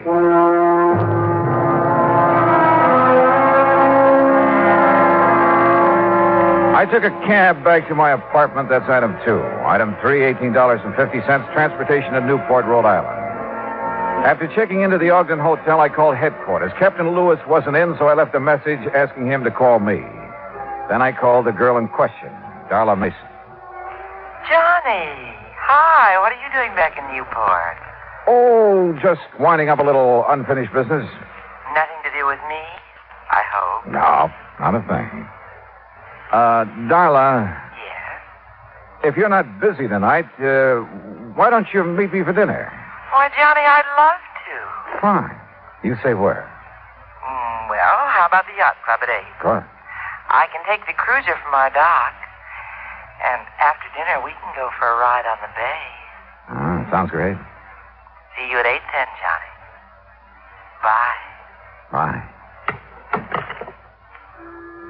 Expense account item 4, $15 worth of American Beauty roses. Ruth Dixon's mother. I rented a car and drove out to the Dixon home. The moment I stepped into the house, I could smell the heavy, sweet odor of Oriental incense. While Mrs. Dixon put the flowers in water, I located the source of the incense. It came from an ornate burner on the mantel in the living room. Behind the burner, draped in black, was a large photograph of Ruth Dixon. And on each side of the photograph were 2 lighted candles. Oh, Mr. Dollar, these are the most beautiful roses I've ever seen. Well, I'm glad you like them, Mrs. Dixon. Oh, yes. Ruth will, too. Beg your pardon? I said Ruth will like them, too. I'll take them to her in the morning. That is, if you don't mind. Oh, no, not at all. Mr. Dollar, I don't know how you feel about such things, but I believe those who have passed on never really leave us. What do you think? Well, I haven't given much thought to the subject. But you should. Ruth will appreciate these roses as much or more than she ever would have. Do you believe that? Well, I didn't know Ruth when she was alive. When she was here, Mrs. Dixon. Oh, that's right. You didn't. Well, she's still here. And if there's any doubt in your mind, why, you just come with me and visit Madame de Stael. Madame de Stael? Yes. She's been such a help and comfort to me these past few days. Well, without her and her teaching, I'd have been completely lost. This Madame de Stael, what is she? She's just an ordinary person, but she has wonderful occult powers. She can see beyond the veil, Mr. Dollar, and she's promised to let me speak to Ruth as soon as the conditions are right. Do you know when that will be? Lucille? In here, Henry. Oh, excuse me, Mr. Dollar. I have to put out these candles. Henry doesn't believe like we do. My, you've been at it again, haven't you, woman? Now, Henry. Open the windows. Get the smoke and the smell out of... Oh, Mr. Dollar. Afternoon, Mr. Dixon. What are you doing back in Newport? He's trying to find the man that caused our girl to pass on. Oh, she didn't pass on, Lucille. She died. Henry, really? Well, anyway, I wish you luck, Mr. Dollar. I have a hunch I'm going to need it, Mr. Dixon. Mr. Dollar, wouldn't you like to stay to dinner? We aren't having anything fancy, just leftovers and boiled cabbage head. Oh, my. Now what? Why, I just remembered why I burned that incense. And it wasn't what you thought, Henry Dixon. It was on account of the cabbage. It covers the smell. That's not the truth, and you know it. Oh, now, Henry. Look at that mantle, Mr. Dollar. She's made a regular shrine out of it. Looks like a heathen altar. Henry. Well, it's the truth.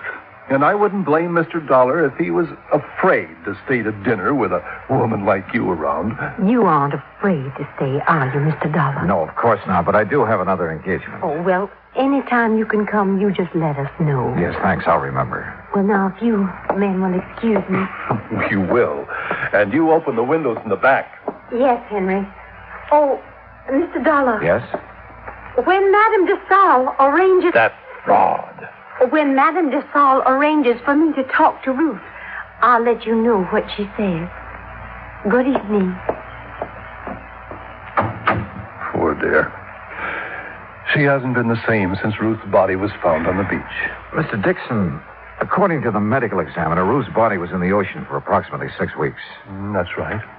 Do you remember if Ruth was going with anyone in particular just before the time she disappeared? The police asked me the same question.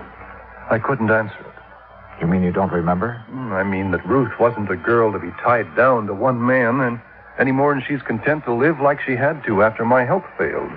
Did she date very often? Well, you know, she worked as a hostess at the yacht club. Yes, sir. She met a lot of rich young men there.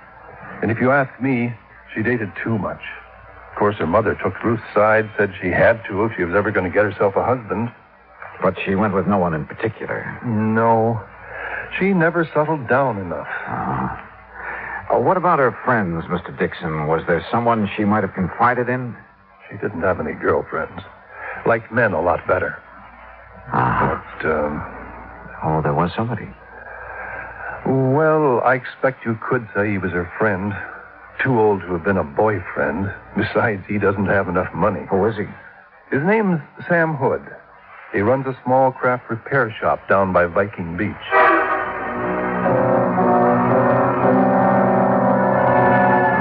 Viking Beach is on the Atlantic side of Newport, approximately a mile from Land's End, where the Dixon girl's body had been washed ashore. Once there, I didn't have any trouble locating Sam Hood's repair shop. It was on the end of a large wharf. For a moment, I thought the wharf was deserted. Then I heard it. Below the wharf, sitting low on the water, was an old converted PT boat, and standing on deck, tinkering with the controls, was a heavy-set man wearing thick glasses and greasy dungarees. I was about to call him when he looked up. Afternoon. Hi. Can I help you? Yeah, I hope so. I'm looking for Sam Hood. He ain't here. Gone on his vacation. Oh, fine. Can I do anything for you? I'm his brother, Leroy. Well, yeah, Leroy, maybe you can. You want me to come up, or you going to come down? I'll come down, but how do I do it? Stairs over to your left there. Oh, sure. You're a stranger around here, ain't you? Yep, that's right. Well, I'm always glad to meet up with a stranger. This is such a little bitty place. Most everybody along the waterfront's heard everybody else's stories so many times till they're sick of it. What'd you say your name was? It's Dollar. Johnny Dollar. Well, welcome aboard the Connemore, Mr. Dollar. Connemore? That's an odd name for a boat. Sure is, ain't it? But I found it in a book. Sure fits her, and me too. What's your line, Mr. Dollar? I'm an insurance investigator. Well, now, that must be mighty interesting work. Yeah, sometimes. You chew tobacco? No, thanks. Oh. Well, I got a brand new plug of brown mule here. Ain't had it out of the wrapper. So if you want some... No, thanks, Roy. You sure missing something? Yeah. Yeah. Ooh. Man, my teeth.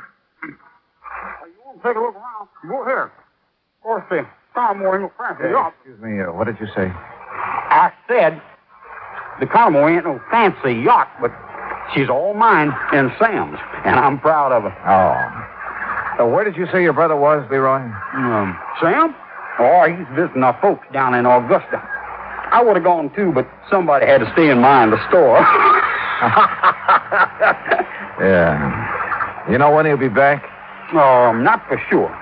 But anything Sam knows about, so do I. We got real runny mouths in our family. Tell me, Leroy, did you know a girl named Ruth Dixon? No one just to tip my hat to. But Sam did. Yes, sir. That gal and Sam, they used to sit up there on the wharf looking out toward Gooseberry Island, and they talk. You know what about? Nope. Get off that railing, you whitewash brother! See ya! Leroy, you told me a moment ago Sam couldn't keep a secret. Well, he said she was full of dreams. Man, you asked me, she wasn't nothing but another two-timing, just like all of them. Oh, that's not a very good opinion of her, Leroy. I can't help it. Sam was crazy for her, but she didn't even let on like she knew it. How did your brother take the news of her death? Oh, just awful. That why he left town? Yep. Does Sam own a .38 revolver, Leroy? Oh, sure. Most everybody who has a boat owns something like that. But, hey, wait a minute. You getting ideas? No, just asking questions. Oh. Well, Sam couldn't have killed her. I know it. What makes you so sure? Well, 'cause he's my brother. And how he was so broke up when he heard about Ruth. Why would you suppose anybody'd want to put a bullet in a pretty gal like that? I don't know, Leroy. I don't know. I asked him a few more questions, watched him chase the seagulls off the railing once more, then left. At 7:45, I was sitting in the yacht club bar waiting for Darla Mason. At 8:30, I was still waiting. And at 9:30, I gave up and went back to my hotel. I hadn't been in my room 10 minutes before someone started pounding on the door. Dollar, you in there? Yeah, who is it? Captain Lewis, open up. Well, good evening, Captain. Nothing good about it. Huh? Fine thing you pulled. You come over here to help, then you go gallivanting off where nobody can find you. I called your office as soon as I hit town. Because the people you're working for in Hartford told you to. Now, look, that insurance agent said you were skeptical about there being a connection between the Mason and the Dixon. I still am. You won't be when I tell you what happened early this evening. Okay, so what happened? Darla Mason was shot. And the bullet came from the same gun that killed Ruth Dixon.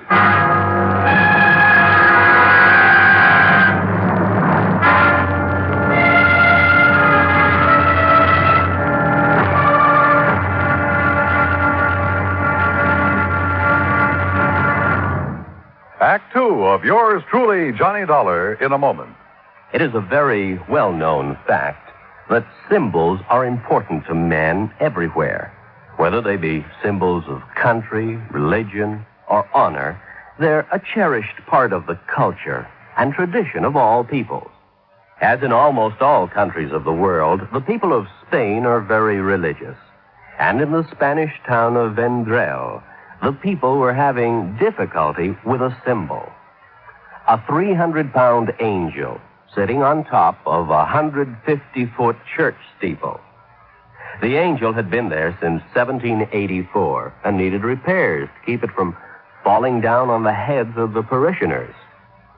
But 150 feet is a long way up, and 300 pounds are a lot of weight to bring down. Now, there was a great deal of head-scratching over the problem until someone casually mentioned the problem to someone else who happened to be stationed at the United States Air Force Base in Zaragoza, Spain. It wasn't long before visions of a helicopter came to mind.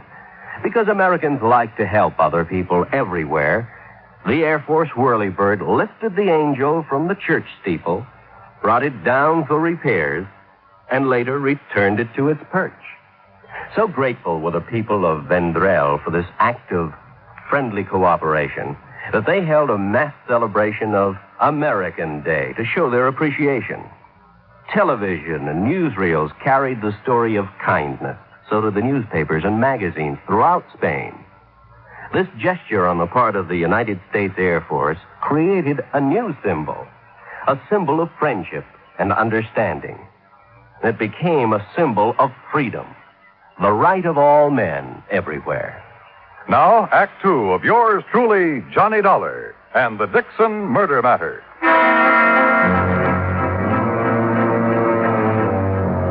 Expense account item 6.20 for 2 cups of coffee at the Eat Right Cafe near my hotel, where Captain Lewis proceeded to give me the details surrounding the shooting of Darla Mason. She had been on her way down to the Mason boathouse, where she'd planned to take the cruiser across the bay to the yacht club. As she neared the boathouse, someone had fired at her, and the bullets that wounded her came from the same gun that killed Ruth Dixon. So there was a connection between the Mason and Dixon girls. And if you want more proof, I have it. Like what? Well, they both spent a good deal of their time at the yacht club. Yeah, but for slightly different reasons. Ruth worked there before she was killed. But she must have known Darla Mason. No, that's no good, Captain. You go to the district attorney with that kind of evidence, and he'll throw you out of his office. He'll want proof they knew each other, and how well. Yeah, I suppose. What about Darla? When can we see her? When the doctors tell us we can. She still hasn't regained consciousness. Hey, Captain, do you know where the Masons have the work done on their cruiser? Yeah, and that's another thing. That's Sam Hood's place. Have you questioned him? Never had a chance to. According to his brother, he's away on some sort of vacation down Georgia. Left the day the Dixon girl's body was identified. Are you sure he's still in Georgia? Well, I can ask the Augusta police to check up on him. If he is, have them tell him about Darla being shot up and find out if he knew her. Okay. Well, you ready? Yeah. No one was seen prowling around the Mason place tonight, huh? Well, nobody else was down at the boathouse. Thanks, Johnny. Sure, Captain. And stop being so formal. My name's Pete. Okay, Pete. Well, I guess we've done all we can for a while. I'm not so sure. No, what do you mean? I'm not sure about that either. But I have an idea. Or maybe I ought to call it a hunch. About what? Well, I'd like to sleep on it first, if it's all the same to you. Have I anything to say in the matter? Nope, not a bit. It was late and I was tired, so I did the obvious thing and went to bed. Early the next morning, I called the hospital. Darla Mason had regained consciousness and would recover. But she couldn't be questioned for another 2 or 3 days. So I finished dressing and went down for breakfast. I was crossing the lobby when someone called me. Mr. Dollar. Mr. Dollar. Oh, Mrs. Dixon. I've been waiting to see you.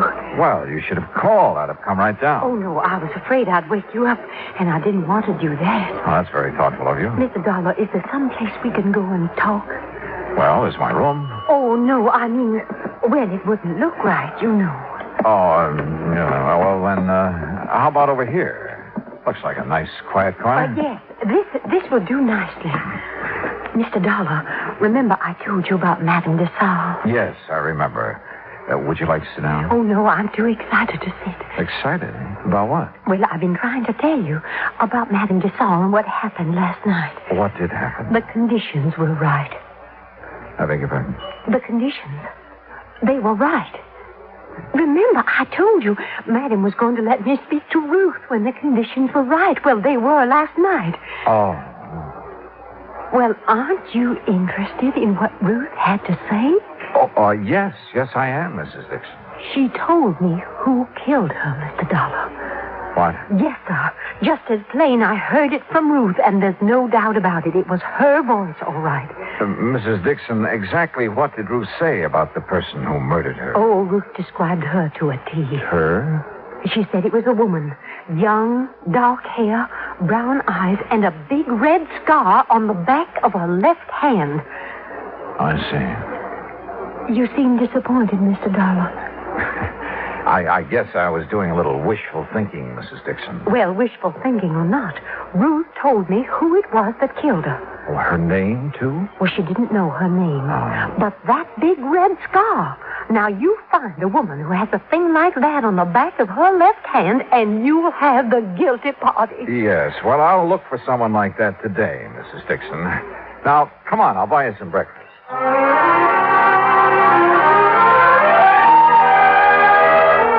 An hour later, back in my room, I put in a call to Captain Lewis. Morning, Johnny. Morning, Pete. Anything new? Well, we heard from the Augusta police. Yeah? Sam Hood's in Augusta, all right. Been there for over a week. Uh-huh. Did they ask him if he knew the Mason girl? I said he did. Said the Masons used to let him and his brother service a cruiser. Uh-huh. Johnny, when are you going to stop playing games and tell me your ideas? Hunch, you mean, Pete. And I'll tell you just as soon as I get back from the library. The library? Oh, and while you're waiting, call back the Augusta police. Have them get hold of Sam Hood again. What for? Ask him who named his boat. What? Yeah, ask him if it was his idea to name it the Connemore or his brother's. Johnny, are you feeling all right? Never felt better, and I'll see you in about an hour. I found what I was looking for in the library. Then went back to Captain Lewis's office and told him what I was now beginning to believe. While I was there, Sam Hood called from Augusta with the answer to the question the police had asked him. Then I went alone down to the wharf on Viking Beach. Leroy Hood was sprawled lazily over the deck of the Connemore, trying to sleep and at the same time keep an eye on a fishing line he tossed over the side. I started down the steps toward the boat. Well, doggone. Hi there, Mr. Dollar. Morning, Leroy. Man, I sure didn't think you'd be back down here so soon. You know, Sam ain't back yet. Yeah, I know. You having any luck? No, just making believe. For real fishing, you got to go out beyond Gooseberry Island. Oh, how about taking me someday? Why, sure. Man, you just say the word and we'll go right now. Well, no. I'm afraid I couldn't do that this morning, Leroy. Well, you just let me know anytime. Yeah. How fast this boat cruise? 25 knots. Now, ain't that something? Fastest boat between here and the Navy station. How long would it take you to get over to the Mason home and back again? Why, it wouldn't take no time at all. How come you ask that? Did you know Darla Mason was shot last night? Heard something about it, yeah. Do you know Darla Mason, Leroy? How could I know somebody like that? I don't know. But if you didn't know her, why did you try to kill her last night? You joking? No, not a bit. Oh, come on now, man. What you mean I tried to kill her last night? Just what I said. That ain't funny. That ain't one bit funny. But it's the truth, isn't it? The truth? Now, who told you that? Darla. What? She couldn't have. No, why not? Because the papers say she's still unconscious. Besides, she couldn't see nobody around that boathouse last night. It was too dark. Dark as it was the night you killed Ruth Dixon. You know, you beginning to get me riled, Dollar. That's so. It sure is so. Coming around here with all kinds of lies saying I killed Ruth Dixon. I didn't say it. Your brother did. Sam? Oh, man, now you really lying. Sam's in Augusta. You ain't seen We him. talked to him on the phone this morning. He told us about you and Ruth Dixon and the Mason girl and every other woman who comes around here. Well, just 'cause I try to make a little time with him, that don't mean I killed nobody. Sam told us different, Leroy. He told us that you can't stand to have a woman laugh at you. Every time a girl has, you've tried your best to make her sorry for it. You really did talk to Sam? What do you think? But why would he tell on me? Why? He never has before. He didn't want to, Leroy. That's why he left here when he did. He needed time to think. Decide what to do about his brother. About you. What you gonna do about it? What I have to do. Take you in. No. Nobody's taking me anywhere I don't want to go. And anybody cries, they're going to be sorry. Leroy, come out of there. I'm coming. You look out, dog. You look out. You don't try stopping me. Leroy, come back. No!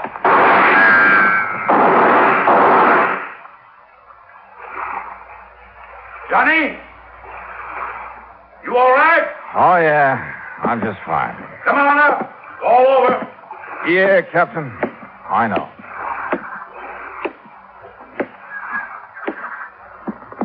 Tell me something. If I can. What put you onto him in the first place? Two things. You see, he liked the girls, wanted to be a lady killer, but they'd only laugh at him, and he couldn't stand that.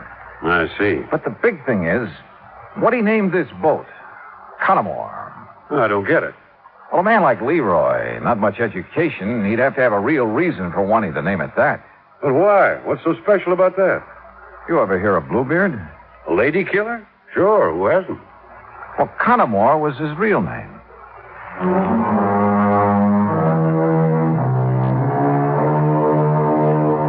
I saw Mrs. Dixon late that same afternoon. I'm afraid she was a bit disillusioned, having been so sure that the person who had killed her daughter was a woman. But there was one funny thing. On the back of Leroy's left hand was a long red scar. Expense account total, including car rental, hotel bill, and transportation back to Hartford, $968.20. Yours truly, Johnny Dollar.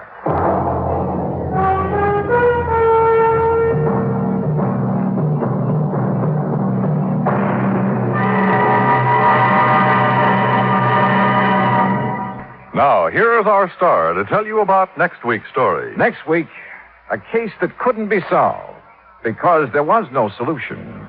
And yet, well, join us, won't you? Yours truly, Johnny Dollar.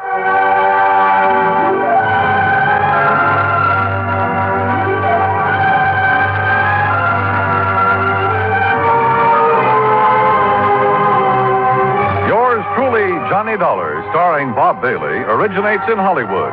Written by Charles B. Smith, it is produced and directed by Jack Johnstone. Heard in our cast were Gene Tatum, Jeanette Nolan, Frank Nelson, Russell Thorson, Sam Edwards, and Austin Green. Musical supervision is by Amerigo Marino. Be sure to join us next week, same time and station, for another exciting story of yours truly, Johnny Dollar. This is Dan Cubberly speaking.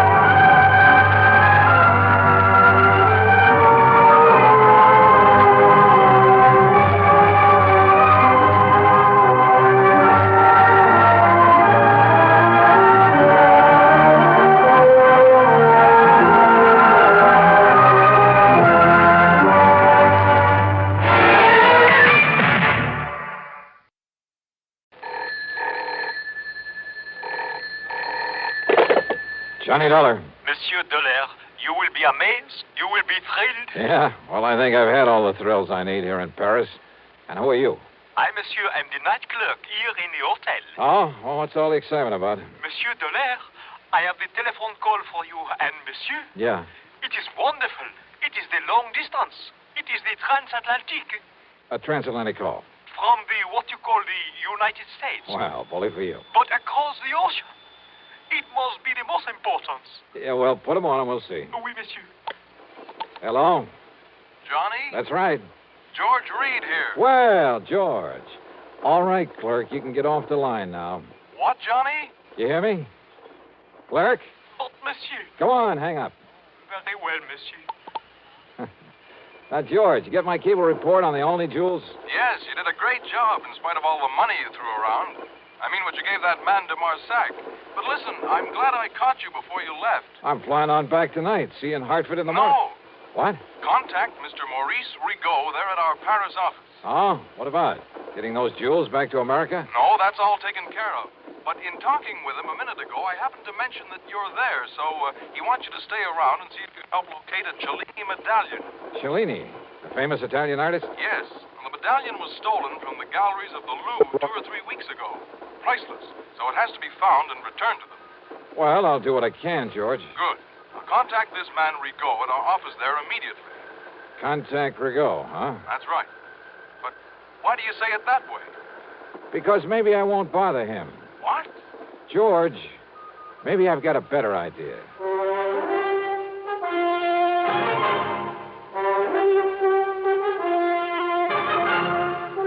CBS Radio brings you Bob Bailey in the intriguing adventures of the man with the action-packed expense account, America's fabulous freelance insurance investigator. Yours truly, Johnny Dollar.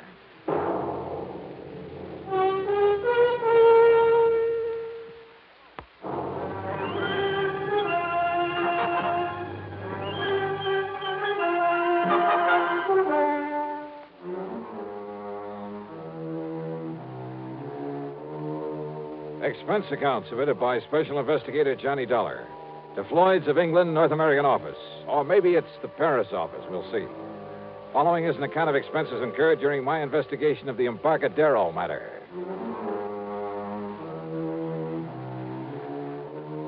Expense account item 1, a few francs. Call it 10 cents American for a telephone call.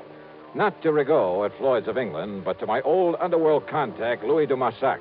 The strange little character who calls himself the Grey Cat. Oui, Monsieur Dollar. C'est la Chagrie. You most loyal, most faithful friend. Yeah, I'm sure. Are you living it up on that money I gave you for locating the only jewels for me?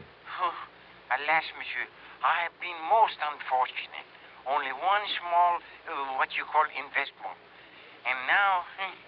Easy come, easy go, huh? Oui, the 5,000 is gone.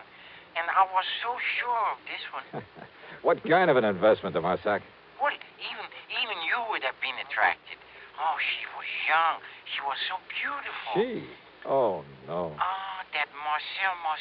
How could such a lovely vision deceive me so? Oh, I'm crushed, a man without hope. And monsieur... Yeah? I'm also very what you call broke. Uh-huh. Think $100 might help to raise your spirits? $500? Oh, oui, monsieur. But for what? 100. For some information about what happened to the Cellini medallion. Oui, stolen from the Louvre. Oh, you know about it then? But of course. You know where it is? No. But for you and me, I will somehow find out. Good. But it may be dangerous, monsieur. The people I will have to see, the cutthroats, I will have to pay for the information. But for you and the $400 you have promised me. Okay, $150. Want to call me when you've got the dough for me? No, if I bring the information to you, I can then collect for it right away. 200? I'll wait to hear from you. Okay, now, George, don't flip your lid over some more money for de Marsac. After all, he knows more about what goes on in the Paris underworld than any other man alive. And if in a day or two he can come up with the information I need, I'll put it this way.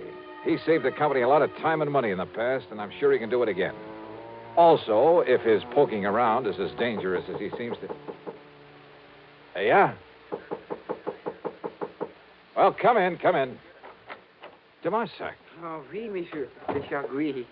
Oh, the dangerous mission you sent me on is a fait accompli. But I only talked to you on the phone about an hour ago. I've wasted no time. You have the $300 for me? $150.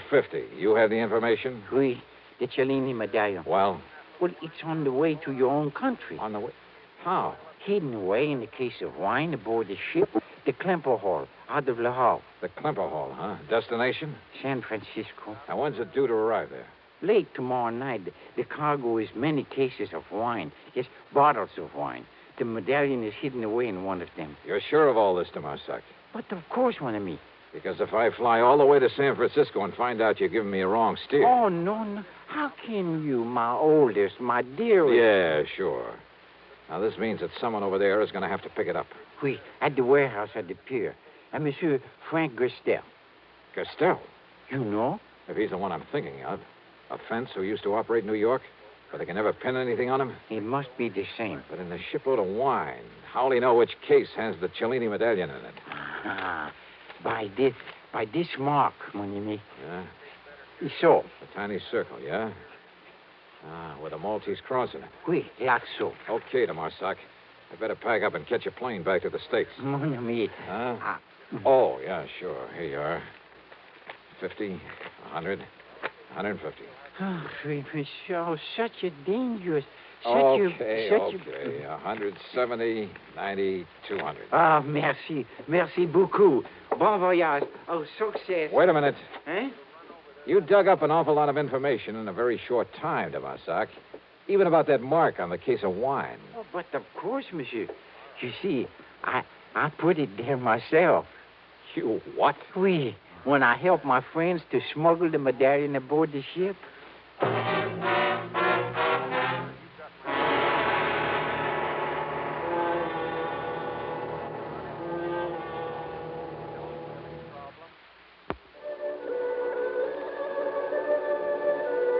Expense account item 2 is the couple of $100 to Dumarsac for the information about the stolen Cellini medallion. Item 3, $92 American for my hotel there in Paris, then a taxi out to Orly.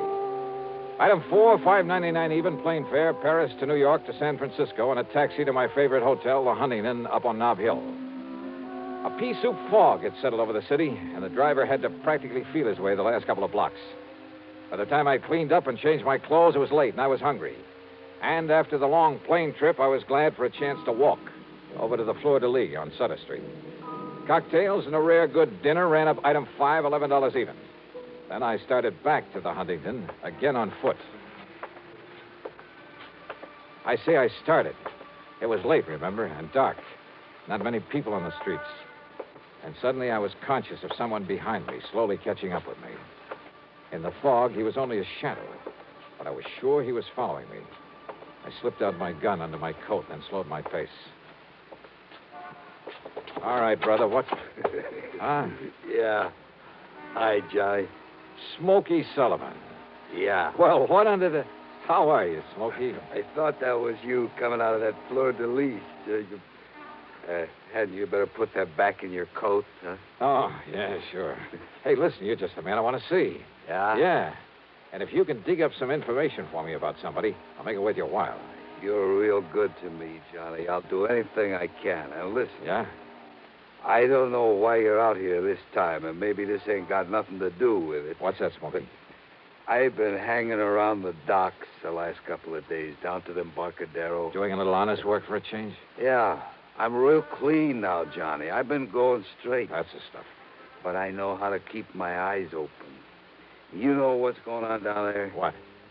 Smuggling, Johnny. There's a lot of smuggling all the time. You know what I mean? Keep talking, Smoky. Yeah. Well, most of it comes in from Japan and China, places like that. It's the boys on the boats bringing stuff in. Oh, well, what I'm interested in... Narcotics, Johnny. Mostly heroin, stuff like that. Yeah, well, now, Smoky, when you get any info about that kind of stuff coming in, you tip off the Treasury boys, the narcotics division. Me, Johnny? Me go to the cops? You mean because of your past record? Yeah, they wouldn't believe me, Johnny. That's the trouble with going legit. I mean, the kind of guy I was. Don't ever kid yourself. I don't want to lecture you, Smoky, but believe me, it's the best way in the world for you to make up for some of the things you've done in the past. Look what you've done in helping me. Yeah, I know. And it was you got me going straight. But don't you see, if anybody was to find out that I was informed... Don't worry. The Treasury boys will never talk. Okay, Johnny. But now the man I'm interested in... But now, like I was going to tell you... Smoky, listen. Like I said, most of the stuff is from the Orient. But down there to the docks, a couple of nights running now. Well, Johnny, you ever hear of Frankie Gerstel? Are you kidding? That's the man I was going to... You mean the one who used to be a fence back in New York? Yeah. Long time ago, I done a couple of jobs for him. That was before, you know. You seen Gerstel around here? Down to the Embarcadero. Sure. Waiting for the Klemper Hall to pull in from Europe. The Klemper Hall, Johnny? Yeah. With a cargo of French wine? Yeah, that's it. How do you know? I helped unload her. You what? Yeah, come in ahead of time, early this morning. And I got here too late. Huh? Or maybe I haven't. Come on, let's get on down to the Embarcadero.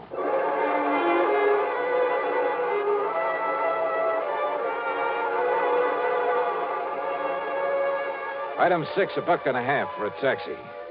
Pier 93, where the Klemper Hall was berthed, was dark. Except, that is, for a dim light in the office on the street side. Back in the huge warehouse, extending out over the waters of the bay, there wasn't even a glow from a nightlight. Sure funny, Johnny. They're not having some kind of a light in the warehouse. Yeah. Well, we'll find out about that from the watchman there in the office, if we can wake him up. Yeah. Sleeping on a job like that, why, you... Hey, watchman. Watchman, come on, open up. Johnny. Yeah, I see. Come on, Smoky, give me a... Here we go now. All right, wake up, mister. Come on, I said wake up. Yeah, Johnny. He's asleep, all right. For good.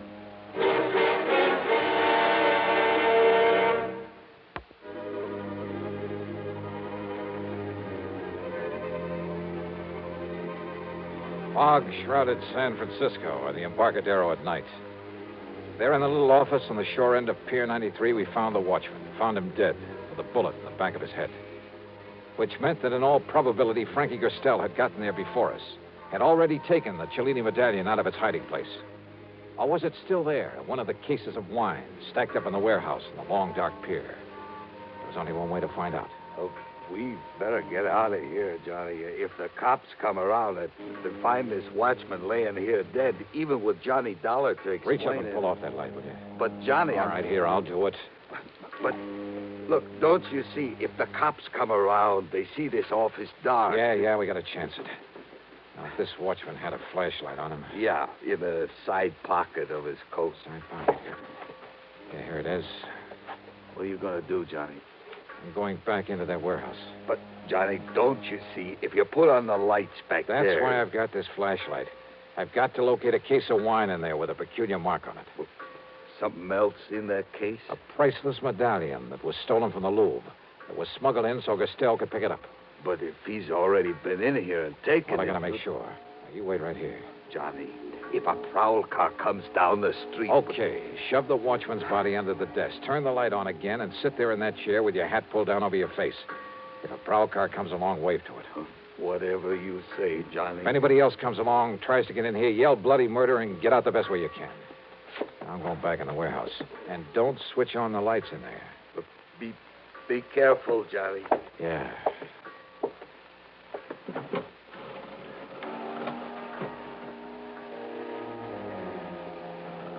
The light in the office, when Smoky turned it on again, made only a thin yellow line beneath the sliding door. It showed me nothing. It seemed only to accentuate the gloomy darkness of the huge warehouse. Cautiously, I felt my way to a pile of crates, stuck my head around the corner of it, and flicked on the flashlight for a moment to get the lay of the land. Bales, crates, packing boxes, and barrels filled the place. The cargo of the Klemper Hall. And there, at the far end, were the cases of wine I was looking for, hundreds of them. After mentally plotting a course through the mass of shipping, I turned off the flashlight and worked my way back to them in the darkness. Finally reached them. Yeah, when I tilted one of them, it gurgled slightly. I was about to flick on the light again when I realized that if Frankie had come here, if he'd killed the guard but hadn't left, then somehow I had to find the case with the identifying mark on it. I put on the light again. And there in front of me was a case that someone had pried open. The cinch bar was lying beside it. On one corner was the mark that... Someone. I heard someone else in there. Behind me. Behind one of the packing cases I'd felt my way around in the dark. I heard him again. So I picked up the cinch bar. And I waited. Then... Holy... At least... At least I'd seen the flash of the gun. But again, I waited. Give up, Dollar. I've been here over an hour. I can see in here, but you can't. Now? Well, I can see the flash of your gun.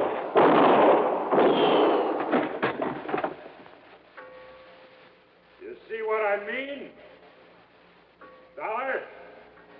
Just keep on talking, Frankie. What? What'd you say? Dollar?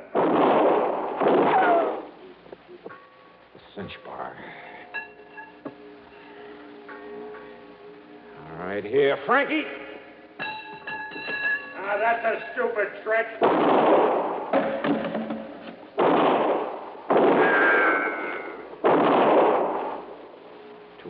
Too close. No, wait. Hey, your last shot, wasn't it, Frankie? Yeah.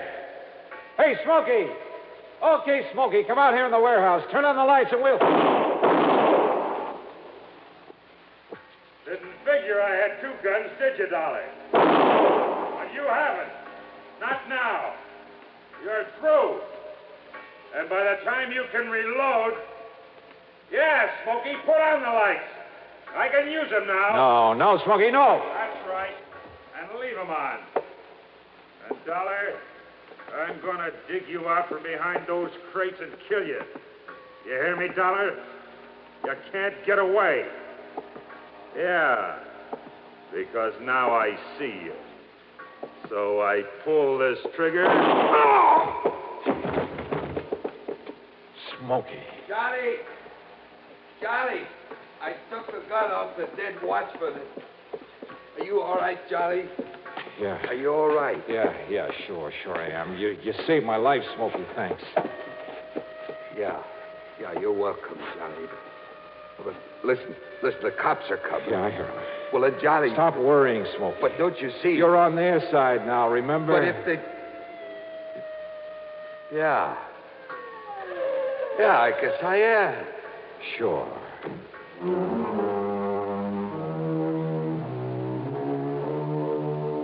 The Cellini medallion in Frankie's pocket. It was pretty obvious that he'd killed the watchman, taken the medallion out of the wine case and was about to leave when Wheat showed up. Smoky's shot had killed him. Had Smoky a bit worried, too, when the police barged in on us. But now he's a public hero. Oh, sure, there'll have to be some kind of a hearing on the whole affair. My deposition's already in. But Smoky's really in the clear. As for the couple of $100 I gave him, well, forget it, George. It came out of my own pocket.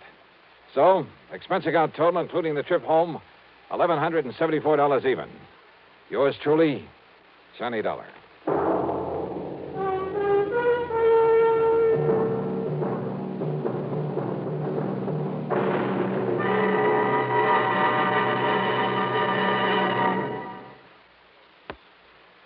Now, here's our star to tell you about next week's story. Instead, let me say hi to 3 new CBS affiliates. They're KAAB in Hot Springs, Arkansas, WRIG in Wausau, Wisconsin, and WOMI in Owensburg, Kentucky. Welcome to CBS Radio. Yours truly, Johnny Dollar.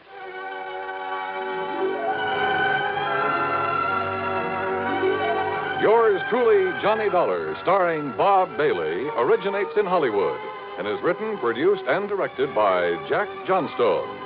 Heard in our cast were Forrest Lewis, Vic Perrin, G. Stanley Jones, Tony Barrett, and Frank Gerstle. Be sure to join us next week, same time and station, for another exciting story of yours truly, Johnny Dollar. This is Dan Cubberly speaking. This is the CBS Radio. Pat McCracken, Johnny, Universal Adjustment Bureau. Oh, hi, Pat. What's on your mind? A beautiful model, name of Dorothy Blair. Ooh, hey, wait. The girl with the $1 million face? That's the one. Well, you probably got company. She's on a lot of people's minds. Well, she's no daydream to me. She's a nightmare. Oh, come. Well, that face of hers may not be worth quite $1 million, but it's worth at least $100,000. That's what we've got it insured for. So? So it looks like somebody's trying to tear it up. The policy? No, her face. She got slugged last night. Want to look? At her? Sure, I'll be right over.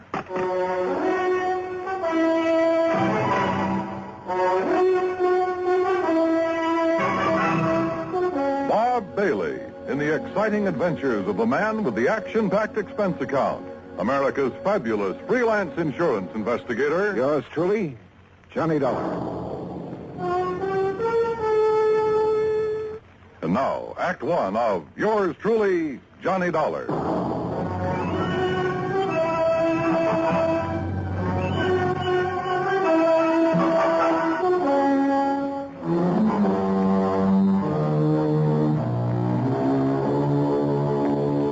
Expense account submitted by Special Investigator Johnny Dollar to the Home Office, Universal Adjustment Bureau, Hartford, Connecticut. Following is an account of expenses incurred during my investigation of the model picture matter. Expense account item 1, $1.20 for a taxi from my apartment to your office, Pat, where I picked up Dorothy Blair's address, then headed for New York. That's item 2, $36.20. I arrived at her apartment just as the doctor left. Even with a couple of bandages on her face, I think you got a bargain, Pat, insuring it for only $100,000. I guess I'm lucky, Mr. Dollar. My doctor says there won't be any permanent scars. Well, just what happened, Miss Blair? Well, I came home last evening about dinner time. I opened the door to my apartment here and started to reach for the light switch. Then suddenly I saw a shape beside me in the dark. And? Before I could do anything, he hit me on the side of the head. I think it was a gun. It stunned me and I fell to the floor. Then what? I remember hearing the door slam. When I could get on my feet and turn on the light, whoever it was had gone. I see. You think it could have been a burglar looking for money or valuables? I don't think it was a burglar, Mr. Dollar. You mean you have some idea who it was? Well? Jerry Dunsmuir. Who's he? A fashion photographer. A creep, Mr. Dollar. Oh? The real article, believe me. They ought to put that guy's eyes in jail. You modeled for him before? About a year ago. I swore I'd never do it again, and I didn't. Until yesterday. Yeah, well, go on.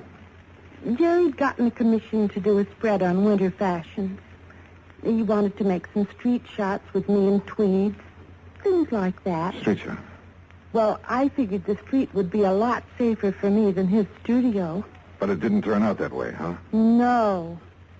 After the second picture, he started in again with the same old line.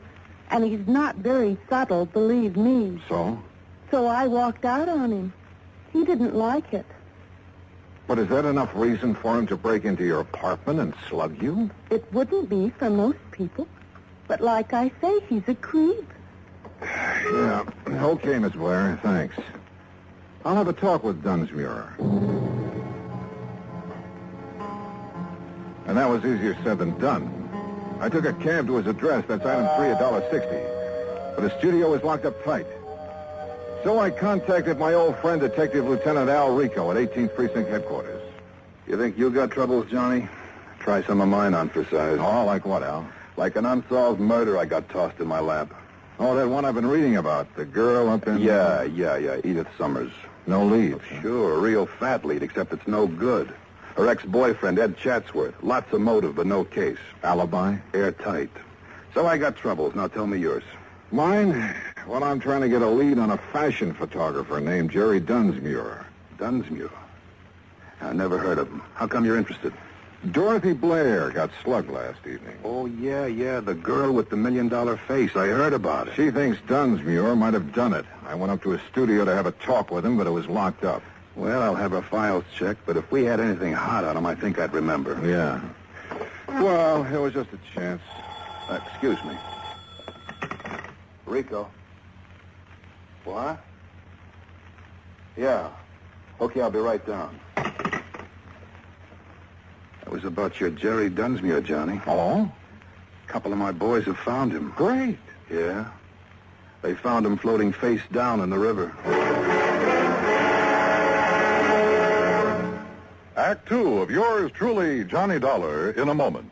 And now, Act Two of yours truly, Johnny Dollar, and the model picture matter.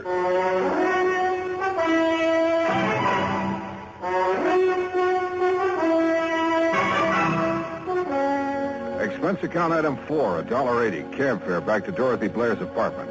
She had company. I'd like you to meet Edward Chandler, Johnny. Hi. Glad to meet you, Mr. Dollar. Dorothy, I wonder if I could talk to you for a few minutes. Why, certainly. I've got to be running along anyway. Still okay for dinner, honey? Sure. 8 o'clock. I'll pick you up. Bye, Mr. Dollar. Yeah, so long, Chandler.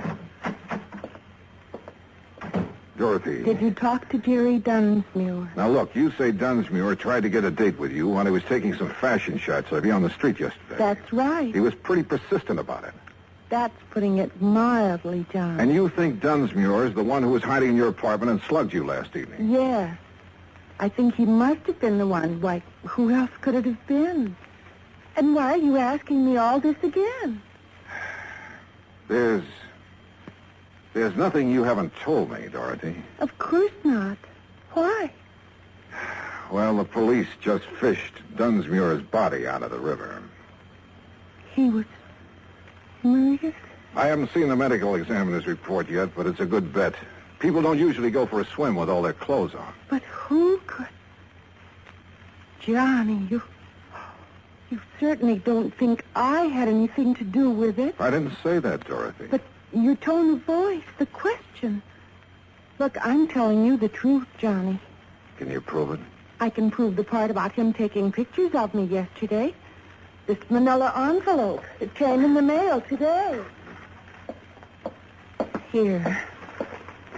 It's from Dunsmuir's studio. He always sends me prints. See? Here's one of me in a tweed coat. Here's one in a fingertip lens. Okay, so he took pictures. I still want to know why you think it was Dunsmuir who slugged you if you couldn't see his face in the dark. Why, I guess because of the way he looked at me yesterday afternoon when I told him to stay away from me, not to call me again for a job. Oh, Johnny, believe me. You didn't see him after that, huh? Unless, of course, he was the one who slugged you in the dark. No.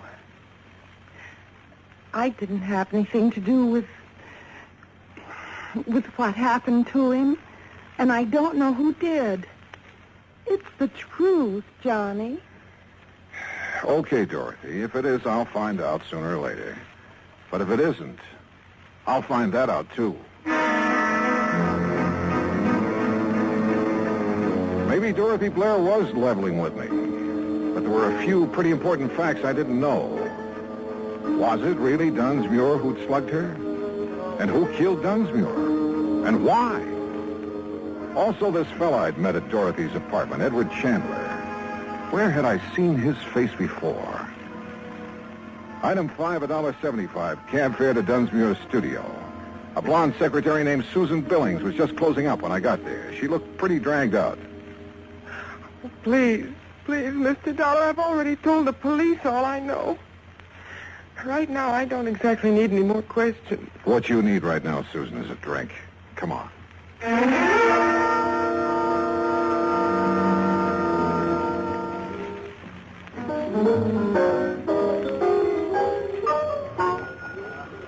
Feeling better, Susan? Oh, yes. Thanks.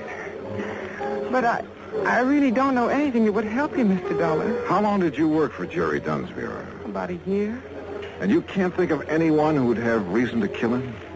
Nobody. You know he had quite a reputation for being sort of eager with some of the models. That was a long time ago, Mr. Dollar. He'd changed. Not according to Dorothy Blair. I'm not interested in Dorothy Blair or lies about Jerry. Tell me, do you happen to know a man named Edward Chandler? I met him at her apartment. No. Did Jerry Dunsmuir ever mention him? Not that I remember. So you think Dunsmuir had straightened himself out, had he? I know he had. How can you be sure? He told me. Oh, but You look, see, Mr. Dollar, Jerry and I, we were going to be married.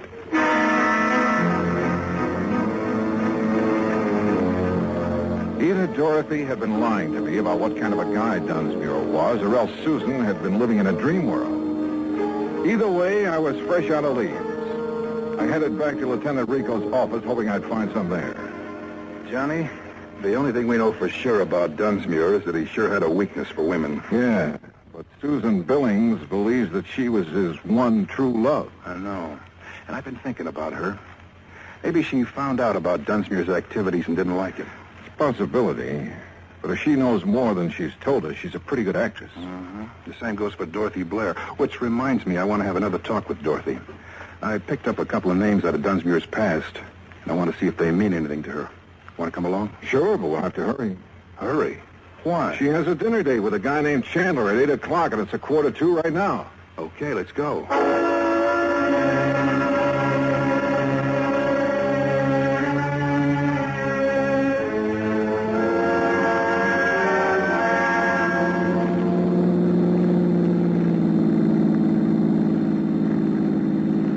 Her apartment house right ahead.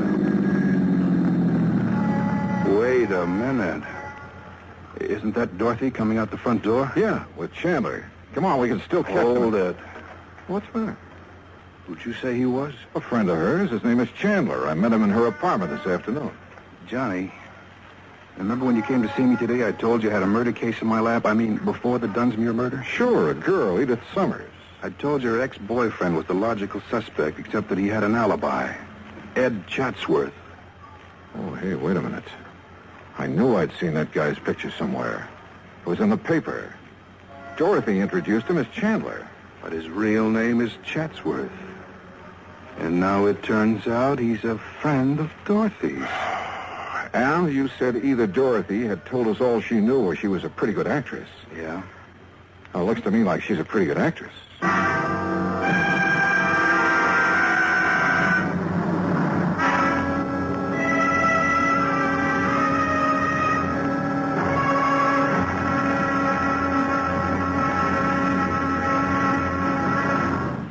Act 3 of yours truly, Johnny Dollar, in a moment. Act 3 of yours truly, Johnny Dollar, and the Model Picture Matter.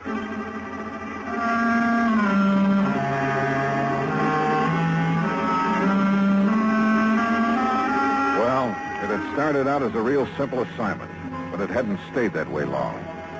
All of a sudden, we had two murders on our hands, and it looked like there was a connection between them.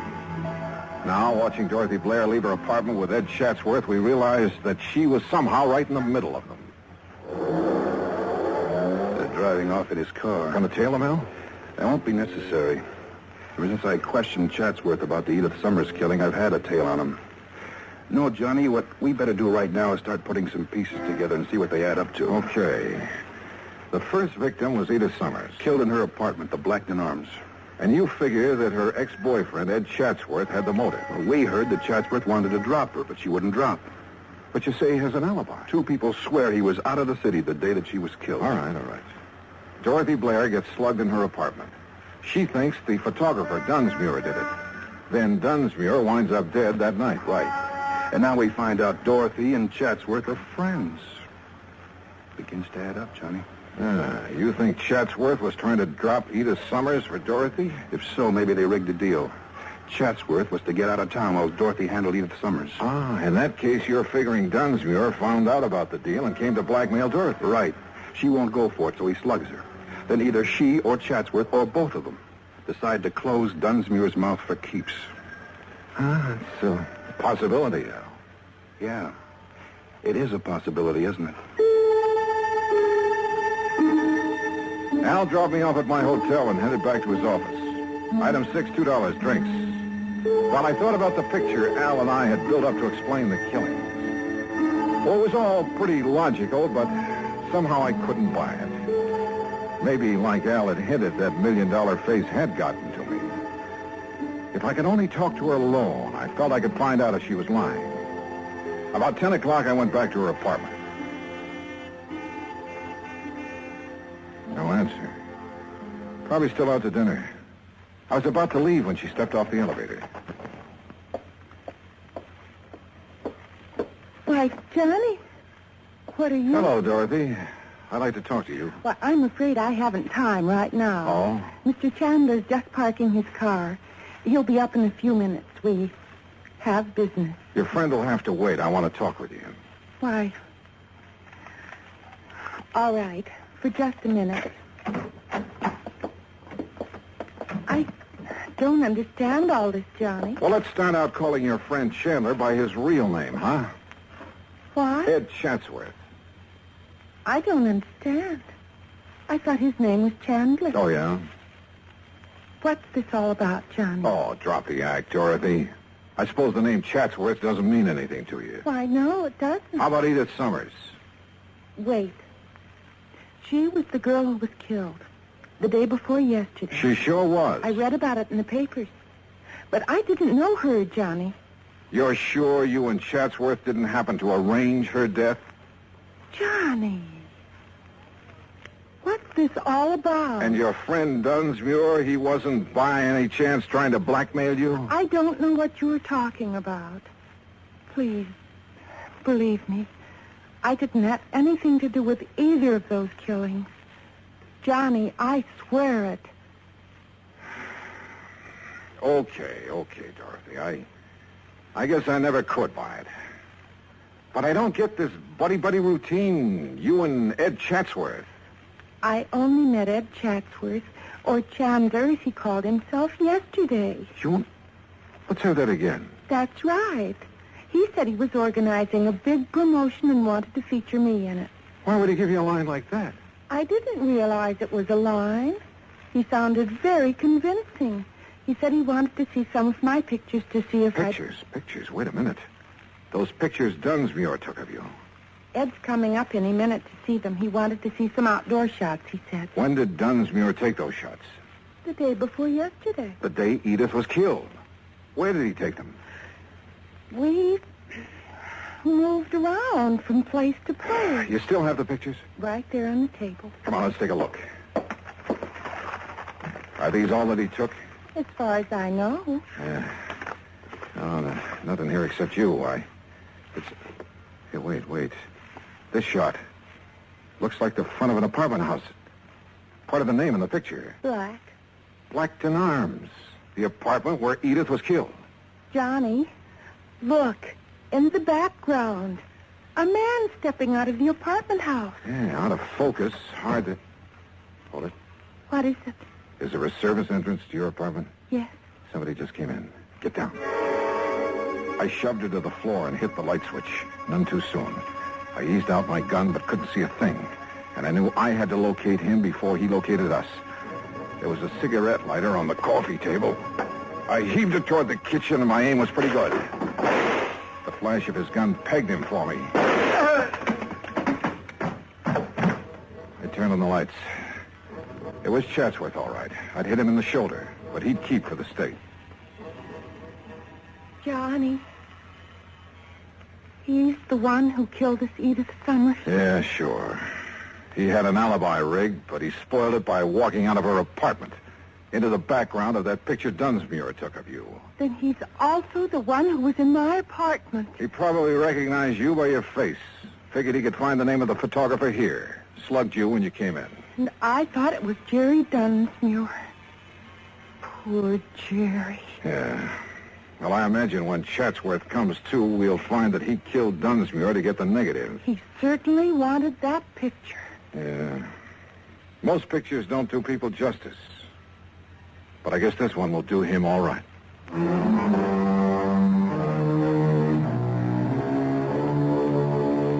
Item 8, $36.80 transportation back home. Expense account total, $103 even. Remarks? Well, there's a little snapper to the story, Pat. You know, that picture Chatsworth was knocking himself out to get, he didn't realize it, but his face in the background was far too blurred to make an identification. Yours truly, Johnny Dollar.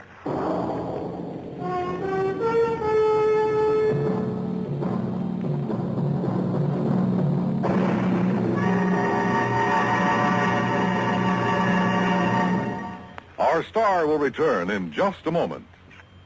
Now, here is our star to tell you about next week's story. Next week, well, the darling of me heart comes back to plague me again. My old friend Meg McCarthy.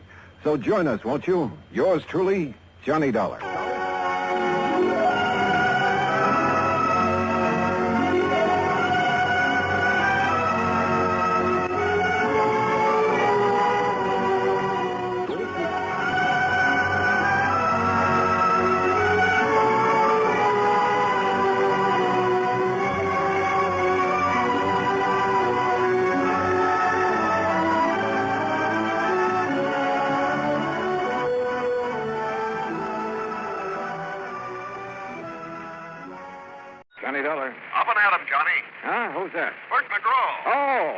Bert. What's on your mind?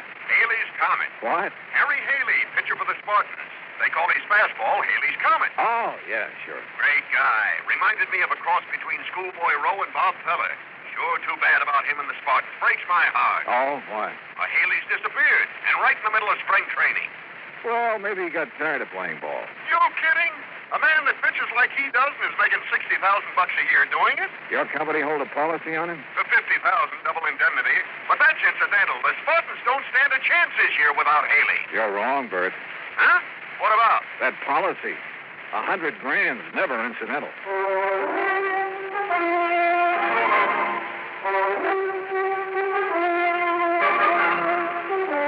Bob Bailey in the exciting adventures of the man with the action-packed expense account. America's fabulous freelance insurance investigator. Yours truly, Johnny Dollar. And now, Act One of yours truly, Johnny Dollar.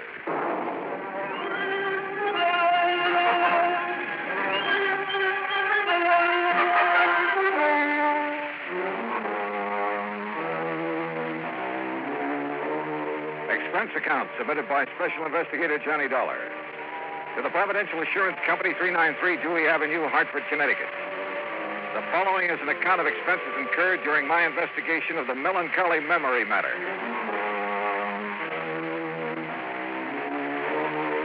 Expense account item 1, $1.20, taxi from my apartment to Bert McGraw's office. Bert's a large man with a voice to match.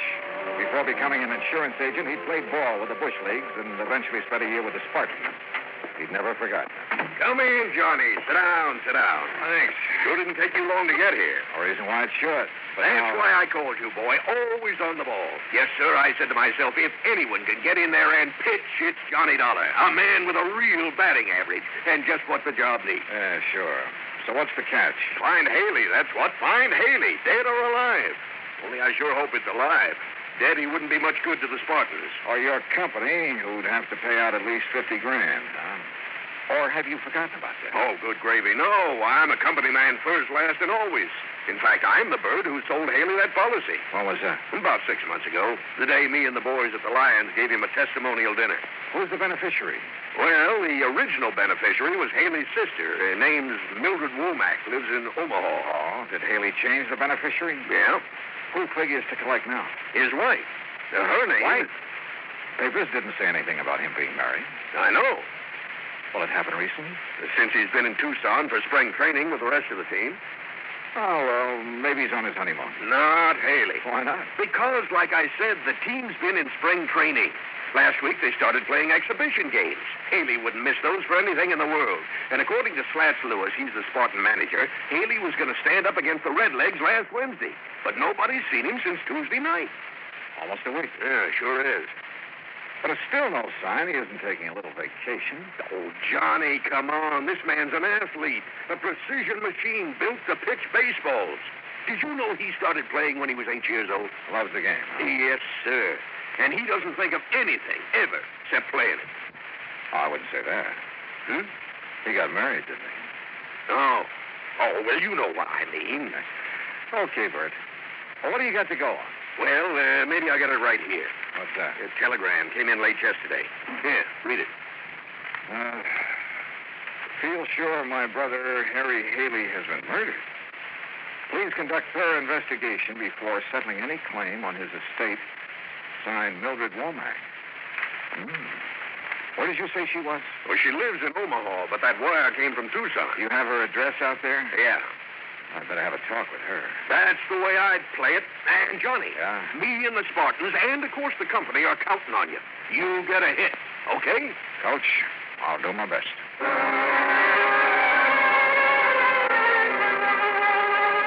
Expense account item 2, 10 cents for an afternoon paper. It contained a follow-up story on Haley's disappearance with a quote from his sister Mildred. But again, there was no mention of Haley's wife. Item 3, $148 air travel to Tucson and cab fare to the Westerner Hotel. I called the Casa Grande Motel where Mildred Womack was staying, then rented a car and drove out to it. It was on the highway to Nogales, and she was waiting for me. A tall, thin woman, obviously Haley's older sister. I followed her in and sat down on a stiff chair between the bed and the dresser. You ever see Harry play, Mr. Dollar? No, ma'am. I'm afraid that's something I've missed. Oh. Well, this is his picture in case you want to know what he looks like. I've seen pictures of him in the papers and newsreels, Mrs. Womack. Handsome man, ain't he? And famous. Too famous. All that publicity about his new contract, that's what started the trouble. How do you mean? If he'd never reached the big leagues, he'd be alive today.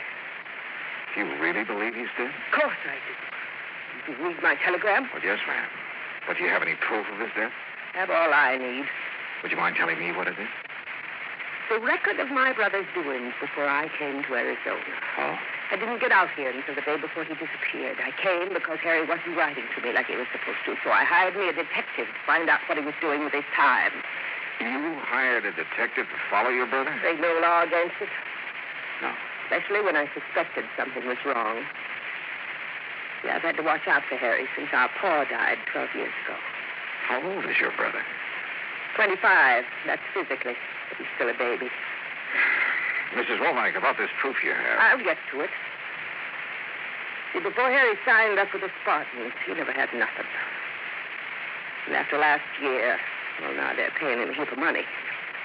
Naturally, a man like him, simple and all, why, he was just like a ripe melon waiting for some little chippy to come along and pick him off the vine, which is just what happened. Then you know he's married. Of course I know, but I wouldn't have known if it hadn't been for that detective, Mr. Oglethorpe. You know why he kept his marriage a secret? Sure. Same reason I've tried to keep it one. What's that? Well, now, would you have gone around broadcasting it if you'd woke up some morning and found yourself hitched to a person called Juanita Torres? I don't know. Never met the lady. She ain't no lady, Mr. Dollar. Torres, Mexican. So? Well, you know. Afraid I know. Oh, no. Well, this Juanita, she works in a nightclub. Dancer, she calls herself. That's what Oglethorpe told you? That's right. The way I figure it, Harry must have been good and drunk to let her talk him into marrying her. Have you met her? Hope not. And don't plan to, neither. Well, don't you think that's being a little unfair, Mrs. Womack? I don't need to. I got all the information I needed from Mr. Oglethorpe's report. Little gold digger. But she's a horrible, cheap, painted dancing girl. You're sure of that? I am.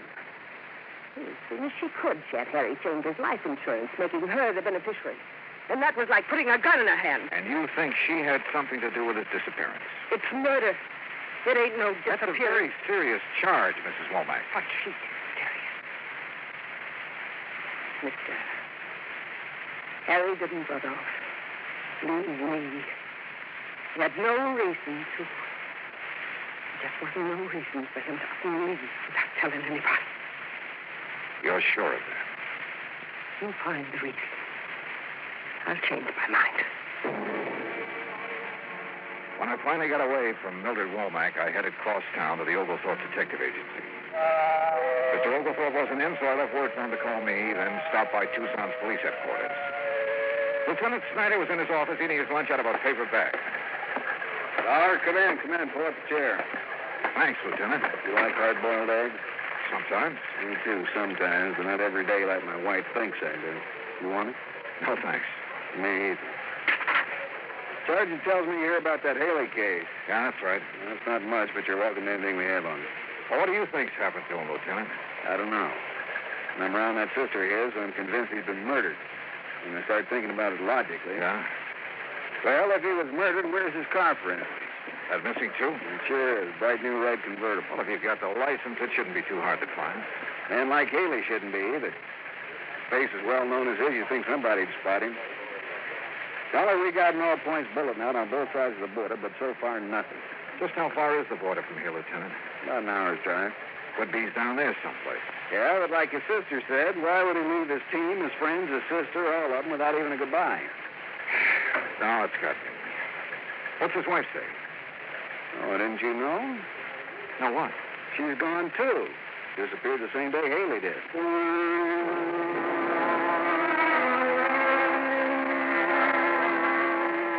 The Spartans were playing an exhibition game that afternoon, so after telling Lieutenant Snyder where I was staying and asking him to call me if anything broke, I drove out to the ballpark.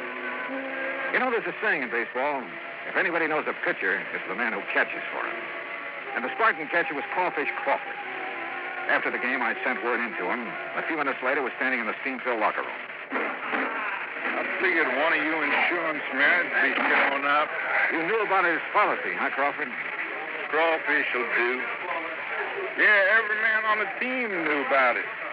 We've been after him to get something like that. Start saving his money. Hand me that towel, will you? Yeah, sure. Thank you.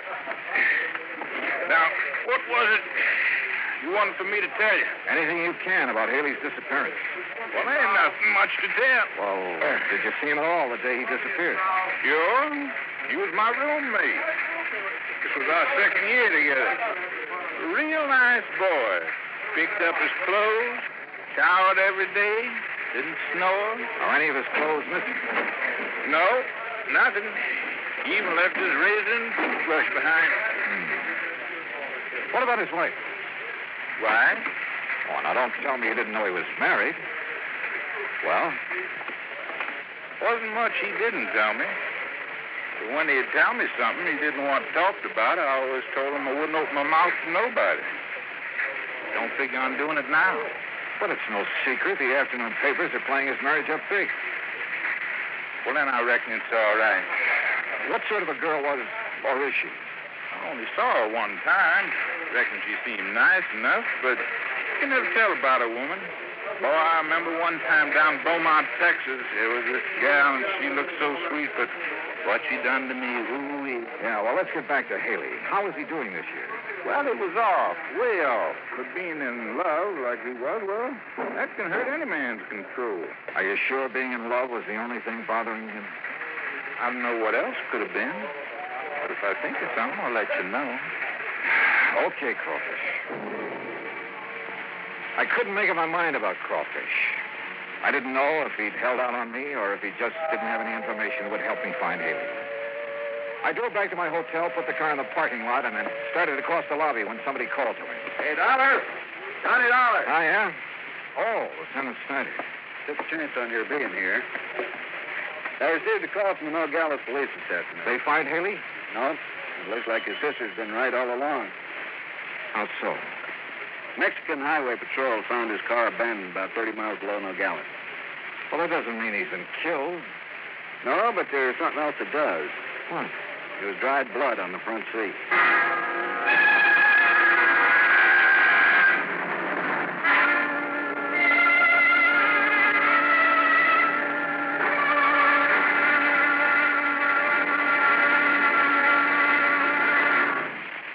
Act two of yours truly, Johnny Dollar, in a moment. Our flag now numbers 50 stars. And behind each star, there stands yet another flag representing one of the 50 states. Vermont's state flag, in its early form, imitated our national flag, uniquely bearing 17 stripes and 17 stars, with only the inscribed word Vermont to distinguish it. The good people of Vermont assumed, as did our national government, that stripes as well as stars would be added as each new state entered the Union. Vermont entered the Union after Tennessee and Ohio, and with Kentucky to join shortly, the Vermonters naturally put 17 stripes on their flag. In 1818, the United States Congress put a stop to this. And since then, the stripes have always been at 13, and only stars are added for each new state.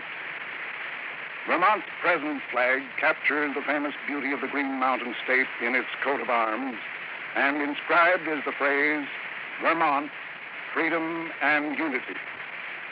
Vermont's state flag, the flag of the 14th state to enter the Union, was adopted on April 26, 1923.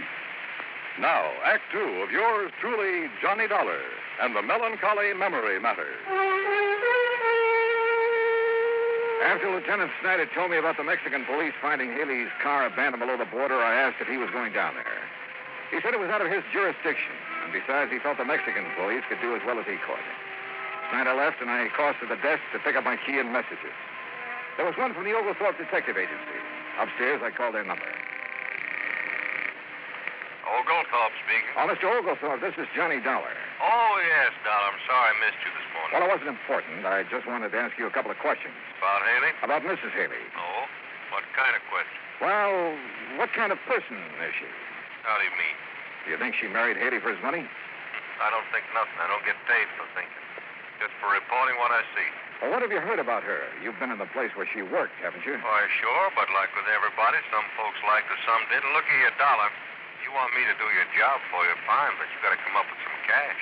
I might, if you can answer this one. Try me. Where's she from?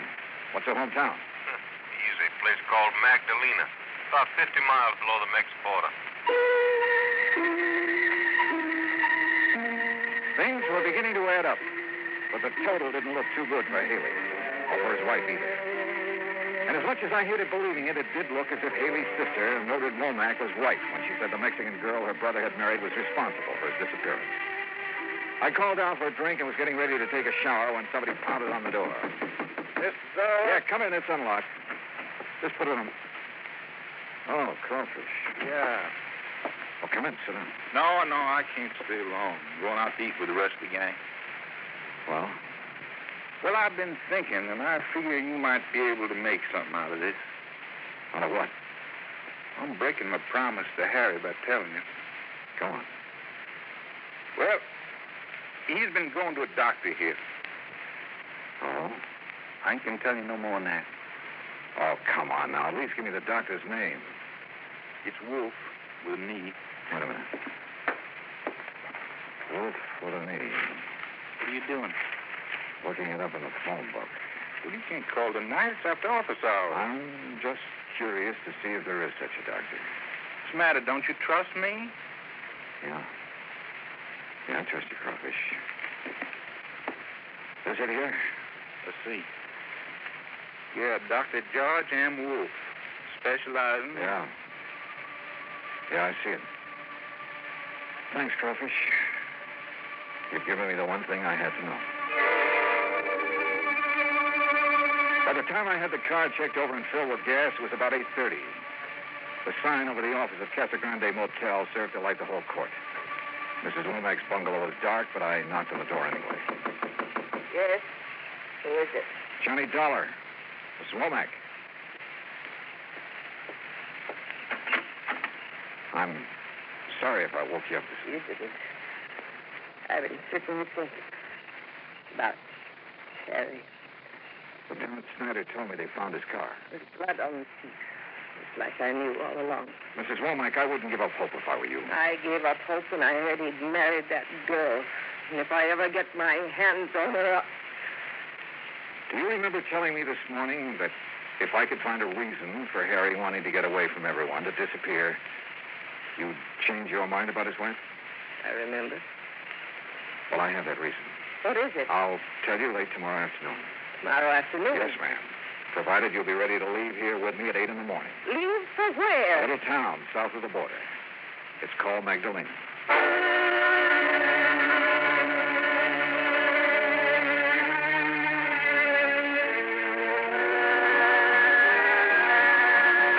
It's 65 miles from Tucson to Nogales. We made it in an hour. But from there on, the road became progressively worse. It was early afternoon when we reached the outskirts of Magdalena. Oh, really, Mr. Dollar, I wish you'd tell me what we're doing down here. I'll tell you when I'm sure, Mrs. Womack. You mean this may be a wild goose chase? It may be, but I don't think so. Oh, really? Oh. You'd think they'd have sense enough to keep their chickens at home. You don't care much for the Mexican people, do you, Mrs. Womack? No, I don't. Why not? You know? I sure do. Because they're so poor and dirty. By our standards, I guess some of them are poor. But as for being dirty, have you ever seen American ditch diggers or farmers after a hard day's work? Well, what about their children? They're always filthy. Like those over there. Huh? Where? In that field. See them? Yeah. Yeah, I sure do. Mr. Dollar, what are you doing? Be right back. Mr. Dollar?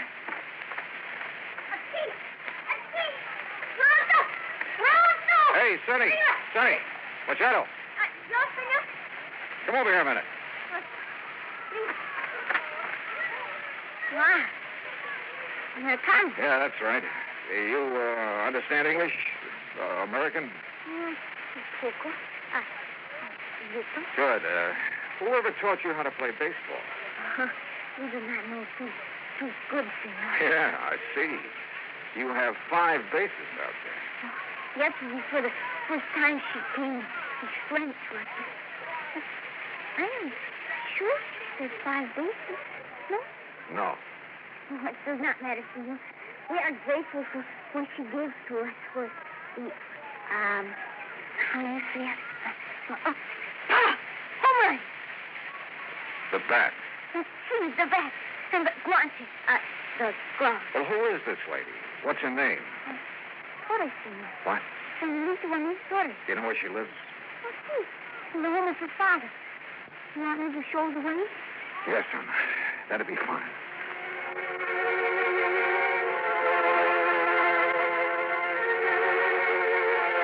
The Torres family home was a large, rambling ranch house made of red brick and tile. I parked the car near the front door and we got out. I still hadn't told Mildred Womack why we were there. I only told her whose house it was. A servant escorted us into the living room, then left us alone. Really? Really, Mr. Dollar? Yeah? What is it now? Don't you understand how I feel?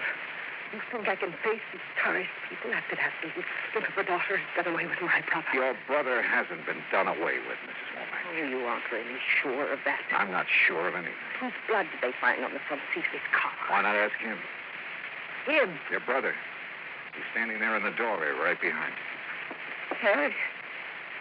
Hello, Mildred. Oh, Harry. Oh, I'm so glad. I'm so very glad. Are you? Oh, of course I thought. Oh, the things I thought. I'll bet. Now, you hurry and get your things together, dear. We'll have Mr. Dollar drive us back to civilization. I'm not going back, Mildred. What? I hoped you'd never find me. But, Harry, why? Oh, I've been so worried about you. I wanted to get away from you for good, Mildred. What?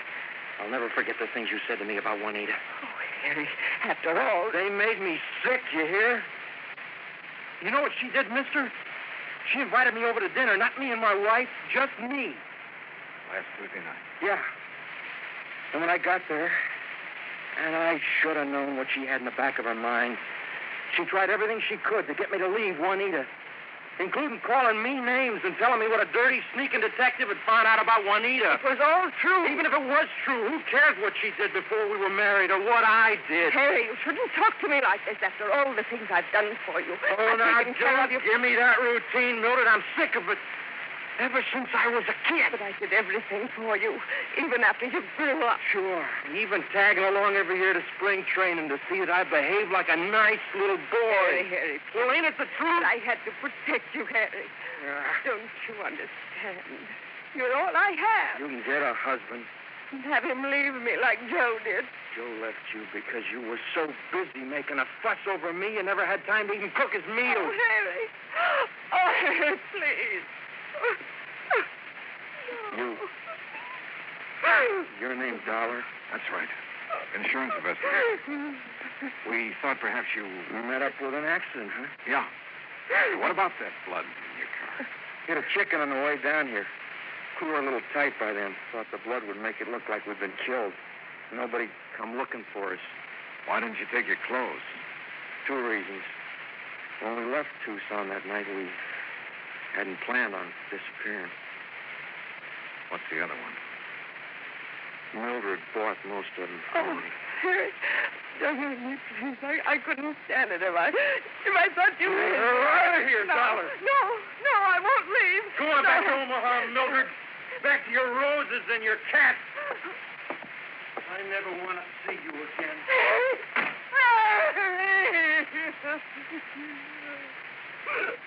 Oh, Max, please. I guess we better. Mr. Dollar, have I been wrong all this time? Selfish.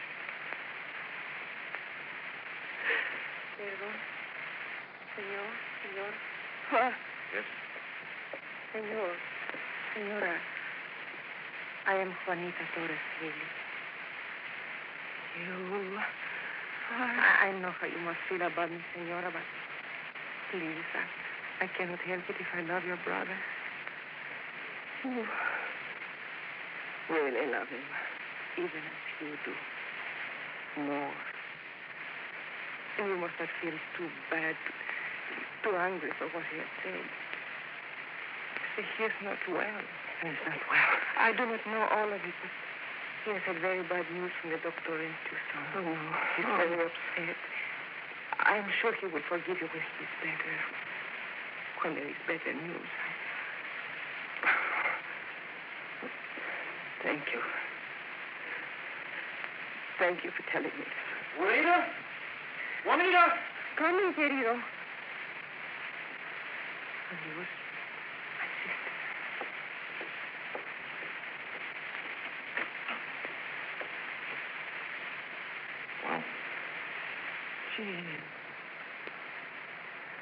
She's a lovely girl, isn't she? Yeah. Hey, do you see her, senor? She's just left. Yeah, we saw her, thanks. 5 spaces. You tell her that was wrong? No, that's something you'll have to do. Oh, see. I will. Adios.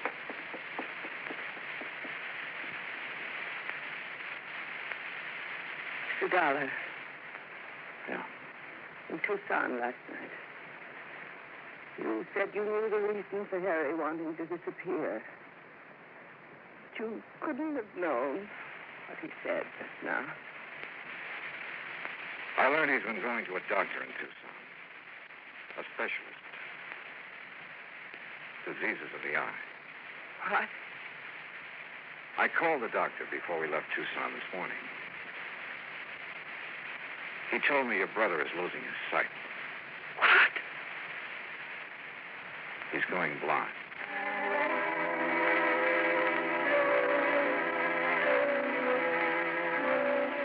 Some people you just can't figure. Mildred Womack stayed on in Magdalena. Yeah, she rented a small adobe house and did what she could to help her less fortunate neighbors. Harry Haley never played ball again. But he retained enough of his sight to show the junior Magdalena Spartans the difference between 4 bases and 5. Expense account total, including car rental, hotel bill, incidentals, and transportation back to Hartford, $579.12. Yours truly, Johnny Dollar.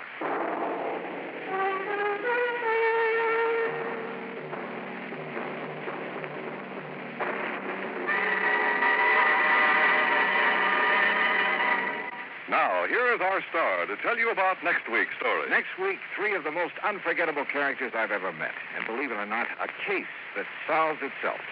Join us, won't you? Yours truly, Johnny Dollar.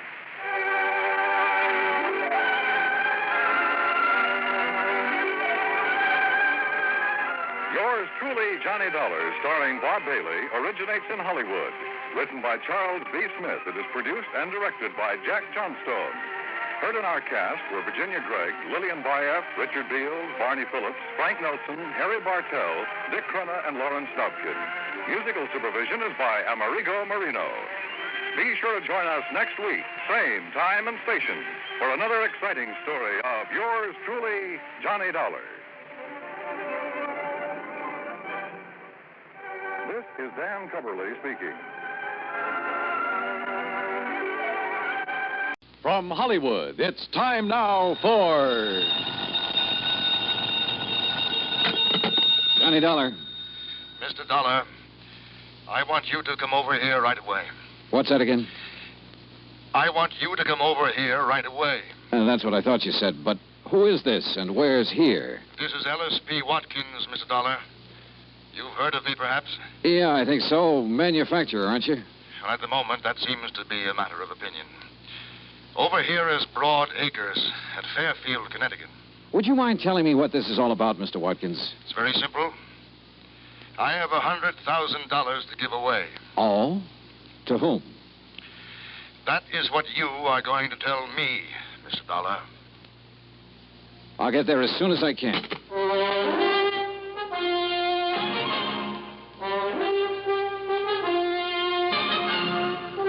Bob Bailey in the exciting adventures of the man with the action-packed expense account, America's fabulous freelance insurance investigator. Yours truly, Johnny Dollar. And now, Act One of yours truly, Johnny Dollar.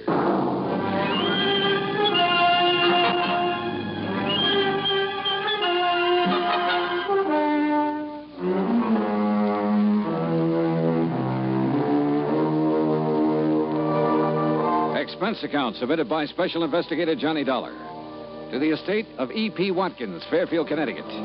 Following is an account of expenses incurred during my investigation of the Happy Family matter.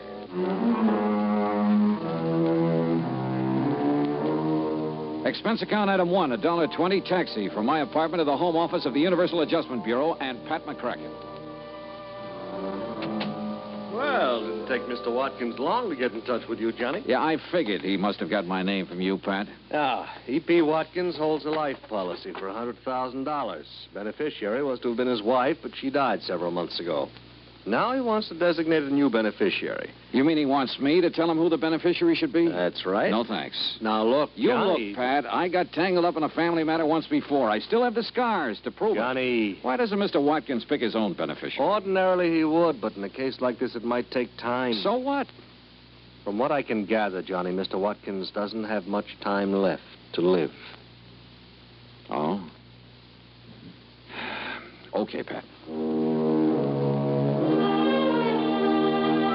Item 2, $4.30 transportation by car to Broad Acres, the Watkins home in Fairfield. It was a big place, and it was old. I was shown into the library. E.P. Watkins was sitting in front of the fire. I could see that he wasn't well, but there was still a lot of strength in his face. Mr. Dollar, according to the medical authorities, I have somewhere between 1 week and 1 year to live. I'm sorry. I'm not. Oh? My wife is dead. My business is on the verge of collapse, and my children are strangers. Should I be sorry? Well, I don't know. I have 3 possible beneficiaries. A daughter, Sheila, 28 years old.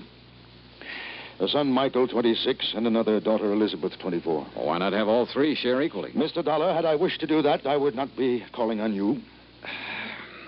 The others will be taken care of elsewhere in the estate, I suppose. There is no estate other than this insurance policy. Oh. Most of it has gone down the drain of an ailing business. The rest will be consumed in estate expenses. I see. Watkins' money should be kept in the Watkins family, as I see it.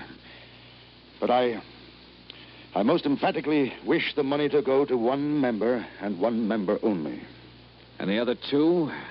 They're to be left out in the cold, huh? I did not engage you to examine my motives, Mr. Dollar. You have asked me a direct question, and I will give you a direct answer. Yes, I intend, as you put it, to leave the other 2 out in the cold. You say there are 3 of them, Sheila, Michael, Elizabeth. What can you tell me about them? Well, Sheila, who lives with me, she seems to think that she should be managing my affairs instead of I. Uh-huh. Michael seems to prefer the so-called life of an artist to assuming the responsibilities of the name of Watkins. And Elizabeth? Stubborn. Married to one James Lovett, who is quite convinced that he knows infinitely more about business matters than I ever did. Well, you seem to take a pretty dim view of all of them, Mr. Watkins. I do. I do indeed, Mr. Dollar. You know, one little item occurs to me. And what is that? Whichever 2 are left out aren't going to like it very much. Obviously. Which means they're not going to like me very much. Also quite obvious. So I intend to pay you a considerable fee. But you will earn it. Every penny of it. Act 2 of yours truly, Johnny Dollar, in a moment. And now for another episode in the life of Sergeant Donald Bellwether, my husband.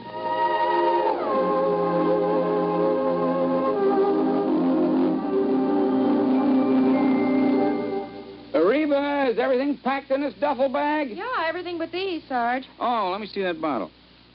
Reba, what in the world would a bunch of guys on a fishing trip want with these indigestion pills? Well, now, you just take them along, Don. Remember, you boys will be doing your own cooking for 3 whole days. Yeah. Maybe you're right. Oh, boy, I can hardly wait to pop some of those freshly caught fish into the pan. There, now. Everything's all packed. Yeah, well, we better get going. The fellas will be waiting. Well, I'll walk you to the car. Okay. I'll carry this bag. The rest of the gear's already packed. Here, I'll open the door for you. Oh, thanks, honey. Now, I'll just put this bag in the back seat. Okay. Now, Kiss me goodbye right here on the front lawn so the neighbors will know I'm not leaving because we quarreled. Oh, you're so silly. Good luck, dear. Have a wonderful time. You really deserve this fishing trip. Oh, is that all you got to say? I mean, you usually tell me to drive carefully, et cetera, et cetera. Well, this time I will not say a word. Oh. Okay, dear. Well, I guess I better be going. Hey, what's this note on the steering wheel? Dear Sergeant, on one holiday last year in the States, speed was a factor in 71% of the accidents. Drinking was a factor in nearly half. Accidents were most frequent early in the weekend. 82% of the accidents happened in rural areas, and the victims were usually the drivers. Your loving wife, Reba. I might have known you'd get to me somehow. Goodbye, dear. Oh, I'm going to miss you. Oh, I'm going to miss you too, Reba. And don't you worry. I'll drive safely. That's my Donald. That's my doll.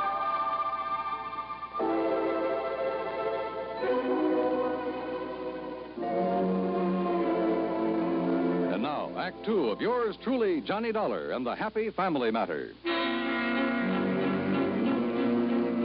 Well, this was undoubtedly the weirdest assignment I'd ever been handed, and from one of the weirdest characters I'd ever met, E.P. Watkins. And yet I couldn't help feeling sorry for him. He was really alone. And somewhere along the line, he must have been hurt pretty badly. I left the library and started through the drawing room. Mr. Dollar? Hmm? I'm Sheila. Oh, yeah. I'd like to talk to you for a moment. Sure, why not? Mr. Dollar, I know what you must think of my father. Oh, do you? But if you're inclined to judge him harshly, just remember, he wasn't always like this. Oh? So very many things have gone wrong for him. Like what? Well, I'm afraid the main thing is his feeling that the three of us, Elizabeth and Michael and I, have let him down somehow. He seems to resent us so terribly. Why should he, Sheila? I'm not sure. I think he resents me because I'm not a man. Oh? You see, I'm the oldest. And in many ways, I'm more like Father than the others are. If I'd been a man, I could have, taken over for him. Yeah, I see. I've tried to do what I could. Help make decisions, that sort of thing. But I think he somehow resents that, too. Well, I gather it hasn't exactly been easy for you living here with him. Somebody has to. And the others have lives of their own. Mm-hmm. Speaking of the others, I'd like to talk to them. Where can I find them? Elizabeth and her husband live in Cranford, New Jersey. And Michael's in New York, in Greenwich Village. Okay. Thanks, Sheila. Outwardly, she was poised, but I could tell she was nervous, tense. Her fingers wouldn't stay still. She kept shredding bits of cellophane from her cigarette package. Yeah, she was under strain, all right, and I could understand why. Item 3, $8.40. Transportation in New York City to the Greenwich Village apartment of Michael Watkins. Mr. Dollar, you can tell Dad that I do not want that insurance money. Why not, Mike? Because it doesn't... Well, he doesn't owe me anything, and I don't owe him anything. It was a clean break, and that's just the way I want it. You're sure about that? I am. I'm doing what I want to do. I'm painting. Everything is just the way I want it. You know, Mike, you sound sort of like you were trying to convince yourself. I resent that, Mr. Dollar. Our family is split apart, that's all. Sheila's been trying her best to hold it together, but it won't work. Why not? Because I have had it. For years, Dad's been trying to cram Watkins and company down my throat. He knew my heart wasn't in it, but did that matter to him? No. Look, Mr. Dollar, I can make your job real easy for you. Yeah? There's one person in our family really deserves that money after what she's been through. Sheila? Yes, Sheila.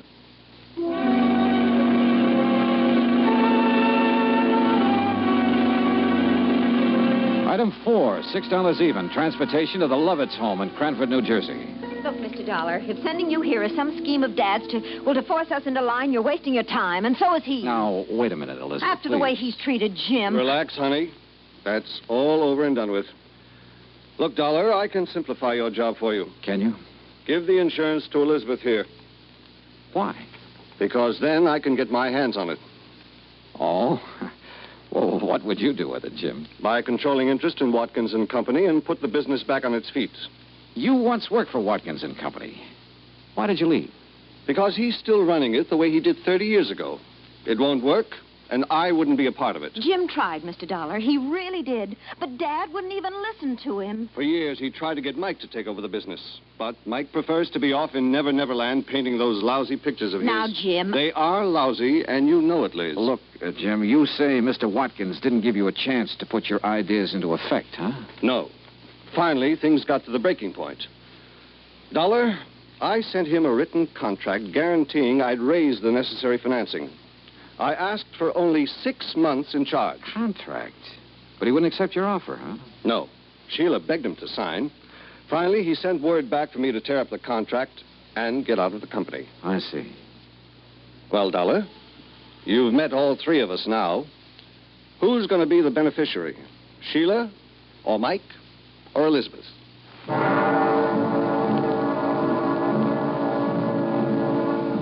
One thing I wanted to check on was Jim's opinion that Mike was not a good painter. I nosed around until I found an art dealer who'd handled his work. He showed me a couple of paintings and then leveled with me. So far as he could see, Mike was a lousy artist. I went back to my hotel to think it over, but I found a message that Mr. Watkins' attorney wanted to talk to me. He'd taken a room on the floor above, so I went upstairs. Come in. Halfway into the room, I noticed it was dark. Then, as I heard the door slam, I felt a gun barrel in my back. Hold real still, Dollar. Who are you? That don't matter. What's this all about? Dollar, this case you're working on, you drop it right now. And if I don't? If you don't, you get dropped for keeps.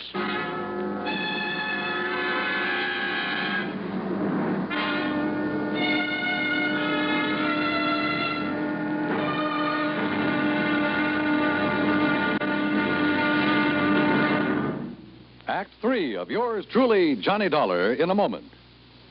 Do you know who said, "That man is free who is protected from injury"? Those words came from Daniel Webster, one of the most eloquent orators in American history. Webster knew that a man could not be free unless he lived in a country which recognized his right to freedom and created laws to protect that freedom. A slave state may say that its citizens are free, but as long as a single citizen can be harmed by the whim of a country's rulers, true freedom does not exist. A man is free only if his rights to freedom are protected. Remember the words of Daniel Webster. They are part of your American heritage. The free man must be protected from injury. And now, Act 3 of yours truly, Johnny Dollar, and the Happy Family Matter.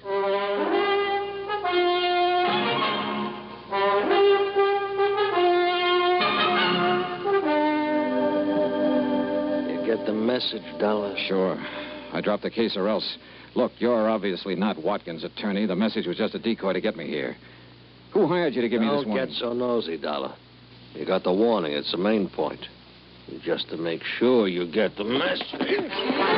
I'd seen what was coming and ducked, then swung and knocked the gun out of his hand. He gave me a knee in the stomach that flattened me.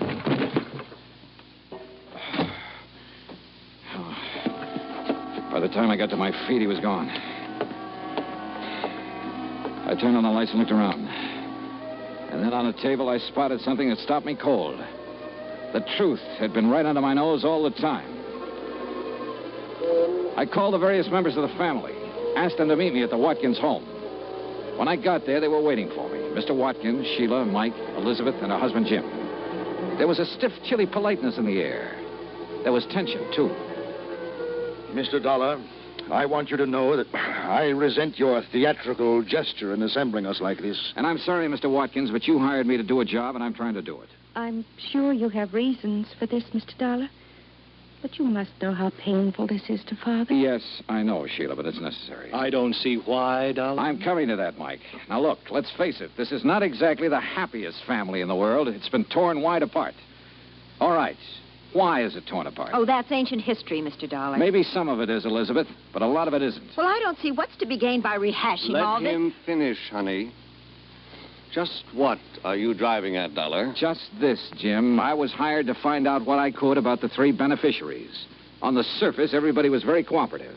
On the surface? Somebody in this family didn't really want me to make this investigation, Sheila. They hired a strong arm to rough me up earlier this evening to make me drop the investigation. Nonsense. Sorry, Mr. Watkins, but I've got the scars to prove it. But who? Let's start with you, Mike. I want to know why you quit the family business and started painting. I told you. It was because Dad kept trying to cram the business down my throat. Why, you ungrateful. Well, it's true. I couldn't take it any longer. Sure. But you'd felt that way for a long while. What led you to make the break, Mike? Well, when even Sheila agreed it was no use, She encouraged you. Of course I encouraged him. I felt he should have the right to a life of his own. But, Sheila, you told me that you had begged Mike to stay in the company. What? What? I was acting in the best interests of the family. Were you, Sheila? Mr. Dollar, I don't know what you're trying to suggest. That brings us to Jim and Elizabeth here. Jim, you quit the company, too. Why? I've already told you, Dollar. Mr. Watkins refused my last offer of help. Kicked me out. Well, that's not true. What offer are you talking about? That contract I sent you. What contract? You never saw it, did you, Mr. Watkins? I most certainly did not. But Wait a minute. I gave the contract to Sheila. She said it'd be better if she handled it. Then she told me later she discussed it with her father, and he refused. Sheila, you lied. Well, Sheila? Mr. Dollar, I refuse to discuss. Sheila, you have a nervous habit of shredding cellophane cigarette wrappers to bits. In the hotel room where that hired strong arm jumped me, I found a little pile of shredded cellophane near the ashtray. Sheila. I don't understand. Mr. Dollar, do I understand that you're suggesting it's been I who've torn the family apart? Well? Sheila. Yes, Father. Why? I'm not sure. I don't know. Hey, look, I'm an insurance investigator, not a psychologist, but I don't think this is too hard to understand. Sheila, weren't you trying somehow to punish? I'm not sure. Sheila. Oh, Sheila, if that's true, you need help. They all had a life of their own. Except me. We'll help you, dear. We'll get help for you. I hated what I was doing. But I just couldn't seem to help myself. Mr. Dollar, you will understand that I am rather bewildered by all this. I do, Mr. Watkins. Now, you suggest that she was deliberately trying to tear the family apart in order to punish someone? Well, that's only a guess, Mr. Watkins, but I think it's probably a good one. Then she was trying to punish me. I think so. Should I understand why? Did she ever have a life of her own? Was she ever allowed to have one? Mr. Dollar, I requested you to designate a beneficiary for me. That's right. I now request you to suspend further action for the time being. It appears the matter requires further thought. Yeah. Yeah.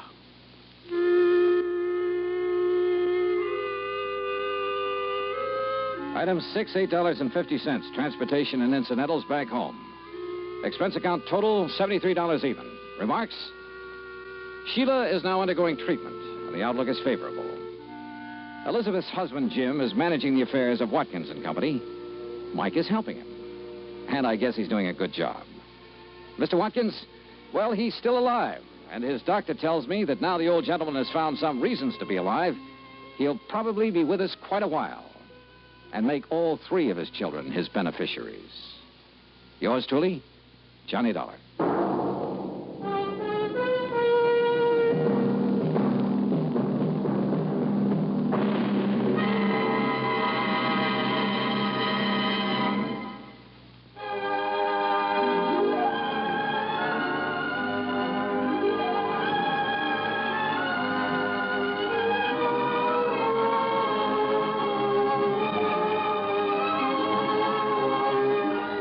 Truly, Johnny Dollar, starring Bob Bailey, originates in Hollywood and is produced and directed by Jack Johnstone.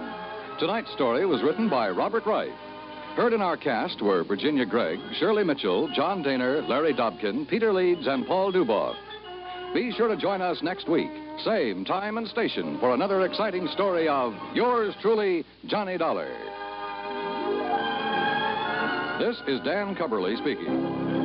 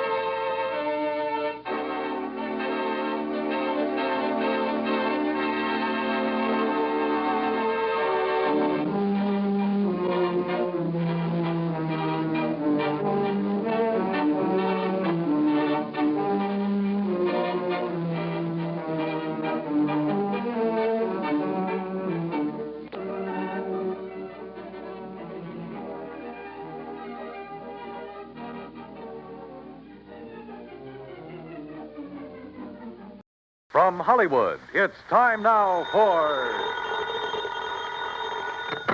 Johnny Dollar. This is Peter Hardy at Tri-Western Property and Casualty Insurance. Hi, how are things at the Golden West? You still in Reno? Sure am. Good boy. What goes, Pete? A little trouble with a big dairy farm out here, Johnny. Armenian Dairy. Okay, Pete, tell me all. A year and a half ago in a fire, Armenian lost one of his silos. You know, one of those big towers where they store and cure a lot of chopped up corn and stuff. Yeah, I know. Cost us $21,000.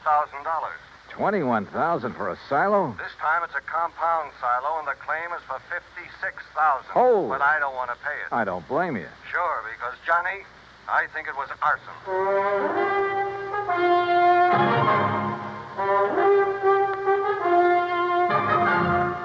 Bob Bailey in the exciting adventures of the man with the action-packed expense account. America's fabulous freelance insurance investigator. Yours truly, Johnny Dollar. And now, Act One of yours truly, Johnny Dollar.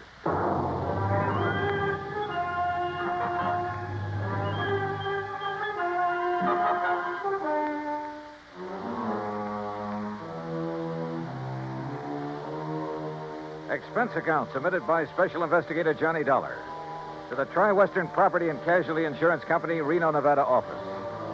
Following is an account of expenses incurred during my investigation of the Doubtful dairy matter.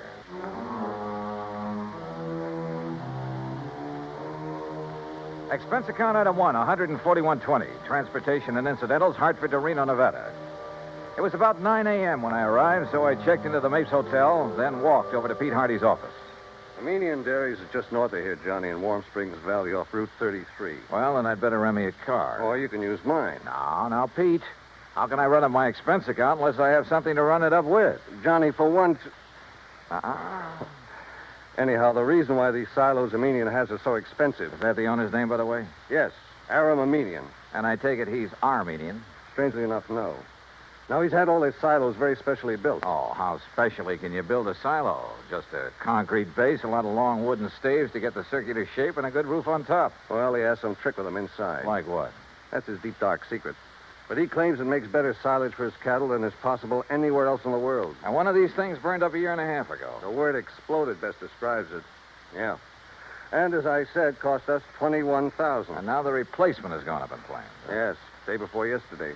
He filed the claim the same day. Well, why do you suspect arson? Did the local authorities find anything suspicious? No, but you go out and talk with a medium, Johnny. And if you don't end up with the same kind of feeling I have, well, I'll leave my shirt. Expense account item 2, $50. Deposit on a drive-your-own car. Finding the Armenian Dairy and Ranch some 20 miles north of the city was easy. It was spread out all over the countryside. Hundreds of acres of well-irrigated, lush green pastures. Square in the middle of the ranch sat one of the cleanest, most modern dairies I ever saw. Aram Armenian gave me the grand tour, and I must say I was impressed. There was close to 200 well-kept Guernseys in the main barn, which was clean as a whistle. The milking machines, coolers, separators, clarifiers, and so on were the same. Yep, a prosperous-looking setup. Finally, Mr. Armenian took me out to where a small group of workmen were cleaning up what was left of his compound silo. As you can see, Mr. Dollar, only the concrete base is left.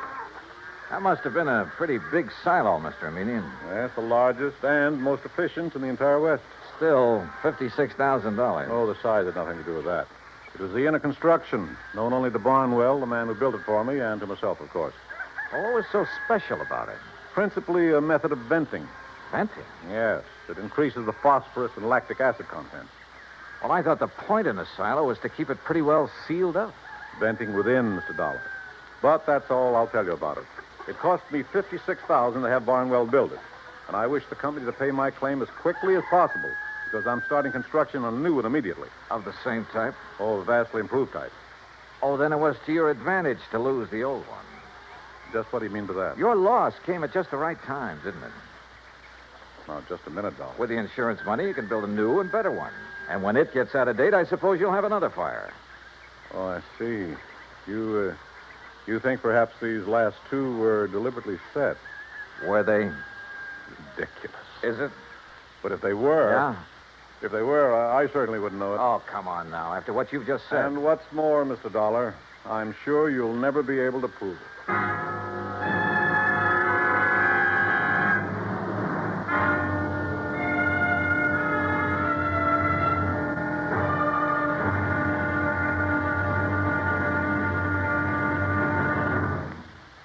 Act 2 of yours truly, Johnny Dollar, in a moment.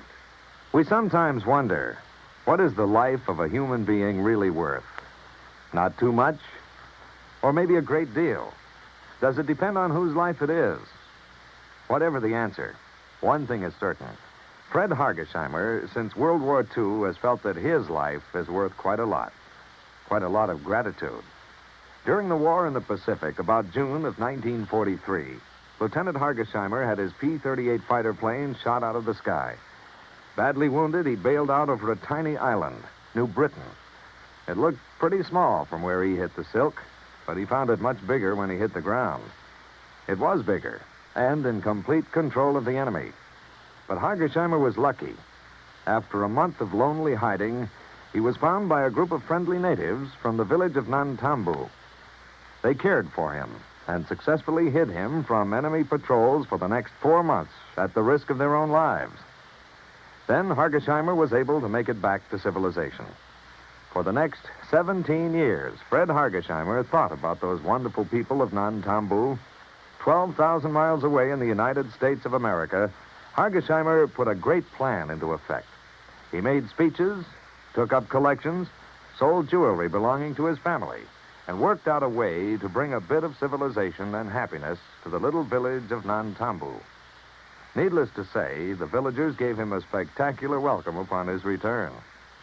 Fred Hargesheimer showed his gratitude to the people who had saved his life. But life is worth little without freedom, the right of all men, everywhere. And now, Act 2 of yours truly, Johnny Dollar, and the Doubtful Dairy Matter. Why, what he said and the way he said it. Aram Armenian was practically challenging me to find out how arson was involved in the destruction of his $56,000 secretly constructed compound silo. Expense account item 3, phone call from a gas station on Highway 33 to Reno Police Headquarters. But Lieutenant Brady of the arson squad assured me he'd failed to find anything indicating the fire was set. So dead end. Until I remembered a little trick that had worked for me before and might work again. Item 4, 27 cents for a loaf of white bread at a grocery store along the highway. Then I drove back to the Armenian ranch. If I'd known you were hungry, Mr. Dollar, I should have had something provided for you at the ranch house, in spite of your rather nasty attitude about this loss of mine. Food is the last thing I'm thinking of, Mr. Armenian. Well, then why this loaf of bread, if you're not... Whoop. Now, let's see. Oh, now, surely you're not going to eat the piece that dropped in the ashes. No. For now. Well, then get it out of your mouth, man. Well. Mm-hmm. Whatever in the world are you doing, Mr. Dollar? Yeah, I knew it. You knew what? A sure test for kerosene, Mr. Armenian. What? Yeah, fresh bread dropped in the ashes of a fire even days after the fire is out. I don't understand. I can still taste the kerosene. And, mister, it makes things look pretty bad for you. Me? Oh, good heavens, man, you can't... Dollar, I resent this completely unfounded accusation. Go right ahead and resent. Or better still, let me get hold of a stenographer and you can dictate a confession. Get out of here. Want to do it the hard way, huh? Get off this ranch, Dollar. Now leave. Immediately. Sure. And I warn you, don't come back. Because if you do... Better be careful, Mr. Armenian. The kind of a threat you're about to make wouldn't sound very good in court. Get out. Get out. Out on the highway, I stopped at the mobile gas station again and made another phone call. Item 5, another 20 cents. It was to my old friend Herb Carlbert, cashier of Reno's Farm Trade National Bank. It was past closing time, but he promised to leave a door open for me. So I grabbed a sandwich and a Coke along the way. That's item 6, 80 cents, including tip. Then at the bank, Herb led me back to his private office. Oh, sit down, Johnny. Tell me all about yourself. Yeah, later, Herb. We'll go out on the town and talk our heads off. Right now, I need some information. I hope you can tell me where to get it. Oh? Information about what? The Armenian Dairy. Or better still, Armenian himself. You know him? Oh, I certainly do. We're his bank. His happens to be one of the best accounts we have, especially in our investment department. You mean it's big? Plenty big. Like how much? Well, now, Johnny, I'll tell you this. If I had a quarter of his net worth, I'd have retired long ago. No big outstanding debts on his place? Anything like that? Not a penny. Aram's financial condition is as... Now, wait a minute. Yeah? That fire and explosion of his compound silo? Yeah, that's right. Herb, I've found evidence indicating arson. Well, certainly aren't accusing him. Who else? Oh, no, you're wrong. Oh, now look, Herb, he filed that claim so fast. It's the most natural thing in the world for him. It's the way he does everything, like paying his bills immediately on receipt. He works that way. You expect everybody else to. Well, he gave me the impression he wanted to collect quickly in order to have money for rebuilding. Of course. Rather than cash in some of his blue chip investments. Herb, somebody fired that silo. Well, it certainly wouldn't be Aram. You sound like you're in cahoots with him. What about his employees? From my impression of the man, They love him like a father. Every one of them. And if every employer was as generous as he is, there wouldn't be any labor troubles in this country. Well, the fact remains that somebody somehow stood to profit by destroying that silo, and the one before it. Well, I can't imagine who. Even his competitors like and respect the man. Or so they say. No, they do. He's helped them stay on their feet during hard times, developed new ideas and methods, then passed them on to them. Oh, the fact remains... But, Johnny, I've had a rough day. How about a nice, cool, casual drink? Then we'll have dinner and take in the town. Item 7, 2130, for drinks and a good dinner back at the Mapes. But I didn't enjoy either. Because Herb in his defense of Armenian was no help at all. Except perhaps for giving me a list of all the people he could think of who did business with him. I decided to check them all first thing in the morning. Finally, about midnight, having lost our share at a couple of nearby gambling clubs, we parted. Herb drove away to his home on the outskirts of town. I went back to the Mapes. Take Mr. and Mrs. Kenworthy to room 314, boy. Yes, sir. What you... Oh, Mr. Dollar. Just my key, please. Certainly, sir. Here you are, sir. And I hope you enjoy a pleasant night's rest. Thanks. Oh, by the way, there was a gentleman here looking for you early this evening. Hung around quite a while. Said he'd be back. Well, who was he? He didn't give his name, sir, nor did he wish to leave a message. Mr. Armenian? Mr. Armenian the dairyman? Oh, no, sir. I'm quite sure. Okay, thanks. Yes, sir. Good night. Good night, sir. Oh, Mr. Dollar. Yeah? There he is. there. Huh? Going out the door, the dark brown coat. You're sure? Yes, sir, the same man. I wonder. Yeah, so do I. But if he knows you, sir, and saw you, sir...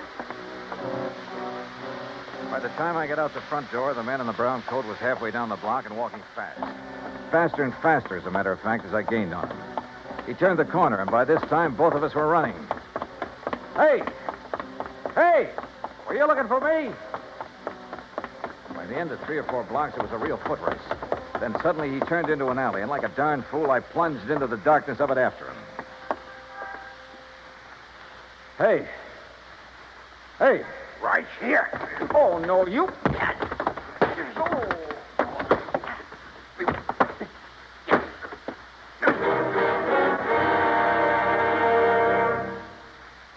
Act 3 of yours truly, Johnny Dollar, in a moment.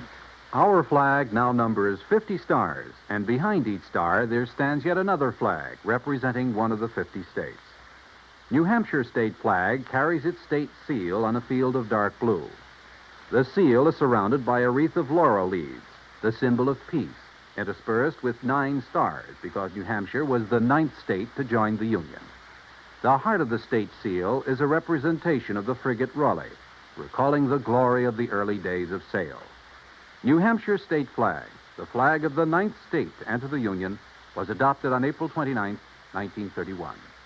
And now, Act 3 of yours truly, Johnny Dollar, and the Doubtful Dairy Matters.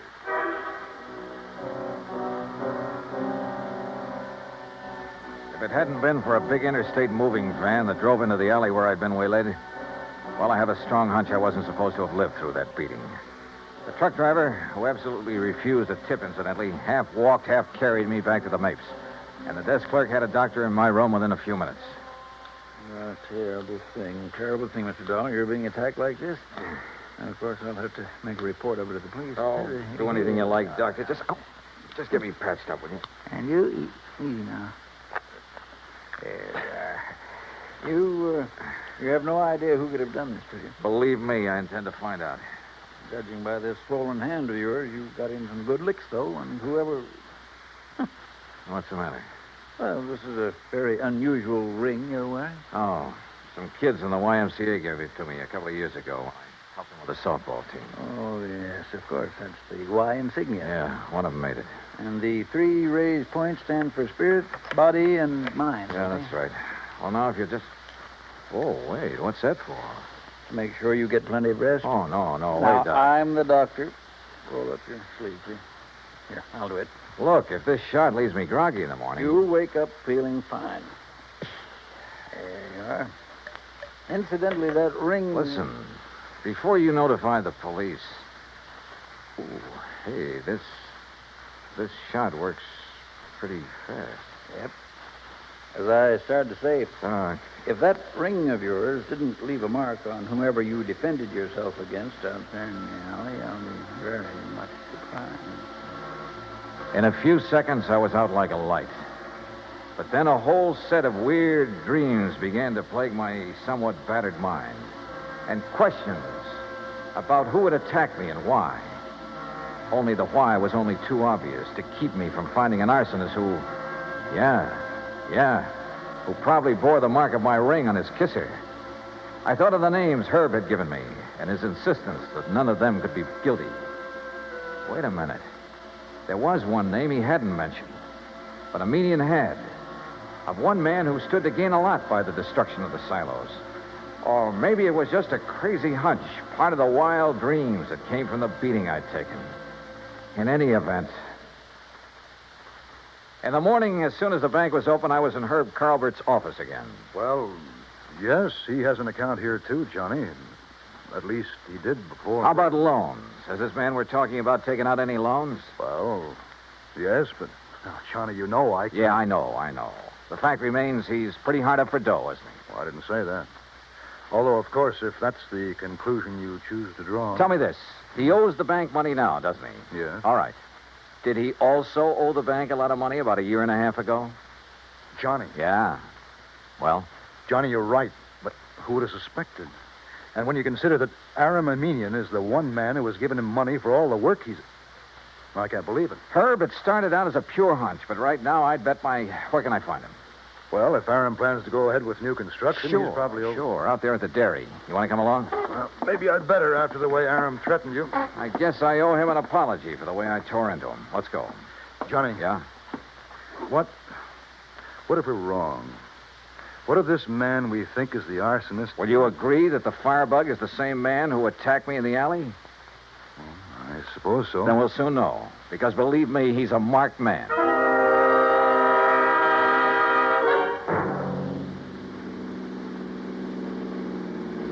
We made the Armenian dairy in 30 minutes flat, and we're told at the gate that Aram Armenian was in the pasteurizing plant.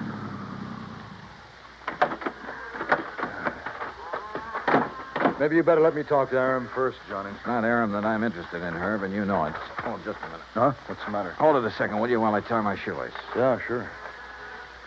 I've been thinking, Johnny, on the way out, you know, we could really be terribly, terribly wrong. Herbert, old man. Aram, we're just looking for you.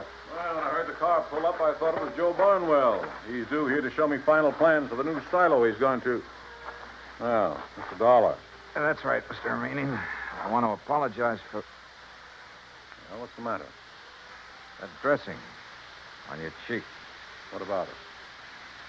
Just what is that little bandage hiding?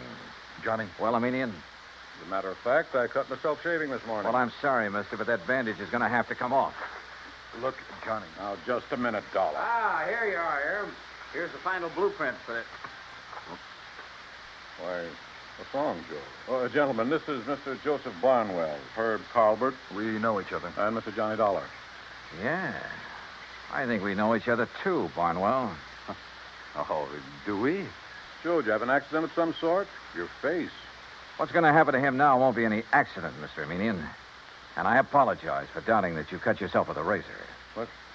I'm afraid I don't understand. But that bandage on your face doesn't hide any razor cut, does it, Barnwell? Well, I don't know what you're talking about. All right, then let's rip it off. You certainly won't. Good heavens, Johnny. Yeah, look. The mark from the ring on my hand where I struck him last night. Okay, Barnwell. Now stop. Don't touch me. Start talking. Tell Armenian how you burned up his fancy, expensive silo so you could build another one.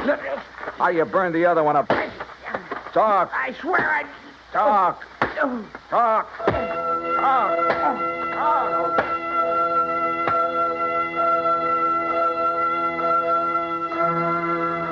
Yeah, he talked all right, plenty. About a racket so old I hadn't heard of it in years. The crooked builder who burned out his own clients to get himself more work. And in this case, a natural, because he was the only one who shared Aram's secret construction plans. And by the time I was through with him, he blabbed about some of the other clients he'd taken the same way. Expense account total, including incidentals and the trip back to Hartford, $418 even. Yours truly, Johnny Dollar.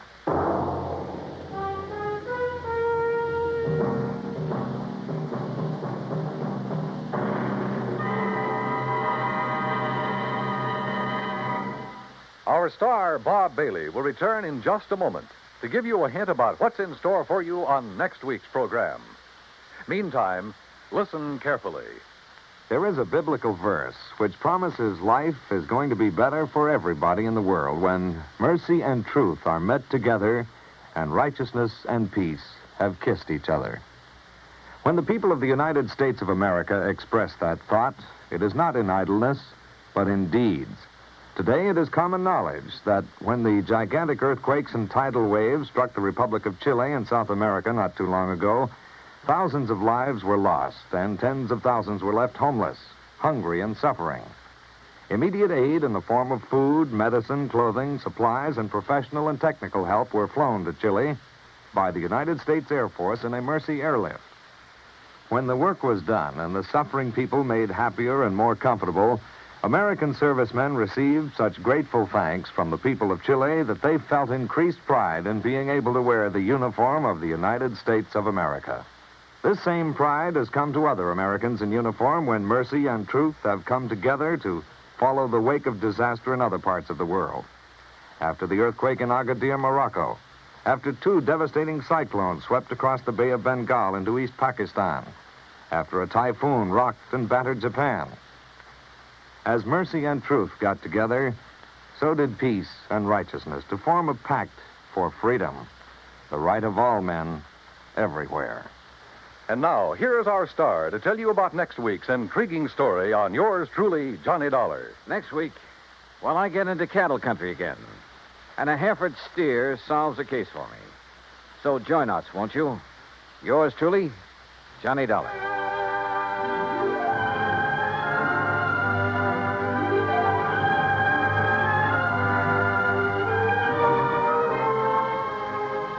Yours truly, Johnny Dollar, starring Bob Bailey, originates in Hollywood.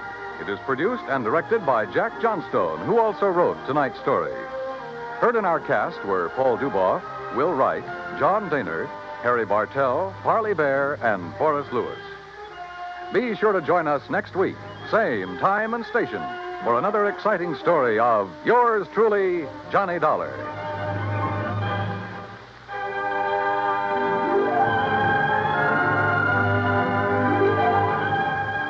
This is Dan Coverly speaking.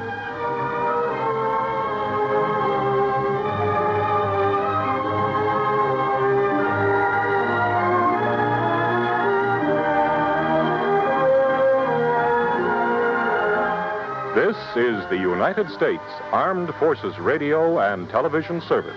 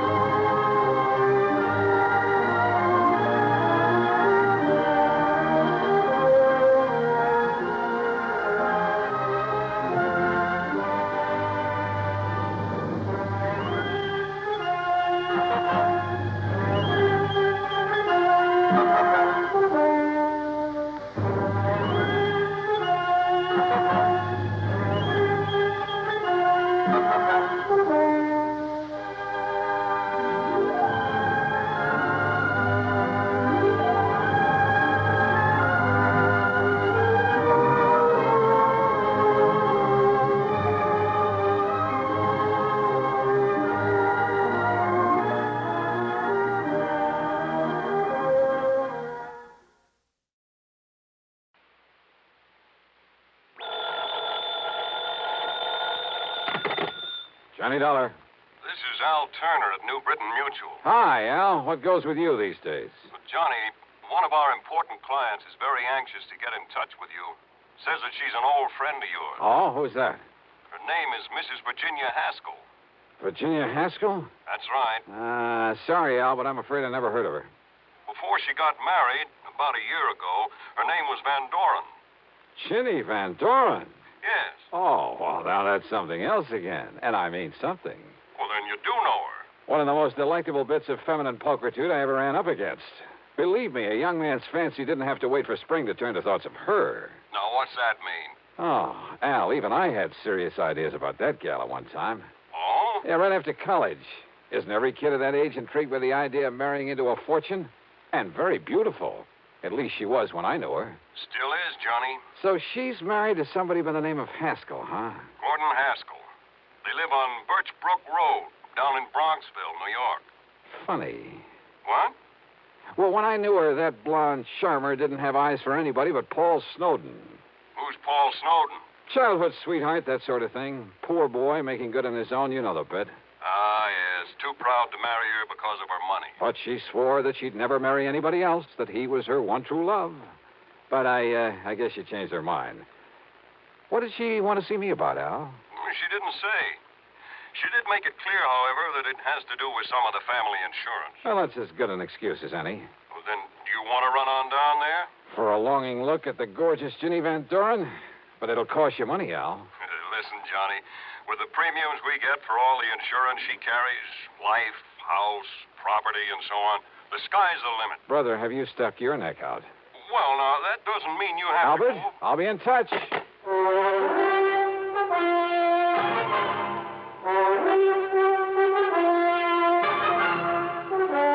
Bob Bailey in the intriguing adventures of the man with the action-packed expense account. America's fabulous freelance insurance investigator. Yours truly, Johnny Dollar.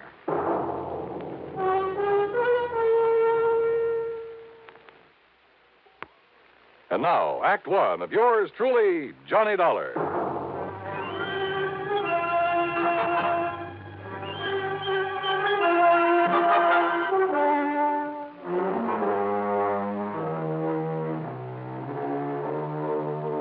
Expense account submitted by Special Investigator Johnny Dollar to the New Britain Mutual Insurance Company, Home Office, Hartford, Connecticut. Following is an account of expenses incurred during my investigation of the Wayward Heiress matter.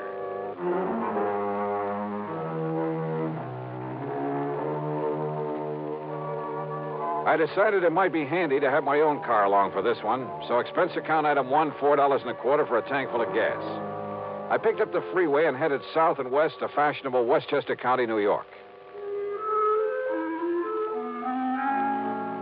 To me, Bronxville has always been one of New York's most charming suburbs. Only about 20 miles north of the big city, it's full of beautiful homes with lots of trees and expensive landscape properties. There's a lot of wealth in Bronxville. The Haskell home on Birchbrook Road was a huge English-type affair, built of stone and stucco, the kind of place that'll last 100 years.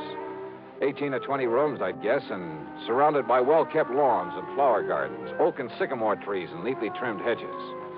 Yep, a big hunk of the Van Doren oil money must have gone into it, unless young Haskell was mighty rich. Virginia, looking every bit as beautiful as I'd remembered her from college back in the Midwest, greeted me like a long-lost, well, brother, darn it. And, Johnny, I'm so glad you could come. I'm worried, sick. Worried about what, Jenny? Gordon, my husband.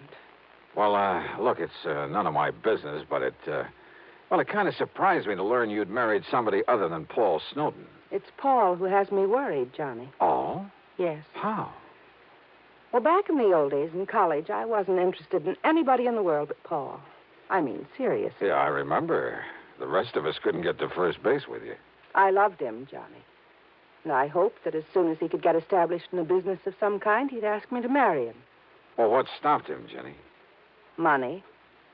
When Father died and all the Van Doren money came to me, Paul suddenly changed. He stopped seeing me. He even avoided me. So then, well, I guess what I did was make a mistake. What was that? I went to see him at his little plant there in Chicago. Chicago? That's where we were living then. And, Johnny, the only reason he stayed there was to be close to me. So you went to see him? Yes. And I proposed to him. Oh? Also, well, this was the big mistake. I offered to finance the machine tool business that he was trying so hard to build up. But he didn't like that and told me so. I'm afraid there was quite a scene there. You've just been looking down your nose at me all these years. It's been nothing but pity. Paul! Yeah, poor, timid little me. Needs help. Maybe needs mothering by somebody who pities him. By somebody who can afford to support him. Paul, that isn't true. Then why do you come offering help, offering money? I don't want pity. Somebody holding up my head for me. I've got to work this out alone. It may take me a long time, but I'm not going to... Oh, I'm sorry, Jenny, but don't you see I love you? I'll never love anybody else. Then why don't you let me Don't you understand? I'll never get anywhere on your charity. You're feeling sorry for me. Paul, darling, please. All right. All right, the less we see of each other now, the better. Maybe sometime, but... Well, no, not now. Find somebody else, Jenny. Somebody who can give you the things you need and want. Uh-huh. A little too much pride for his own good, I'd say. It upset me terribly, Johnny. Especially when he told me to go out and find somebody else. But I take it you did. Then Gordon came along. Sort of caught me on the rebound, I guess. Tall, good-looking. He fell in love with me the first time we ever met. I guess he kind of swept me off my feet. But now that the honeymoon's over... He's been wonderful to me. And I love Gordon, Johnny. I love him very much. As much as Paul? Not perhaps in the same way. But we're very happy together. And there's never been any strain or tension because of this difference in our fortunes. Gordon isn't wealthy either? Well, he hasn't what I have, of course. But he manages to get along. And I'm being a good wife to him. Oh, I'm sure you are, Jenny. And don't you see, if Paul, because of his jealousy, were to kill Gordon... Jenny, you mean you honestly believe he might? Yes. That's exactly what I mean. That's why I sent for you. But good heavens, gal. Oh, Johnny, you've got to stop him.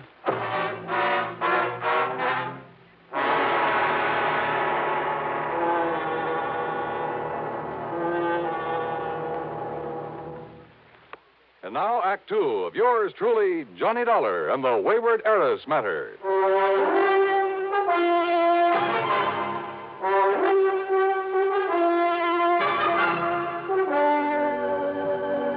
All right, now, Jenny, listen to me. It's true, Johnny. I'm sure of it.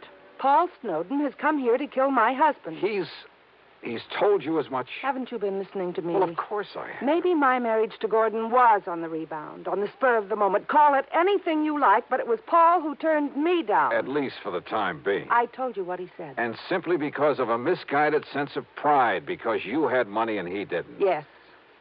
Well, how did Paul take it when he learned that you were going to marry Gordon, I mean? He was terribly angry. He made all sorts of wild threats. Well, now, that doesn't necessarily... He said that he would kill anybody else who married me, and he will, Johnny. Does he know Gordon? He's never seen him. But he wants to kill him? Oh, Ginny, that doesn't make any sense. Don't you understand? It was to get away from Paul that Gordon and I came here to get married and settle down. Or because you were afraid you might still be in love with Paul. It isn't a very nice thing to say, Johnny. But it could be true, couldn't it? Is Gordon in business here in the East? Well, I've helped him to start one, Johnny. A little importing business. What did he do before?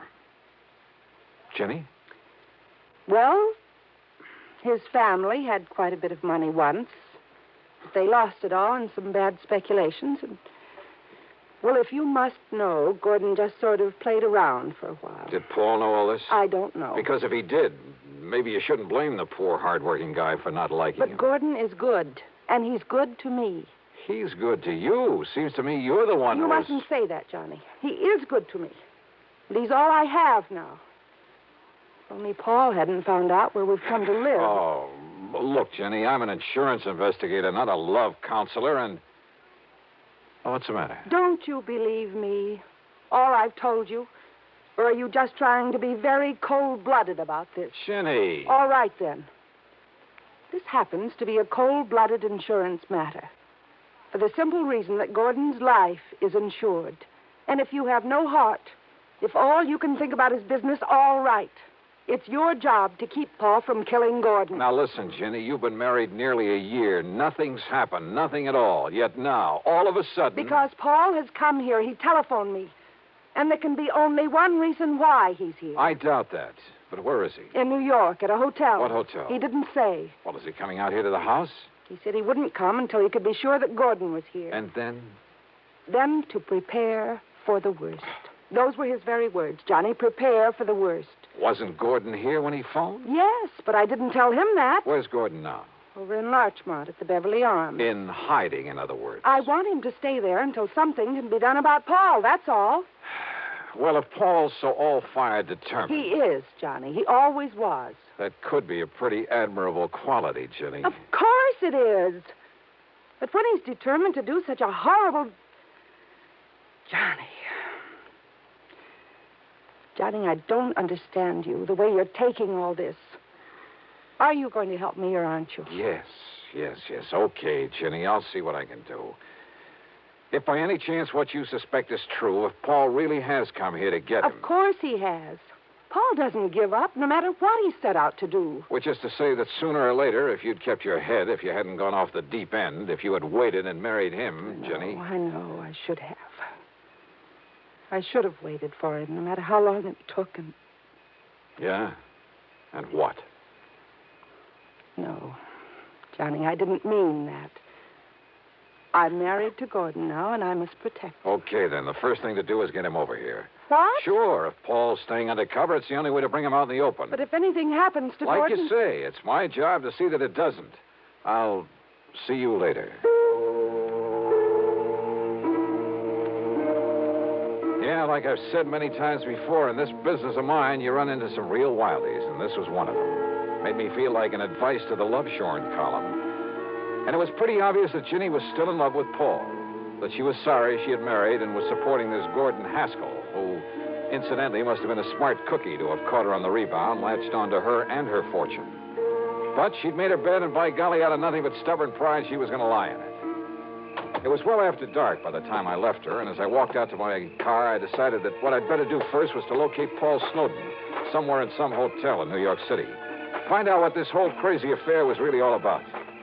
But then as I reached for the door handle on my car... Just a minute. Huh? Yeah? I've been waiting for you. Oh? Who are you? As if I couldn't guess. Mister, I found out all about you, why you came here. Me? Oh, well, now, if just you a minute. don't believe me, take a look at these photostats from the police files in half a dozen western states. Well, now, just take it easy. Let me put on the dash light so I can take a look at them. You'll have plenty of time to look at them when I'm through with you. Well, just a Mister, minute. I ought to kill you.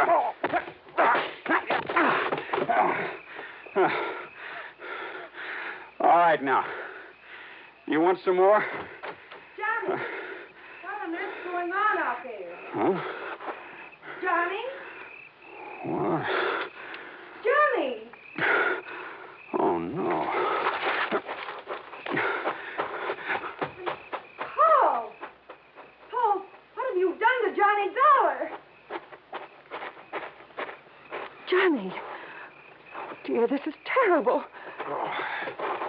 Well, it ain't exactly good. That was Paul. I saw him. Yeah, so I figured. He must have found out that I sent for you.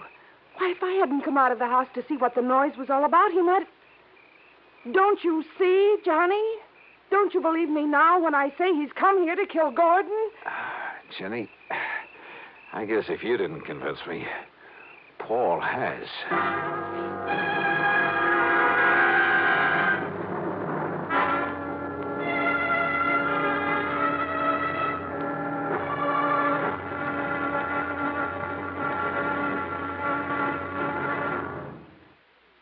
Now, Act 3 of yours truly, Johnny Dollar.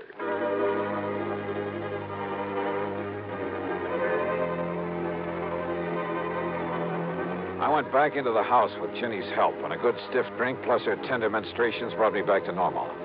I suppose I could make all sorts of excuses about having been caught off guard, but I won't. Paul Snowden had a good pair of fists, and he knew how to use them.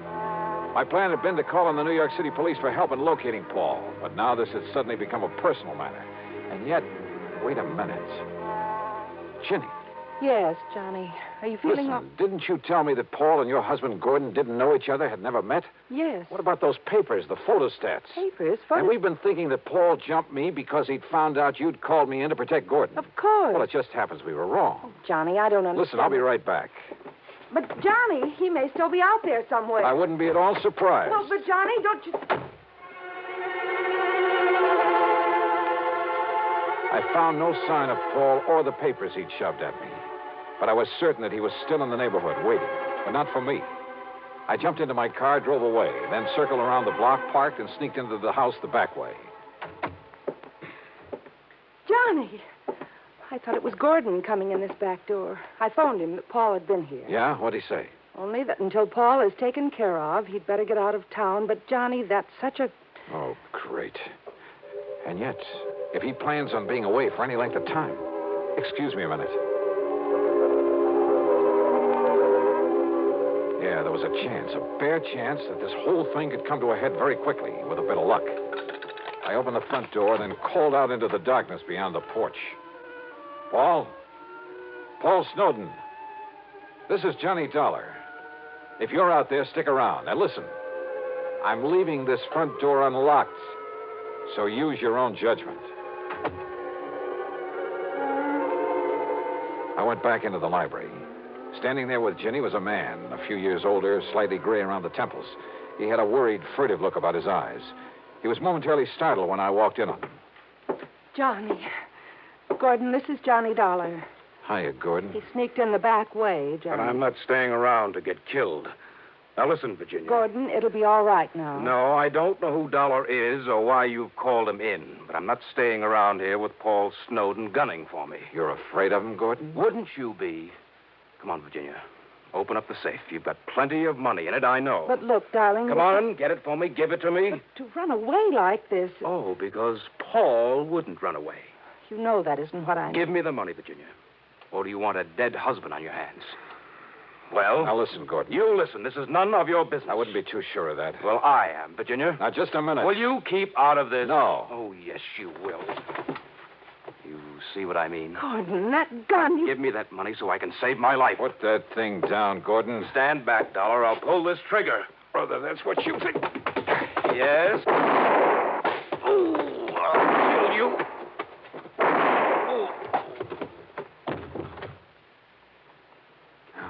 Thanks, Paul. I aimed low, Dollar.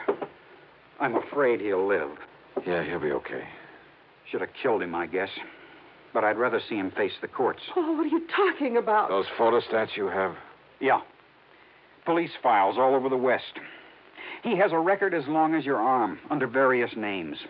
Wealthy women. Married them, took their money. Oh, no. Yes, Jenny. And some of them, well, he killed them. Paul, I didn't know. I didn't know. I'm sorry, Dollar, about what happened outside earlier, but in the darkness, I thought you were Gordon. It's, okay, Paul. You've, more than made up for it.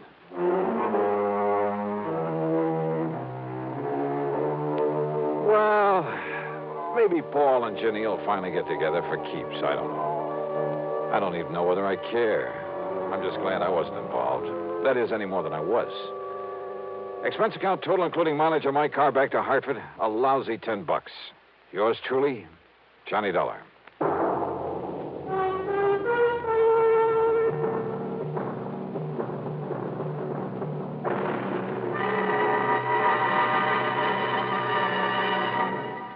Our star will return in just a moment.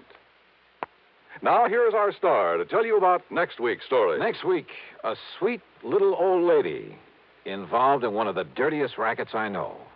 Join us, won't you? Yours truly, Johnny Dollar.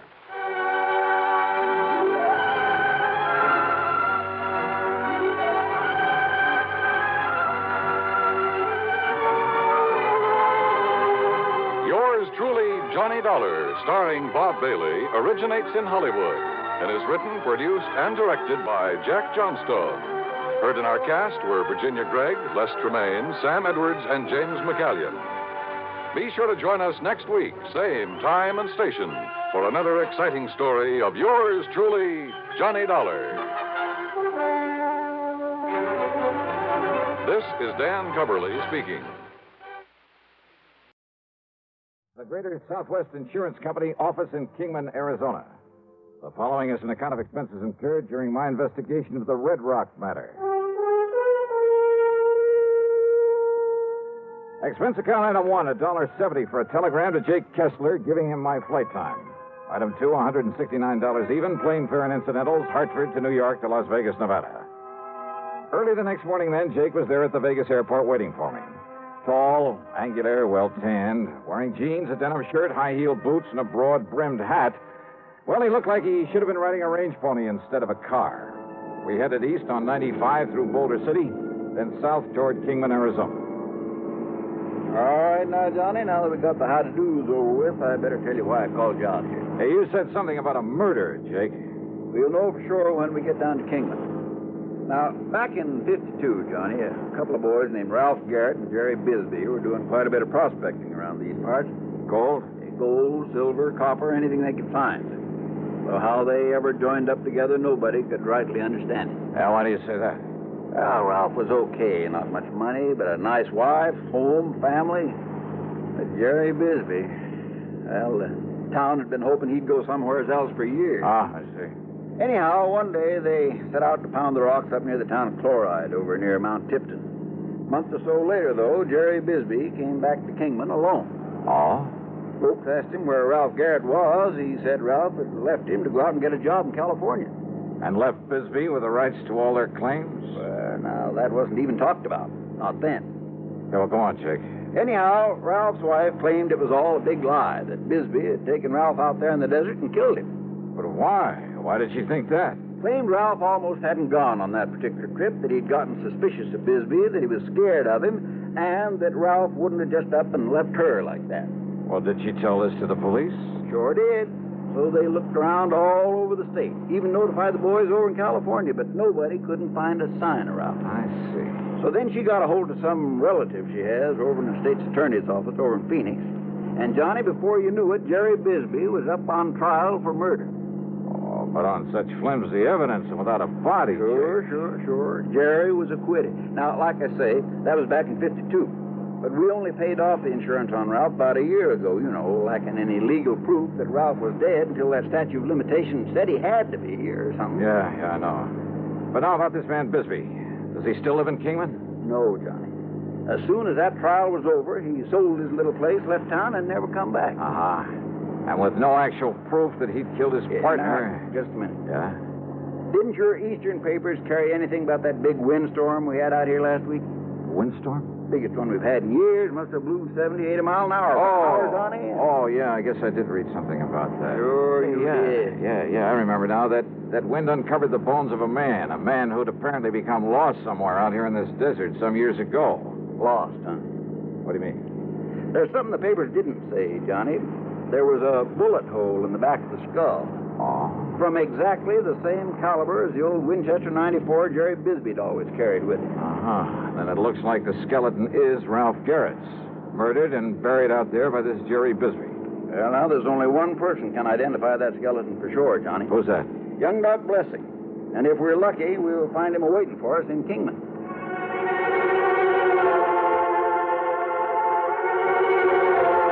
Well, that was all Jake had to say about the matter until we could talk to Dr. Blessing.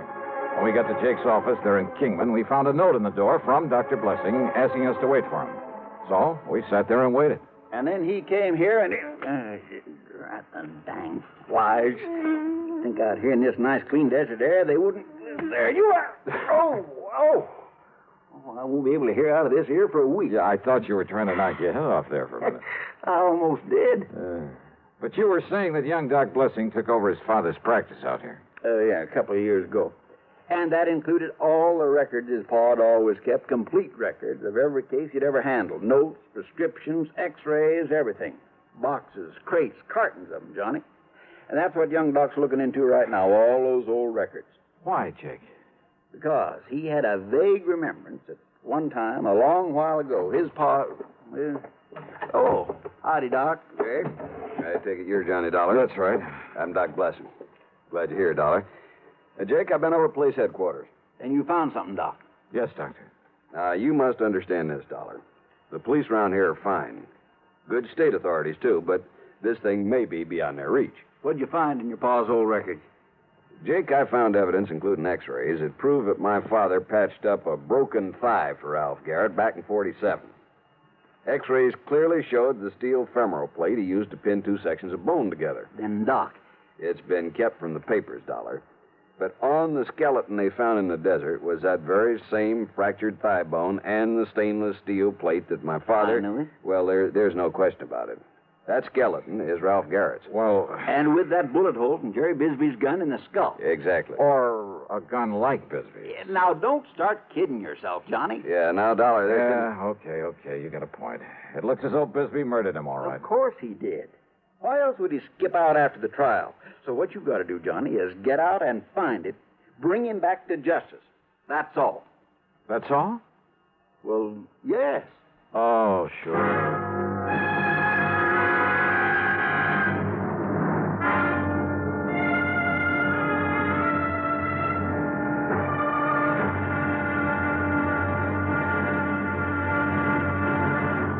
Next time you refresh, enjoy a frosty, ice-cold Pepsi-Cola. Sociability, Charlie. All right, Kay, how's this? Pepsi is light, refreshes without filling. You like to refresh? Have a Pepsi right now. Well, offer it to everybody, Charlie. I will. Enjoy Pepsi at the fountain. It's delicious at home, too. Have one at lunch or with a snack. Charlie. At the beach or at dinner.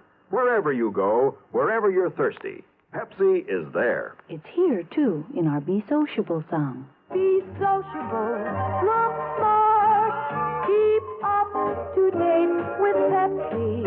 Drink light, refreshing Pepsi. Stay on and debonair, be sociable, have a Pepsi. For the weekend, have plenty of Pepsi around. Pick up an extra carton today. CK, I'm sociable. With Pepsi, everyone is. And now, the second act of yours truly, Johnny Dollar.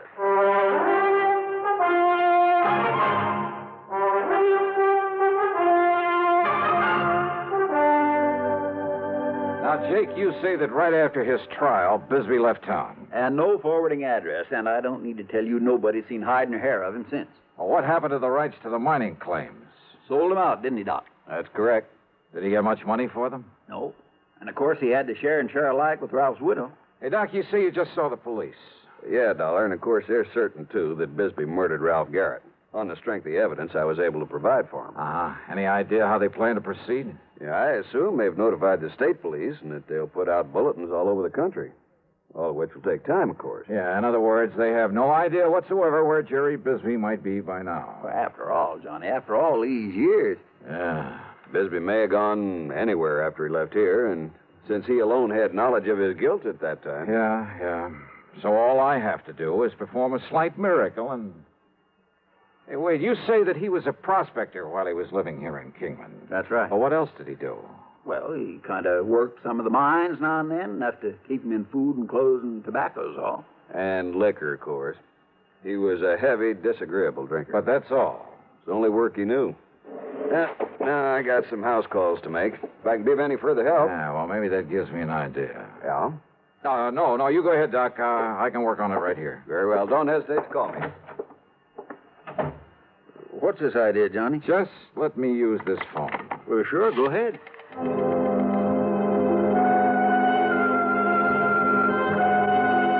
My first call was to the Bureau of Mines in Washington.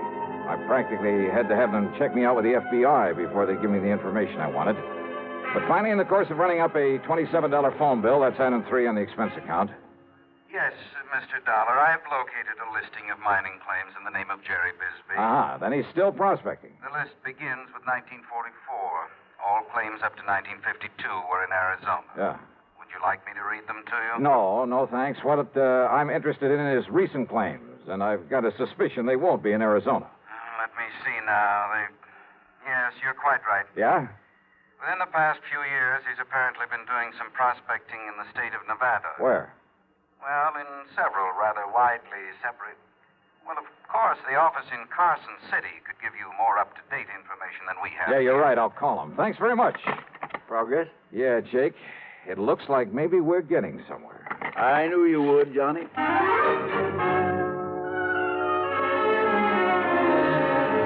But on my call to Carson City, capital of Nevada, I ran into a stone wall. Well, I'm sorry, sir, but I have no authority to give out such information over the phone. All right, now, listen, please, when miss. Mr. Harker gets back to the office, if you care to call back in 2 or 3 hours. Look, isn't there somebody else there who can give me the information I need? All I want... Without Mr. Harker's authorization? I doubt it, sir. But look, miss, I just want to If you get... were to come here in person and show the proper credentials. Yeah, sure, thanks. What's the matter with him up there, Johnny? Oh, I don't know. Jake. Yeah? Is there anybody around here who owns a plane? An airplane? Well? Well, there's young Kenny McManus has a little single... Then come on, let's find him and see if he'd like to fly a charter job.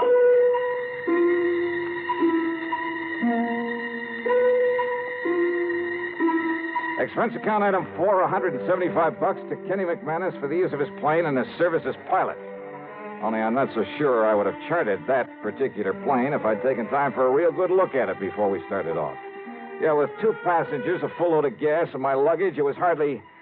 Well, let's face it. It was old and definitely underpowered for such a trip. We missed the tops of several mountains by only inches along the way. But somehow, shortly after noon, we landed in the Nevada capital. Item 5, $1 to one of the lads at the hangar for a ride into the local bureau representative. Mr. Harker was somewhat reticent until I mentioned one word. What was that, Mr. Dollar? Murder, Mr. Harker. I want this man Bisbee for murder. I see. And I'm certain I can be of help to you. And now, thanks to Mr. Harker's cooperation, I finally really got on Jerry Bisbee's trail. Item 6, $50, deposit on a rental car, and I headed due east. I headed for the lively old ghost town of Virginia City. I didn't know I was also heading into one of the most dangerous situations in my whole career.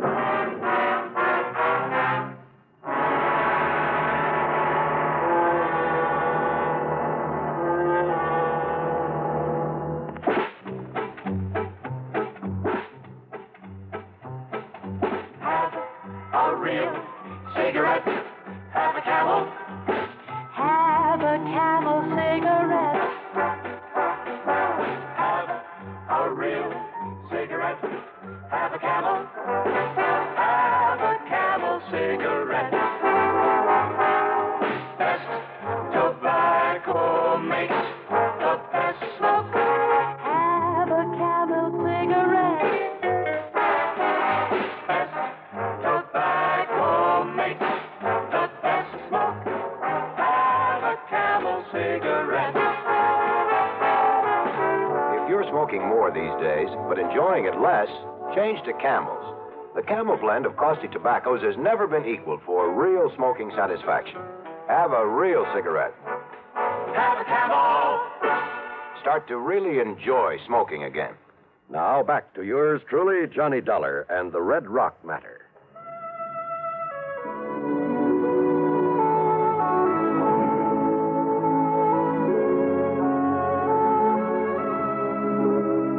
Virginia City is fabulous. A monument to the rip-roaring days of the Comstock Lode.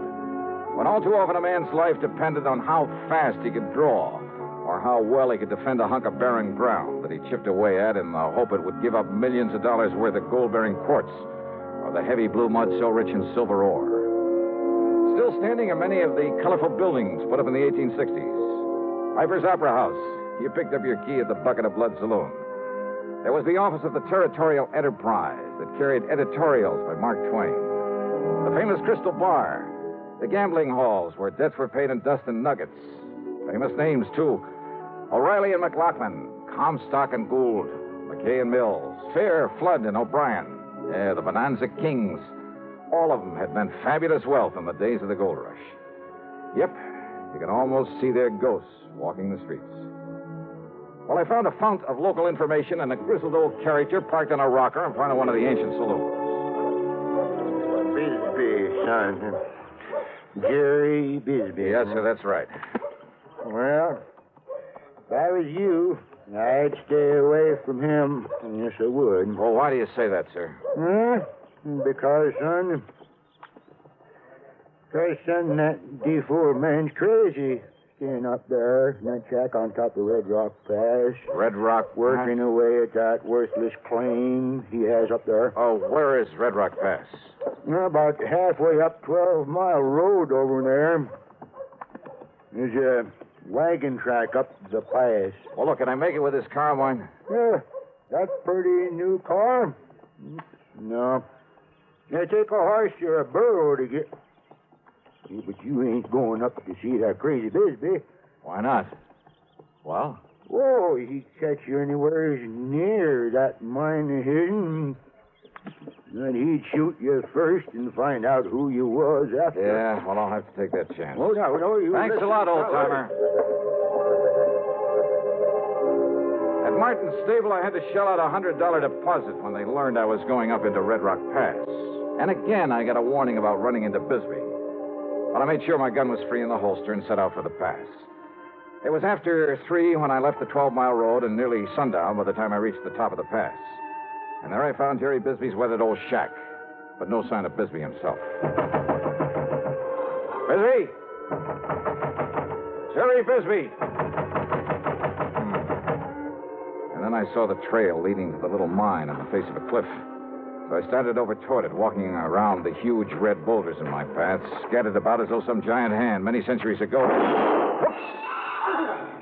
That's fair enough. Bisbee! Get back on that horse and get out of here. Sorry, but I gotta talk to you. You see this here gun? Oh, I see it all right. Shoot the eye out and a snake with it. Besides, I know why you come here. Do you?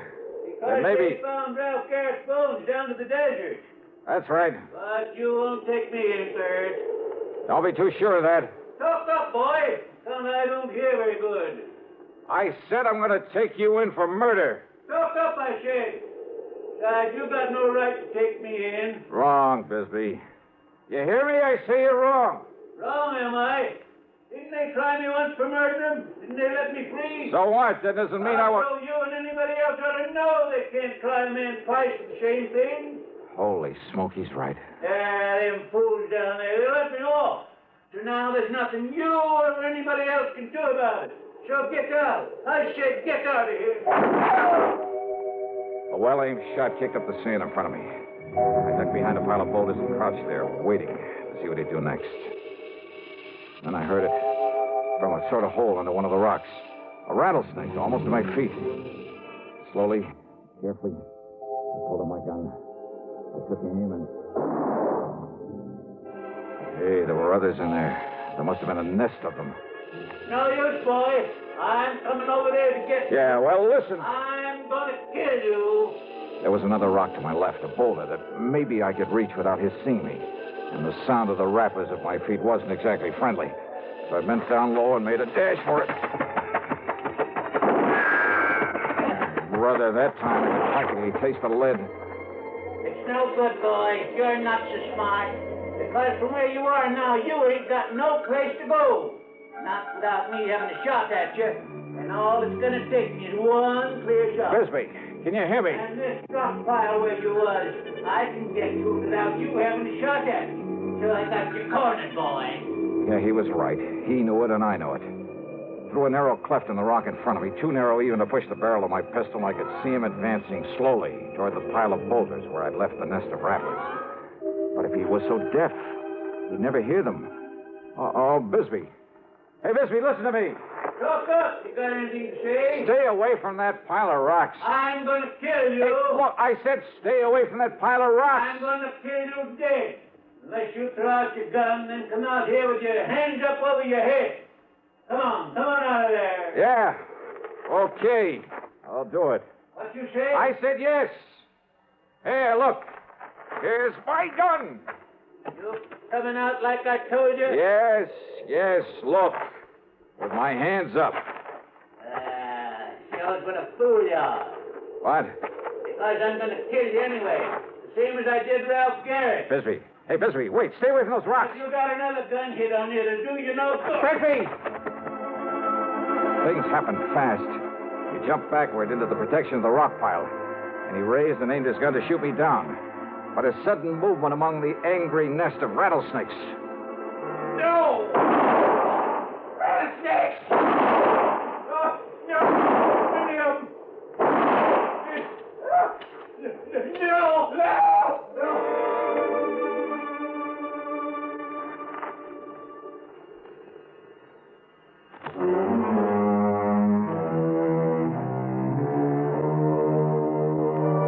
By the time I got over to him and hauled him out of that pit of death, half a dozen of the deadly rattlers must have struck him.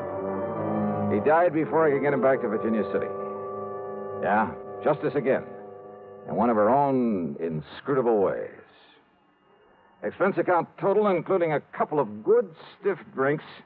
Then the trip on back to Hartford, $496.25. Yours truly, Johnny Dollar.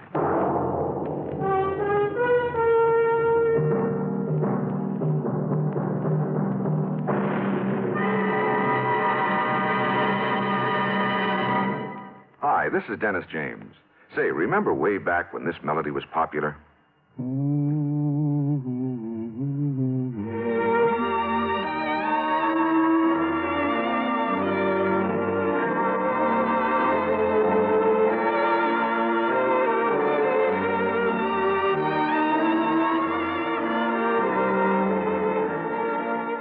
There's something very special about a long-time favorite, isn't there? Well, folks feel the same way about one of Kellogg's favorites, Kellogg's All Brand. Going on 41 years now, it's been America's most popular good food way to fight irregularity from lack of bulk. Because it's whole brand, Kellogg's All Brand gentles away irregularity safely and reliably.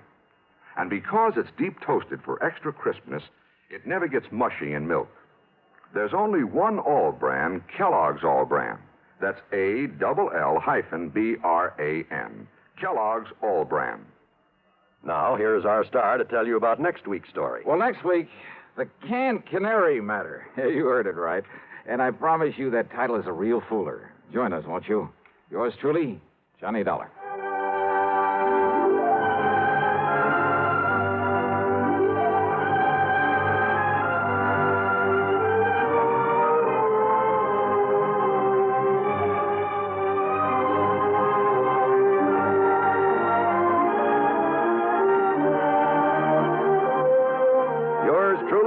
Johnny Dollar, starring Bob Bailey, originates in Hollywood and is written, produced, and directed by Jack Johnstone. Heard in our cast were Virginia Gregg, Parley Bear, Harry Bartell, Vic Perrin, John Daner, Will Wright, Tom Hanley, and Bill James. Be sure to join us next week, same time and station, for another exciting story of yours truly, Johnny Dollar.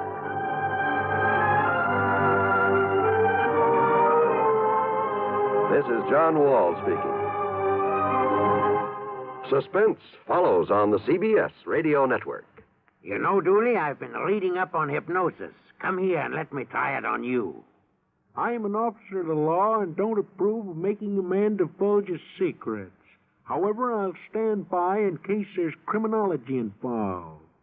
I just want to clear up some of his problems, Officer Suggs. But I haven't got any problems. I'm the soul of contentment. Maybe that's your trouble. You're too contented. Lie down, Dooley. You're going to sleep. I feel so good. He's under my influence. Now, little tyke, get up. Go straight to the beer of your choice. Astounding. He's heading for Utica Club. 'Cause Utica Club will still take the trouble to age beer the natural way. Utica Club, you see. He's got no problem. He's a happy, well-adjusted fair mug. Brewed by the West End Brewing Company of Utica, New York. You're tuned to WROW Radio in Albany, New York. Time, 5:30. Johnny Dollar. This is Bert Larkin, International Casualty in Life. Oh, hiya, Bert. How are you? I'm afraid I have a bit of a problem, Dollar. Yeah? Yes, involving some $300,000. Wow. Will have to be distributed very shortly. Oh, well, easy, Bert. Just send me a check. Forget the whole thing. You're testing, of course. Oh, well, now, how could you say a thing like that? Well, what about this 300 G's? You expecting a policyholder to kick the bucket? Exactly. Oh, though I wouldn't put it so crudely. Oh, well, maybe expecting him to be knocked off, huh? Oh, no. His name is Mr. William Makepeace Everly. Yeah? He lives out in the old Piney Woods section. Oh, yeah, that's a pretty well-to-do part of town. Exactly. And Mr. Everly is quite wealthy. Well, he'd have to have something to carry that big a policy. Exactly. I've just learned from his doctor, Dr. Thatcher, that he has only a very short time to live. Well, just what am I supposed to do about it? I don't know. You don't know? All I know is that Mr. Everly wants you out to see him immediately. And beyond that, Hey, Bert, there's something funny about this. I'm inclined to agree with you, Dollar. But will you do it right away? Sure, why not? But I wonder.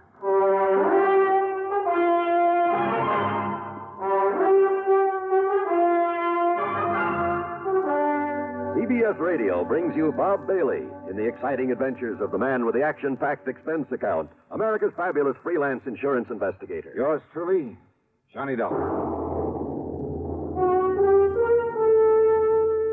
Get the really light refreshment. This is where I talk, Kay. Get the really light refreshment. That's Pepsi-Cola, of course. I just wanted to say be sociable, Charlie. Of course, Kay. Be sociable. Have a Pepsi on the road or at home. It always refreshes without filling. Charlie. Pick up extra cartons now. Pepsi is so delicious it goes fast. That's why you should keep plenty of Pepsi on hand. Oops. Maybe I'd better sing. Be sure to say keep Pepsi handy. Yes, Charlie. But the song says it sociably. Be sociable, look smart, keep up to date with Pepsi. Drink light, refreshing Pepsi. Stay young and fair, debonair. Be sociable, have a Pepsi. What Kay means is get plenty of Pepsi next time you shop. Well, yes. And now, Act One of yours truly, Johnny Dollar.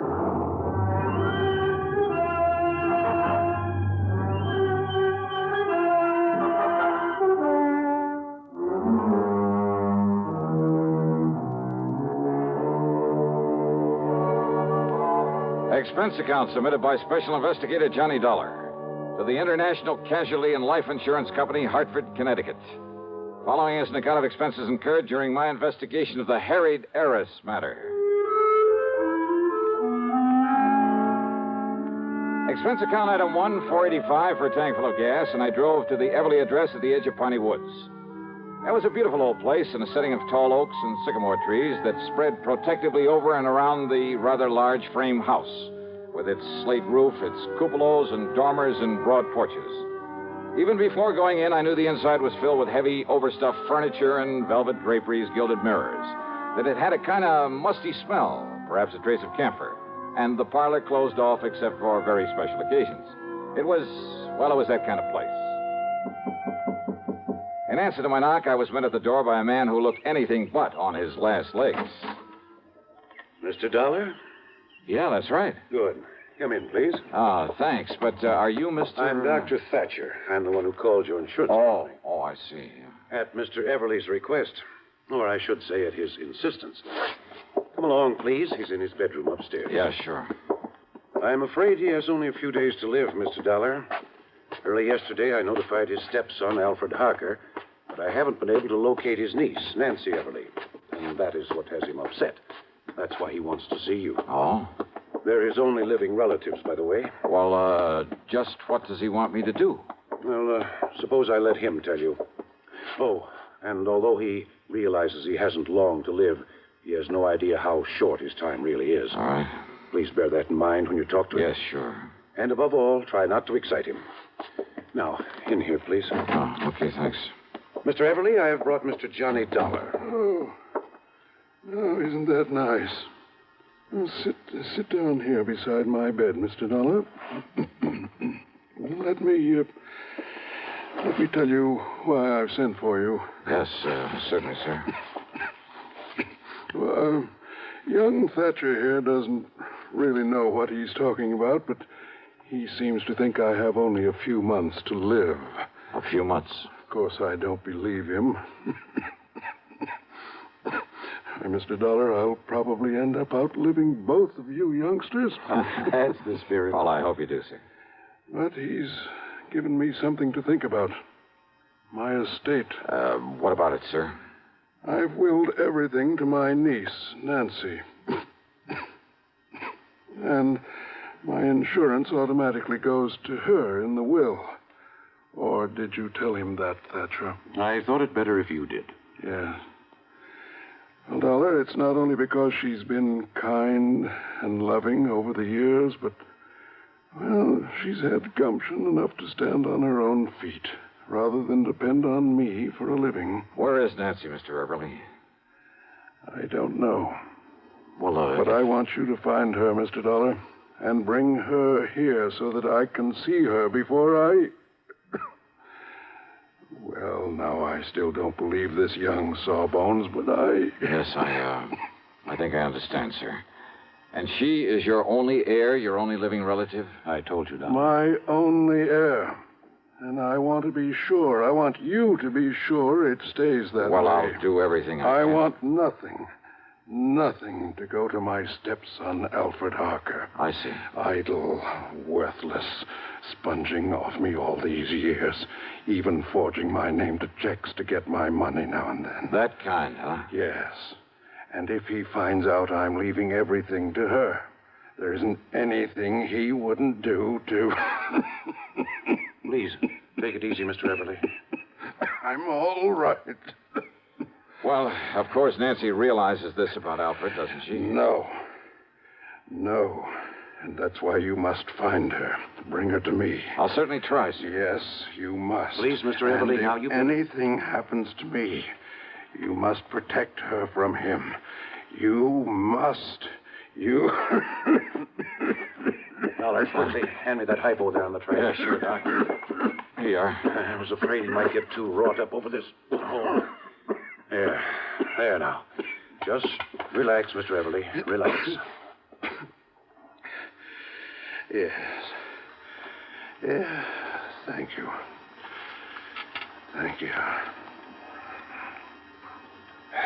Well, now he'll sleep for a while. I was afraid he might get too excited. Yeah. And it sure looks like I got my work cut out for me. I'm afraid so. At least this Alfred Harker doesn't know that his stepfather's money, his insurance... I'm afraid he does, though. What's that? I didn't realize... Realize what? But when I called him and told him Mr. Everly was You dying... told him Nancy is the only heir? Yes, and I shouldn't have. Have you any idea at all where I might start looking for Nancy? No, Dollar, I'm afraid not. But if you don't know and the old man doesn't know, how do I... Oh, great.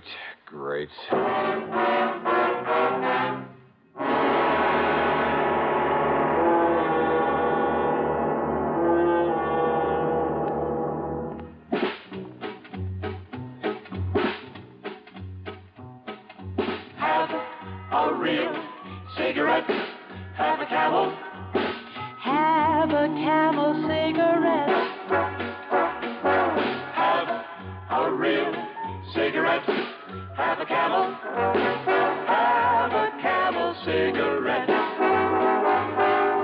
Best tobacco makes the best smoke. Have a Camel cigarette. Best tobacco makes the best smoke. Have a Camel cigarette. If you're smoking more these days, but enjoying it less, change to Camels. The Camel blend of caustic tobaccos has never been equaled for real smoking satisfaction. Have a real cigarette. Have a Camel. Start to really enjoy smoking again. And now, Act Two of yours truly, Johnny Dollar.